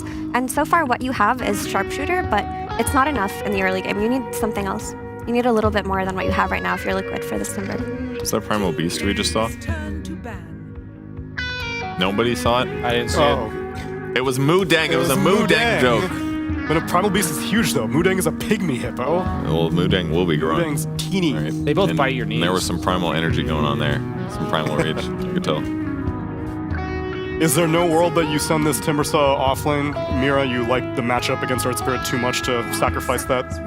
Yeah, I think you just throw it mid, for It's also sure. like not amazing against Clock either. Like in lane specifically. Battery assault and cogs really annoying. Yeah, I'd stick it to mid. And Liquid are expecting that as well as they ban out 2 offlaners. They take out the Doom and the Sand King, and BetBoom team start taking out carries. Take out the Razor. Medusa's already been banned. Monkey King's already been banned. Morphling remains in the pool, and that Luna that you mentioned earlier as well, Mira. I still like Luna because she provides you mixed damage versus Timbersaw, which will be a nicer way to negate that pressure early on, but they could go any route here. They have overall last pick on Liquid to close the phase out. Well, they almost certainly want a ranged carry because they have Clockwork 5 and they have Beastmaster offlane, and I'm just thinking about like a lot of range carries don't like playing into Timbersaw Alk, so I feel like their pool is pretty small. Like Razor is a good example of a range carry that like gets up in your face. I'm just wondering like how many of those are left. Like Medusa got banned. Like we don't even like that against Alk. Yeah, they really do need a beefy ranged hero. Maybe it is just Luna. Like she's the mixed damage carry that matches tempo. But Gyro? Gyro's mixed damage as well. True. I think mixed damage is very important here because you're going to have this Muerta ulti that you need to DPS through, and you're going to have this Timber that you need to provide magic damage for. So both of those fit the bill very well. Morphling was also mixed damage. They go Dawnbreaker. That makes sense that they ban Morph because Morphling's super annoying out of all the ranged heroes because you can disengage from her spells. It's not really fun to pick the heroes we're mentioning, the Gyros, the Lunas, into Dawn. Any hero that can't disengage from the hammer into Starbreaker combo, pretty vulnerable at all stages of the like early to mid game. I find this Dawnbreaker far weaker than the Dawnbreaker we saw with Falcons earlier. Like it was paired with a team like Team Liquid's. All these heroes are great at going on. And Dawnbreaker isn't gonna be able to do that as well with the BetBoom team lineup. Like what is she following up on? Timbersaw? Timbersaw doesn't really have disables. He just has damage and some slows. And there's the Alk initiation. I think Alk is a very reliable initiator, which is why he's so popular right now, because he hits his timings early on, and she can also react, right? If somebody gets roared, you can just ult on top of them. So there is value to this Dawnbreaker here, and I do like it. It also kind of threatens the Luna, because if you're picking Luna into this, which looks like the best carry left, I mean, there's nothing left at this point, right? If you pick Luna into this, there is a means to kill her early on. She's not well defended by the clock. Like this Dawn plus Muerta duo can capitalize on Luna and pressure her early on. So looking pretty solid from BetBoom, but Liquid's draft does pack a punch. Luna's lane is a little bit scary, but she can carry this game. It's also a decent blade mail hero on Dawnbreaker, which tends to be the item solution against Luna. That way, the Eclipse threat that is now a big deal with her new skill build is less of a like, okay, you can just kill me once in a while. It's like, okay, there's some counterplay there. So buy the blade mail maybe. Save your allies. So right when they nerfed the beam facet, I noticed that people were at least experimenting a small portion of the time with the other facet, the traditional one that gives you the damage reduction. And I'm just wondering, is it even ever considerable? Like, because you have 3 cores on the enemy team that are right up in your face, you're going to be hitting them and reducing damage as well. So I'm really curious. It's like one of those things. Is it a 99 1% facet, or is it actually just like you can't ever take it situation for Luna? The hard thing is that it costs you skill points, right? It's that as well. It's like, okay, the facet makes your damage reduction less, but if people don't even skill the ability most of the time, you're taking the opposite facet. Your laning is worse, and you lose attribute points that you were getting with the other build. Just seems a lot worse. A facet experiment may have cost Team Liquid that game number 1. Are they willing to do it twice? Let's find out in game number 2 with Cap and Cinderin.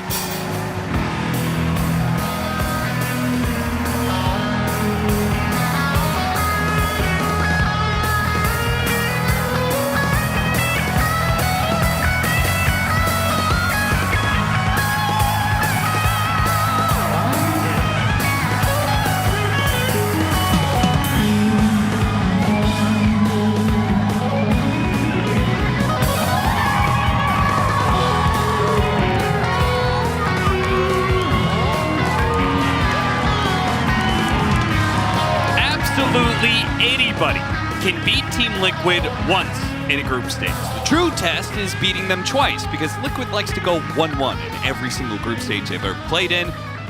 We'll see whether or not BetBoom is actually able to pull up a 2-0 here, Cinderin. I was going to say the true test is whether Liquid can finally get out of the group stage at DreamLeague. That is also and they need to win enough games, and dropping a game like that previous one could honestly come back to bite them, because a lot of the time the cutoff between making it or not is literally one singular game about whether you get that tiebreaker or not. Obviously, I'm getting way ahead of myself. Liquid could still get top 2 in the groups, but it's just me. I don't know if it's at the back of their minds. I don't know if they really care, but this tournament has definitely been their #1 Achilles heel the last 2 years. I feel like DreamLeague just never goes well for Team Liquid for whatever reason. But let's see in this one. We've definitely got a lot of adjustments coming in. Couple of repeats. We see the Alchemist once again. The Muerta is being run back-to-back by BetBoom as their first pick, and then also another Earth Spirit. But aside from that, oh, actually the Clockwork. So 4 repeat heroes, as a matter of fact. Katomi is in big trouble. He is dead, I believe. Crystal Maiden caught in the jungle and giving up first blood. That's a classic, Cinderin. Yep. This hero does not deal well with being on the receiving end, and Yeah, Beastmaster Hoodwink is a strong lane. Even level 1, they have a lot of prowess if you go for the Call of the Wild, which Saberlight did. And as you said, in the jungle, I think he got bushwhacked twice on Kataomi. That was a pretty long chase. I thought it was a little bit of an interesting idea that Brian brought to the table here with not going Moonstorm. But I agree exactly with Purge's take. I just don't see it, specifically because it's going to cost you 8 all attributes, and it's going to make your laning worse. So I just think even in a game where you're like, wow, my Lunar Orbit would be amazing if I upgraded it here, I still think you're hard-pressed to justify it in a pro level just because of how much laning stage matters and how much those attribute points later in the game matter for your overall tankiness, your farming speed, you name it, you know? Yeah. So it all adds up. Insania with, I've seen better bowling in my lifetime. He's actually gonna die for... Done. Alright, should have, I recommend using a lighter ball next time. These are two very dangerous off lanes. Huerta, Dawnbreaker versus Beastmaster Hoodwink. I feel like both safe lanes are likely to be demolished here. Yes, for sure. I'm really happy to see Dawnbreaker. I love this hero, and I feel like it's a situationally good pick and pro, but we don't see it very often. In this game, what I generally look for when I'm playing Dawnbreaker is, do I have... I prefer to play this hero when, number one, I have a good lane. That's like, because that's what this hero does, right? It owns its lane in a lot of matchups. And then the secondary thing is, do I have at least one, ideally 2 allied heroes that have a reliable setup for my ult? So I can connect to fights and we can get something done.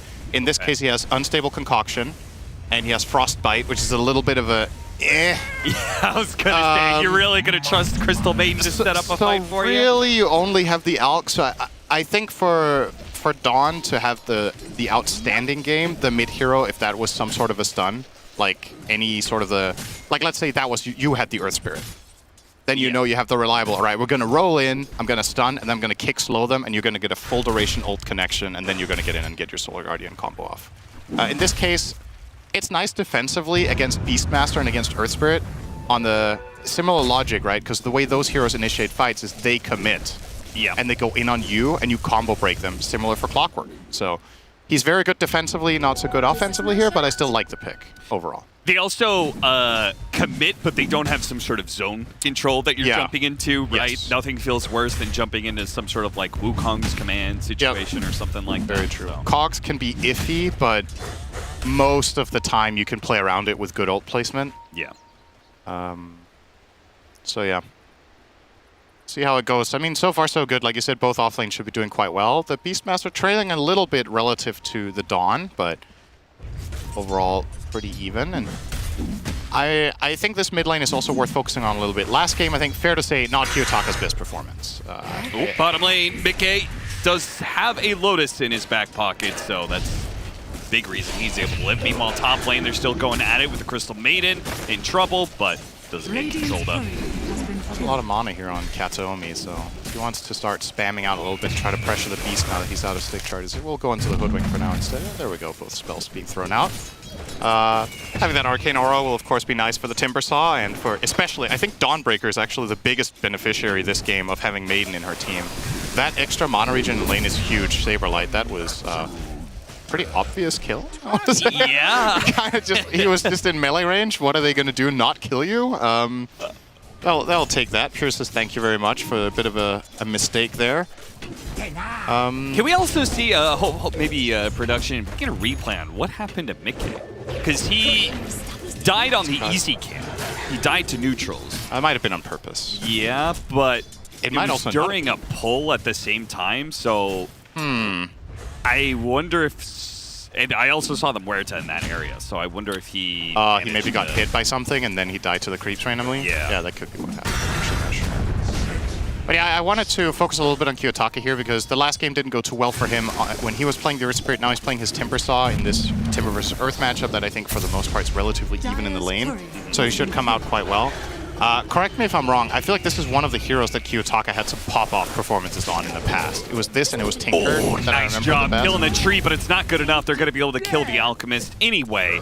And with the boar, Crystal Maiden is slowed down. He's going to try to trade with the boars. He killed one of them. He did get one of them. Meanwhile, Mickey is surrounded by spooky ghosts just in time for Halloween. Die to that, and Insania is also going to die. Seems like both the supports will follow their cores into the graves. Kiyotaka has had some strong performances on Timbersaw, though. Yeah, 100%. So the #1 hero he became most famous for was Tinker, right? The old Tinker. He was playing mid and just flat out winning games. I'm not going to say on his own, but like having the impact of 2 players in some of those games. For some reason, Timbersaw strikes me as #2, and I don't know why, like which particular game I remember, but this is a hero that he knows very well, so I'm expecting much more comfort than in the last game. Kiyotaka battling it out here. He's going to die eventually, I think, but he does get some really good damage in return and gets a 1 for 2. That's a sick trade to get in that situation. 2v3 in the river around the power rune timing, and obviously, Moritza doesn't feel bad about leaving Miro in this one-on-one. He's one-on-one against Luna. That's a very easy matchup for Dawnbreaker to just play. Oh! Save! Turns around, bushwhack. That was close. Hits him with the acorn shot as well. Save takes a lot of damage on his way back out.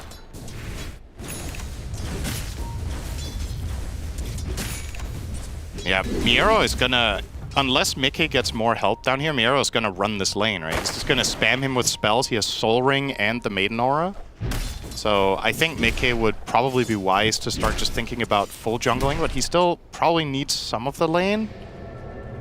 So yeah, I kind of can't decide for myself what's better for him, and I wonder if he's having the same dilemma here. I mean, obviously lane creeps are more valuable, but the risk reward, if Dawn gets any assistance down here, you just die from full health in the wave. You can stop the Starbreaker wind up with your stun, but if anybody's covering with you, that it's not going to save. So Kiyotaka has not actually played that many games at Timbersaw, but you're probably remembering DreamLeague last year, where he played on 9 Pandas. Here's some KDAs for you: 21-3, 19-3, 15-2. 12-4. Yeah, he had some pop-off games at that DreamLeague. That makes sense. All right, maybe it's just a DreamLeague hero. Could be. This is the perfect combination. You pick your best hero and you pick it against the team that never gets out of groups. How can you not win? Guaranteed to 100% chance to win this game for Kiyotaka. I looked that up because I figured it had to have been, you know, the Berlin Major, right? Because that was his standout performance, especially with the Tinker, but apparently he was DreamLeague. Nisha, it's not having too much fun with this Timbersaw matchup. That Whirling Death is a nuisance. Meanwhile, they try and get aggressive on Miro, but can't dive that tower. This is Dawnbreaker that has gotten enough out of the lane. She is rather tanky. This hero has pretty good strength gain, 3.4. You go for that one bracer, you get the Soul Ring, and you're actually quite tanky already. Katsuomi will run into trouble, but who's really in trouble here? Nisha is going to come in. Dawnbreaker ultimate immediately dissuades Nisha. He does have that Magnetize building up, but here comes Kiyotaka, and the Whirling Death does so much damage. A great bushwhack from Boxy, but it's just not going to be enough. He is committed, and there's nothing to do but die at this point. 4-9. BetBoom have built up a 4,000 net worth lead at 9 minutes. So this feels a little bit reminiscent of the last game, where this felt like a fight that Liquid chose, and it was just not a fight that was favoring them in terms of just the power level in the game and the heroes that were involved. So I want to chalk that one up to maybe a little bit of a misread on your strength. Luna was level 5, so she's not going to offer anything in that fight, and your supports are level 5 and 4 on the Clockwork and Hoodwink. Maybe they just didn't account for the Dawnbreaker roll. This is one of those things where when you don't play against these heroes that much, perhaps it's not immediately always at the front of your mind that this is something you have to take into consideration when you go for that kind of move with Earth Spirit, but that was the perfect case in point of why this hero is good against Earth, right? Yep. The moment he went for that roll on the Maiden, instant counterplay, and you just get turned around and easily. And Pure wasn't even there. So guess what? This Alk is doubling Luna's net worth minute 9? That's not good for Liquid. It's great for BetBoom. I'm sure they're very happy with how this game's going so far. And on top of that, that save is almost the same net worth as this Luna. Now, they did really good move from BetBoom. They smoke up and they go and try to catch Saberlight in the triangle, farming stacks. It doesn't actually work out for them the way they wanted it to, but still find a support pickup for it. And they get control here. They get a nice deep ward out, and this play effectively protects their Alchemist completely, because now they own this area. Sure. So they know that there's no aggressive move coming out from the side of Liquid, so he can farm however he likes now on Pure. And you're right, they wanted to find Beast, but honestly finding any kill here plus getting this ward down, if this does not get de-warded, you see the sentry's just barely too far to the left here from the side. Yeah. That's very unfortunate. Man. They had the right read that this got warded as part of the play, but... Beastmaster actually deeping out of lane to try and get a kill on Miro here with the Eclipse as well. No, and maybe disaster. It's not enough. It's not. Oh no! They've already lost the Luna. Saberlight's not going to do enough damage. He stopped farming his Aghanim Scepter for this. What a disaster for Liquid. Uh-oh. Dire structures are fortified. Yeah, that's... again, that was worse than doing nothing. 100%, yeah. Just a couple of plays that they're going for, and genuinely can't really chalk it up to anything else than a bit of a misread on power levels on the heroes. Like, they did not have the damage for that play, or at least they weren't in a good enough position to get the Dawn before she gets out. They get the Roar off and Luna starts connecting, but you're not going to land the full Eclipse if Dawn is able to jump away to a hammer. And that was basically it. What's your take on Beastmaster build-up nowadays? Because we saw a lot more Helm of the Overlord at BetBoom Dacha, but Aghanims was still kind of around. I feel like Saber specifically always wants to go Ag, but... I mean, it's two very different approaches to the game. If you're going Dom, you're trying to play on pushing and controlling the top half and playing an aura mid-game. When you go the drums, you're trying to be more of a teamfight powerhouse yourself. Like, you're trying to be another carry, essentially. Yeah. I'm not going to say one build is strictly better than the other. Oh, through the hammer, a little bit too short there. Miero, big punish. That's a big kill for Liquid. Yeah. Finally gets something going here. 700 gold off of that kill, man. Yeah, I don't really know. I'm not a Beastmaster specialist. It's not one of my... I've actually barely played the hero, I think. So I don't have the clearest read on what is best when. But I think both builds are still completely valid, just for different reasons. And maybe Saberlight wants to avoid in this game to fall into the trap that he did in the previous one, right? Where he went auras and then they missed their timing. Yeah, gives them a better opportunity to be able to scale up, and they certainly need it, being 5,000 net worth down right now. Radovato's already up, missed the dead shot though. It's a rare miss from Save. Yeah, he doesn't miss too many of those, especially on his Muerta. Nice use of the hook shot to get away, otherwise he was going to die to Kiyotaki. He may still, because, Cogs pushes him back, and Kiyotaka's going to give up on that chase. It's fine, it's just a 5-position clockwork, and there's no hook shot available. Shows the entire arsenal of the hero there. All right, I'll ask you about a hero I know you do play then. The Dawnbreaker. Yep. This facet over the other one. I'm a big fan of the other one, actually. So let me just make sure I get this right. It's the I haven't played her that cooldown much reduction recently. every single time you proc luminosity, and then this is the one where the hammer pulses with your ult, like a mini version of your ult, right? Yep. I think they're both good for different reasons. I'm assuming in this strategy that BetBoom are playing here is that it's somewhat similar to... Let's see if Fox gets out of this. He might? Stable Concoction does not come out. So if you think about the debate we had last game about Brood's item build, whether do you go Aura or Kid, I think when you're thinking about Dawnbreaker, whether you take this facet or the other one comes down to what do you feel like your primary goal is in the game. Is it to be another core later in the game where you're like semi-carrying? Or is it to be more of utility? And he's going Blade Mail Pipe. If he was going for something like, say, a second item, Deso or whatever, like a more aggressive or semi-carry build, then I think the other Luminosity one is better. It's directly tied to attack speed, right? Because you need to proc Luminosity to get the benefits. So if you're going these items where you have no attack speed, realistically speaking, in a team fight, you get Luminosity off once, maybe twice. So then the CDR isn't really that valuable. Yeah, it's definitely like when you go that other facet, it feels really good to just sit there and hit creeps all the time. Yeah. Right? Because then your ult is always up. I like that. I like that breakdown of it. I mean, I guess that's true. I didn't really think too much about that, that the cooldown reduction also works for getting the ult more frequently. That's kind of nice. Saberlight turns around, roars up, but immediately the response from the Dawnbreaker. This is what's going to happen every single time. Nice hook shot, though, with a follow-up bushwhack right next to the Tier 2 tower. This isn't looking so bad for Liquid. Unfortunately, they do not get a kill out of it. They bailed themselves out of a bad situation, but don't get the turnaround. Did I see that right? Did he hookshot mid-landing? I think she didn't get the explosion from landing because she got stunned on the descent, right? I don't know. I guess I didn't see it that closely. It has a very iconic sound when you land, you know. It's like really satisfying. It like slam into the ground. I feel like I didn't hear it, but maybe it's either way. That was clutch. Really clutch from Insania to turn what could have been a really bad situation into nothing. Which is still better than very bad. And that's unfortunately kind of been the name of the game for Liquid this series, is that a couple of times nothing would have been better. They're 8k down. It's not looking healthy. Let's see here. I want to see if this happens. It's going to be a little while, so there it is. Let's see this hook shot. Oh, he did land. Wow, okay. All right, early bet for me tonight. I wasn't going to call you out on it. Even remotely close. I was like, I didn't see that at all. But, you know, I trusted you, Sidra. I trusted you on it. Don't do that. All right, BKB is going to be put to use to get a Crystal Maiden kill. Not the most useful first usage of BKB, but it's something. And all kills are worth a lot when you're down this much net worth. Yeah, they would ideally like to find the Alchemist, but honestly... Deja vu! Okay, no. Boxy doesn't die this. The problem with this is even if Liquid finds successful moves, they're not even remotely close to finding Alk. Like, he just has total free control of his half of the map.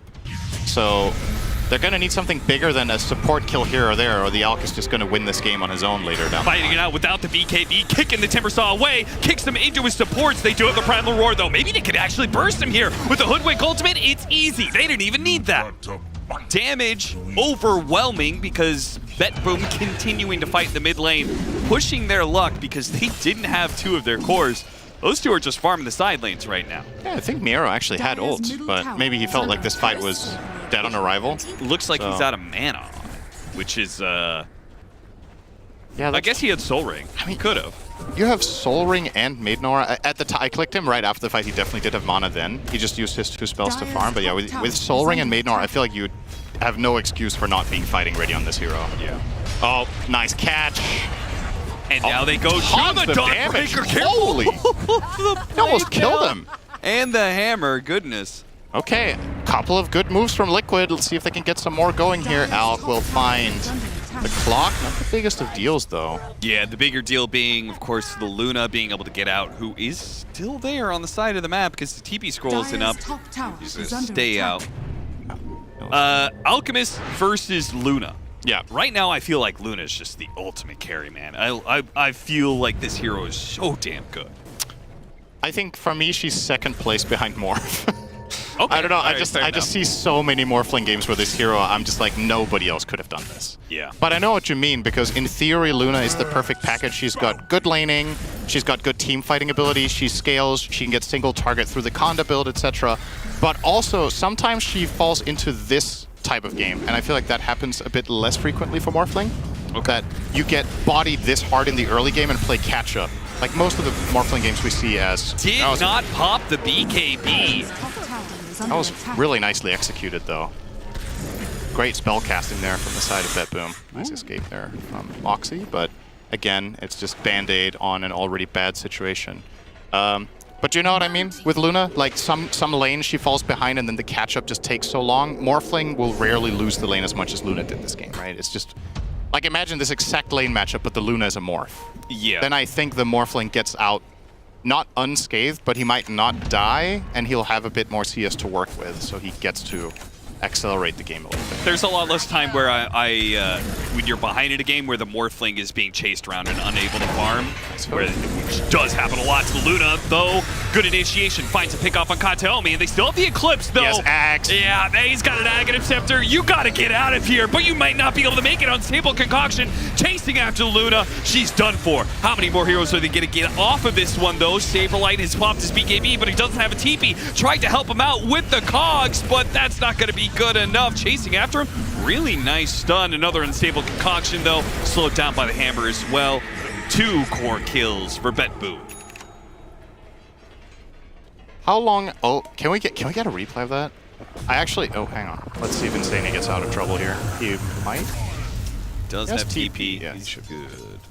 I hope we can get a replay of that fight. I think Nisha actually made a mega clutch play that didn't matter, but I just wanted to highlight it because of the presence of mind for that. I'm pretty sure he Iron Talon cut the tree that Timber was about to hook to next to the Beastmaster in that fight, but still, they did get the kill, and now they got to follow through. So. All right, we're gonna see it here. I'm pretty sure this was at the tail end of the fight, by the way. But this axe reveal from Kiyotaka, they have nothing for it. They don't have a dispel, no Yules, nothing. He's literally just tanking everything and taking 0. He took 0 damage from everything they used. So let's see this chase through here. So keep an eye on the left side here with Nisha. So there's about to be a timber chain coming here. No, he just kicked it. He just kicked down the trees with a stone. Actually, Kiyotaka did have a sick Quelly Blade though, or I don't know if he has Iron Tom, but. He did cut down the bushwhack tree when he was sitting there with the Aghanim Scepter. Yeah. That was cool play. Nice. All right, well, he's kind of untouchable, and now he's about to be in your face nonstop. Blink Dagger is almost done for him. Yeah, Liquid don't have a solution for this guy. No, actually. Even though he doesn't have any magic resistance against a very heavy magic lineup, I think the burst that they have, the damage of Liquid comes in waves, right? Yep. So your axe is just going to get ridiculous. Oh my god. It's going to be Tsunami Wave. Washing over Mickey, hook shot, leads him straight to Miro. Hello. Thanks for giving me the kill. Yep. Instead of my support. Take that. And you can see Liquid is just trying to rat. They know they can't fight. It's 11k net worth lead. And you've reached your BKB timings for BetBoom. Dire's middle tower has fallen. They don't really have much of an option here. You're too slow. I think I'm also starting to see. So we had a series yesterday, right? We cast where Alchemist was overall first pick of the draft. Yep. I think. Oh, Boxy. Okay, good old. Probably not so lucky. He has to BKB here. Again, he does have BKB, but Nisha really doesn't want to be throwing around these charges for nothing. So he holds on to it this time around. He doesn't die for that. And now he gets on the offensive. Boomerang goes out. Let's see if he follows this one. But Saberlight might just get bursted before he can say anything off on Sable Concaction. Sitting on the high ground. Dawned Breaker comes in, chains the stun up really nicely. And now Kiyotaka is going to chase after him with his Blink Dagger. Hookshot trying to get Insania away. Doesn't have the cogs, so he cannot protect himself.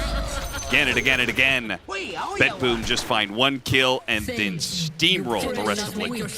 Yeah, Pure just found the right moment of opportunity. Getting the Blink stun onto Beastmaster with backup is just such an easy and nice kill for them. There's no saves on the side of Liquid to protect them, so yeah, that fight kind of in it. But what I was getting at was we saw Alk being a first pick yesterday, and it did really well.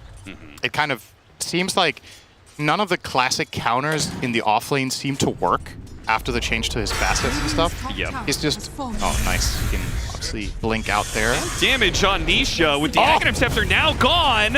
All right. They got him. Yeah. Okay. Once it runs out and he's in the middle of nowhere, yeah. 1v3, he can die.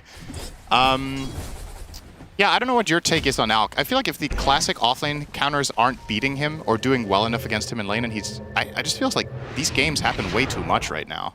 And BetBoom didn't even first pick it. They got it second phase after taking forward. Off of Belgrade, I had Alchemist and Luna. Like, those for me were the two Esther heroes. I think Morphling is definitely up there, but for me it would be those two and then Morphling afterwards. Yeah, I would probably put Alk over Luna, and maybe even Morph now that we talk about it. Alk to me might be the carry of the patch right now. It's certainly the carry for Falcons, man. When they pick up Alk, it's like a different beast. Insania, sacrificial sheep. Put on the That's a pig. I know you're not from the countryside, Cap, but there's some pretty clear giveaways. Excuse my family has a farm.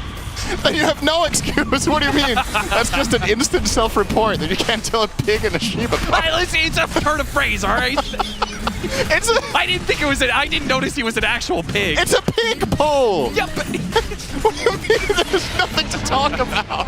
He used the item. Dire's middle tower is under God damn it, man. You're thinking way too much in Dota terms Just right take now. the L. It's a pig, okay? There's nothing. Actually, I kind of like that you doubled down on defending yourself. I think that's just... Isn't that just... Never accept the L. That's what I learned with casting with Avery, you know? Yeah. Once you show a moment of weakness to him, that's when it's all over. Well, BetBoom have 5 minutes to work with an Aegis. They're already up 11K. So yeah. I mean, they don't have too many objectives left to take. There's only a tier 2, so the question is if you feel ready for high grounding or if you're just going to keep controlling the map and building a lead. It's very difficult for Liquid to find successful moves right now because the Timbersaw with Aegis is not a target. The Alk is protected by Dawn ult. So realistically speaking, the best target you can find and reliably kill is probably Miro, but even that doesn't feel that great. And he's about to complete the Aghanim Scepter, which is where this facet starts becoming really interesting. I do think Liquid isn't the most right-clicking team in the world, but that Axe is still useful for other reasons. It's very nice. I love that Axe. It's just very strong, reliable protection for your core that gets jumped or even a support. It's like, how are you ever going to be able to burst down Alchemist? Oh, this is awkward. Oh, they jump past each other. Nice Manta dodge. What a Manta dodge from Mickey, but it may be a clutch move that... Okay, never mind. BKB TP out. You can all pull a Nightfall here. Damn, talk about an S tier carry play. He did the Arteezy into the Nightfall. This next generation, man. Well, I can't really say that. Mickey's older than Nightfall. That is true. Well, you know. He's also been a pro player for a really long time. Yeah. You're going to count Hondays as well. Have you seen the early pictures from their teams when they played pro in Hon? I don't know, did you do Hon at all? I did. I never played it. Did you cast any? I did, yeah. Oh, you did cast Hon? Okay. Yeah, those pictures, it's like that part of their pro career I didn't see because I didn't watch the game. So when I watch those pictures, it's just funny. It feels like that's how some pro Dota players obviously look now because they get into the scene at like 15, 16. But those players in my mind kind of skipped that phase. Yeah. Because when did they start playing Dota 2? At like 20, maybe? Yeah, it was probably something like that. They had at least playing it on a high enough level to be on camera. All right, trying for a setup here. This is the target mirror.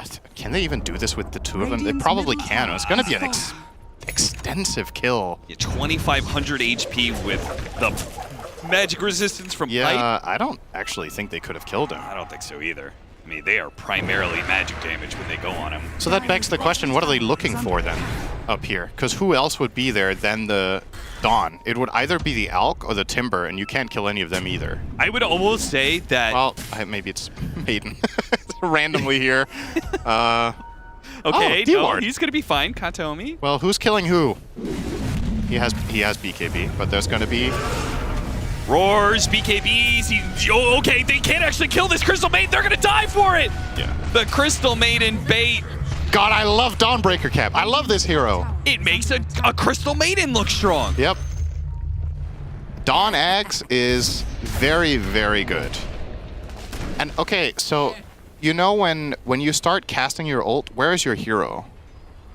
Yeah, it just goes up into the sky. Right, but does she give the pipe during ult? I don't think so, but that is something worth checking out, yeah. Because I think auras don't have any verticality, right?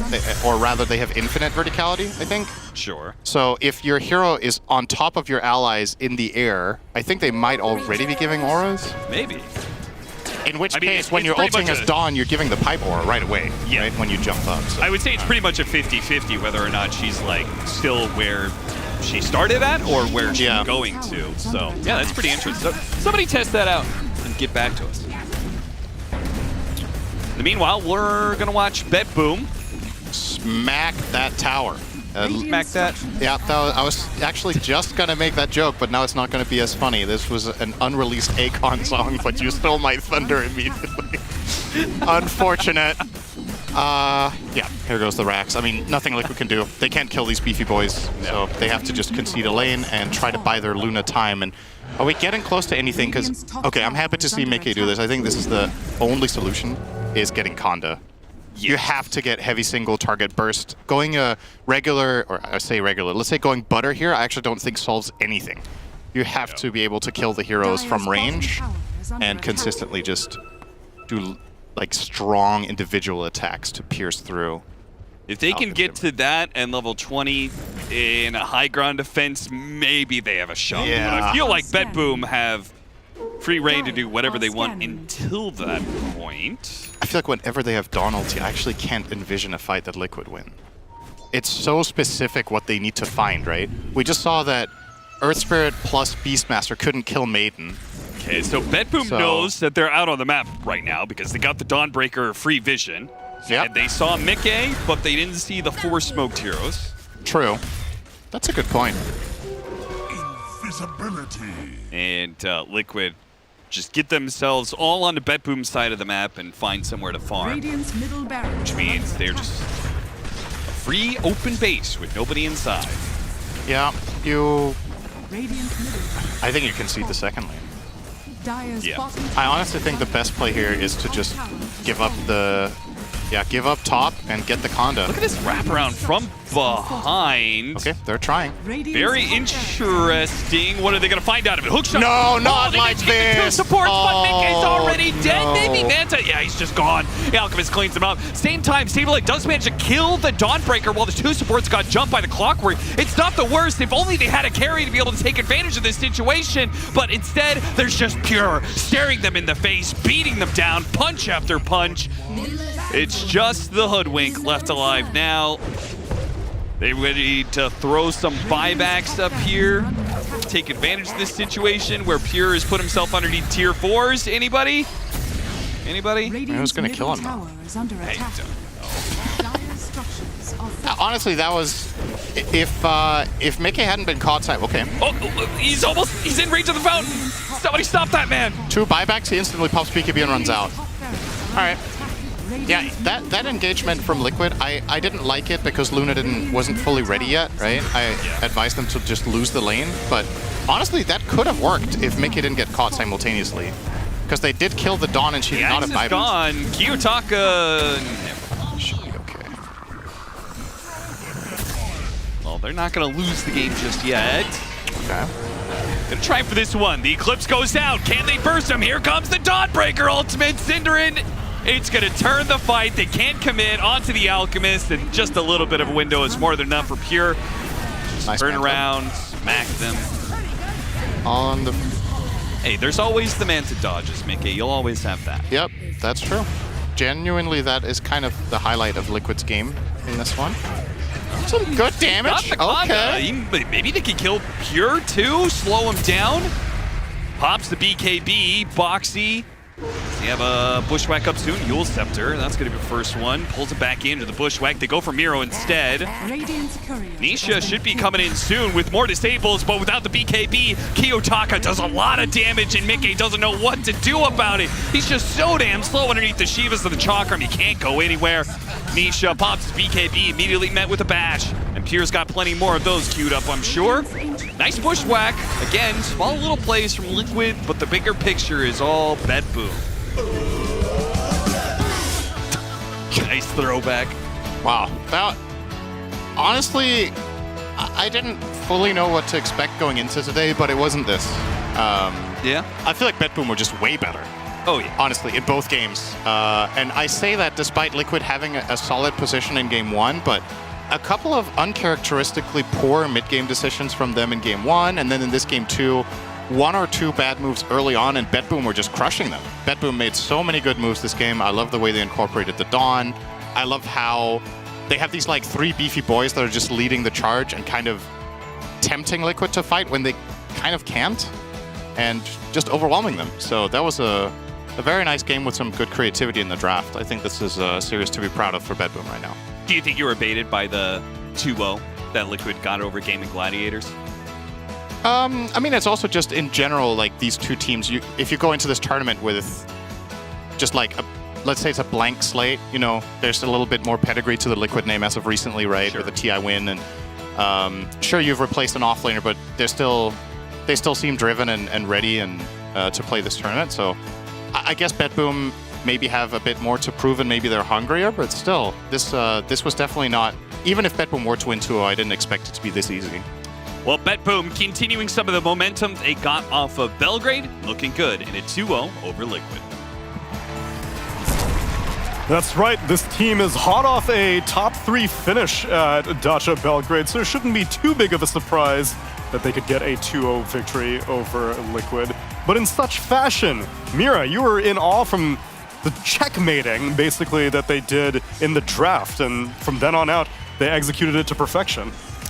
They really did. I mean, BetBoom just showed us a different kind of Dota in this series. I was a bit concerned for them because yesterday they didn't look too sharp. Today they came off of a, getting 2-0'd from Extreme Gaming, but they really brought it today. And that Dawnbreaker pick, chef's kiss. Yeah. I mean, really, at that point in the draft, we were like, it's got to be Luna. They need mixed damage. There's nothing else. They take out the Razor and the Morphling, and they just throw this Dawn with absolutely no counters left in the pool. And Liquid go for the Luna anyway. I mean, we were kind of theory crafting in the green room. Maybe there's a world where they go for Gyro instead, max his Rocket Barrage and take it to the Dawn. But Liquid probably thought that they could get away with the Luna anyway, regardless of the Dawnbreaker. And Miro said, no, no, no. Yeah, the laning I'm stage, gonna show you. It was just harder than they maybe expected. And their whole team was like chain stuns into kills. And then, like you said, they had 3 beefy boys on the enemy squad. Alchemist is not easy to kill. Yep. The Timbersaw was hard to kill. And Dawnbreaker, once you get a Blade Mail, there's that fear factor that you could just kill yourself on the Blade Mail Reflect.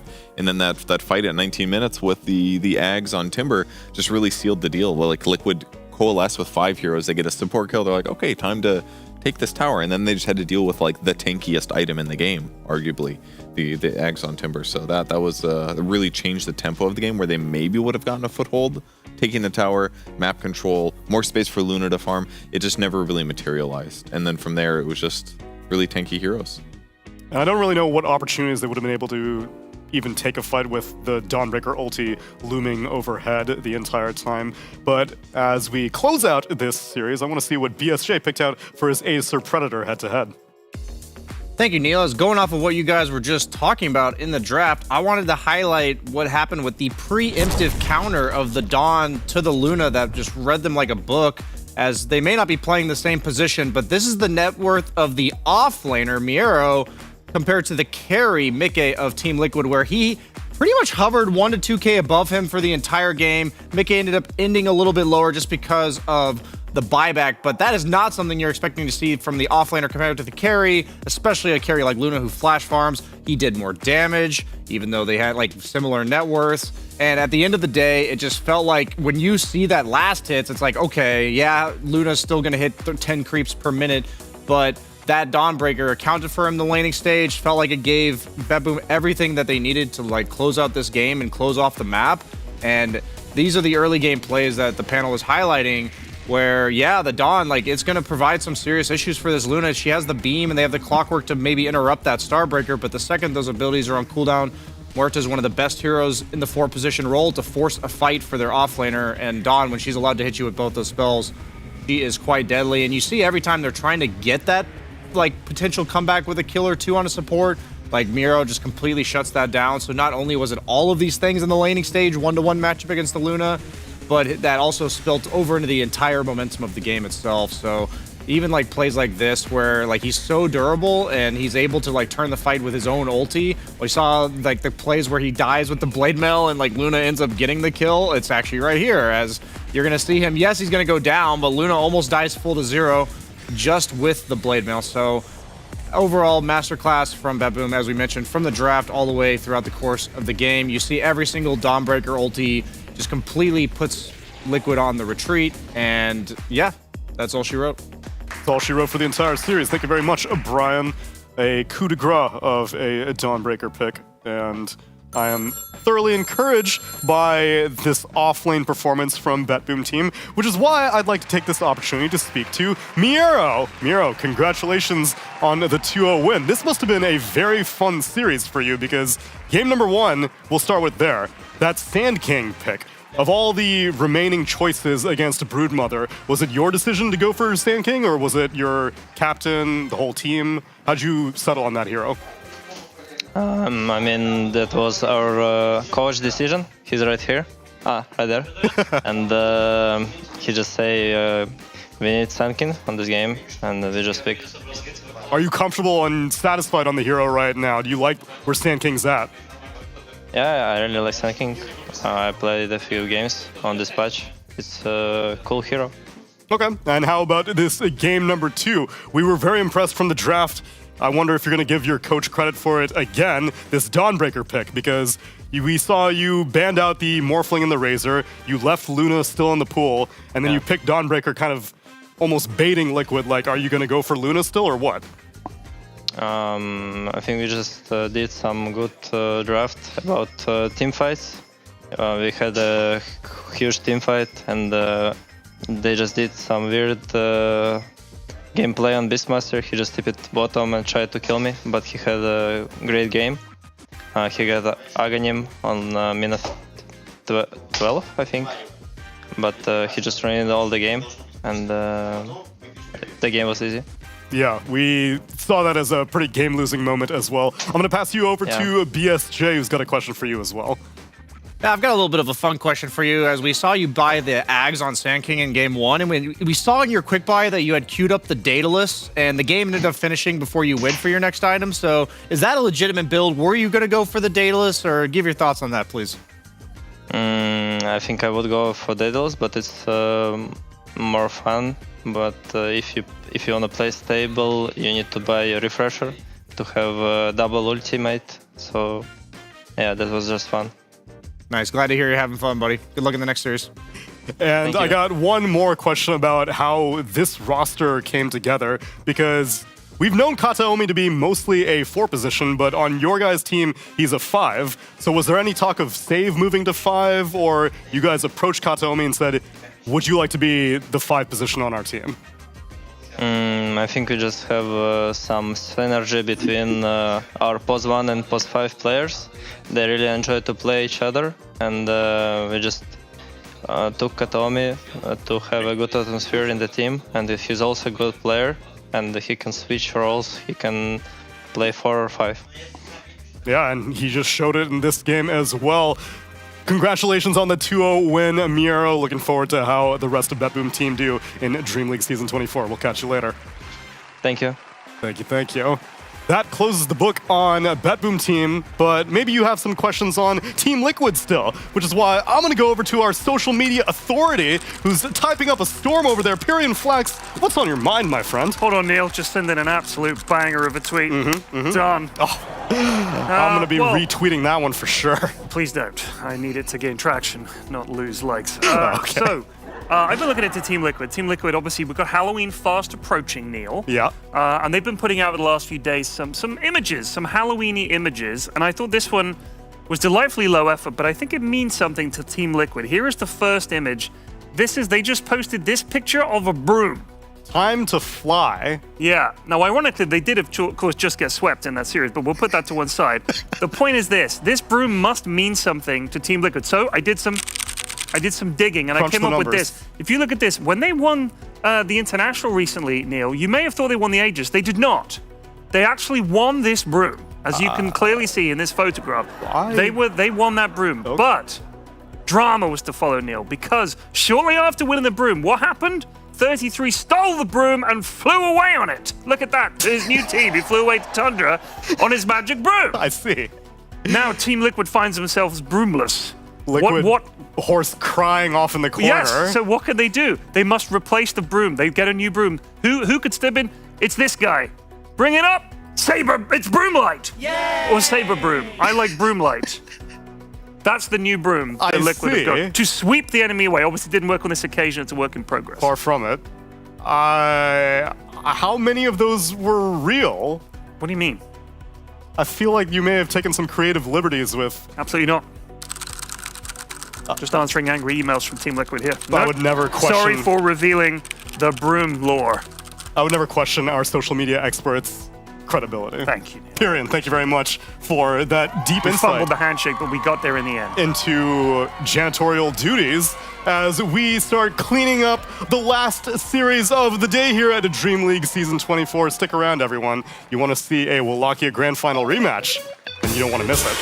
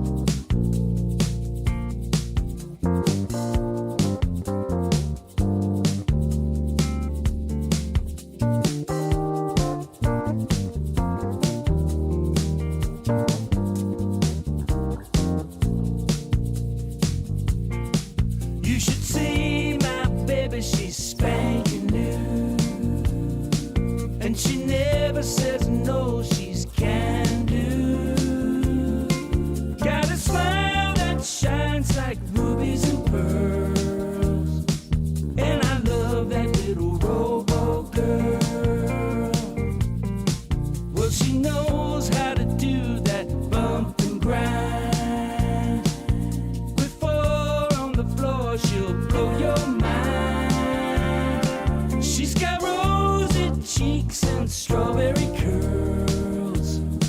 That's my sexy little robo girl. When I kiss her heated lips, she burns like a kitten and drugs her lips. Says your wish is my command, telling me to love her like a real man. With a high-speed motors in overdrive, I've never felt a lover who's more alive. And my head gets spinning like a tilt-a-whirl with my kinky little robo girl.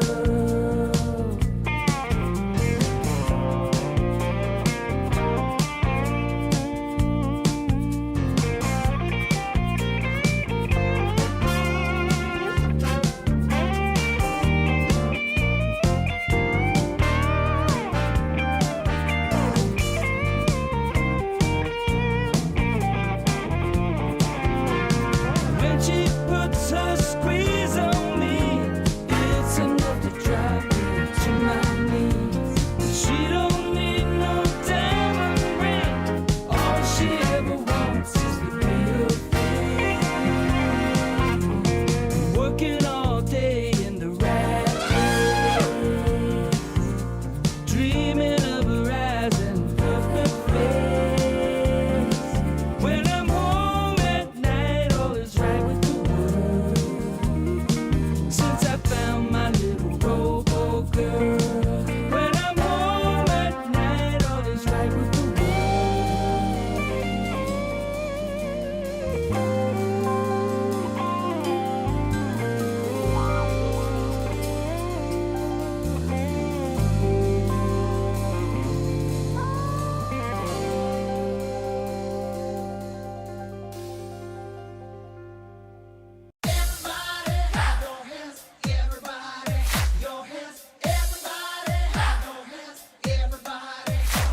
The music's high, the girls are flirting. Come join the party. Come join the party. The sun is high, the bass is pumping. So join the party. Come join the party. Now everybody around the world can find a boy, can find a girl. So put your hands up in the air. This is a good time, summertime. Take it to the floor and sing it.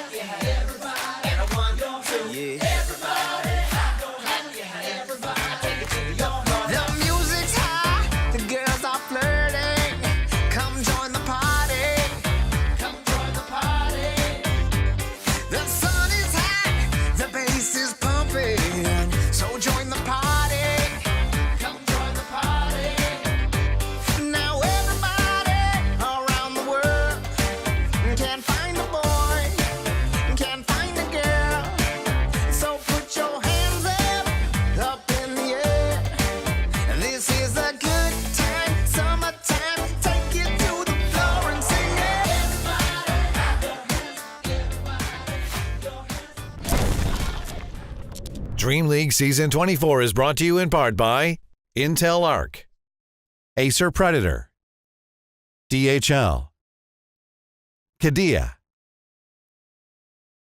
Monster Energy, 1xBet, and the United States Air Force.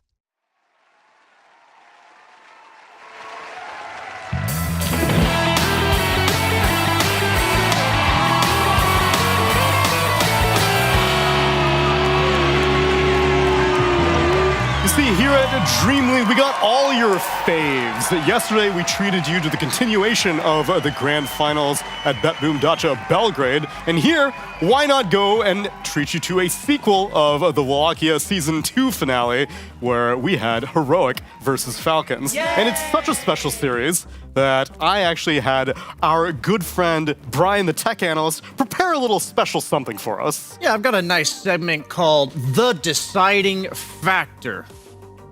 Say it again. The Deciding Factor.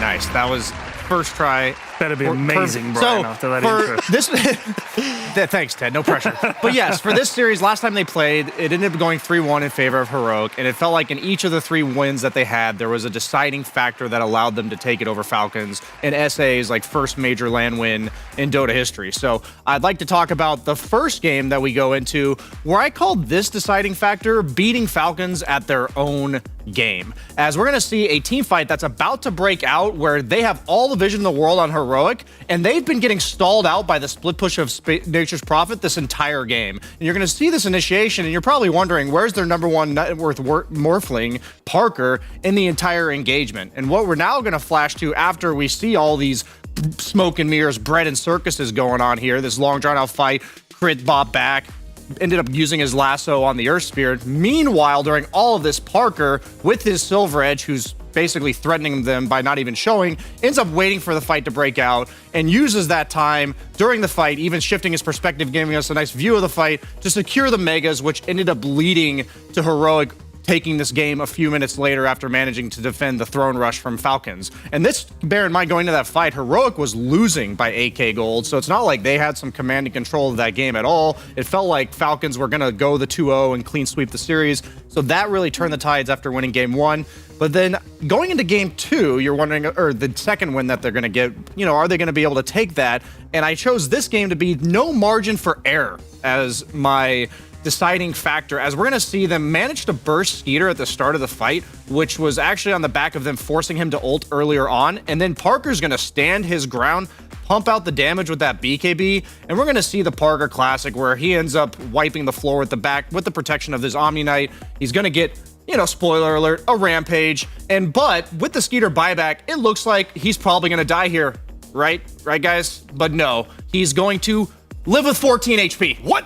As he gets surged away from Divine Llama, manages to create the space, and you're like, the clip's over. Nope, Divine Llama blinks back in, gets the gem that was on the ground, and then narrowly TPs out before the Clockwork gets to him. So thin margins all around. It felt like this series between these two teams were back and forth, and you're thinking, okay, now it's Falcons' turn, perhaps, to buy back, to bounce back, but going into game 4 for their third win, I used momentum as clearly the deciding factor for this game, as in the early game, they didn't let them even get off the ground running on the side of Heroic, as this is, so keep in mind that this is a dive from 3 heroes on the bottom lane. This is 20 seconds later on the top lane coming from Heroic, where they're going to get a kill on Snake King with their offlane duo. And then we're going to fast forward about 30 seconds to the mid lane, where they're like, oh, Analog, he's alone, because they've been getting kills on the other 2 lanes. We're finally going to get, a little bit of a piece of this action on the side of Falcons. But nope, here are the 2 supports from Heroic. And instead of Malrine getting that crucial kill on the Sand King, he narrowly escapes, and they end up taking the puck down. And so they're getting 3 kills in 3 separate lanes. And for that series, that was the deciding factor. Get out of here, man. Get back over there. Pandas are getting a little too big for their britches. Stay in your place. Brian, I appreciate not only the fact that you took the time to do these deciding factors, but the fact that it wasn't all revolved around Parker. Because if I were to believe the discourse on Reddit, it was that Heroic has just been shambling around for all this time, and then you bring Parker into the mix, and all of a sudden, God tier carry, solo carries all of them to South America's first ever international LAN win. Yeah, it's weird because when you look at the game as a spectator, it does look a lot like Parker, but when you watch, like all Parker, but when you watch the replays back in depth and I'm like trying to craft a story, I'm like, wow, this was actually just really clean execution all around. All 3 games for different reasons. I agree, because Parker played an incredible series, but I think that everybody on Heroic brought it, especially KJ. I mean, KJ, for me, like when I watched back the finals, I didn't watch them live, but I think he played some of the best Dota he has throughout his career, and he was a deciding factor in their victory. Like, he was doing cool things on his Disruptor. He was like diving mid first blood, like with his Omni Knight, like dying so he could get the first blood and then TPing top. KJ was also very much on point, and I feel like he didn't get enough credit, whereas like Parker got all of the shine, so I just wanted to shout him out too. I will continue on with praising Parker infinitely because I got a Wisdom Rune presented by the U.S. Air Force, which also celebrates Parker because we took a look at the XPM records in all of 7.37, and Parker holds 1, 2, 3, 4, 5 out of the top 7 positions for XPM throughout this entire patch. All like 4 of them different hero, or like 4 different heroes out of the 5 games. That's pretty impressive in and of itself. And like Monkey King is not even like a flash farmer, you know? Like these heroes, the other ones, you're like, okay, yeah, they could be like taking over the entire game, but Monkey King, like in the game that I showed from the finals, he went like Mage Slayer Diffusal from the carry roles. So it's not like this guy's just pumping out stats. He's also being very aggressive and kind of showing us like the Skeeter Mickey type of play style too. So that's pretty cool to see from like a traditional 1v9 region. Like I feel like SA is the one region that usually has like the Hectors and the Protect one. So cool to see. What is your sentiment on the state of South American Dota these days, Pyrian? Because we only got bits and pieces during TI, but the fact that they have so quickly risen to the ranks of being the first team from South America to ever win an international LAN. Yeah, I mean, look, this is a region that people are really big fans of, I think. Everybody wants to see SA do well. And I think one of the reasons from my perspective is whenever I'm at events and you see the SA teams, they're always a ton of fun and they're cool and they're just nice guys. You know, you kind of want them to succeed. It's nice that they've finally done it. I hope it's broken some kind of mental hoodoo that they had where they were like, you know, we're never going to win. It's just too hard. You know, we need more successful regions in Dota. So SA coming through and winning something is huge. I will say this, Parker, I automatically think of Gods when people say Parker. When people say Parker's playing amazing. It's not David Gods Parker. Yeah, that doesn't fit with me. So he needs to work on the name. If he went for Peter Parker, which I assume is what it's a reference to, then I'm on board with it. But just Parker, to me, is already taken. It's actually a reference to, do you know the Jason Statham movie called Parker? No. Oh, well. Is it better than The Beekeeper? Is it better than The Transporter? It can't be better than The Beekeeper. That's one of the finest films ever made. Well, so you are a Statham fan. No, it's terrible. I'm being sorry. But that is actually what it's a reference to. But yeah, South American, ever the underdog story, but finally coming out on top, and it's against, yet again, their opponents for today. It's Team Falcons. So of all the teams to go up against in that final, for Wallachia being considered a Tier 2 tournament, many people would have put an asterisk by Heroic's win, be like, well, whatever, you know. They beat like some other teams that had stand-ins and stuff like that. They beat Falcons at full power, Brian. Yeah, I mean, we also were talking about yesterday how it's a rematch of the previous finals from 2 days ago. Yeah. And that was Tundra versus Falcons, and then we're now talking about Falcons versus Heroic in the game, in the tournament before that. So the fact that we're mentioning 2 finals matchups, both including Falcons, I think kind of says enough for my analysis of this team's prowess coming into the new season. Yeah, and the question is, has it been long enough for Falcons to have learned from it? Because I think it has. I mean, we, talked about Heroic a lot, but Falcons, they've consistently performed, even at this DreamLeague, right? It's only been a day and a half, so we can't count our chickens or write off a team, but Falcons are 3-1 right now, whereas Heroic are 1-3. And, everybody expected so much out of them. Maybe they're slow starters, but coming into this series, will it be as exciting as the grand finals without the momentum that they brought with them last time on Heroic? And we'll see how much growth Falcons had throughout all of Belgrade, because Heroic weren't playing in that tournament. And so the fact that Falcons have one extra tournament worth of experience on this patch, we'll see if it reflects as we get into the draft for game number 1 of this 2-game series. So I, spent this break quickly watching Heroic's game from earlier today. So today they got 2-0'd. 5 seconds. And it wasn't even a convincing. Against who? Falcons turn to Tundra. Tundra. So Tundra, it is Tundra. So that's terrifying. But so the first game, at some point they had signs of life on their Parker gyrocopter. But up until they got to the point where they could fight back, they had completely lost the early game. In their second game versus Tundra, it was just a complete crushing from the beginning, right? Like, it did go on for a while, but Tundra in both games convincingly beat them early game, and Heroic didn't bounce back. So now I wonder if they're a little bit shaky, or if they're a little bit exposed in the early game, or if Tundra are just that good. Because the Heroic that I just watched didn't look like the one that we saw from the highlight reel that Brian made for us. Well, and I suppose teams might actually finally be paying attention to Heroic now, that they can start to exploit some of the weaknesses, because formerly a team that struggles to crack top 6, you wouldn't really put that much brain power into, but now that they're champions, you're like, okay, well, what things can we take advantage of? Well, I'd like to say that, we see the Alchemist. I think of Alchemist and Morphling as kind of the 2 carries of this tournament so far. Yeah, we're going to see a lot of SF as well, but he also gets banned often.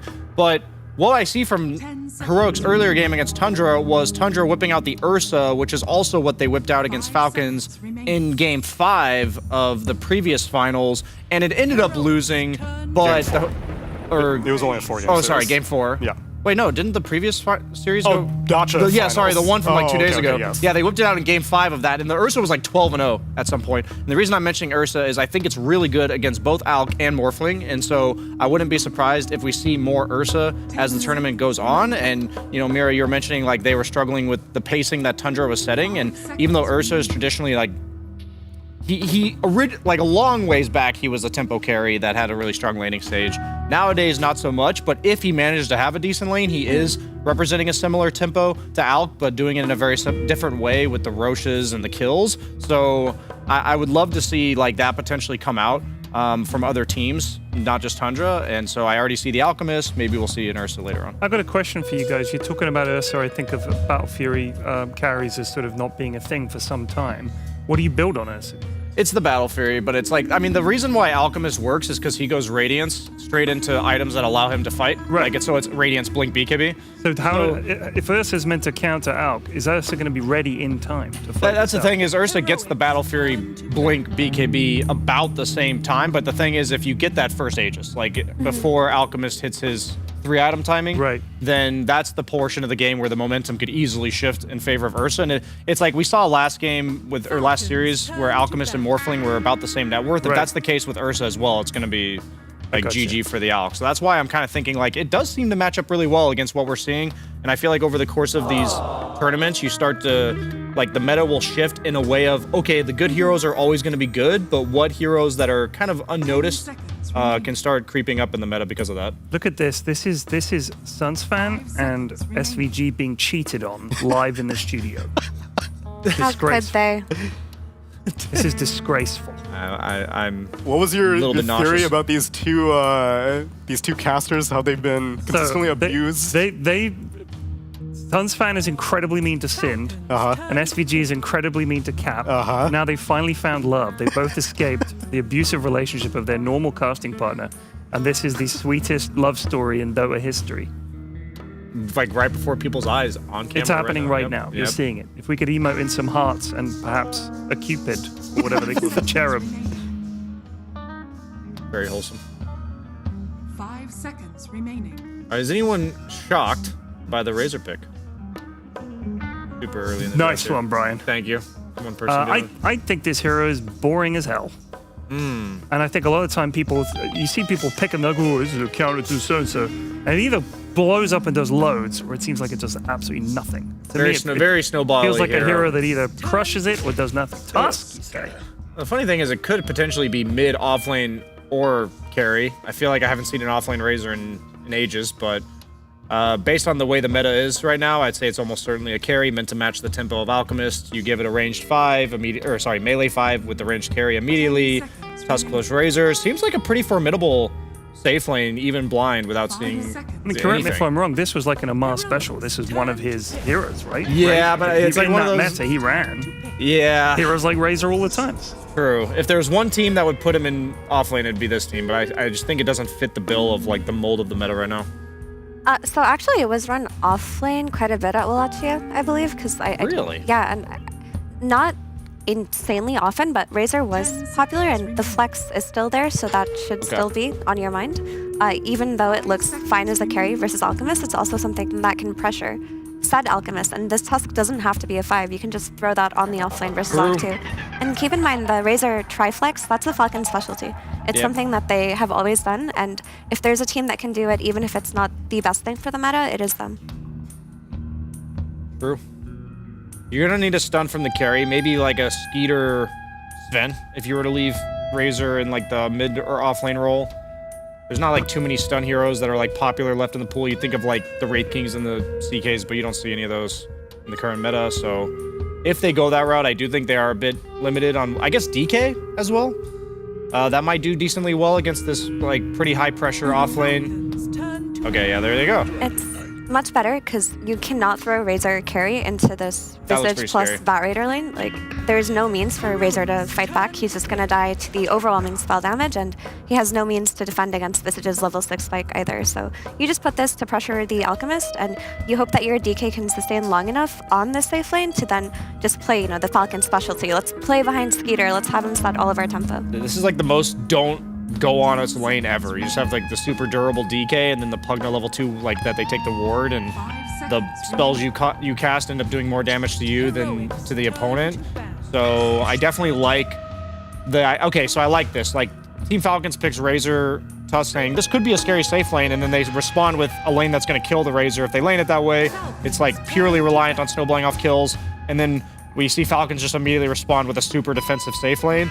And now we see Heroic go with a mid laner who's meant to kind of like tip the balance of that, potentially opening up the map for the Visage bat. Because if you don't give Visage any kills in the early game, this hero really falls flat, I think. That death toll is like crucial to him. We've seen hitting those Pugna timings. picked as a kind of battery previously. Yeah. For Storm. Do you think this is a potential for Storm, or is it too scary with the Earth Spirit silence? Well, Purge was saying that he like did an entire analysis segment earlier on Pugna and how some of the best Pugna players were just min-maxing the shit out of that ward in the early game because it also gives you mana back. Yeah. So they were just outright winning lanes at level 2 by taking favorable engagements, so much to the point where Pugna has like full mana and he salves up and the lane's like over. So I think, yeah, give it an option to scale. I don't think you have to go for the Storm Spear, but it seems like the laning aspect of Pugna is enough that teams are willing to pick it just for that.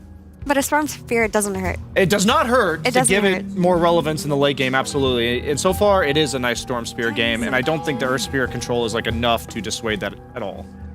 Yeah, I don't think so either, but the Earth Spirit tempo that Heroic will bring with their Alchemist is going to be pretty scary, because this is their bread and butter. Analog on Earth Spirit, Parker on Alchemist. The tempo that they bring, if their laning stage doesn't go abysmally like we saw in their earlier series versus Tundra, their laning stage went bad, they couldn't do anything. If they can just set the tempo early enough, this is what they thrive in. They thrive in positions where they can take the fight to their team and they're not playing defensive. And that's what Visage, Earth Spirit, and Alchemist conceptually want to do. Then do you have any preference on when you want to send this Razor then? Are we still thinking it's the opening possibility for Amar in the offlane? Or are you going to shove it mid against this Earth Spirit? I personally, with like the way the tempo of the game is right now, if like we talk a lot about like the two supports roaming with the mid, I feel like Tusk, Razor, Pugna is really awkward. Like you shard them in, okay, like then he just rolls out. So I would like the mid to be something like Storm, something that gives them the connection on these ganks. I just realized Invoker is still in the pool. That could work as well. It's very rare that you see Invoker like fully ignored in a draft stage in this patch. I feel like he's one of those heroes that's either a super reliable early on pick and it'll do its job in the game, but it doesn't seem like a gotcha pick. So I can see how it doesn't get banned really very often because it's like kind of Mr. Stable. You know, he's the fallback after a tough relationship. First Synderen and Cap, but He's banned all the time, though. I guess I haven't been noticing, but I feel like in the bans, it's usually these like heroes you have a tough time dealing with, like the Morphs and the Beastmasters. Like these heroes, I think of like, we have no answer to that. And apparently the Weavers and the Nyxes, as those are Falcon's final phase bans as well, which I don't really know what that's pointing towards. The potential mid-alk, Heroics, turn to pick. I guess, with the Weaver. Like, what else is the Weaver doing? What about a Nyx ban, though? Yeah, I know. I'm saying, like, those are... I don't think that's a Weaver support ban. Yeah. Huh. I guess Weaver can run out of static link if they wanted to do off-lane Razor. They could be covering just for the DK mid potential into like the Skeeter Weaver, and then they cover their bases, you know. Oh no, that's Falcons who went that Yeah, Weaver. I'm confused. I guess Okay, maybe no, Alk Weaver just safe lane. confused Maybe that's what they were myself. thinking. Is Alk Weaver safe lane like bunch of minus armor for the Razor? He doesn't. It could be 5 Bat Rider that they're accounting for, and 4 Weaver. That could be something Against too. the Pugna, that could The be minus annoying. armor versus the DK carry. Yeah, That could be the thinking. Phoenix. They don't have the best way to deal with the egg right now. Like they have heroes that right click, but none of them have like a buff up spell. And also, DK like he does generally suffer against percent damage based heroes, and Phoenix as a whole like hates playing against burst heroes. And there really isn't any burst on Falcons right now. So I could see the pick being pretty useful. I'm just concerned a bit about the lane. But they have like a purely right click lane on the off lane. It's most likely Razor Tusk. Yeah, so they do go for the Storm. We saw that kind of coming from a mile away. I did, Brian. By we, I meant that you enlightened us and we agreed with you, Ted. So Ted pointed us in the correct direction. Thank you. Thank you, Ted. Yeah, the Spirit Bros on the mid lane. Nothing too different here. This matchup does feel, Storm Spirit favored, but Earth Spirit just a little bit slightly. Earth Spirit's always going to find his farm, and he's always going to be able to rotate. And by the time that, Storm is ready to buy an Orchid, if he does choose that route, Earth Spirit already has like a Blade Mail and a BKB, so it's going to be very tempo-based, but I do slightly favor Falcons here. Ted, given your expert analysis of the draft. Storm Spugna good. Spugna strong. You feeling the Spug? Yeah. Okay. That's vote Spug for me. Falcons. Spugna's got some spunk. No. Damn. Something like that. You're Yeah, I think the Storm Are Sphere you- pick was a bit too good. Like, it gives them everything they needed in the draft, and we saw it coming, but it also is like... this just looks like the most Falcon draft ever, so... And they're looking pretty But the convincing. deciding factors, Brian. The deciding factor, the momentum, but they're factors. carrying the momentum, and they're going to carry that with the Alk and the tempo and the Vision's death toll. It's going to rack up. These boys are capitalism at its finest, and we saw it fail yesterday, but because they have one guy that gets it from creeps and one guy that gets it from heroes, not just 2 heroes like Bounty Hunter and the Visage, they've got all their bases covered. They got this. Investments, diversified portfolio.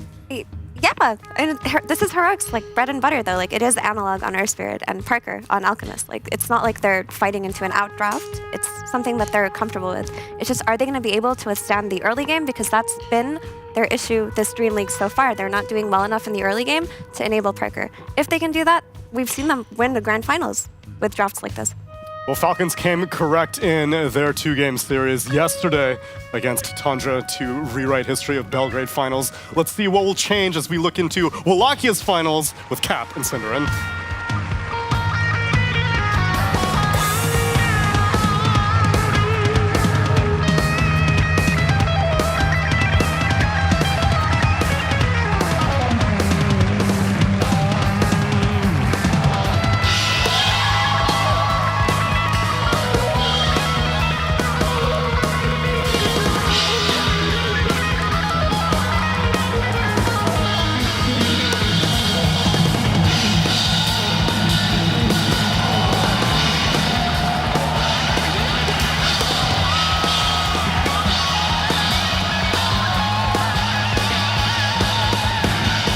BSJ saying heroic stomps are rising, but right now DreamLeague Cinderin, they're not faring the best. It's a 3-1 Falcons versus a 1-3 heroic.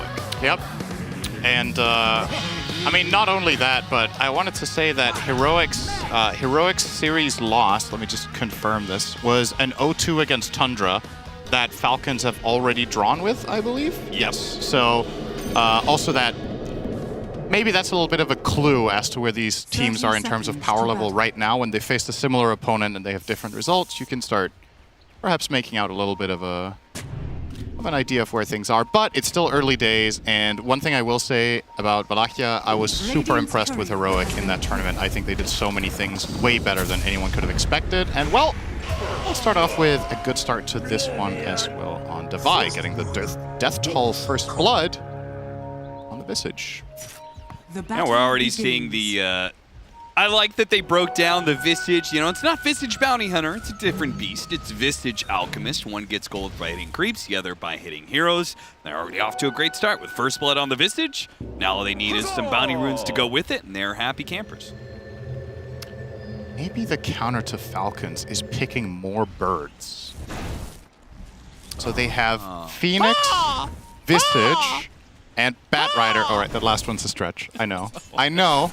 But for the sake of the argument, bats are birds. There was...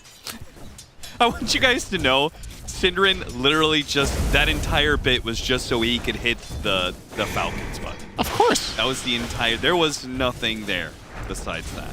How dare you? I thought it was an excellent point. People used to really praise the no-leg strat and say that was great. True. That was very in-depth and incredible edge-cutting analysis. So Dude, I'm pretty sure I can go for the bird strat. You know, I was reaction. there at TI2 as a viewer, and I had never watched Bruno before. And let me just say, that was my first experience of him, and I did not have the same reaction as everybody else. I think you saw that and you were like, I can be talent immediately. I distinctly remembering saying, who is this clown? That's how I feel about Ted every day. That's awesome. And you're right, that's when I decided I could be talent. Yeah. I could do that job. That's the thing, though. You gotta have some people out there to inspire their... Oh, Skitter is actually deep shit here. He is cooked. God damn. All right. Well, that's a great start to that lane. Dragon Knight carry, generally speaking, does quite well against a lot of offlaners because he's just inherently tanky. But unfortunately for him, the two heroes he's playing against don't really have much physical damage. That's all magic. The Bat Visage. Parker, he is gonna die to the plasma field for sure. Amar already getting his revenge. We saw a little exchange between Parker and Amar at the start of the game. Parker asking, have you woken up yet? Amar saying no, and then tipped him. And now he's gotten a kill on him in lane. There was a lot of all chat between these two teams at Wallachia as well. They're really embracing it. I think Heroic enjoy the banter with Falcons. That's very much a hit or miss for other teams, I think. Some people would make the case that a lot of what Falcons write in all chat isn't even banter, but Heroic turn it into that at the very least. So yeah, it's fun to watch. Now that was a big kill. We didn't really get to talk too much about the Razor versus Alk matchup, but this was the direct response that Falcons went for. They first phased Razor, which they're probably the only team in the world right now that would do as a response to Alk. And after that previous game, we were asking the question, what even counters Alk anymore in his own safe lane? Maybe Razor is it, but right now he's Amar. not him. Fairy Fire's only going to take you so far, and King Jungles is going for blood. He's going for a second kill. He gets the Lotus while he watches Crit burn. Uh-oh. Well, I thought for a second maybe Razor could be the response to Alk, but after that exchange, probably not anymore. Phoenix isn't even a notoriously strong laner, so if your Razor Tusk lane is failing against that one, then it's not... That's cause for concern. Okay, but most importantly, Synderen. Dire structures are fortified. Do you think a dragon counts as a bird? I was like, are you having an aneurysm? Just had like 6 seconds delay. But most importantly, what's Melreen doing? He's dying. That's what he's doing. Oh, okay. He just conceded. He was like, I'm not getting out of this. He just got ganked by Schofield, knew he was going to die, and just farmed. Nice move. I honestly think that was the correct move. I mean, he wasn't getting out. He needs as much experience out of this lane as possible because he was doing very well for himself. 23 and 6. He is destroying that Earth Spirit. The Bat Rider, not so much, apparently. Then it just looked funny. It looked like he just pretended he wasn't there. don't worry. If you don't look, the Batrider can't see you or something, you know. Can't hurt you if you don't look back. But unfortunately, he can. Still pretty early, though. Pretty even, I should say, this early in the game.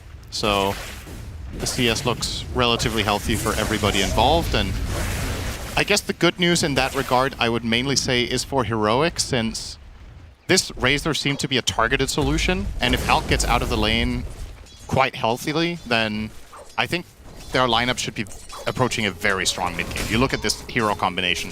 Alk, Earth Spirit, Visage as your 3 cores in the mid game. You put a Phoenix in there. It's nasty. I'm looking to the Storm to solve this game mainly for Falcons, because I think mid game team fights are just really hard for the rest of them. I would also say that like the Belgrade finals and even the matchup against Tundra, like the Razor did over time get elevated to a point where it was one of those, like, they just think it's a top pick as well. So if they can get it in a good matchup like they did, it also frees up Amar to, solo lanes, and Crit can make moves like that. Bottom lane, though, they do manage to get the kill on Snaking. Dive through. Skeeter going the other direction, but being chased out by 4 heroes. TP coming in for the Storm Spirit. Let's see what Malrine can get out of this one. He's gonna try. Raindrop. No, Raindrop. He didn't anticipate that. He'll still get the kill, but will no longer have the mana to go for more. The classic 5+1 rotate through the gate at level 4. A classic. From Heroic. They did this actually a decent amount at Valachia, but I don't feel like it was both heroes at the same time necessarily, but the reward for doing this into a Visage lane just makes it, it's a no-brainer. Even if you only get 1 kill there, it's probably worth it. Yeah. To bring both of them over. Their top wave was also already pushed into Razor, so it's not like Alchemist had much to do except farm a little bit of a jungle camp. He couldn't have gone to contest the wave. Oh, Malrine stuck around. They did not expect that. 2 supports by him. Malrine, they are going to be able to get that kill. Looks like no punishment just yet. As again, the Batrider and Phoenix maybe not the strongest in this early game. Spirit coming in. Coming in. It's a nice 2-man magnetize. I'll get now, one Malrine has a healthy amount of mana, so I think he should be able to make a long zip, but he's still got Haste Rune. And if he keeps the magnetized stacks on him, it's possible if he hits the roll after him. Oh, he's going to go for it. Oh, okay, never mind. Yeah, that was a little bit too Rolo. He backed off. Hope Lacoste is watching. He would be cracking up at that one. He would like that one a lot. Nice. Dire's top tower He's just sitting there, my boy. Yeah. Nice action-packed Dota, though. Love to see it. They're really trying to play fast on both sides. Response immediately onto Parker, so he's also brought down another. But here comes Analog. These supports can't stop what's happening here from the Falcons' aggression. It's up to Analog to do so. And unfortunately, that situation doesn't help out much. The Phoenix is trying to slow down Amar, get some reinforcements. Amar gets the kill before he goes down. There. Okay, they're giving it to Analog. I was wondering if they were specifically going to try to get that over to the Earth Spirit. Well, I would say, from watching Valachia, that it did look like Heroic, one of the best things they came out of that series was their aggression early. Yeah. I think they did a really good job. What else did you say? Would you say they did better than any other team? Yeah, I would definitely say the early aggression, but I also just think Parker was the best carry of that tournament. So I think even in terms of individual performances, he had a lot of standout, just super clutch moments. Dick and Raindrop. I don't know if Divine Llama got the extra bounty for that or not. Gets both drops off, but still. He's got a Plasma Shield coming up. He tries to get the deny off the neutrals by aggroing them. Doesn't work. Bottom tower is under attack. So yeah, I think some individual performances as well. I also think Schofield played an insane tournament. In general, his Tusk in particular was outstanding.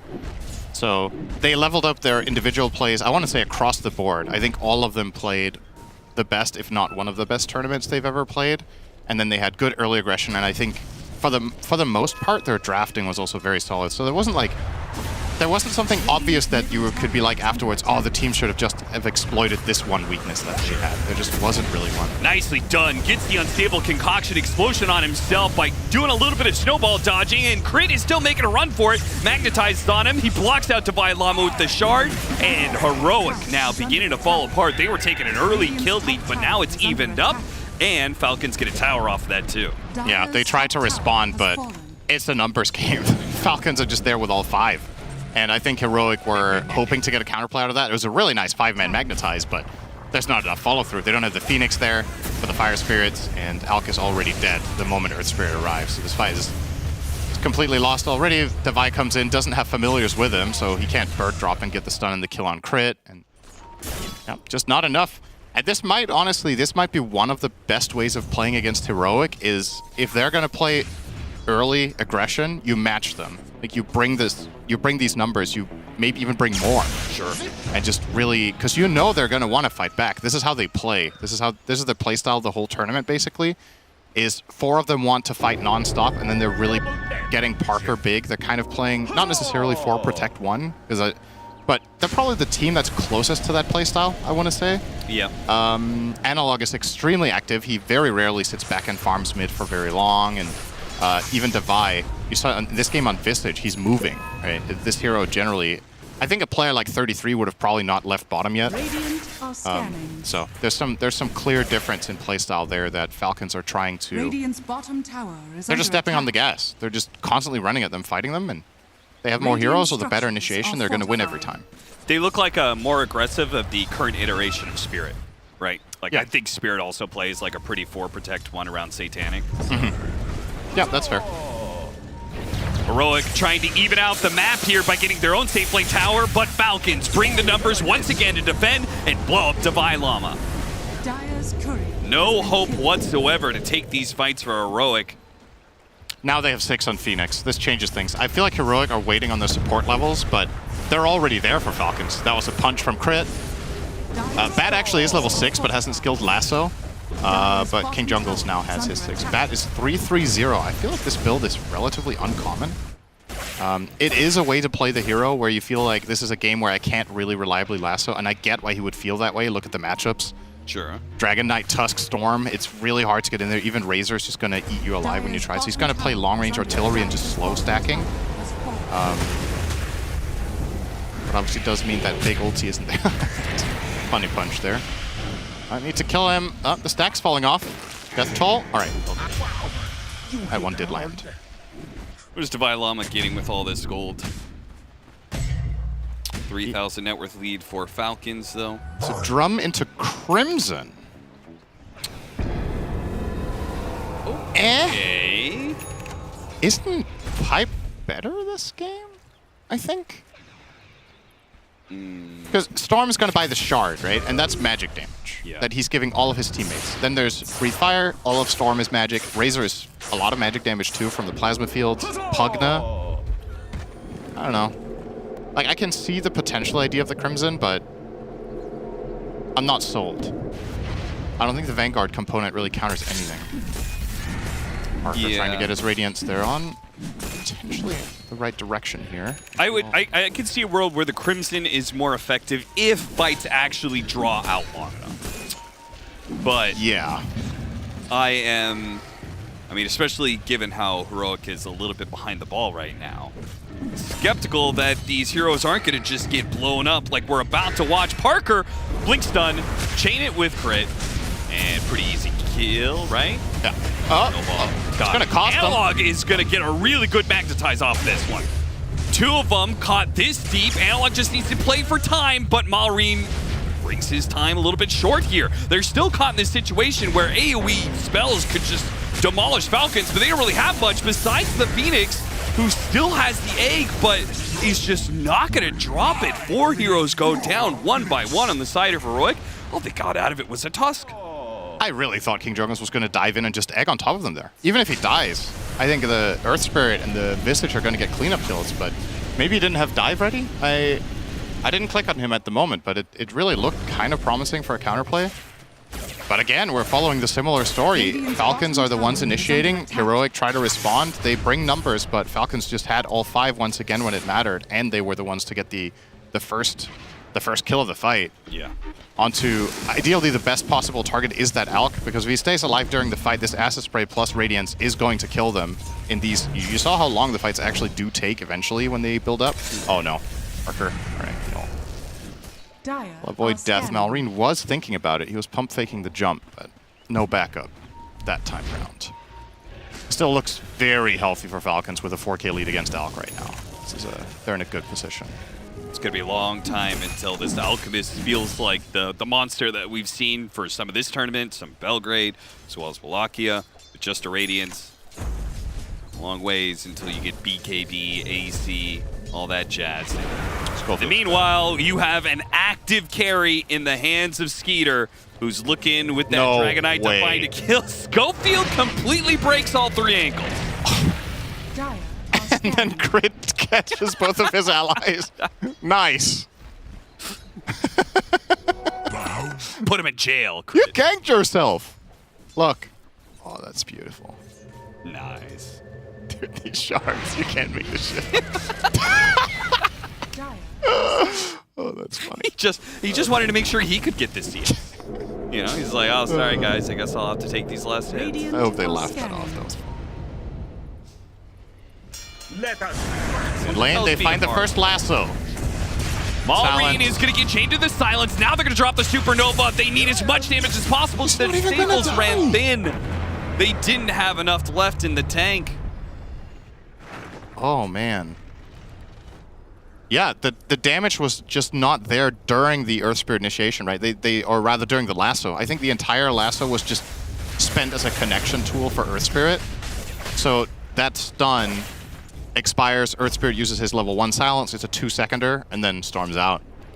So. Oh, and they don't even get a power rune for that whole exchange. They didn't get the Storm Spirit kill, but you at least sent the Storm Spirit back. If you'd gotten a power rune to work with, maybe you'd still feel strong, but not the case. It's a shield rune for a Razor.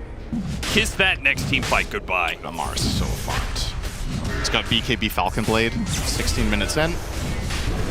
Falcons are feeling confident. They'll just go for the Roche.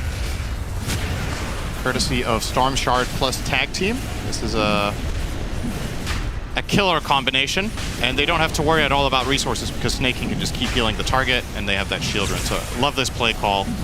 It's the perfect culmination of what their lineup is good at right now, is 5 heroes together, using Tag Team, using the Shard of Storm, and you can use that for kills or for a major objective such as that Roche. So 15 galvanized stacks.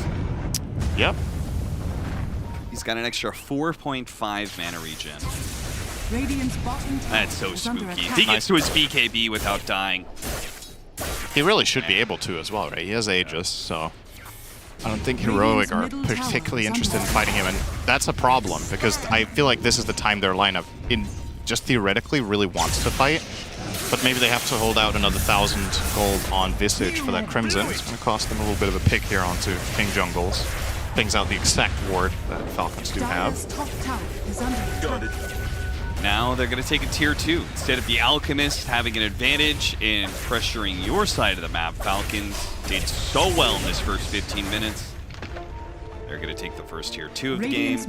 Maybe not. Actually, back way. Maureen wants to deal with the wave mid. Full efficiency here from Falcons. But maybe a little bit too efficient as Heroic smoking up to this top lane. They see the Storm Spirit with the Aegis, but it's a BKB Razor already. At least they get the... Oh, they're still going to be able to get the lasso. Immediate turnaround with the Dragon Tail, though. Amar's BKB is about to run out, though. Bump back by the Flame Break. Another round of birds. See if they can get some drops on him. Pugging at the back line. Nice roll on for the Earth Spirit, trying to stop this heal.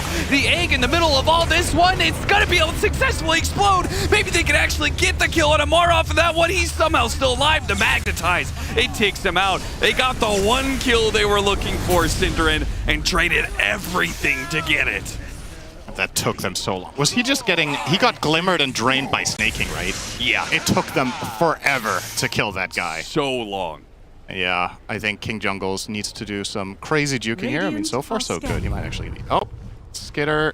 Dyer's top Did he catch a tower glimpse of is him? under attack. Still no. Now he did. Nope. He's dead. Now he spotted him. Now he pings him. He's got another dive. Yeah. He has no... What do you think about his build? No Sunray yet. I've seen the 2 levels of dive, right, just for the extra bit of like laning kill power early on, but to actually go 4-4-0.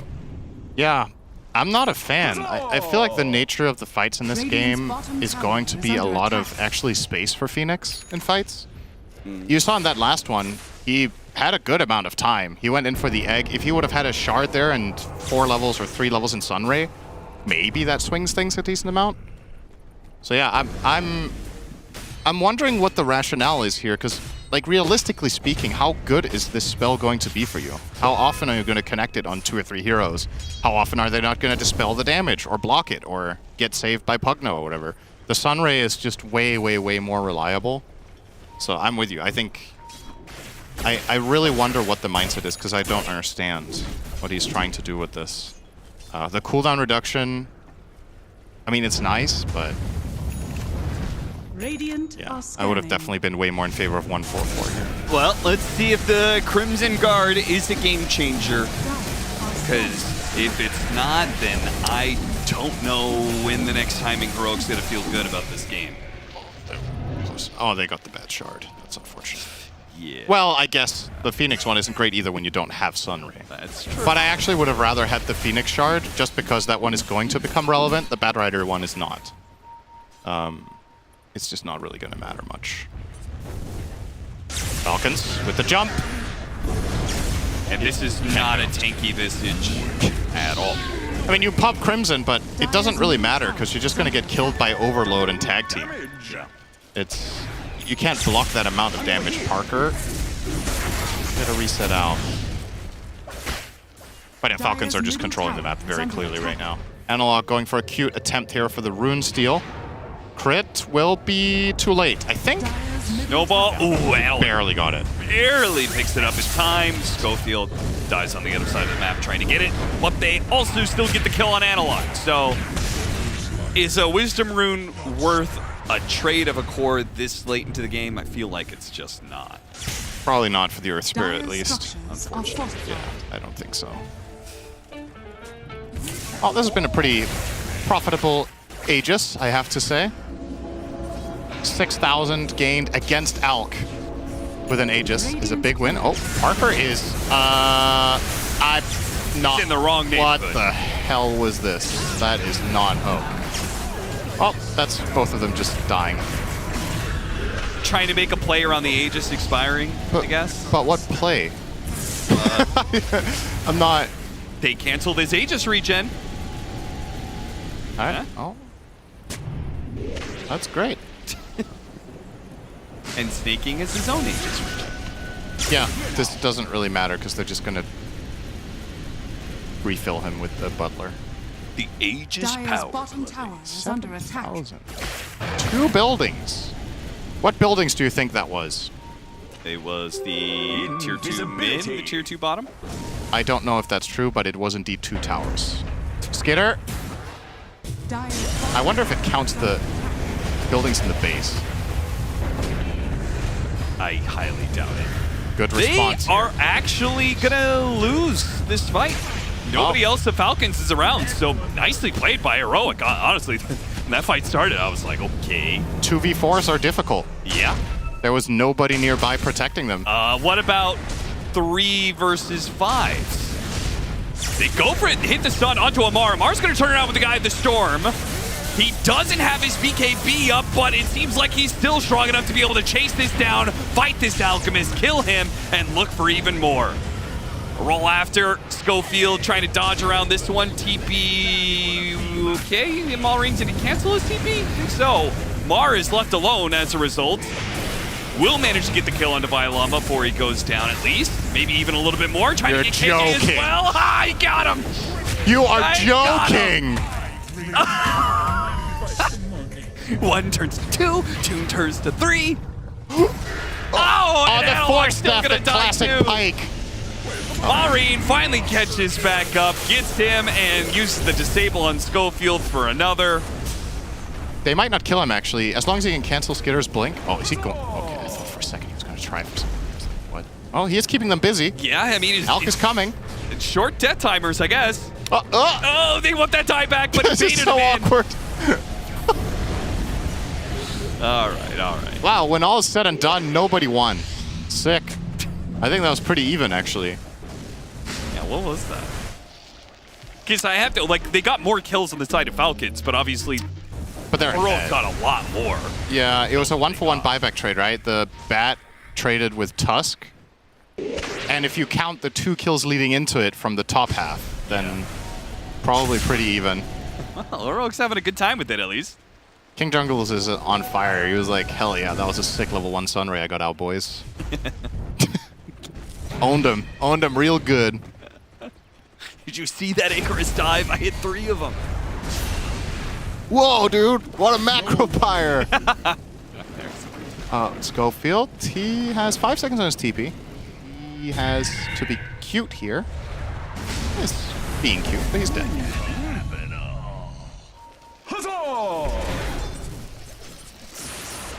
Solid lead for Falcons. Feels like you're going to continue to control the map now and keep the aggression up and then look for the next Roche. And then perhaps that's when you go for the killing blow. You can siege high ground with your Dragon Knight. Your Razor has already proven multiple fights to be stupid strong. That's something Heroic don't have a lot of. They don't kill the Razor during his BKB very well. No, they don't. And he just is... I mean, look at his... And what has happened to Dota? Why does Razor have 3,500 health minute 25? Well, okay, to be fair, he does have a Reaver. He does have a Reaver. Reaver, S&Y. And BKB. And Falcon Blade gives you 200 health. And he has Pupil's Gift. And he is. Yep. He's a big boy. 20 armor, almost 4k health. Dire are Damn. Yeah, that was actually with Agitreads. So he has 3,700 when he goes strength. Dude, that's actually so ridiculous. They really need this. They really need the Sunray. Think you have level 1 just Sunray. do. They just need that damage. They need the percentage cut through onto... Okay, so here's the other thing. We talked about how is he getting value out of Icarus Dive, but why are you not choosing the percentage damage tool against Dragon Knight and Razor? 2 heroes that are notoriously building tanky and very much in the face of your team. They're pretty easy to hit, too, with the Ray. So that's... Yeah. I feel like Heroic are missing it. This Razor, on top of being tanky, he also is just destroying the Alchemist, who still doesn't have any armor yet, right? Yep. Still a ways away, still needs BKB and then AC after that. But then also the Visage, that Gravekeeper's cloak goes away so quickly. When you're just in the middle of the Eye of the Storm, which Analog, he was in the middle of it. Didn't like it too much. He's dead already. KJ, next up. Where to run to and use your last Vessel charge. 30 Galvanize. Radiant's top tower is under attack. That's a lot. Don't be fooled. He has a regen rune. He doesn't actually regenerate 30 mana per second. That's good. This Overload shard that has gained a lot of popularity looks incredibly strong in these fights. In a type of game where the teams are just brawling so much, it's hard to find a better way to spend 1,400 gold. Oh no. Oh no. Oh no. Oh no! Oh, and he even shows himself. He's not going to be able to stick around for the Wisdom Rune either. I think he could have. Honestly, that's close. That's a mistake in my opinion, to leave there. I think he could have stuck around at the same time. They kill Roche, they probably go down there next. Yeah, he would have actually died if he stayed, for sure. This guy's a god. Would have died on the second it spawned. Well, bad power play. They've lost gold in the last 30 seconds. True. Because they moved out from the pin. Oh. Let's see if they can do anything with this. So, you know you're winning real hard when you don't have to do your own Tormentor. Yeah. You're just playing on the enemy side of the map so much that going back to that side of your side of the map and doing the Tormentor is actually a loss. Now, knowing Falcons, there's 2 ways to go about this one. One is that they find a team fight outside the base and they just push and win. And the other one is that if the enemy team isn't giving them a fight, they're just going to outfarm them. So we'll see which version we get here. Either of them is obviously... I don't know what Heroic can really wait for that's going to make this a lot easier. They're getting Boots of Bearing now on the Visage. Alk, maybe they wait for Alk BKB and then YOLO it, I think. Yeah. I feel like if you're just playing... Okay, they're just going to force you. Okay, this is a bit of a problem. Nice play from Amar. They play the banner and they place the team banner to confuse them. Of course. Yes, which one should I hit? The one with the health bar or the one without a health bar? apparently they're not going to hit anything. This is a nice additional... We don't talk about this that much with Pugna, because we focus so much on the life drain and the decrep and glimmer, but... Oh my god! Wow, Storm Shard's really balanced.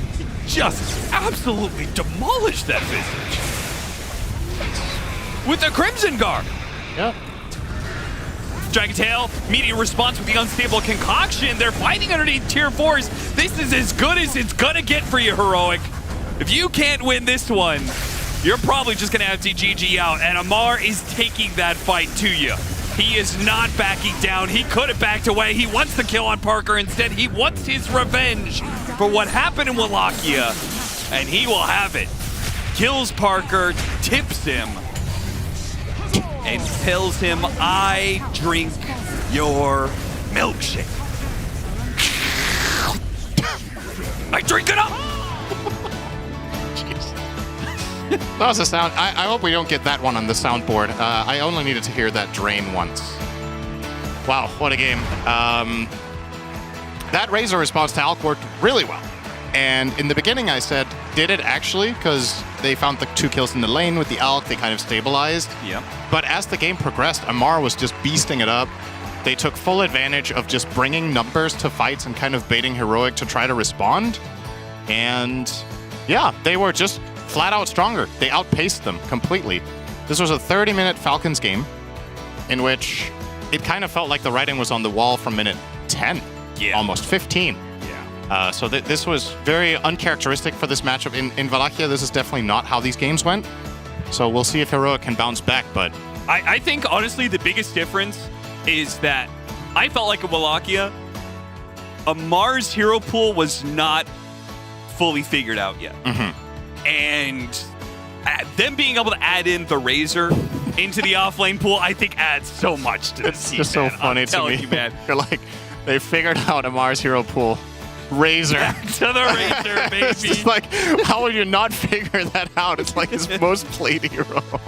Well, a bit of a change up perhaps in hero priorities make this viable, and yeah, owned it up in this game, that's for sure. Malrine also with a great Storm game. Hasn't been his best hero, but great game for him. Storm Spirit looking good, Falcons looking good in this game 1 against Heroic. Sometimes you just gotta go back to basics. That's why, Pyrian, you had even called it straight from the first pick of the draft. You saw this Razor and you're like, it's gotta be an Amar Razor. I know what I'm doing, Neil. I know you do. Yeah, it's like, I feel like any game where you can first pick your offlaner and just be like, we got this. And it works. That means the other team had no answer to this. Like, I guess it's kind of because they picked this Alk first, it means that they're just like, well, I guess we'll just have to try and play around it. And Heroic had some moments here. Early on, the Phoenix got a double kill, which was like, okay, they've won this lane. And then the, who was it on the... Schofield Bat Rider. Schofield on the Bat goes mid, and just somehow kills Malrine under his own tower. And we were like, what is happening? Like, at that point, the game felt a little chaotic. And I was really enjoying it. It really did look like quite a chaotic game of Dota. But then Falcons closed it out. They just got too big. The Storm got too big. The Razor got too big. And then it's like, well, actually, we don't have an answer to these 2 heroes. That's how it felt. Yeah, I was just quickly checking the stats because I do remember seeing offlane Razor like once or twice. So they played it twice at Dacha, not Wallachia, and I think once at Wallachia. So it's not something that they've run very often, but to bring it back here as a response to Heroic's first pick Alchemist just turned out so beautifully, right? Because you can just play this on the offlane, you can pressure the Alchemist early on, and if you need to adjust it within the draft, you can just throw it on the safe lane. Like, that was the beauty of the Razor Flex that Falcons brought into the meta, and they showed us here again. Something that Falcons did this game that I really loved was that they brought the pressure always to the Alchemist lane, right? Often we'll see teams like take fights on the opposite side of the map, try to pressure on a side like near the enemy triangle instead and take the fight there. But no, they were playing on Parker's lane constantly, pushing him into the jungle, chasing him into the jungle. They made it so that Alchemist was never able to get his net worth advantage that Heroic want to play off of. But do you think that's purely an Alchemist thing, or is it a Parker thing, where no matter what hero he would be playing, they're going to bully him that much? I mean, that's what they should do. If that's their plan, they've correctly identified it. Because not just in this game, in Dream League so far, the issue that Heroic has had has been bringing Parker to that stage where he can carry the game. Because versus Tundra, their early game was very much exposed, I thought. That series just happened, so maybe Falcons didn't watch it. Maybe Heroic are a little bit burnt out, but a lot of the magic that we saw from them at Wallachia and how they were able to play the early game just isn't being replicated right now. At least they're bringing the chaos, though, Ted, because the first 10 minutes or so were quite amusing to watch, especially from both the supports. It was a lot of fun. It was like what I want Dota to be, is like crazy shit happening, people getting pickoffs, outplays, little ganks and stuff. That's fun. There was that big fight in the Dire Triangle where it kind of like, yeah, actually, I think this is a rough one. And it was just like everybody seemed to be dying, but it still felt like Falcons came up on top. I felt like there was no point in the game where I really thought Heroic were going to come back. Yeah. There were a couple of moments where there's like glimmers of hope, but really, I think the Storm and the Razor just really did the job. The last pick Storm and the first pick Razor. You know, you sandwich it with you're sandwiching some other shit. Who cares? But you got the Storm and the Razor as these two pillars that they just carried the team. A beautiful bookending on both sides, and we're going to go to BSJ for his Kadia award of the game. Yeah, we heard the casters in the panel like kind of talking about the first 9-10 minutes of the game being pretty back and forth. We saw some weird stuff, chaotic stuff coming out from Heroic, but I would say the 9-minute mark from our Kadia award here, the one that is right behind Heroic's Tier 1 tower, that gives Falcons all the information that they need to effectively bring all 5 of their heroes to pressure Parker, as Mira was talking about. At 9 minutes into the game, we see Heroic kind of flowing one at a time, bringing 3 heroes, thinking, oh, this is a chance to get some death toll kills with the Visage, but they are just overwhelming them with the numbers. They end up turning it into a Tier 1 tower. So you see that ward right next to Skeeter. That is the one that enabled them to be able to make all of this happen. So yeah, just that's something that I don't think anybody's ever expecting. Even if you know they're going to try to pressure you, 5 heroes at 9 minutes, those are overwhelming numbers. Would you have said it was maybe a deciding factor? O'Brien, you sly dog. Let's go to a break. Oh, God. I'll see you later.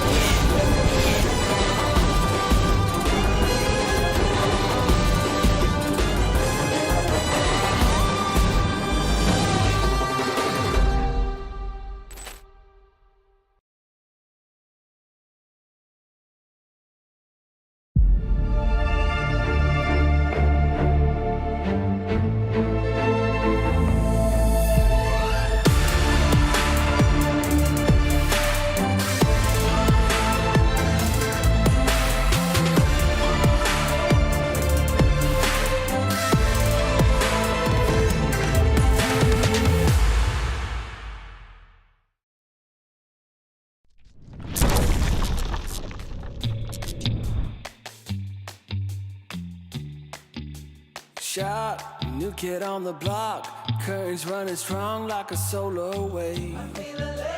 Locked, plugged into the socket, watch me burning hot, yeah, I radiate. Coursing through my veins like a power surge, call it misbehaving the way I burn. If you're gonna wait, then you miss your turn. Charged up and ready, I'm going steady with you. Looking like you're blacked out, got that future shot now. Everybody stop, got that future shot now. Future shot, future shot, future shot. Future shot, future shot, future shot. Breathe, feel that energy. You can change the lights from red to green. See, I got what you need. Sparking a connection, go VIP. You feel electric. You feel electric. Looking like you're blacked out, got that future shot now.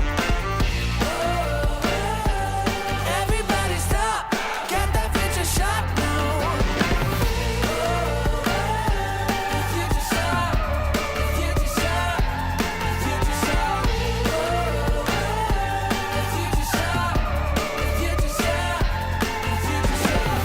The future shock. The future shock. Once we started, there's no way to stop us. Like a rocket, not for static-hearted. Once you got it, you'll go supersonic. You know you want it. You know you want it. You know you want it. You know you want it. Looking like you're blacked out, got that future shot now. Everybody stop, got that future shot now. Looking like you're blacked out, got that future shot now. Everybody stop, got that future shot now. Future shot, future shot. You know you want it. Future shot, future shot. You know you want it. Everybody stop, got that future shock now.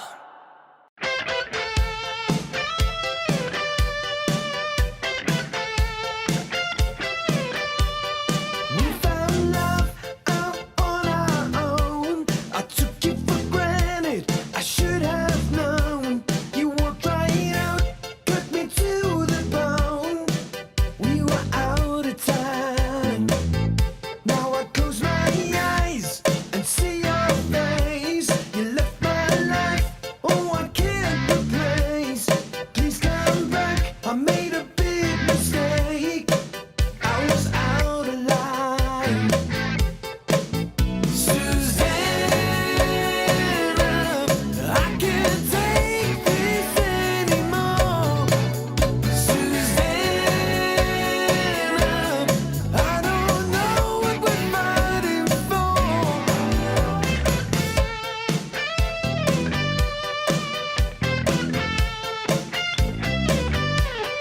Upside down, I got to explain.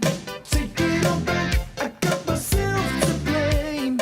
I played the fool, but your love ain't a game. We're out of time.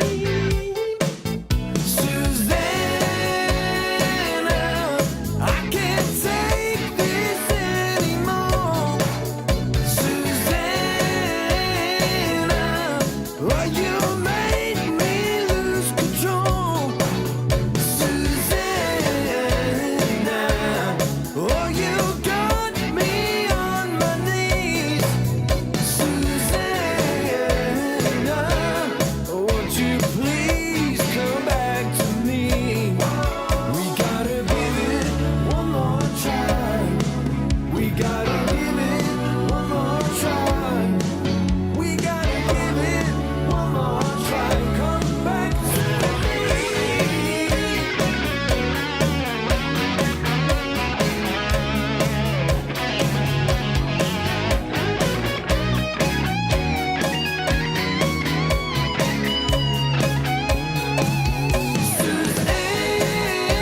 Susanna, I can't take this anymore. Susanna, I don't know what we're fighting for. Susanna, I can't take this anymore. Susanna, oh baby, you got me.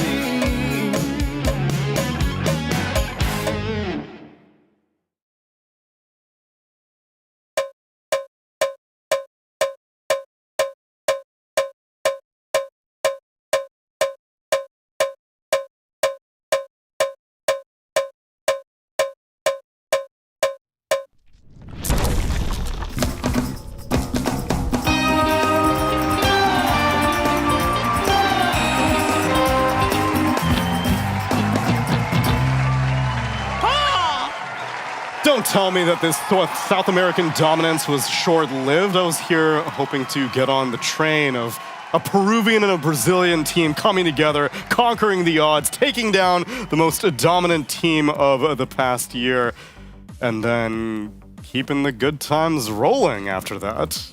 Not in this game number one, Brian. Yeah, not so far in this tournament, really. Also for true. Heroku. I believe they're now 1-4. Yeah. I think they were a bit disrespecting of Falcons' numbers. Like, I showed that clip, and they were like, yeah, let's respond with 2 heroes, one at a time. And then it's 5-on-3. And I think what I saw them doing during Wallachia was matching, if not surpassing, the tempo and execution, the clean execution when it comes to these team fight decision making. And I think Falcons, like, in a meta where auras are not prevalent and they're just purely based on what fights are we going to take, where are we going to move on the map, I think they're by far the best team out there. So you're going to have to step it up in that regard if you're going to make this a competitive game too.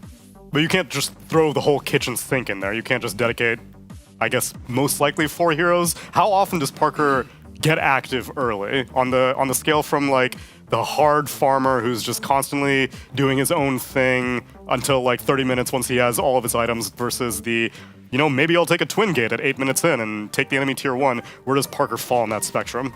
Parker is a very active carry. Like, he can do the farm until you need him to, but I mean, that's why he won so many hearts over during the grand finals they played at Wallachia versus Falcons, was he was playing aggressive in the early game, mid game, and late game and making incredibly decisive plays. But for that to happen for Parker, for him to be able to join fights early, the foundation needs to be there. Like, the ability to go through the twin gate to get a kill also depends on how that offlane is going. True. Like, did your offlane push the wave in? Is the carry now being dove under tower? Can your carry connect to that? And it feels like so far, and it could just be that they're a little shaky. A lot of teams have 1 or 2 bad days, but their early game does not look like themselves or the heroic that they've showed us. Like, I will say this time and time again, something isn't going well for them. I would attribute that to like the support play, because I think that heroic support play at Wallachia was like by far the best, right? KJ and Schofield were just all over the place, creating chaos, getting kills, and they're not recreating that same magic right now. But what about that mid lane kill, though, Ted? Wasn't that so juicy on the Batrider? I was really loving that. People were like, what happened? I was like, you won't believe it. Like, it was just one of those things you have to kind of explain it. But I guess a lot of the time, if you don't have that overriding plan, the Falcons clearly did. It's all very well doing cool stuff, and that's great, and that feels fun, but do you have an overriding plan? And I guess in this game, whatever it was, it relied on things that didn't happen, and I think the Alchemist struggling against this Razor was definitely one of those things. Storm Spirit doing well, even if he did die somehow, but doesn't really matter, and I think they just had the potential to keep rolling in a way that it looks like Heroic never really got going in the first place. I wonder if fatigue sometimes plays a part when we're like, why are they playing crap? They played great 2 weeks ago, but, you know, people get tired. Maybe they just burned out. If anything, Falcons should be the ones because they're the ones who played. No, they're both. warmed up, dude. They're warmed up. I suppose so. They'll crash week 2. I see. Okay, give them time. It's a marathon, not a sprint. Exactly. Okay, so you gotta make it through the sprint section, though, because if you get eliminated in group stage 1, it doesn't matter how much energy you would have had. True. I still believe they could do something, but maybe with a different draft. A lot of the teams so far that we've seen get rolled, it seems to have been a draft issue more than anything else. I will say, like, what Mira was mentioning of how, like, is your offlane setting you up to rotate? I think it's the same idea of if you're the Alchemist that you see a Tusk Razor pushing your tower, like, those heroes aren't built to kill your tower, so there must be a reason that they're doing that, and so, like, lo and behold, there's a Storm wrapping around one side and a DK wrapping around the other, and that's something where if you kind of see that coming, maybe you're more prepared. So it might be a lack of communication, it might be just a lack of like quick thinking of like, are we defending this tower or not? Maybe they're not quite on the same page. And I would almost say, rather than thinking about fatigue, you're almost like out of shape because you haven't been in a LAN for like the last week or two. So could be it. Yeah, for sure. And I also want to say that, like, often in teams, a player will join and there will be this honeymoon period for a while, right? And it's too early to say whether or not that was the case for Heroic, but sometimes a player joins, everything fits, you're playing the best Dota you've ever had, and then that magic disappears a few weeks later. And I don't want to call them out on it. We've seen it time and time again. Hopefully Heroic break that mold, and they show us that it's not just a honeymoon stage, and they're going to be able to consistently bring the level of Dota that we saw a few weeks ago for the rest of the year. I mean, that would be the ideal scenario for fans. Well, they're consistently bringing in this Earth Spirit as we get into the draft for game number 2, almost certainly an analog hero, and one that he won't have to worry about a Husk on the enemy side, because that is actually first phase banned out by Heroic.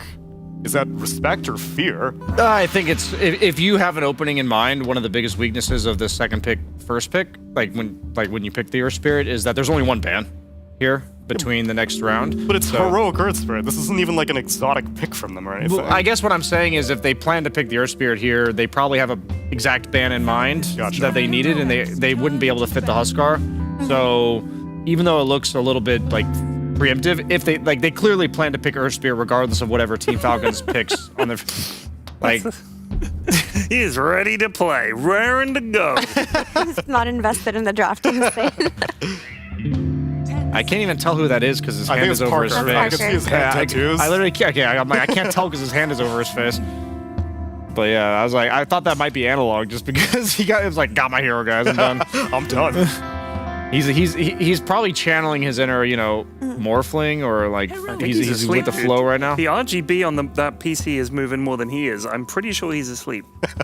Yeah. Or they killed him. It's hard to say. I think he's asleep. I do want to say though, with this first pick Earth Spirit, I hope that Heroic can enable it with a very aggressive support pick here. Like something like a Tusk would have been great, but it gets banned out.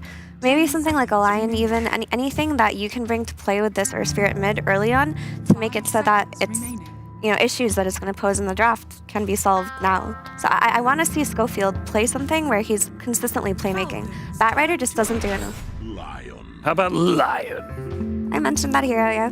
I think it's a very good hero. Like there's a lot of kill potential. You set up with a stun, you have follow-up instant disable. It You also get a quick addresses Ags mirror, you get a quick Ags, you get Echo Saber to make things happen, right? The Purge right? Battle Fury line. Yep. I think They don't know that one yet, Brian. It's a spoiler. Purge spoiler. Battle Fury? No, Is that what you said? No, the Purge Lion Battle Fury. Yeah, yeah, Lion of course. Battle Fury. Yeah. That's gonna be a throwback soon enough. But Very good. I was thinking Pango preemptively potentially for throwing back. Falcons, but they end up going for Earthshaker. I was just like, whenever you see Lion, you want snip snap, initiation. Snap initiation. Yeah, you're blink and you're dead. Otherwise Lion has the time to react and cast his spells on you. Pango does it not quite as fast, but he's BKB'd while rolling. But in this case, Earthshaker, that's about as instant as it gets, and very rarely do we see Earthshaker picked this early on in the draft. But against the Earth Spirit, you melee versus melee matchup, I think Earthshaker's pretty much happy in all of those, so makes sense. Yeah, it's great. And I like the point that you made about the snip snap initiation versus Thank the you. Lion, because you want to be able to it's going to be a game of vision now, because when you play with this Lion, you want to make sure that your key initiator isn't going to be seen, or if he is seen, he can do it faster.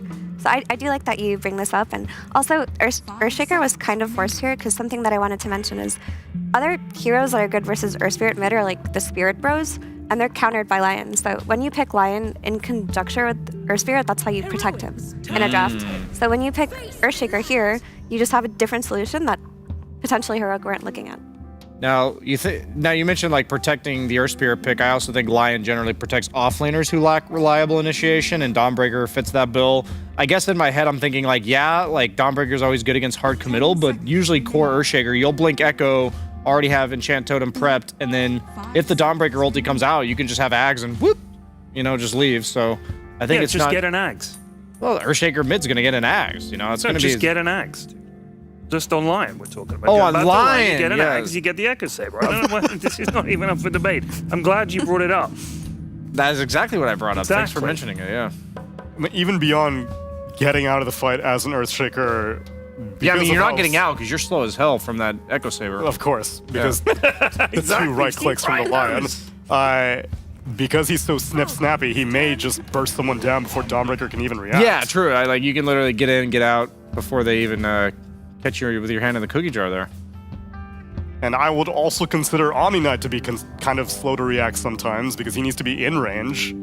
I don't particularly love this defensive reaction against the Earthshaker. Yeah. I would have rather them kind of said Mars off lane and just counter with more teamfight initiation of their own, but Really, I was going to say that I like this reaction. You do? I like it for Heroic because I've been most impressed with KJ and Parker's lane when KJ is on Omni Knight, and Parker can just have this SF and completely go crazy in the game. And because you have this Lion plus Earth Spirit as your opener, you're not going to be lacking in terms of ability to fight or aggression in the early game. That is compensated for.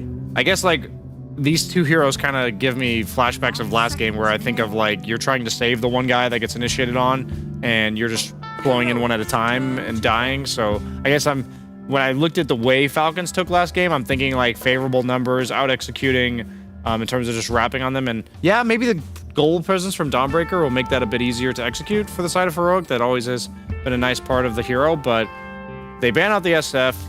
They'll probably ban out something like Morphling, something that's just like durable, decent damage. But is there any other ranged heroes? Maybe Medusa could be really annoying for Falcons. They've paired it with a Luna. They've paired it with a Carry Muerta from Parker one time as well during Wallachia. Okay. Well, I think with the Razor ban, I'm more leaning towards the Medusa archetype because you wouldn't ban Razor if you're planning to pick Morph. And there's Gyrocopter as well. Gyrocopter, true. Yeah. Like the stand your ground is what I meant, so yeah, it makes sense. What about something like Mars? Is that just ruined for Falcons here by the Dawn because she just ults on top of the Mars arena? Is that a thing?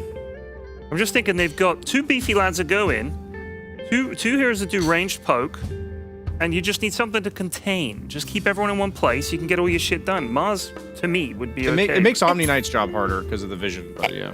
It's too much of the same thing. They already have Shaker and DK. You don't want to like repeat the same flavor of hero 3 times within your draft. I would like something like Pango. I would like kind of like a mobile guy in the offlane. Mobile guy. Sand King? Oh, it's banned. First round. Yeah, I'm just thinking like you have the hard commit, you have the beefy guys. I wouldn't mind if you just have something like the Pangolier. I'm just thinking either team fight or CC of some kind. Like you can just control people up, dictate the fight. Earth Spirit can't get in or out. Conquer? Unka. I don't love slow initiation like Kunga against what Heroic have. If you give them time to Earthshaker's react. got the snip snap. He's got the snip snap. You let him deal with the snip snapping. They banned out the Bristleback along with the Razor and Timbersaw earlier banned out, as well as Doom and Sand King, so the offlane pool is getting very, very skinny right now. Meanwhile, Falcons need to figure out who KJ wants to buff with his Omni Knight. Who do they want Parker to be playing? They can ban out the Gyrocopter, as you said, Mira. That was another one of the Omni Knight pairings during Wallachia. They already took out the Shadow Fiend. Yeah, the Razor ban's super telegraphing. I think like it is going to be something like Gyrocopter Luna. You wouldn't ban that to protect Morphling. Like these aren't Morphling protecting things, so like you don't mind playing Morph into Bristle either. Yeah, I think Heroic's last pick here will be a lot easier than Falcon's pick coming out of phase actually, because they're like the Razor would have been perfect again, but Heroic take that out. Like they need some kind of damage dealing archetype from the offlane up until, because like you're gonna play with this DK and this Hoodwink and Ench, sure, but you want more consistent damage coming out of the offlane to get those kills earlier on, because your DK is gonna need a little bit of time before he starts dishing out actual DPS. And your Shaker can do it, but it's also just dependent on his Blink Dagger timing. Do you ever go the ATF Viper here?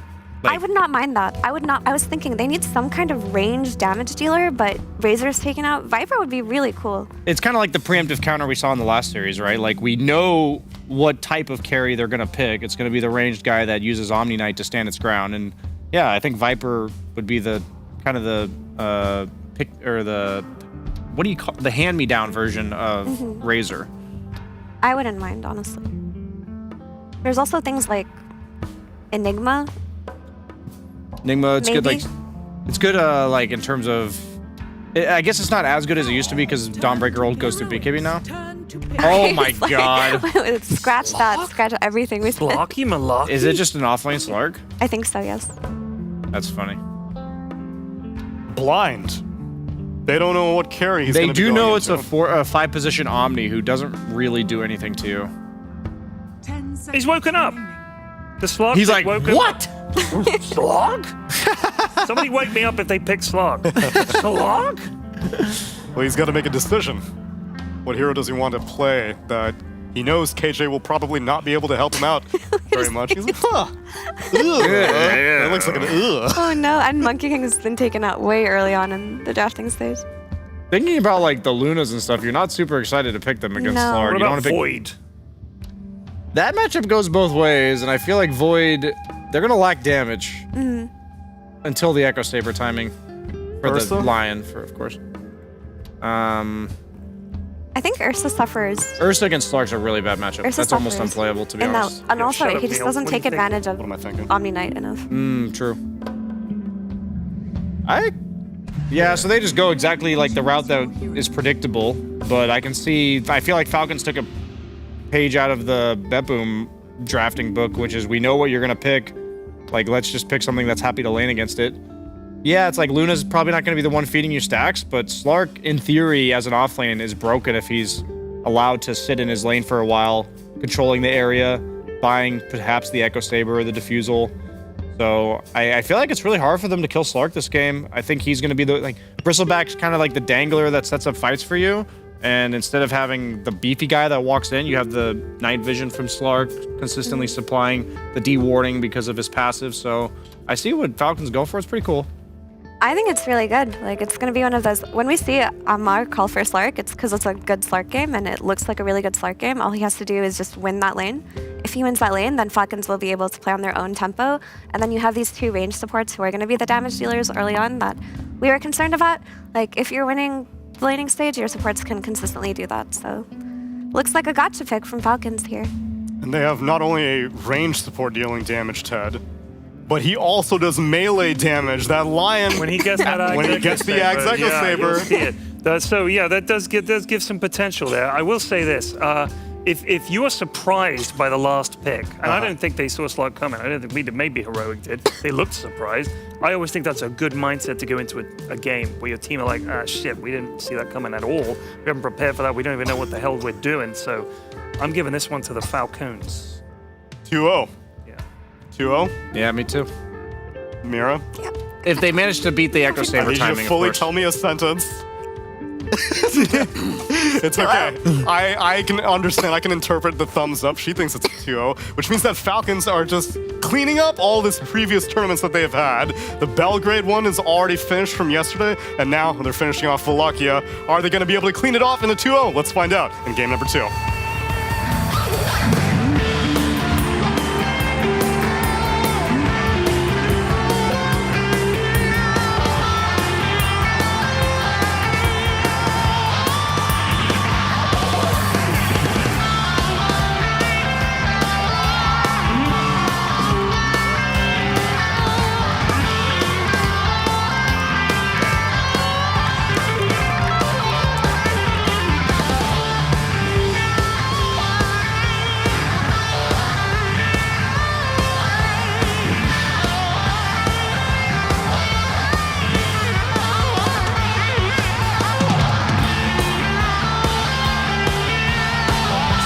Off the final game of the night in style. Falcons versus Heroic game 2.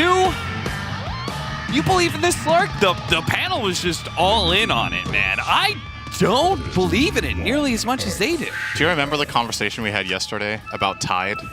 I was like, I think every hero in Dota is good sometimes. Yeah. Now, you think what I'm about to say is Slark isn't, but he is also good sometimes. Okay. I don't know if this is the game. I don't know if this is the game either. But I will say Amar is the best offlane Slark player in the world and also the only one. That's true. So one of one. It's definitely the best way to maintain on top of your game is to be the only one playing the game. That is Slacks in Artifact, by the way. He is rank 1 and has been so for years. Amar is going to show us why Slark is amazing here. Yes, making use of that nighttime vision by running up into a high ground. This is bad news for that lane, because the enemy carry got first blood, and therefore she has more gold than you. Good luck. Yeah, I am not convinced that the Slark Hoodwink lane does that well against the Luna Omni. I mean, it is a melee support, but Luna is pretty hard to beat in lane. I'll just be completely transparent and honest here. I don't understand offlane Slark in general, and I know they've played it multiple times before, and I don't remember any of the games that they played it where I was like, oh hell yeah, this is amazing. But Amar has had games where he took over completely on offlane Slark. Yeah. And we've seen Jinkyu when he was playing with Extreme Gaming, he was playing 4 Slark in a couple of games, and I think also basically none of them I was like, wow, this is a great Slark game. So there's just something these guys see that I don't, that they get. But I will say for a fact, this hero is extremely polarizing. It either has a great game or it's dog water. Like, this hero is not okay, you know? Like, picking up some vocabulary from Quinn there? Yeah, I guess so. I mean, you were playing me some audio clips from Avery backstage, and it really brought out the best in me. He seems to be on a little bit of a roll. He's sending some very heartfelt messages to you every 40 seconds by the sounds of it. Yeah, Very heartfelt. Straight from the bottom of his something cold, dead heart. Yeah, exactly. Something heartfelt can technically also be bad. Oh, it's yeah. just honest. If your heart is full of hate. All right, let's talk about any other hero other than Slark then. It's a mystery. We don't know what we're going to be seeing from it. But what about the other lanes? We got the Earth Spirit versus the Earthshaker matchup. How's that one go? I think it's pretty even to begin with. Shaker will probably get level 6 first because of denies, and then it's a matter of whether you can set up a moment of opportunity to get a kill off Echo. He does against already that have hero. 6 denies. 6 and 6. Good start. You have the Enchantress that can rotate for you, so that can also potentially be a bit of an X factor if you're looking for a kill. But yeah, overall, both heroes will definitely get farm. Shaker is, I want to say, the first couple of waves are even, and then step by step, especially when Shaker hits 3 and 5, he will start overpowering you. But Earth Spirit, fortunately, this hero doesn't need to win its lane. If it does fine, that's good enough. And Analog has shown many games that he can do a lot from a losing lane on that hero. And finally, top lane, Dawn Lion against Ench Dragon Knight. Don't feel like there's too much to write home about here. I'm not expecting a lot of kills. I think both cores will farm. It's hard for DK to threaten Dawn. She's just too beefy. And the Ench... If Ench was with a really strong laner here, aggressively, this could be a difficult lane for Dawn. I just don't think this one is. Ench is maybe vulnerable to dying here, as a matter of fact. Yeah. Lion plus Dawn do a ton of damage. Do you think this is overall as good of a game, as good of a Dawnbreaker game as the game we saw earlier? You were a big fan of the Dawnbreaker for that one. Yeah, I think this one is... Oh, nice glyph from Malrine, just being super annoying here against... it's going to get him. Oh, he can't get any of the range creeps. Bro, that is... He got 3 denies from that glyph. 2 of them on range. That's just S-tier play. It's amazing. 11 denies on Shaker. Whew. Watch and learn. Also, watch and learn how to play offline Slark, because apparently Amar, despite giving First Blood over to the Luna, is 20 and 6. And I do think a big part of this is the Omni Knight not being a good aggressive support for the Luna to threaten the Hoodwink with. So I think Crit is just getting tons of pot shots in here non-stop. Yeah. He's maxing out Acorn Shot. He's just going to shoot at them whenever they come close to trees. And Amar will trade a bit with King Jungles here. That's not going to be favorable for the King, so he'll back off. He does that in order to make sure the support can't interrupt the hard camp pull, which they do manage to get 2 of the melee creeps there in there. And gotta fight them even more to make sure they don't nab any of these last hits, which the Hellbear smashes at a worse time, so at least they'll get the Hellbear kill out of it. Yeah, have to be careful now with the Death Rattle, whatever it's called, when the Ursas die. Death Throw. Yeah, the extra attack speed. Guess they couldn't say Death Rattle because every day it would remind them of Hearthstone. The direct competitor to Artifact. Of course. Some bad memories there. Right. Yes, Hearthstone, the artifact killer is well known. Ah, damn. So it just has to ruin everything, don't they? Don't worry, they're getting him back. Deadlock is the Overwatch killer. That's such a good analogy. Oh dear. All right, Devi. Yeah, I mean, as long as there's... I think there was an Ice Ogre armor on Skitter. I mean, why even bother attacking him? But True. I guess it is faded now. This is the moment of opportunity. If Snake King steps forward a little bit too much and he gets caught by a hammer into a Lion Stun and DK is not in range to interrupt the Starbreaker, Devi can definitely kill Snake King at that point. But yeah, so far especially with the heal now on cooldown. They see an opportunity in this little window. Yeah, man, this lane has just gone so damn well. Far. 32 and 9. They have so many denies. 9 denies, 18 denies, 9 denies, 4 denies, 2 denies. Yeah. That is... that's a lot of denies. It can't deny it. I think what the panel were... No. I think what the panel were talking about is probably the primary reason for the Slark pick is the Omni. It's just... He feels like... Slark is probably, I think it's Amar's favorite hero. I think he said that in an interview, first of all. So I think he absolutely loves playing it, and he really wants to when he gets an opportunity. I mean, he became a carry for Nigma Galaxy just to play Slark, right? Probably. Unfortunately, that wasn't enough, because Slark was still Slark, so. But I think the reason we see him play it so rarely is that as an offlaner, the hero needs really specific conditions, and Omni Knight gives him those conditions. And by banning out the gyro, he probably feels more confident playing aggressively, because I think the gyro matchup would have been way worse than the Luna one. You're going to constantly take harassment from Flak Cannon, you're going to take rocket barrages if you try anything offensive. Against Luna, it's just one beam. And I don't know if this plays into it either, but, you know, the Knight versus Night Vision. This is something that's going to matter later down the line when Parker starts moving around the map to farm on Luna. Luna is one of the harder carries to gank without smoke because she has vision advantage, but she doesn't against Slark. So perhaps that could lead to something, especially if Amar considers something like a Shadow Blade in his build. Then he'll be able to see her from very far away and get a good idea of where to go when. I guess I think of it the opposite way, where I feel like the Luna's night vision is better versus the Slark than the Slark's night vision is better against the Luna. Oh, baby! Oh, yeah, that felt good. Oh. Gank me? Nah. I gank you. I gank you 1v2. Yeah, don't, here's a little tip for you guys out there. Don't melee Earthshaker. It's generally not good. Radiant's bottom tower is under attack.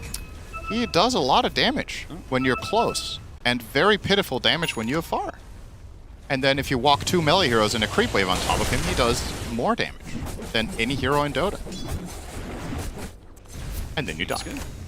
Nice rotation here from Sneh. Pretty textbook stuff. Ench goes through the gate after top lane is secure. Dragon Knight can very easily stand alone against Dawn because any offensive move Dawn tries to make, even with a rotation, you can Dragon Tail the Starbreaker and be fine. And even to begin with, you probably need 3 heroes to even think about that kill. So Ench will take advantage of that, go through the gate, take the bot tower. I did expect, just because, like, it's Earth Spirit versus Earthshaker, you're not going to win the static lane, but you can out-rotate the Earthshaker. So I kind of expected a move to be made to this bottom lane with the Earth Spirit, maybe even with the Dawnbreaker ultimate that is up, but instead, Falcons managed to get that tower, no interference whatsoever from Heroic, and now they're diving into the tier 2, and the Eclipse is not enough to be able to push them back, at least not initially. The Dawnbreaker ultimate is going to come through, though. Oh, Analog, man. Amar cleans up in the back lines, and is going to try and make a run for it. Still gets slammed by the hammers. Divine Llama had to TP his way into that fight. Honestly, super clutch from Skitter. He Dragon Tailed the Dawn ult instantly in the top lane, so she had to TP because her Solar Guardian got broken immediately, and it's not just that she doesn't arrive, she also didn't offer the healing because he just broke it instantly. And yeah, sure, they lose 2 heroes at the end of that Falcons, but they forced a ton of rotation, they forced a big ult, and in the meantime, their carry is free farming. So I think they put like all their spells on cooldown. Yeah, I think that's job well done, honestly. I think that's good enough. But hey, on the upside, the Dawnbreaker is, if you start hitting some creeps, you can lower that cooldown reduction a little bit. He took the other facet. Yeah, he took the other facet. All right. Let's see it tick down nicely here. He might get it 5 seconds faster as a result. Let's see there. That double tick down on the seconds just looks so satisfying. It's like you're playing with cheats. That's generally not how you feel when you play Dawnbreaker. Then you feel like everybody else is playing with cheats. True. Unfortunately. Nice move. Kick him away. Oh, no, he's still getting him with the Echo Slam. And they get the deny from Snaking. No Arcane Rune for anybody. Nobody gets it. Who was that a better trade for? Well, now there's Echo on cooldown, and he's low on mana on Malrine, but at least he didn't lose the rune. I don't know.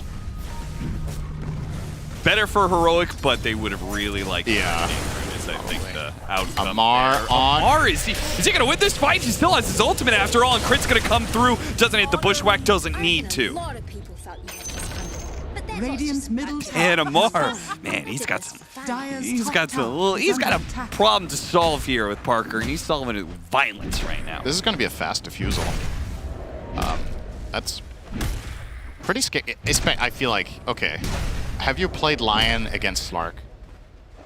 Yeah. It is incredibly infuriating if Slark has vision advantage. You just can't do anything. He's just going to jump you, He's going to walk in with Night Vision, click you with Purge, and activate his Dark Pact, and then he kills you, and you can't do anything.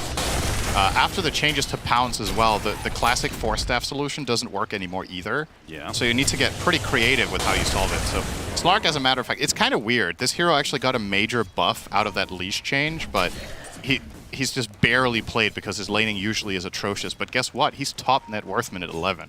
If your laning goes well, this hero can be insanely good at a pro level because of the secondary utility it brings. Having a self-dispel, having vision, having the ability to de-ward, all of these things that you just get out of this hero innately by having it in your team is quite extraordinary, but usually comes at a major cost. Not this time, though. So, being very hot here, Amar. With the smoke going into the triangle, Parker is pushed forward very aggressively, and it does seem like Amar kind of knows what's what. Divine Llama does not know what's coming for him. It's a chain stun, so his hammer is wasted, and no love whatsoever. Heroic stays smoked on the other side of the map, but find nothing but a shield room. Yeah, really just getting outplayed. I don't think there's anything else to say. The lanes from Falcons were better.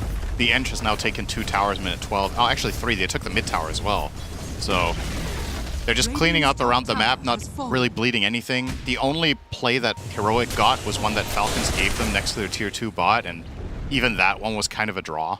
So yeah, definitely need to see something more out of Heroic. They now have level 6 online, and Analog really wants to get involved now, but is this where that Slark could come into play, perhaps, with how are you going to handle it when you don't get the vision that you want all game?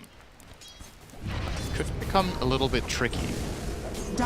I missed the bans at the start, but I do feel like one of the things we talked about a lot of Belgrade is just like Enchantress is just one of those heroes you do not want to give to certain teams, and Falcons is one of them. And Snake King has made really good use of this Enchantress when in the lane, as you said, taking all 3 towers. Heroic are trying to even that out a little bit, but they have to commit so many resources to back Parker's move here. Yeah. Arguably, that was overkill, and I think Omni could have actually done it alone. Because they don't have any BKB TP cancel. So they can just repel him and TP out, and then King Jungles dies, right? Yeah. And GA if they absolutely have to, but probably repel plus a heal and then TP out will be fine. And also, you have Dawn ulti. So the amount of coverage you actually have for this Luna is quite significant. But this is going to be another smoke that doesn't find anything. It might find a Wisdom Rune. That's true. Yeah, we are setting up that timing here. I think this is going to be a 1-for-1 Wisdom Rune trade where Dawnbreaker dies. That seems, more than likely. Yeah, cancel the TP. Amar is swooping in and getting some couriers in the meantime. 1, 2, 3. What? I was like, there's a lot of text on the screen for just Wisdom Runes.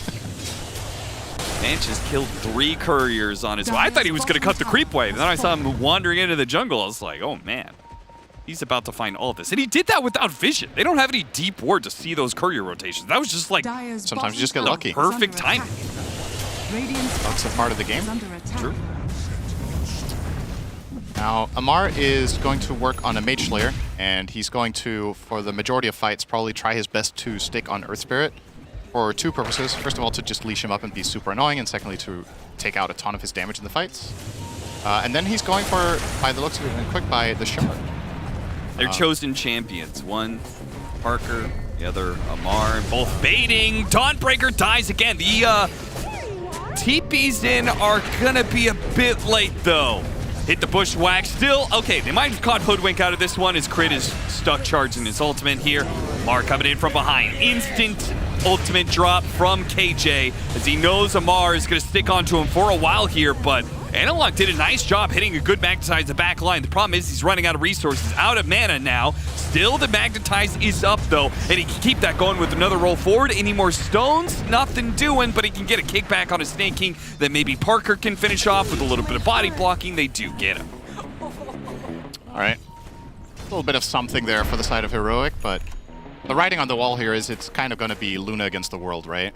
The Dawnbreaker's game at this point, when you're this far down as Dawn, this hero does not play well from behind. Yeah. Fortunately, the usage of the ulti in this game is actually mega impactful. I would like to see him just rush Ags, because in reality, what you're going to offer in this game is a secondary layer of protection for your Luna, and you have very reliable setup with the Earth Spirit and the Lion with Blink eventually, so probably taking that angle would be... It's also, I want to say, a really good tool against Slark, because he doesn't want to buy True Strike, and he's just going to be missing all the time on the target he initiates on. So with an Axe on Dawn, you're also outlasting... A lot of the time, that's what Slark is about, right? It's about outlasting his cooldowns, and then he sucks. Yeah. So can you get there? Guardian Angel's already good for it, at least for not dying, but Slark is just stealing stacks in the meantime. With the Dawn ulti, maybe he just doesn't really get anything done. Of course, his Shard, that will add to the cooldown repertoires, and then he'll have 3 self-saves, arguably. He'll have the Dark Pact, the ult, and the Shard. I guess it's not the absolute best game for it, but still, it's very annoying for Luna to deal with. Oh, no. They just keep on going to the Dawnbreaker over and over and over again. This time around, it doesn't work. The Omni Knight managed to get the heal off just in the nick of time, and it's Skeeter who will pay the price instead. Divine Llama gets his revenge, bailed out by King Jungles. Maureen! 2-man Echo Slam, not enough to burst him. The Hex comes out from Schofield, and Maureen regrets that decision, that's for sure. Oh, the temptation was overwhelming. He just saw them stack up like that, but... What? Wait, how many points does he have in Aftershock? He has 3! Oh. Wait, is a 4th enough? Because this spell was changed, right? It used to be, I think it used to be 0.9 plus 0.2 per level, up to a grand total of 1.5. And now it's 1.3. So you see there, he's trying to enchant... What, did he just mess up?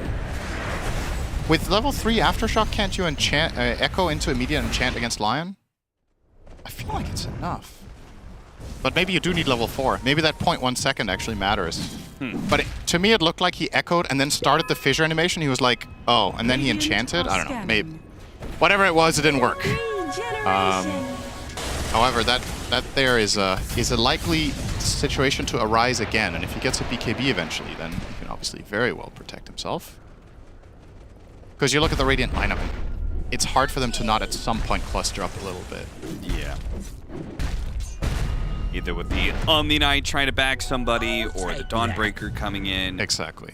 Your heroes will inevitably connect a bit. Opportunities will arise for Maureen. He's just got to be patient.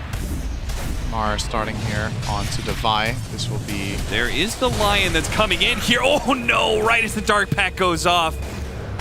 And now he's got... Oh, nice timing there on the Earth Spike. Does that bail Divine Llama out? Do they want to chase up into this high ground? Snake King does. The other two don't. Under attack. I think if Schofield bid his time a little bit more there, he might have actually got that Hex. Yeah, he might have. But it's hard to read with Slark exactly when this is coming out, but I also don't know if they would have killed, because they didn't have Finger of Death. Slark might have just barely got his ulti off anyway. Skitter is also making some serious progress. Of course, he cannot keep up with this Luna, especially not only with how the teams allocate resources in general, but also the hero obviously doesn't farm as fast as a Luna. Schofield, that is a bold move. His team is coming in. He's got the Dawnbreaker ultimate. That's why he's willing to blink into danger. He saw the Fissure. He went for a connection. Didn't get the Earthshaker, but still got something out of the whole thing. Kill on crit. All right, let's do a state of the game here, Cap. Uh-huh. How much do you feel like Slark has done so far in this game with his awesome lane? What's the payoff?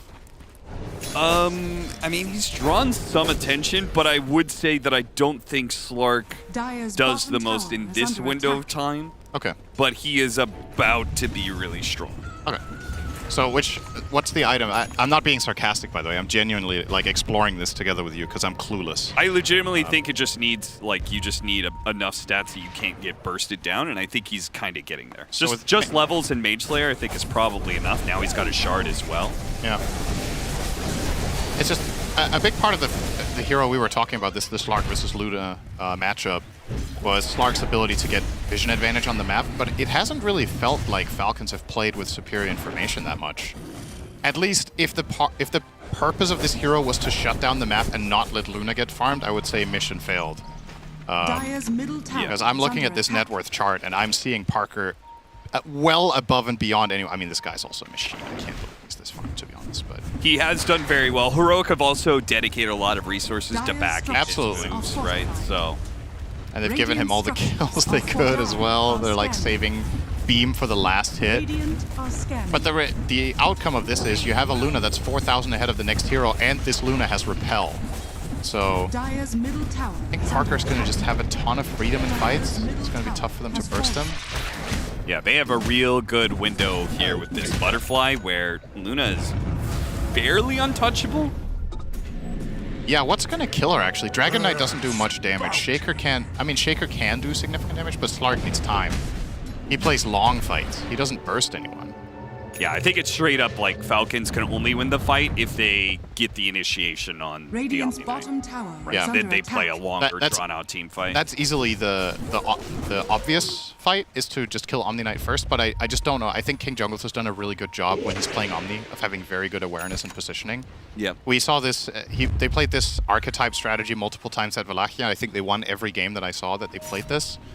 And his Omni was more or less pristine positioning in those games. Nice smoke break here from Parker, and he's obviously not scared.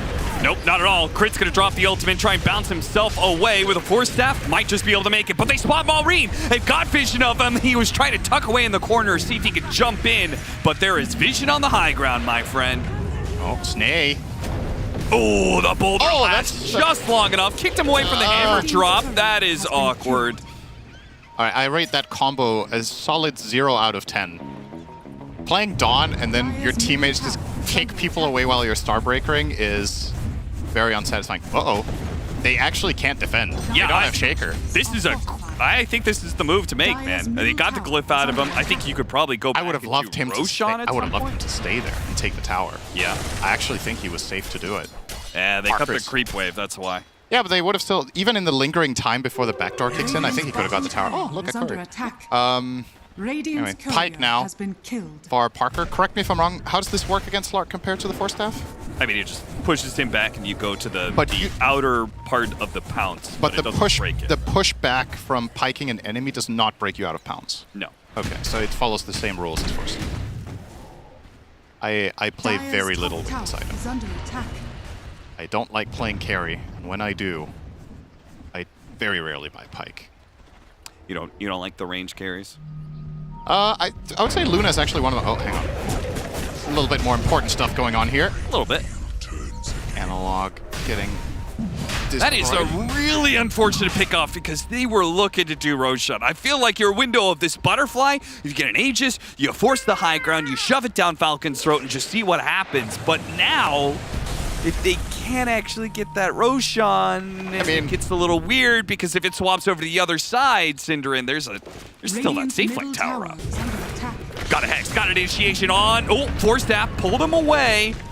Crit is good. He's out. I think you're exactly right, and that also highlights the error of Analog there. If this is the play that you're going for, he could have TP'd down to the outpost. And this is not a risky TP because being down there with your team is what you want anyway.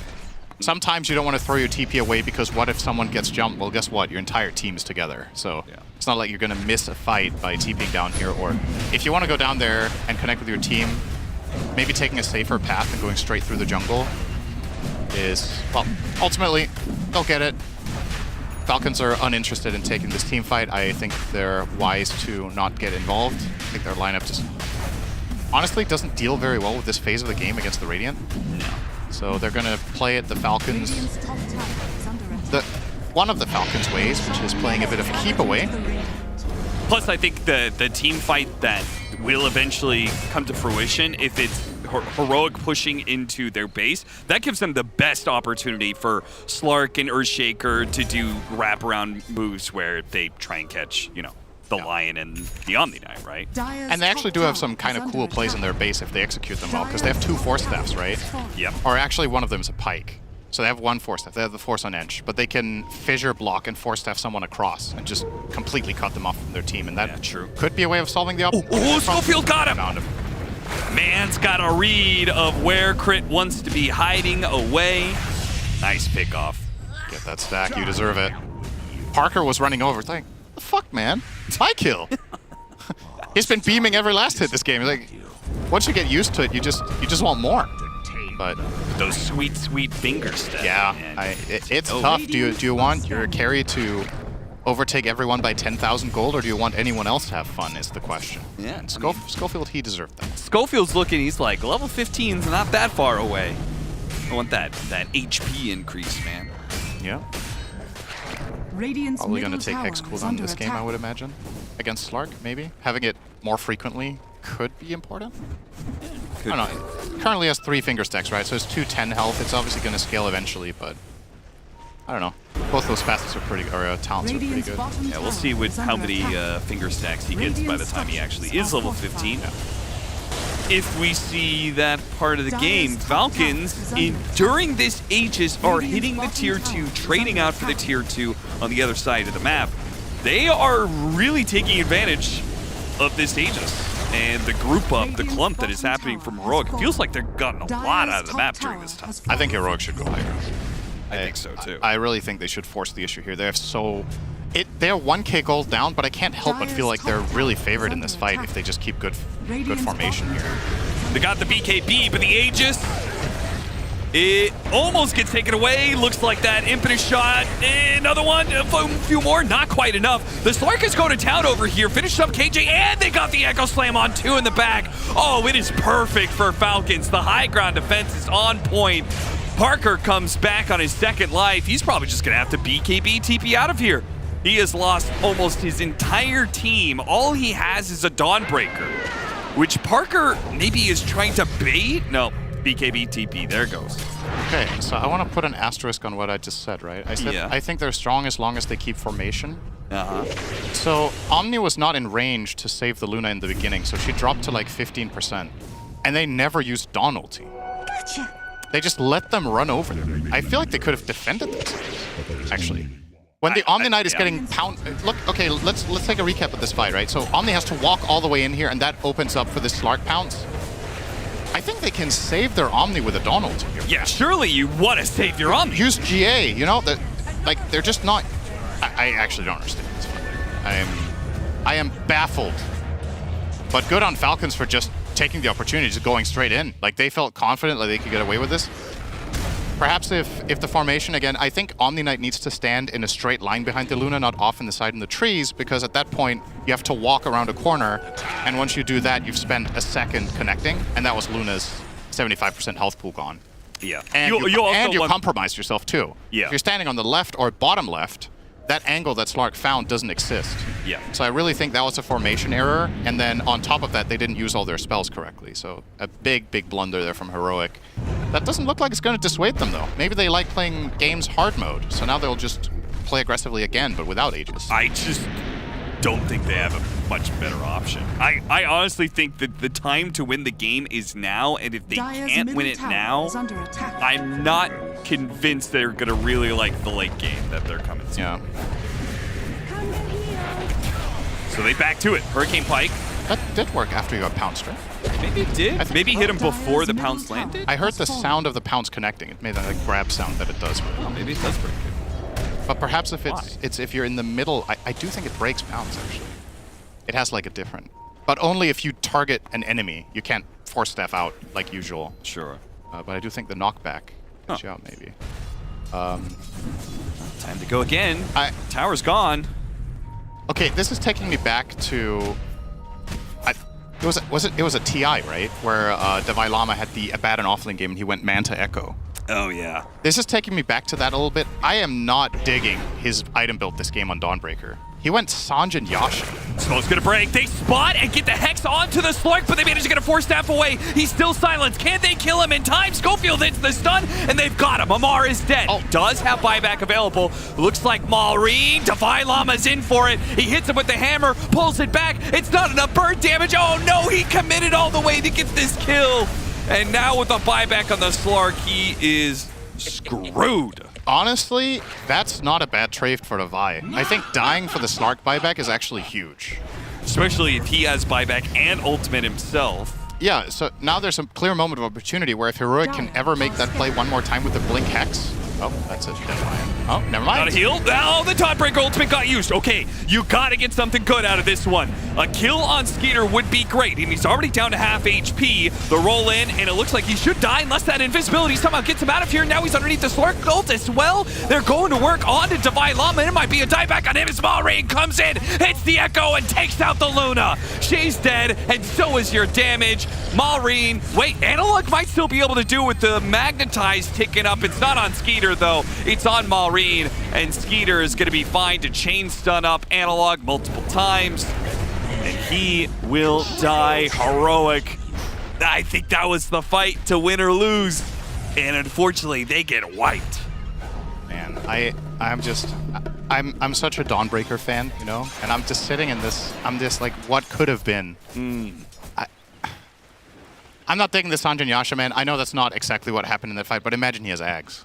Yeah. Again, right? Like, I think the nature of how these fights are developing, if you want to go combat build on Dawn, I think that's fine, but to me, that hero doesn't really benefit that much from S&Y to begin with. I think if you want to take the combat route and you want to hit hard, get an AC, get a Deso, get, you know, Echo.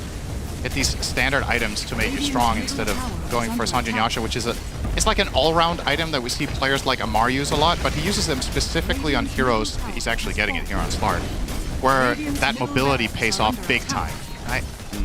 Dawn already, I don't know. Maybe I'm just an S&Y hater on most heroes, but all right, that was a huge moment for Falcons. Obviously, it was starting to look scary. Amar was down to like a third health, but he got all his defensives off. If he would have died there, they'd probably lose the game. Because if there's one thing this Radiant lineup can do, it's turn a teamfight victory into just GG. Yeah. With the Luna, with protection from Omni. But they found the perfect Slark fight is the one where Slark is a lightning rod and lives. Because then not only did you spend time, you spent tons of damage and cooldowns on nothing. He just out-heals all of it, and it's like you didn't cast any spells, but now they're all on cooldown. So he outlasted the Repel, he outlasted the Dawn ulti, or rather the Dawn ulti was on the Dragon Knight to begin with the buyback. And then he got his Shroud off on both himself and DK, so that was really nice. And then he got off the ult, and the fight got too long, and he overpowered the Luna. So well played there by Amar. Well, I guess... Oh, it's a late Roshan. I was going to say, if Roshan spawns fast, then maybe Heroic can take that and still go for a high ground push. But I feel like plan A is now off the table. You got to go plan B. Yeah. That's pushing late. In which case, you do kind of need your Dawnbreaker to scale up. You're going to need your Earth Spirit to do so. Need a lot of utility out of Lion and the Omni Knight. I mean, their lineup can definitely win ultra late game, but I just don't think that was the timing that they have been targeting with how they've distributed their farm, right? If you're funneling everything into Luna like this, if she takes, let's say, I don't know, 80% of the safe farm, and your Earth Spirit and your Dawnbreaker pick up the scraps, I think those heroes that pick up the scraps have to itemize for Luna to win the game, not for the scenario you're describing now, but you kind of missed that window, and now you have to settle for the plan B. And that plan B, I guess with what Davai went for, fortunately for him, that plan B, the Sanjin Yasha, can come into play later down the line if he gets 2 more items. But you do worry that that's not how Dawnbreaker really wants to play Dota in general, I think. And you're playing Dawn plus Omni, which is like a mid-game powerhouse strategy. Later in the game, heroes are going to have more staying power against the Dawn ulti. They're going to get True Strike if you ever get the Ags. They're going to just flat out outlast all your defensives. Especially because who's dealing the damage aside from Luna, right? Right. You're just going to... These tanky heroes, because Dawn doesn't have damage herself, Parker has to really deliver. Oh, and they got the jump. That is perfect. All right, get the hell out of there, hero. This fight is lost. Yeah, but they can't get out of there fast enough. There's going to be the buyback from the Omni Knight. It looks like that's... Oh, no! He TP'd to the outpost. Oh, God. Okay. Good Hex. Maybe they can turn this now. Dawnbreaker ultimate with the Hex. They need the chain stun, but they don't have vision. Oh, God, he got a BKB Echo Slam. And once again, he puts the Luna in the dirt. All right. This would not have happened to Heroic at Valachia. Something has happened. That was ugly. That was real. Literally everything went wrong. But man, once again, all right, you know what? Slark Shard. I mean, I think it's one of the best shards in Dota, to be honest. I think this shard is just flat out ridiculously good. This is the second or the third fight that Amar... We haven't really necessarily felt the major impact of his damage and his control in fights, but just the shard has done a ton of work. And that's probably also a really big part that Jinkyu sees with this as a 4, is if it can trade in lane against the enemy support because it's a melee, you know there's that big payoff once you get the shard and the team fights start breaking out. He flat out just saved the Shaker there. If that shard save doesn't come out, Malrine dies, there's no echo, and they might actually lose that fight 4v5. But he can trust in this Slark to save him. It's really... Slark with Shard just owns everything about Lion. Yeah. And it also owns Eclipse super hard. Like, every time... This is looking like a promising Eclipse when Parker goes in, and they just disappear. And it lasts long enough that you outlast the Eclipse completely. And then a big part of the damage. The only AoE stunts you would have to like chain it perfectly, like Earth Spike into Starbreaker. Yeah. It's too rough. But you just don't deal enough damage. That's the problem. So if you save the Shaker on, say, half health, I think he still lives. Yeah. He's just going to BKB, and then he either has the choice of echoing or jumping out. Because once again, maybe 70% of your damage or whatever, maybe that's exaggerated. Oh, hang on. Keep jumping. It's not again. Okay, got off the Ghost Scepter this time around, but he's being abandoned.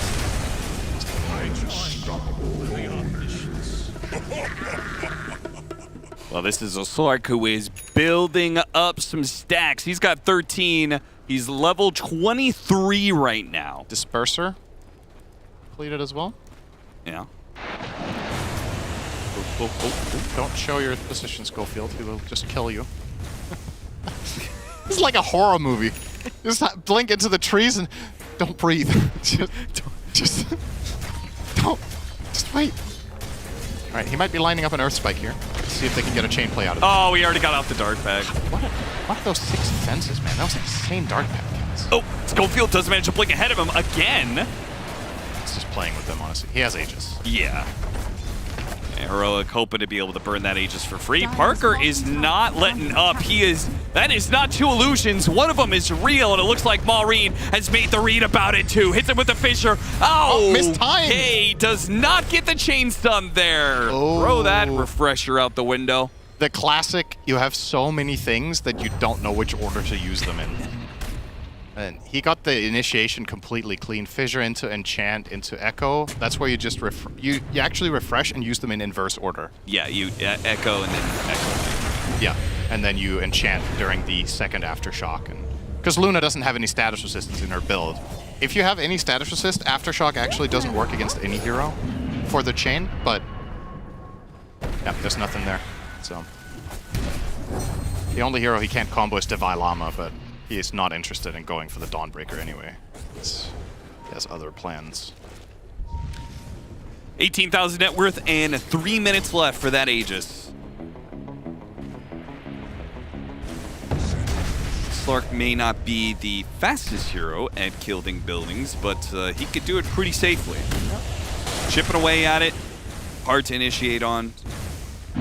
Even if they get him once. Unlikely they get him a second time. That just leads the team. Oh, he missed the Dragon Tail? What? Is he in a creep? Big damage onto Slark here from the Blade Mail, but he has Aegis. Oh, they force him forward to try and finish off the kill. He isn't able to. Devi Lama does manage to successfully get back to the fountain. That could have actually got really scary for Amar if he committed, because that roll would have landed on him, then he could kick him into fountain. Yeah. He already expended his ult. Parker looking for the rat play. Parker refuses to take a 5-on-5. I don't think he'll have a choice soon. He is hoping to trade out Barracks, but the TP is coming back in. Snaking, he's going to take the illusion, reveal the real one. He's committing for the base right now. Meanwhile, his team is going after Amar. Got a kick back in his Starbreaker. Doesn't really work out so well. And it's the Dawn who's in some trouble here. Meanwhile, Valuda's getting away. Chasing after him, hitting the pounds. Goes for KJ. Still the Ghost Scepter is up. He commits in deep. Do they have any punish? Schofield is just now rejoining them. But it looks like Amar is just too fast. Well, he got the range tracks. He did. He almost got that melee, too. Yeah, just not quite, though, and that feels kind of bad. Oh.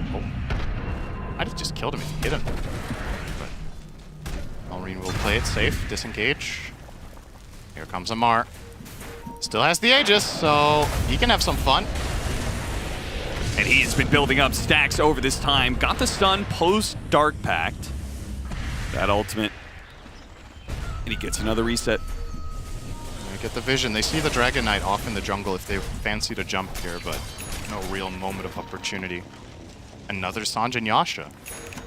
Combo break against the Shaker, but this time on the Earth Spirit. And MKB for Snake King. Whoa, man. Drums pipe into Hurricane Pike and then just a casual MKB. Yep, he is farmed. They've controlled the map for a long time, so he's going to become a threat to the Luna as well now.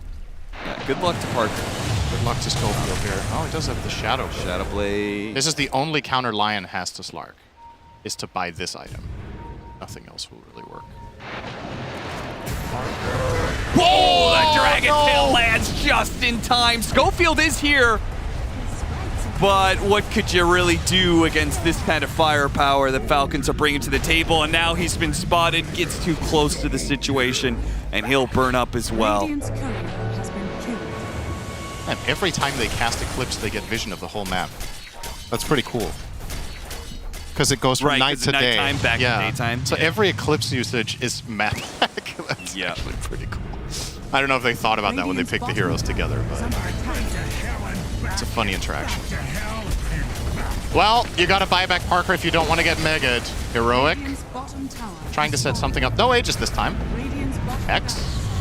Force Staff again gets him away from the chain. He disables and he goes right back in. They've got the stuns onto the Omni Knight. Another Echo Slam to be put a good amount of damage onto Parker. Amar's going to try and commit for the Dawnbreaker to try and protect his carry. But now Amar is strong enough to persevere through most of these disables. Now, oh, okay, maybe he's in trouble.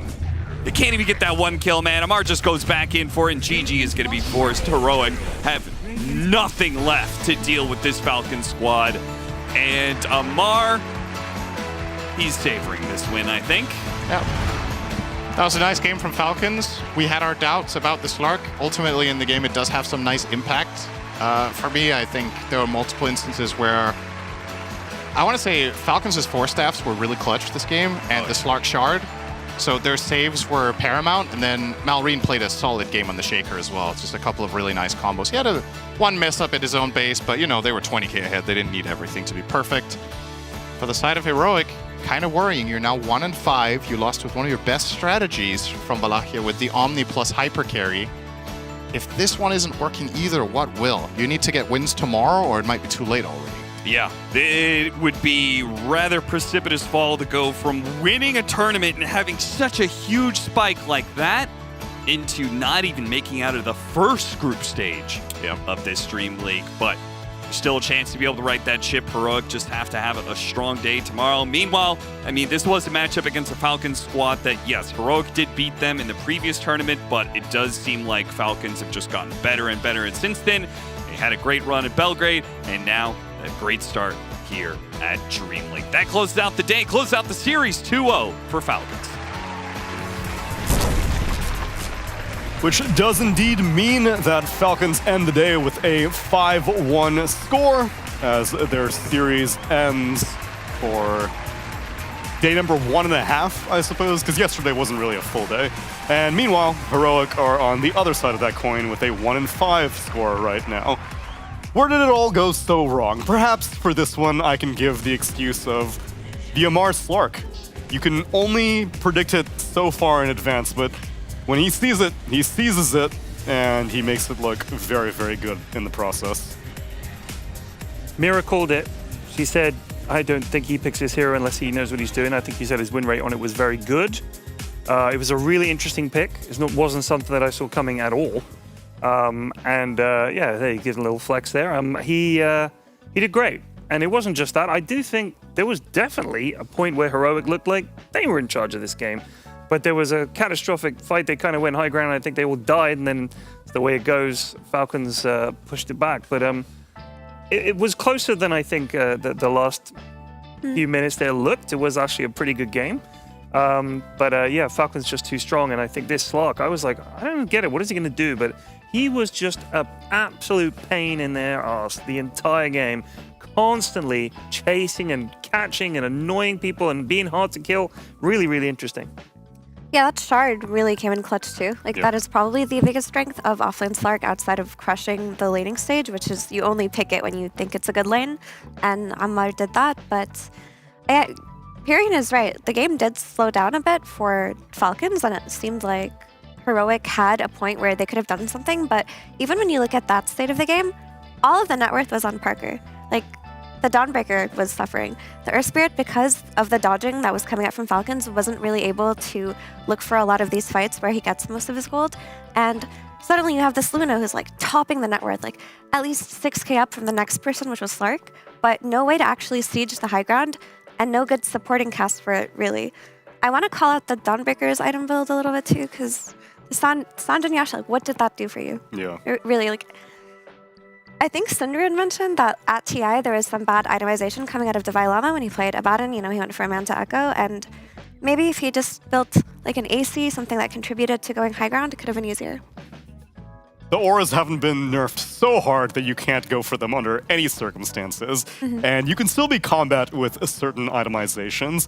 So I want to see what BSJ chose for his Acer Predator head-to-head.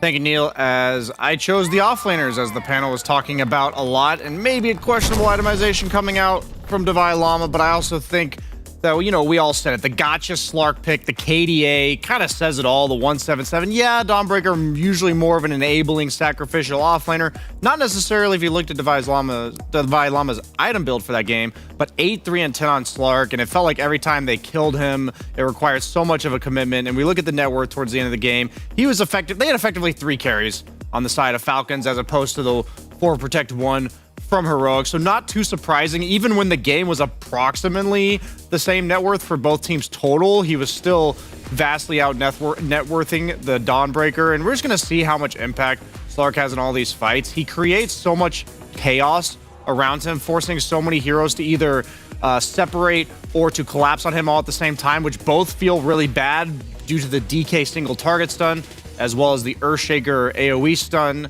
So yeah, we're just seeing such a thorn in the side of Heroic. They had such an information game-based lineup with the stuns from Lion and the ulti from Dawnbreaker, and Slark just really threw a wrench in that equation for them.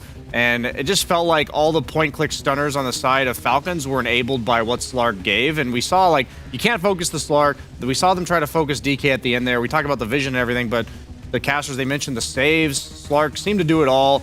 I myself, being a Slark carry player, like, I don't understand what this guy sees. I'm looking forward to hearing from the man himself, because this vision for like what this hero offers to the game that nobody else in the world sees is quite one of a kind, and something I admire quite greatly. It's under very specific circumstances and very specific players that can get away with doing these picks in these situations, but when you see the opening and you're able to take it with a signature like that, why not seize the opportunity? So I will take this opportunity to speak to Ammar, because things have changed, man. What was so different about this series compared to Wallachia just a few weeks ago? Because you guys made it look easy this time.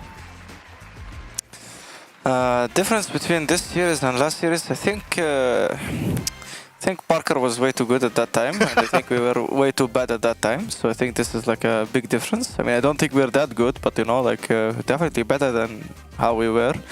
And I think we don't have our useless coach here, so like it's a bit easier to play too. I see a lot of factors have changed here, but do you actually consider that you have shown growth over the past 2 tournaments? Because you're one of the few teams that did not do any roster changes. So I would have thought that these past 2 tournaments are just you continuing on autopilot everything that you were doing this whole year, you're going to keep on doing, or do you feel like you've actually leveled up quite a bit between Wallachia and Belgrade? I mean, we definitely from, let's say from like 6 months ago, we start, instead of like developing, we start to downgrade, and we kept downgrading, and then we had to like come back shape, and yeah, it's just a comeback for us right now. It's still like we're not as good as we used to be. Gotcha. So Falcon's trajectory is like a wavelength. It goes like up and down, and right now DreamLeague is on the up. Because, I mean, you just won the last tournament, so are we still going up or are we going back down now? I don't know. I mean, we lost our coach, and it might be a big up, you know. I think it's gonna be a big up. Right? I see you have a lot of love for AUI. I'm glad to see it. How was the Belgrade final for you? Because your teammates were getting very poetic about it, like Skitter and Snay. You know, they have a lot of history with Tundra. You were quite straightforward. Back on top, where we belong is what you tweeted out. How was that best of 5 for you? That best of 5 is, I'm sure. You know, one funny thing happened in that game is that someone said like, well, we are chilling at minute 10, but then I know deep inside I want to say, guys, we are not chilling. And 10 minutes later I hear a god like on Ursa, and I see he has like BKB Fury Blink while I have only Diffusal Boost of Speed. So like I know we're not chilling, and I know like, I know these games. If Ursa dies once, we will win. But if not, we lost. And the game became very exciting. And definitely the best is that we won. I would never question your read on a game because I'm going to pass you over to Brian, who I'm sure has some questions about your Slark. Yeah, so I went through your history as a team with Team Falcons Amar, and you are now 5-1 with Slark in the offlane. Pretty much the only offlane Slark player in the world. So you don't pick it very often, but when you do, you're winning. Can you just give us any insight without you're giving away your trade secrets of like when you pick Slark in the offlane? I mean, I just sometimes I have like the thing is I want to carry every game. So like every game, like I played like a lot of Doom, Bristol. I played Razor, you know, and Slark is like that hero, you know. So like that's why I want to play Slark. It's like I want to carry the game, and you know, at some point we might see some Ursa and Sven coming back. So is it something that you knew was going to be good against what they were going to pick, likely like a ranged hyper carry, or was it something that you think allowed you to enable your team to allowed you to carry with the team lineup that you had already? I mean, it's not really good into what he's gonna pick. Like I know he can pick too many heroes, but he decided to pick Luna. So like he said, like I'm gonna give up and give you a free matchup. So that was kind of good, you know. But I'm not sure that's gonna happen every time. So it's a bit of a gamble hero, I kind of say. Well, it's paying off so far. Good luck in your future games. Yeah, because Parker felt bad for being so good in Wallachia. He decided maybe I send it back the other way. ATF, congratulations on the 2-0 series victory and all of your recent successes. I'm sure we'll be seeing much more Falcons moving forward in DreamLeague. Thank you very much, and goodbye. See you later, man. That's right, because Falcons are doing quite exceptional so far in this Group Stage 1 at DreamLeague, and I'm not surprised, because they don't have their useless coach weighing them down anymore. AUI was simply an anchor, holding back Falcons from true greatness. I'm just glad someone finally had the guts to say it. Finally. Finally. The truth comes out. And now ATF is unchained. He can pick Ursa, Sven offlane, Mira. That's really exciting. I hope he actually delivers on that, so we might see a return of the Ursa or Sven. I thought he was saying like in the carry role. No, for him. Oh, For I thought he him. was like, oh, these are great matchups for Slark offlane, so I'll get to play Slark. But he's saying, oh God. He said that I want to carry, and so these are the heroes that he gets to do it with. Okay. So in my formative years, I used to play Ursa offlane with Witch Doctor with one of my buds. If you're watching, spared you. I remember that. So just saying, the Witch Doctor Ursa offlane. If they picked the Ursa, you know what it needed to enable it. Was it successful? Of course. Of course. I mean, we were playing against top of the notch players before the rank system came out as I well. have to imagine so. We'll see what ATF gets up to because so far this series was his wheelhouse. The Razor in game number 1, that's a classic for him, and then the Slark, we know that he has it in his pocket. Yeah, it's just nice to see him doing his thing. Like, it's been a while since we've seen him play heroes that are like very unique to him, like this offlane Razor and Slark. And, you know, he's kind of been chained down, not by his coach, of course, but by the meta. And watching him back in like the days where, you know, when he first joined OG and was just kind of beating everybody on his signature heroes and people were confused and still surprised by him, to see that make a reemergence here today. Like I said, I just hope he delivers on the Ursa Sven promises, because ATF does bring some of the most exciting Dota out of all of the players in this tournament. Yeah, he's consistently been one of the most sought-after players for like 3 years straight at this point. So for him to be this consistent for this long is truly a testament for how young of a player he is. But on a team like Falcons, it's no big surprise. So let's take a look at the standings for our first full day of Group Stage 1 ending at DreamLeague Season 24. We have Parivision actually topping the charts right now as they managed to get a 2-0 victory against... Who did they get a 2-0 victory against? Nouns. Oh. Well, they got a 2-0 victory against Nouns, and then they split versus Gaimin Gladiators, so that was their one loss. Meanwhile, Extreme are 4-2 because they got a 2-0 against a BetBoom team earlier, and they actually split against none other than Ted's favorite up-and-coming team, Nigma Galaxy. These young kids, I'm telling you, they come out of nowhere. They're going to surprise the world. Elsewhere on the next moving down, Gaimin Gladiators are 3-3 right now, as they did get the split against Parivision, and they got a 2-0 against Nigma Galaxy. And BetBoom team are 3-3. They got 2-0'd by Liquid, and then near the bottom of the charts, the team that I have not mentioned yet. They 2-0'd Liquid. No, they 2-0'd Liquid. They 2-0'd Liquid, They got that's correct, 2-0'd yes. by Extreme Gaming. They got 2-0'd by Extreme Gaming, yes. Yeah, it's fascinating because Gaimin got 2-0'd by Liquid. Liquid got 2-0'd by BB teams. So, like, of the 3-3 teams, they've, like, taken 2 games off of each other, so... The rock, paper, scissors. Yeah. And Avulus, meanwhile, is just splitting series all over the place today. They split against Liquid and they split against Nouns. That's Group A. Meanwhile, over in Group B, which we may actually still have some games going on right now. Our series may have been comparatively quicker, but earlier today, we had Falcons getting a 2-0 against Team Spirit, and then they just got a 2-0 against Heroic, which means that they are still topping the charts at a 5-1 score. Their one loss happened yesterday against Tundra, and that was the Belgrade Best of 7 continuation. Meanwhile, we have Waska. They are 3-2 right now. They got a 2-0 against Polonitsa, and nice try. I got close. Polonitsa.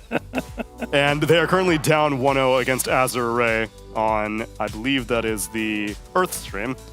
Any other results that you guys would like me to tell you the matchups for? I can tell you that Polonitsa got 2-0 by Spirit. What happened between Heroic and Falcons, Neil? I believe we may have just witnessed that on our stream, and it was a 2-0 for Oh, Falcons. 2-0. Okay, mental note. Yeah. Yeah, I won't forget that. Record that one. Yeah. Because it's not Wallachia anymore. No. Unfortunate for South America. Oof. Maybe Waska can carry the torch now. Yeah, they're not doing bad. 3-2. They're not doing bad. We'll have to see if they end with a positive win rate after their last game of the day. Against Azure. Yeah, 4-2. That'd be a sick start. The fact that it's only top 4 for each group is pretty brutal. Yep. I feel like most tournaments, it's like, you know, at least 6 out of 8 make it through or something like that, or maybe like one of the teams goes lower bracket. But top 4, that's gonna be tough. And I will say the first group especially, like the difference between second and last is like 1 or 2 games, which is pretty wild. So that's pretty cool that there's that many games being traded between these teams. And this is a league. It's a dream league. And so making it through Group Stage 1, even though it's not a massive amount of teams, you get to play a ton of games, which for all these freshly shuffled teams is a lot of valuable experience that they need to get under their belt. It is, and this is basically the first few days are the best days to have your most crushing defeats, you know? So for teams like Heroic, who are 1-5 right now and have a lot of fans, like, don't despair. Like, in this kind of format, these few days are going to be the most lenient, and that experience is going to pay off ultimately towards Group Stage 2, right? But sometimes you also play your hand a little bit too much during this group stage, right? And then you get figured out in the process. So I do wonder which balance will be tipped in what direction. You got to give away just the right amount, keeping them guessing. You know who's doing a good job of that? So Liquid. Yeah, they're right in the middle there. So far, I think Liquid are like towing that balance very well. Well, between losing and winning? Yeah. If it's intentional. I don't think it's during group stages. intentional. And it's also very uncharacteristic for Liquid to be dictating anything about their Dream League performances. Very Because true. it usually involves getting eliminated very early on. But we'll see if that happens tomorrow, because we've got more Dream League Group Stage 1 action with 2-game series over on the Ember stream. We're going to start things off with Extreme versus Parivision, then Falcons taking on Tundra. Wait, Falcons taking on Tundra? That's what the graphic says, That's Neil. what the graphic says, so then I guess that's what's happening. Then Gaimin Gladiators are up against Nouns, and the last series of the day will be Talon versus Heroic. That's on the Ember stream. So it's Falcons versus Talon, I believe. Oh, that would make a lot more sense. Yeah, because they already played. There we go. We got it. Ah, okay. And Talon are playing Heroic later. There you go. Yeah. Talon's got a busy day on the Ember stream that's the tomorrow. end If of you're a big Talon fan, you birds know where to go. I mean, Talon fans are eating right now because they got to watch an 80-minute game against Azure Ray earlier today, so nice. They're really putting in the hours. Meanwhile, on the Storm stream, we've got Nouns versus Liquid to start things off. After that, it's Azure Ray versus, if you're going to make fun of me, Ted, then what you got? Palianitsa. It's not Leah. Palianitsa. No, the first Leah. No, it's Palianitsa. It's not Leah. It's not, you don't No, do it's Leah. not the Sia at the end. And it's not Sia or Leah. Oh my God. Team bread. All right? Team Ukrainian bread. Well, hopefully they get some bread in this game because they are currently 0-6 right now in Dream League, so they need any victory to go their way if we want to see Fortnite Man on the mainstream. Afterwards, we're going to have Pari Vision taking on BetBoom team, and the Storm stream will close out with Azure Ray versus Team Spirit. Paravision. Paravision. There was a show called Chuckle Vision, and that's what it makes me think of. Oh my God, are that what the Chuckle Brothers are from? Yes, isn't it? Indeed. Whoa. To me, to you, that's it. That was Chuckle Brothers. Any UK fans will know what I'm talking about. Anyway, Earth. I've lost them. Earth. Mother Gaia's stream features Nigma Galaxy versus Avalis at the beginning of the day. After that, it's Waska versus Heroic, a South American showdown at 14:30 CET. Following that, it's Extreme Gaming versus Avalis, and the last match of the night on the Earth stream is going to be Waska versus Tundra. But on this stream, That's an up-and-comer stream right there. The Waskas, the Nigmas. Naturally. ambitious, looking to make a name for The themselves. Extreme Gamings, of course. The Avula. Never seen them before. Yeah, new team. New China team. Yeah. Who are these Tundra kids anyway? What do they know about Dota? And on our main stream, snap, we actually do have Fortnite Man on the main stream. Hell yeah, Let's go. I'm getting ahead of myself. We're gonna start off the day with some irrelevant matches. BetBoom team versus Gaimin Gladiators is going to be the beginning of Shiver's shift. After that, it's Tundra versus Team Spirit. But then on the evening shift, it's Liquid versus Nigma Galaxy. Liquid versus Old Liquid. If you want to go all the way back to 2019. Yeah, 17. The Tumble Man's come back. That'll bat chest so hard then. And then after that, it's the real match that everyone's waiting for. Falcons versus Fortnite Man. Yes, that one is accurate and appropriate. Fortnite Man is going to be on the main stream, friends. It's his time to shine. Get hype. Mira talked about you have to only show the number of cards it takes to get through Group Stage 1. They haven't been using any of the cards because the deck is full and loaded for Falcons. AUI specifically dodged this tournament because he knew he couldn't deal with Fortnite Man. Absolutely. Indeed. You know, we make fun of the name and whatnot, but I do hope they can put a good showing because it must have been so exciting for them when they qualified for the Stream League. Oh, amazing. Then they played a couple of like tier 3 online tournaments I checked. Didn't do well in those, like not even podium placements. And then they come in here and they haven't won a game yet. So if they could win a game on the mainstream, that would just be super fun. That would be to watch. great. I suspect they're having a ton of fun though, Mira. I would really hope so. Yeah. Or they're really shouting at each other. I can tell you from personal experience, going 0-6 at a LAN is not fun. Thankfully, it's not a LAN. True. It's on the internet. True. For Reddit to enjoy. That's right. Thank you, Reddit. We're on the internet. We're right now in the 4 corners of your screen for your entertainment. And the entertainment that's going to be coming tomorrow is Fortnite Man. You don't want to miss it. It's going to be day number 3 of a Dream League Season 24, Group Stage 1, where we're continuing the 2-game series. But that's it for today. Hope you enjoyed the show. And now to take us out, the PogChamp Pandas.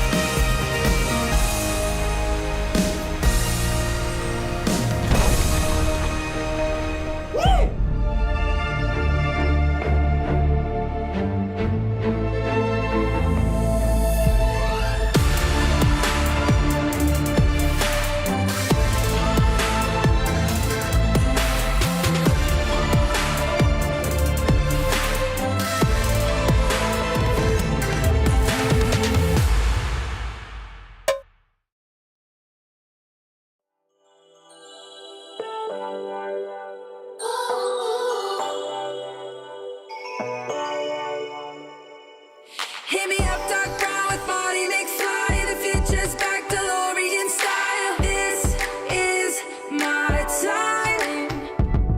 Got my Ray-Bans on, my acid wash jeans, pull pedal to the metal, flashback to the beat. Step into my time machine. On a rooftop in electric Times Square, with the wind in my face and a scrunchie in my hair. Fold out my rolling D50. Gonna bring back the vibe, moonwalk back to 85. Yeah, you know I got my A-team, Hennessy pop loop drum machine. This is my 80s fluorescent pink dream. Yeah, you know I got my A-team, Hennessy pop loop drum machine. Better believe, still want my MTV. Better believe. Oh, yeah. Hit me up, dark brown with Marty McFly. The future's back, DeLorean style. This is my time. Got my Ray-Bans on, my acid wash jeans, pull pedal to the metal, flashback to the beat. Step into my time machine. Through the vortex, crank up the reverb. Back from the future, haven't you heard? 85 is where it's at. Let's revive the whole world. Let's revive the whole world. Hey, yo, ready? You ain't seen nothing yet. Yeah, hop in my DeLorean, get ready, get set. Where I'm taking you now is on my own road. I pick my own path, bringing 80s recode. Put my hand on the throttle, best to buckle up. Rev up the gigawatts, hang on to your butts. I'm just a 90s kid. I just need a time machine to fly away. Hit me up, dark brown with Marty McFly. The future's back, DeLorean style. This is my time. Got my Ray-Bans on, my acid wash jeans, pull metal to the pedal, flashback to the beat. Step into my time machine. Through the vortex, crank up the reverb. Back from the future, haven't you heard? 85 is where it's at. Let's revive the whole world. Let's revive the whole world.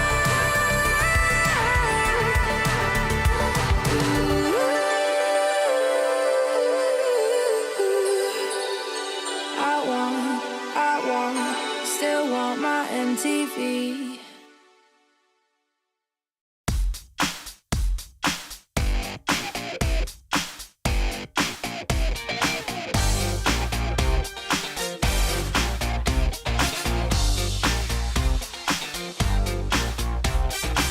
Who's that go walking by? Now that's unexpected. Jump in and take a ride. Now you won't be unaffected. We're going up now.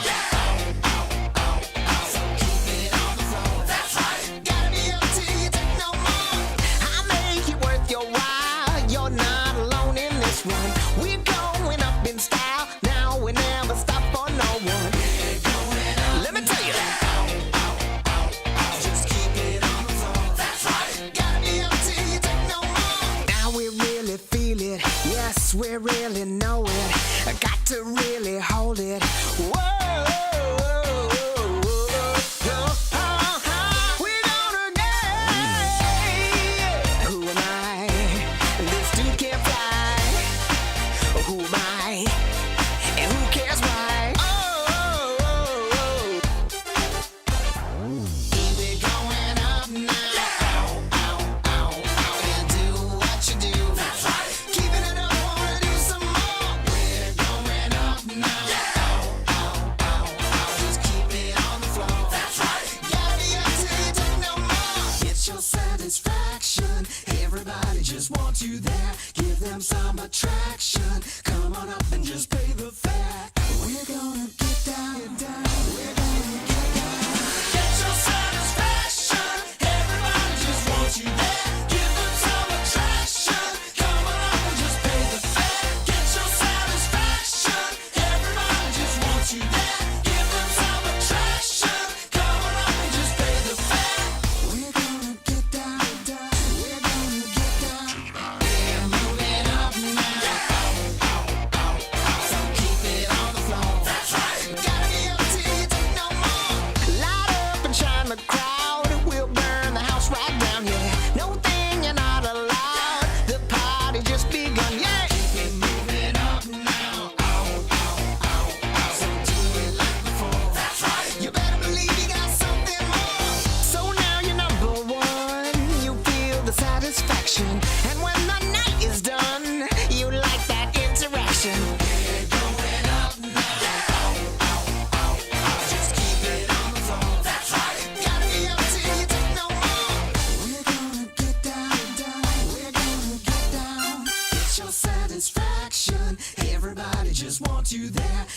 them some attraction. Come on up and just pay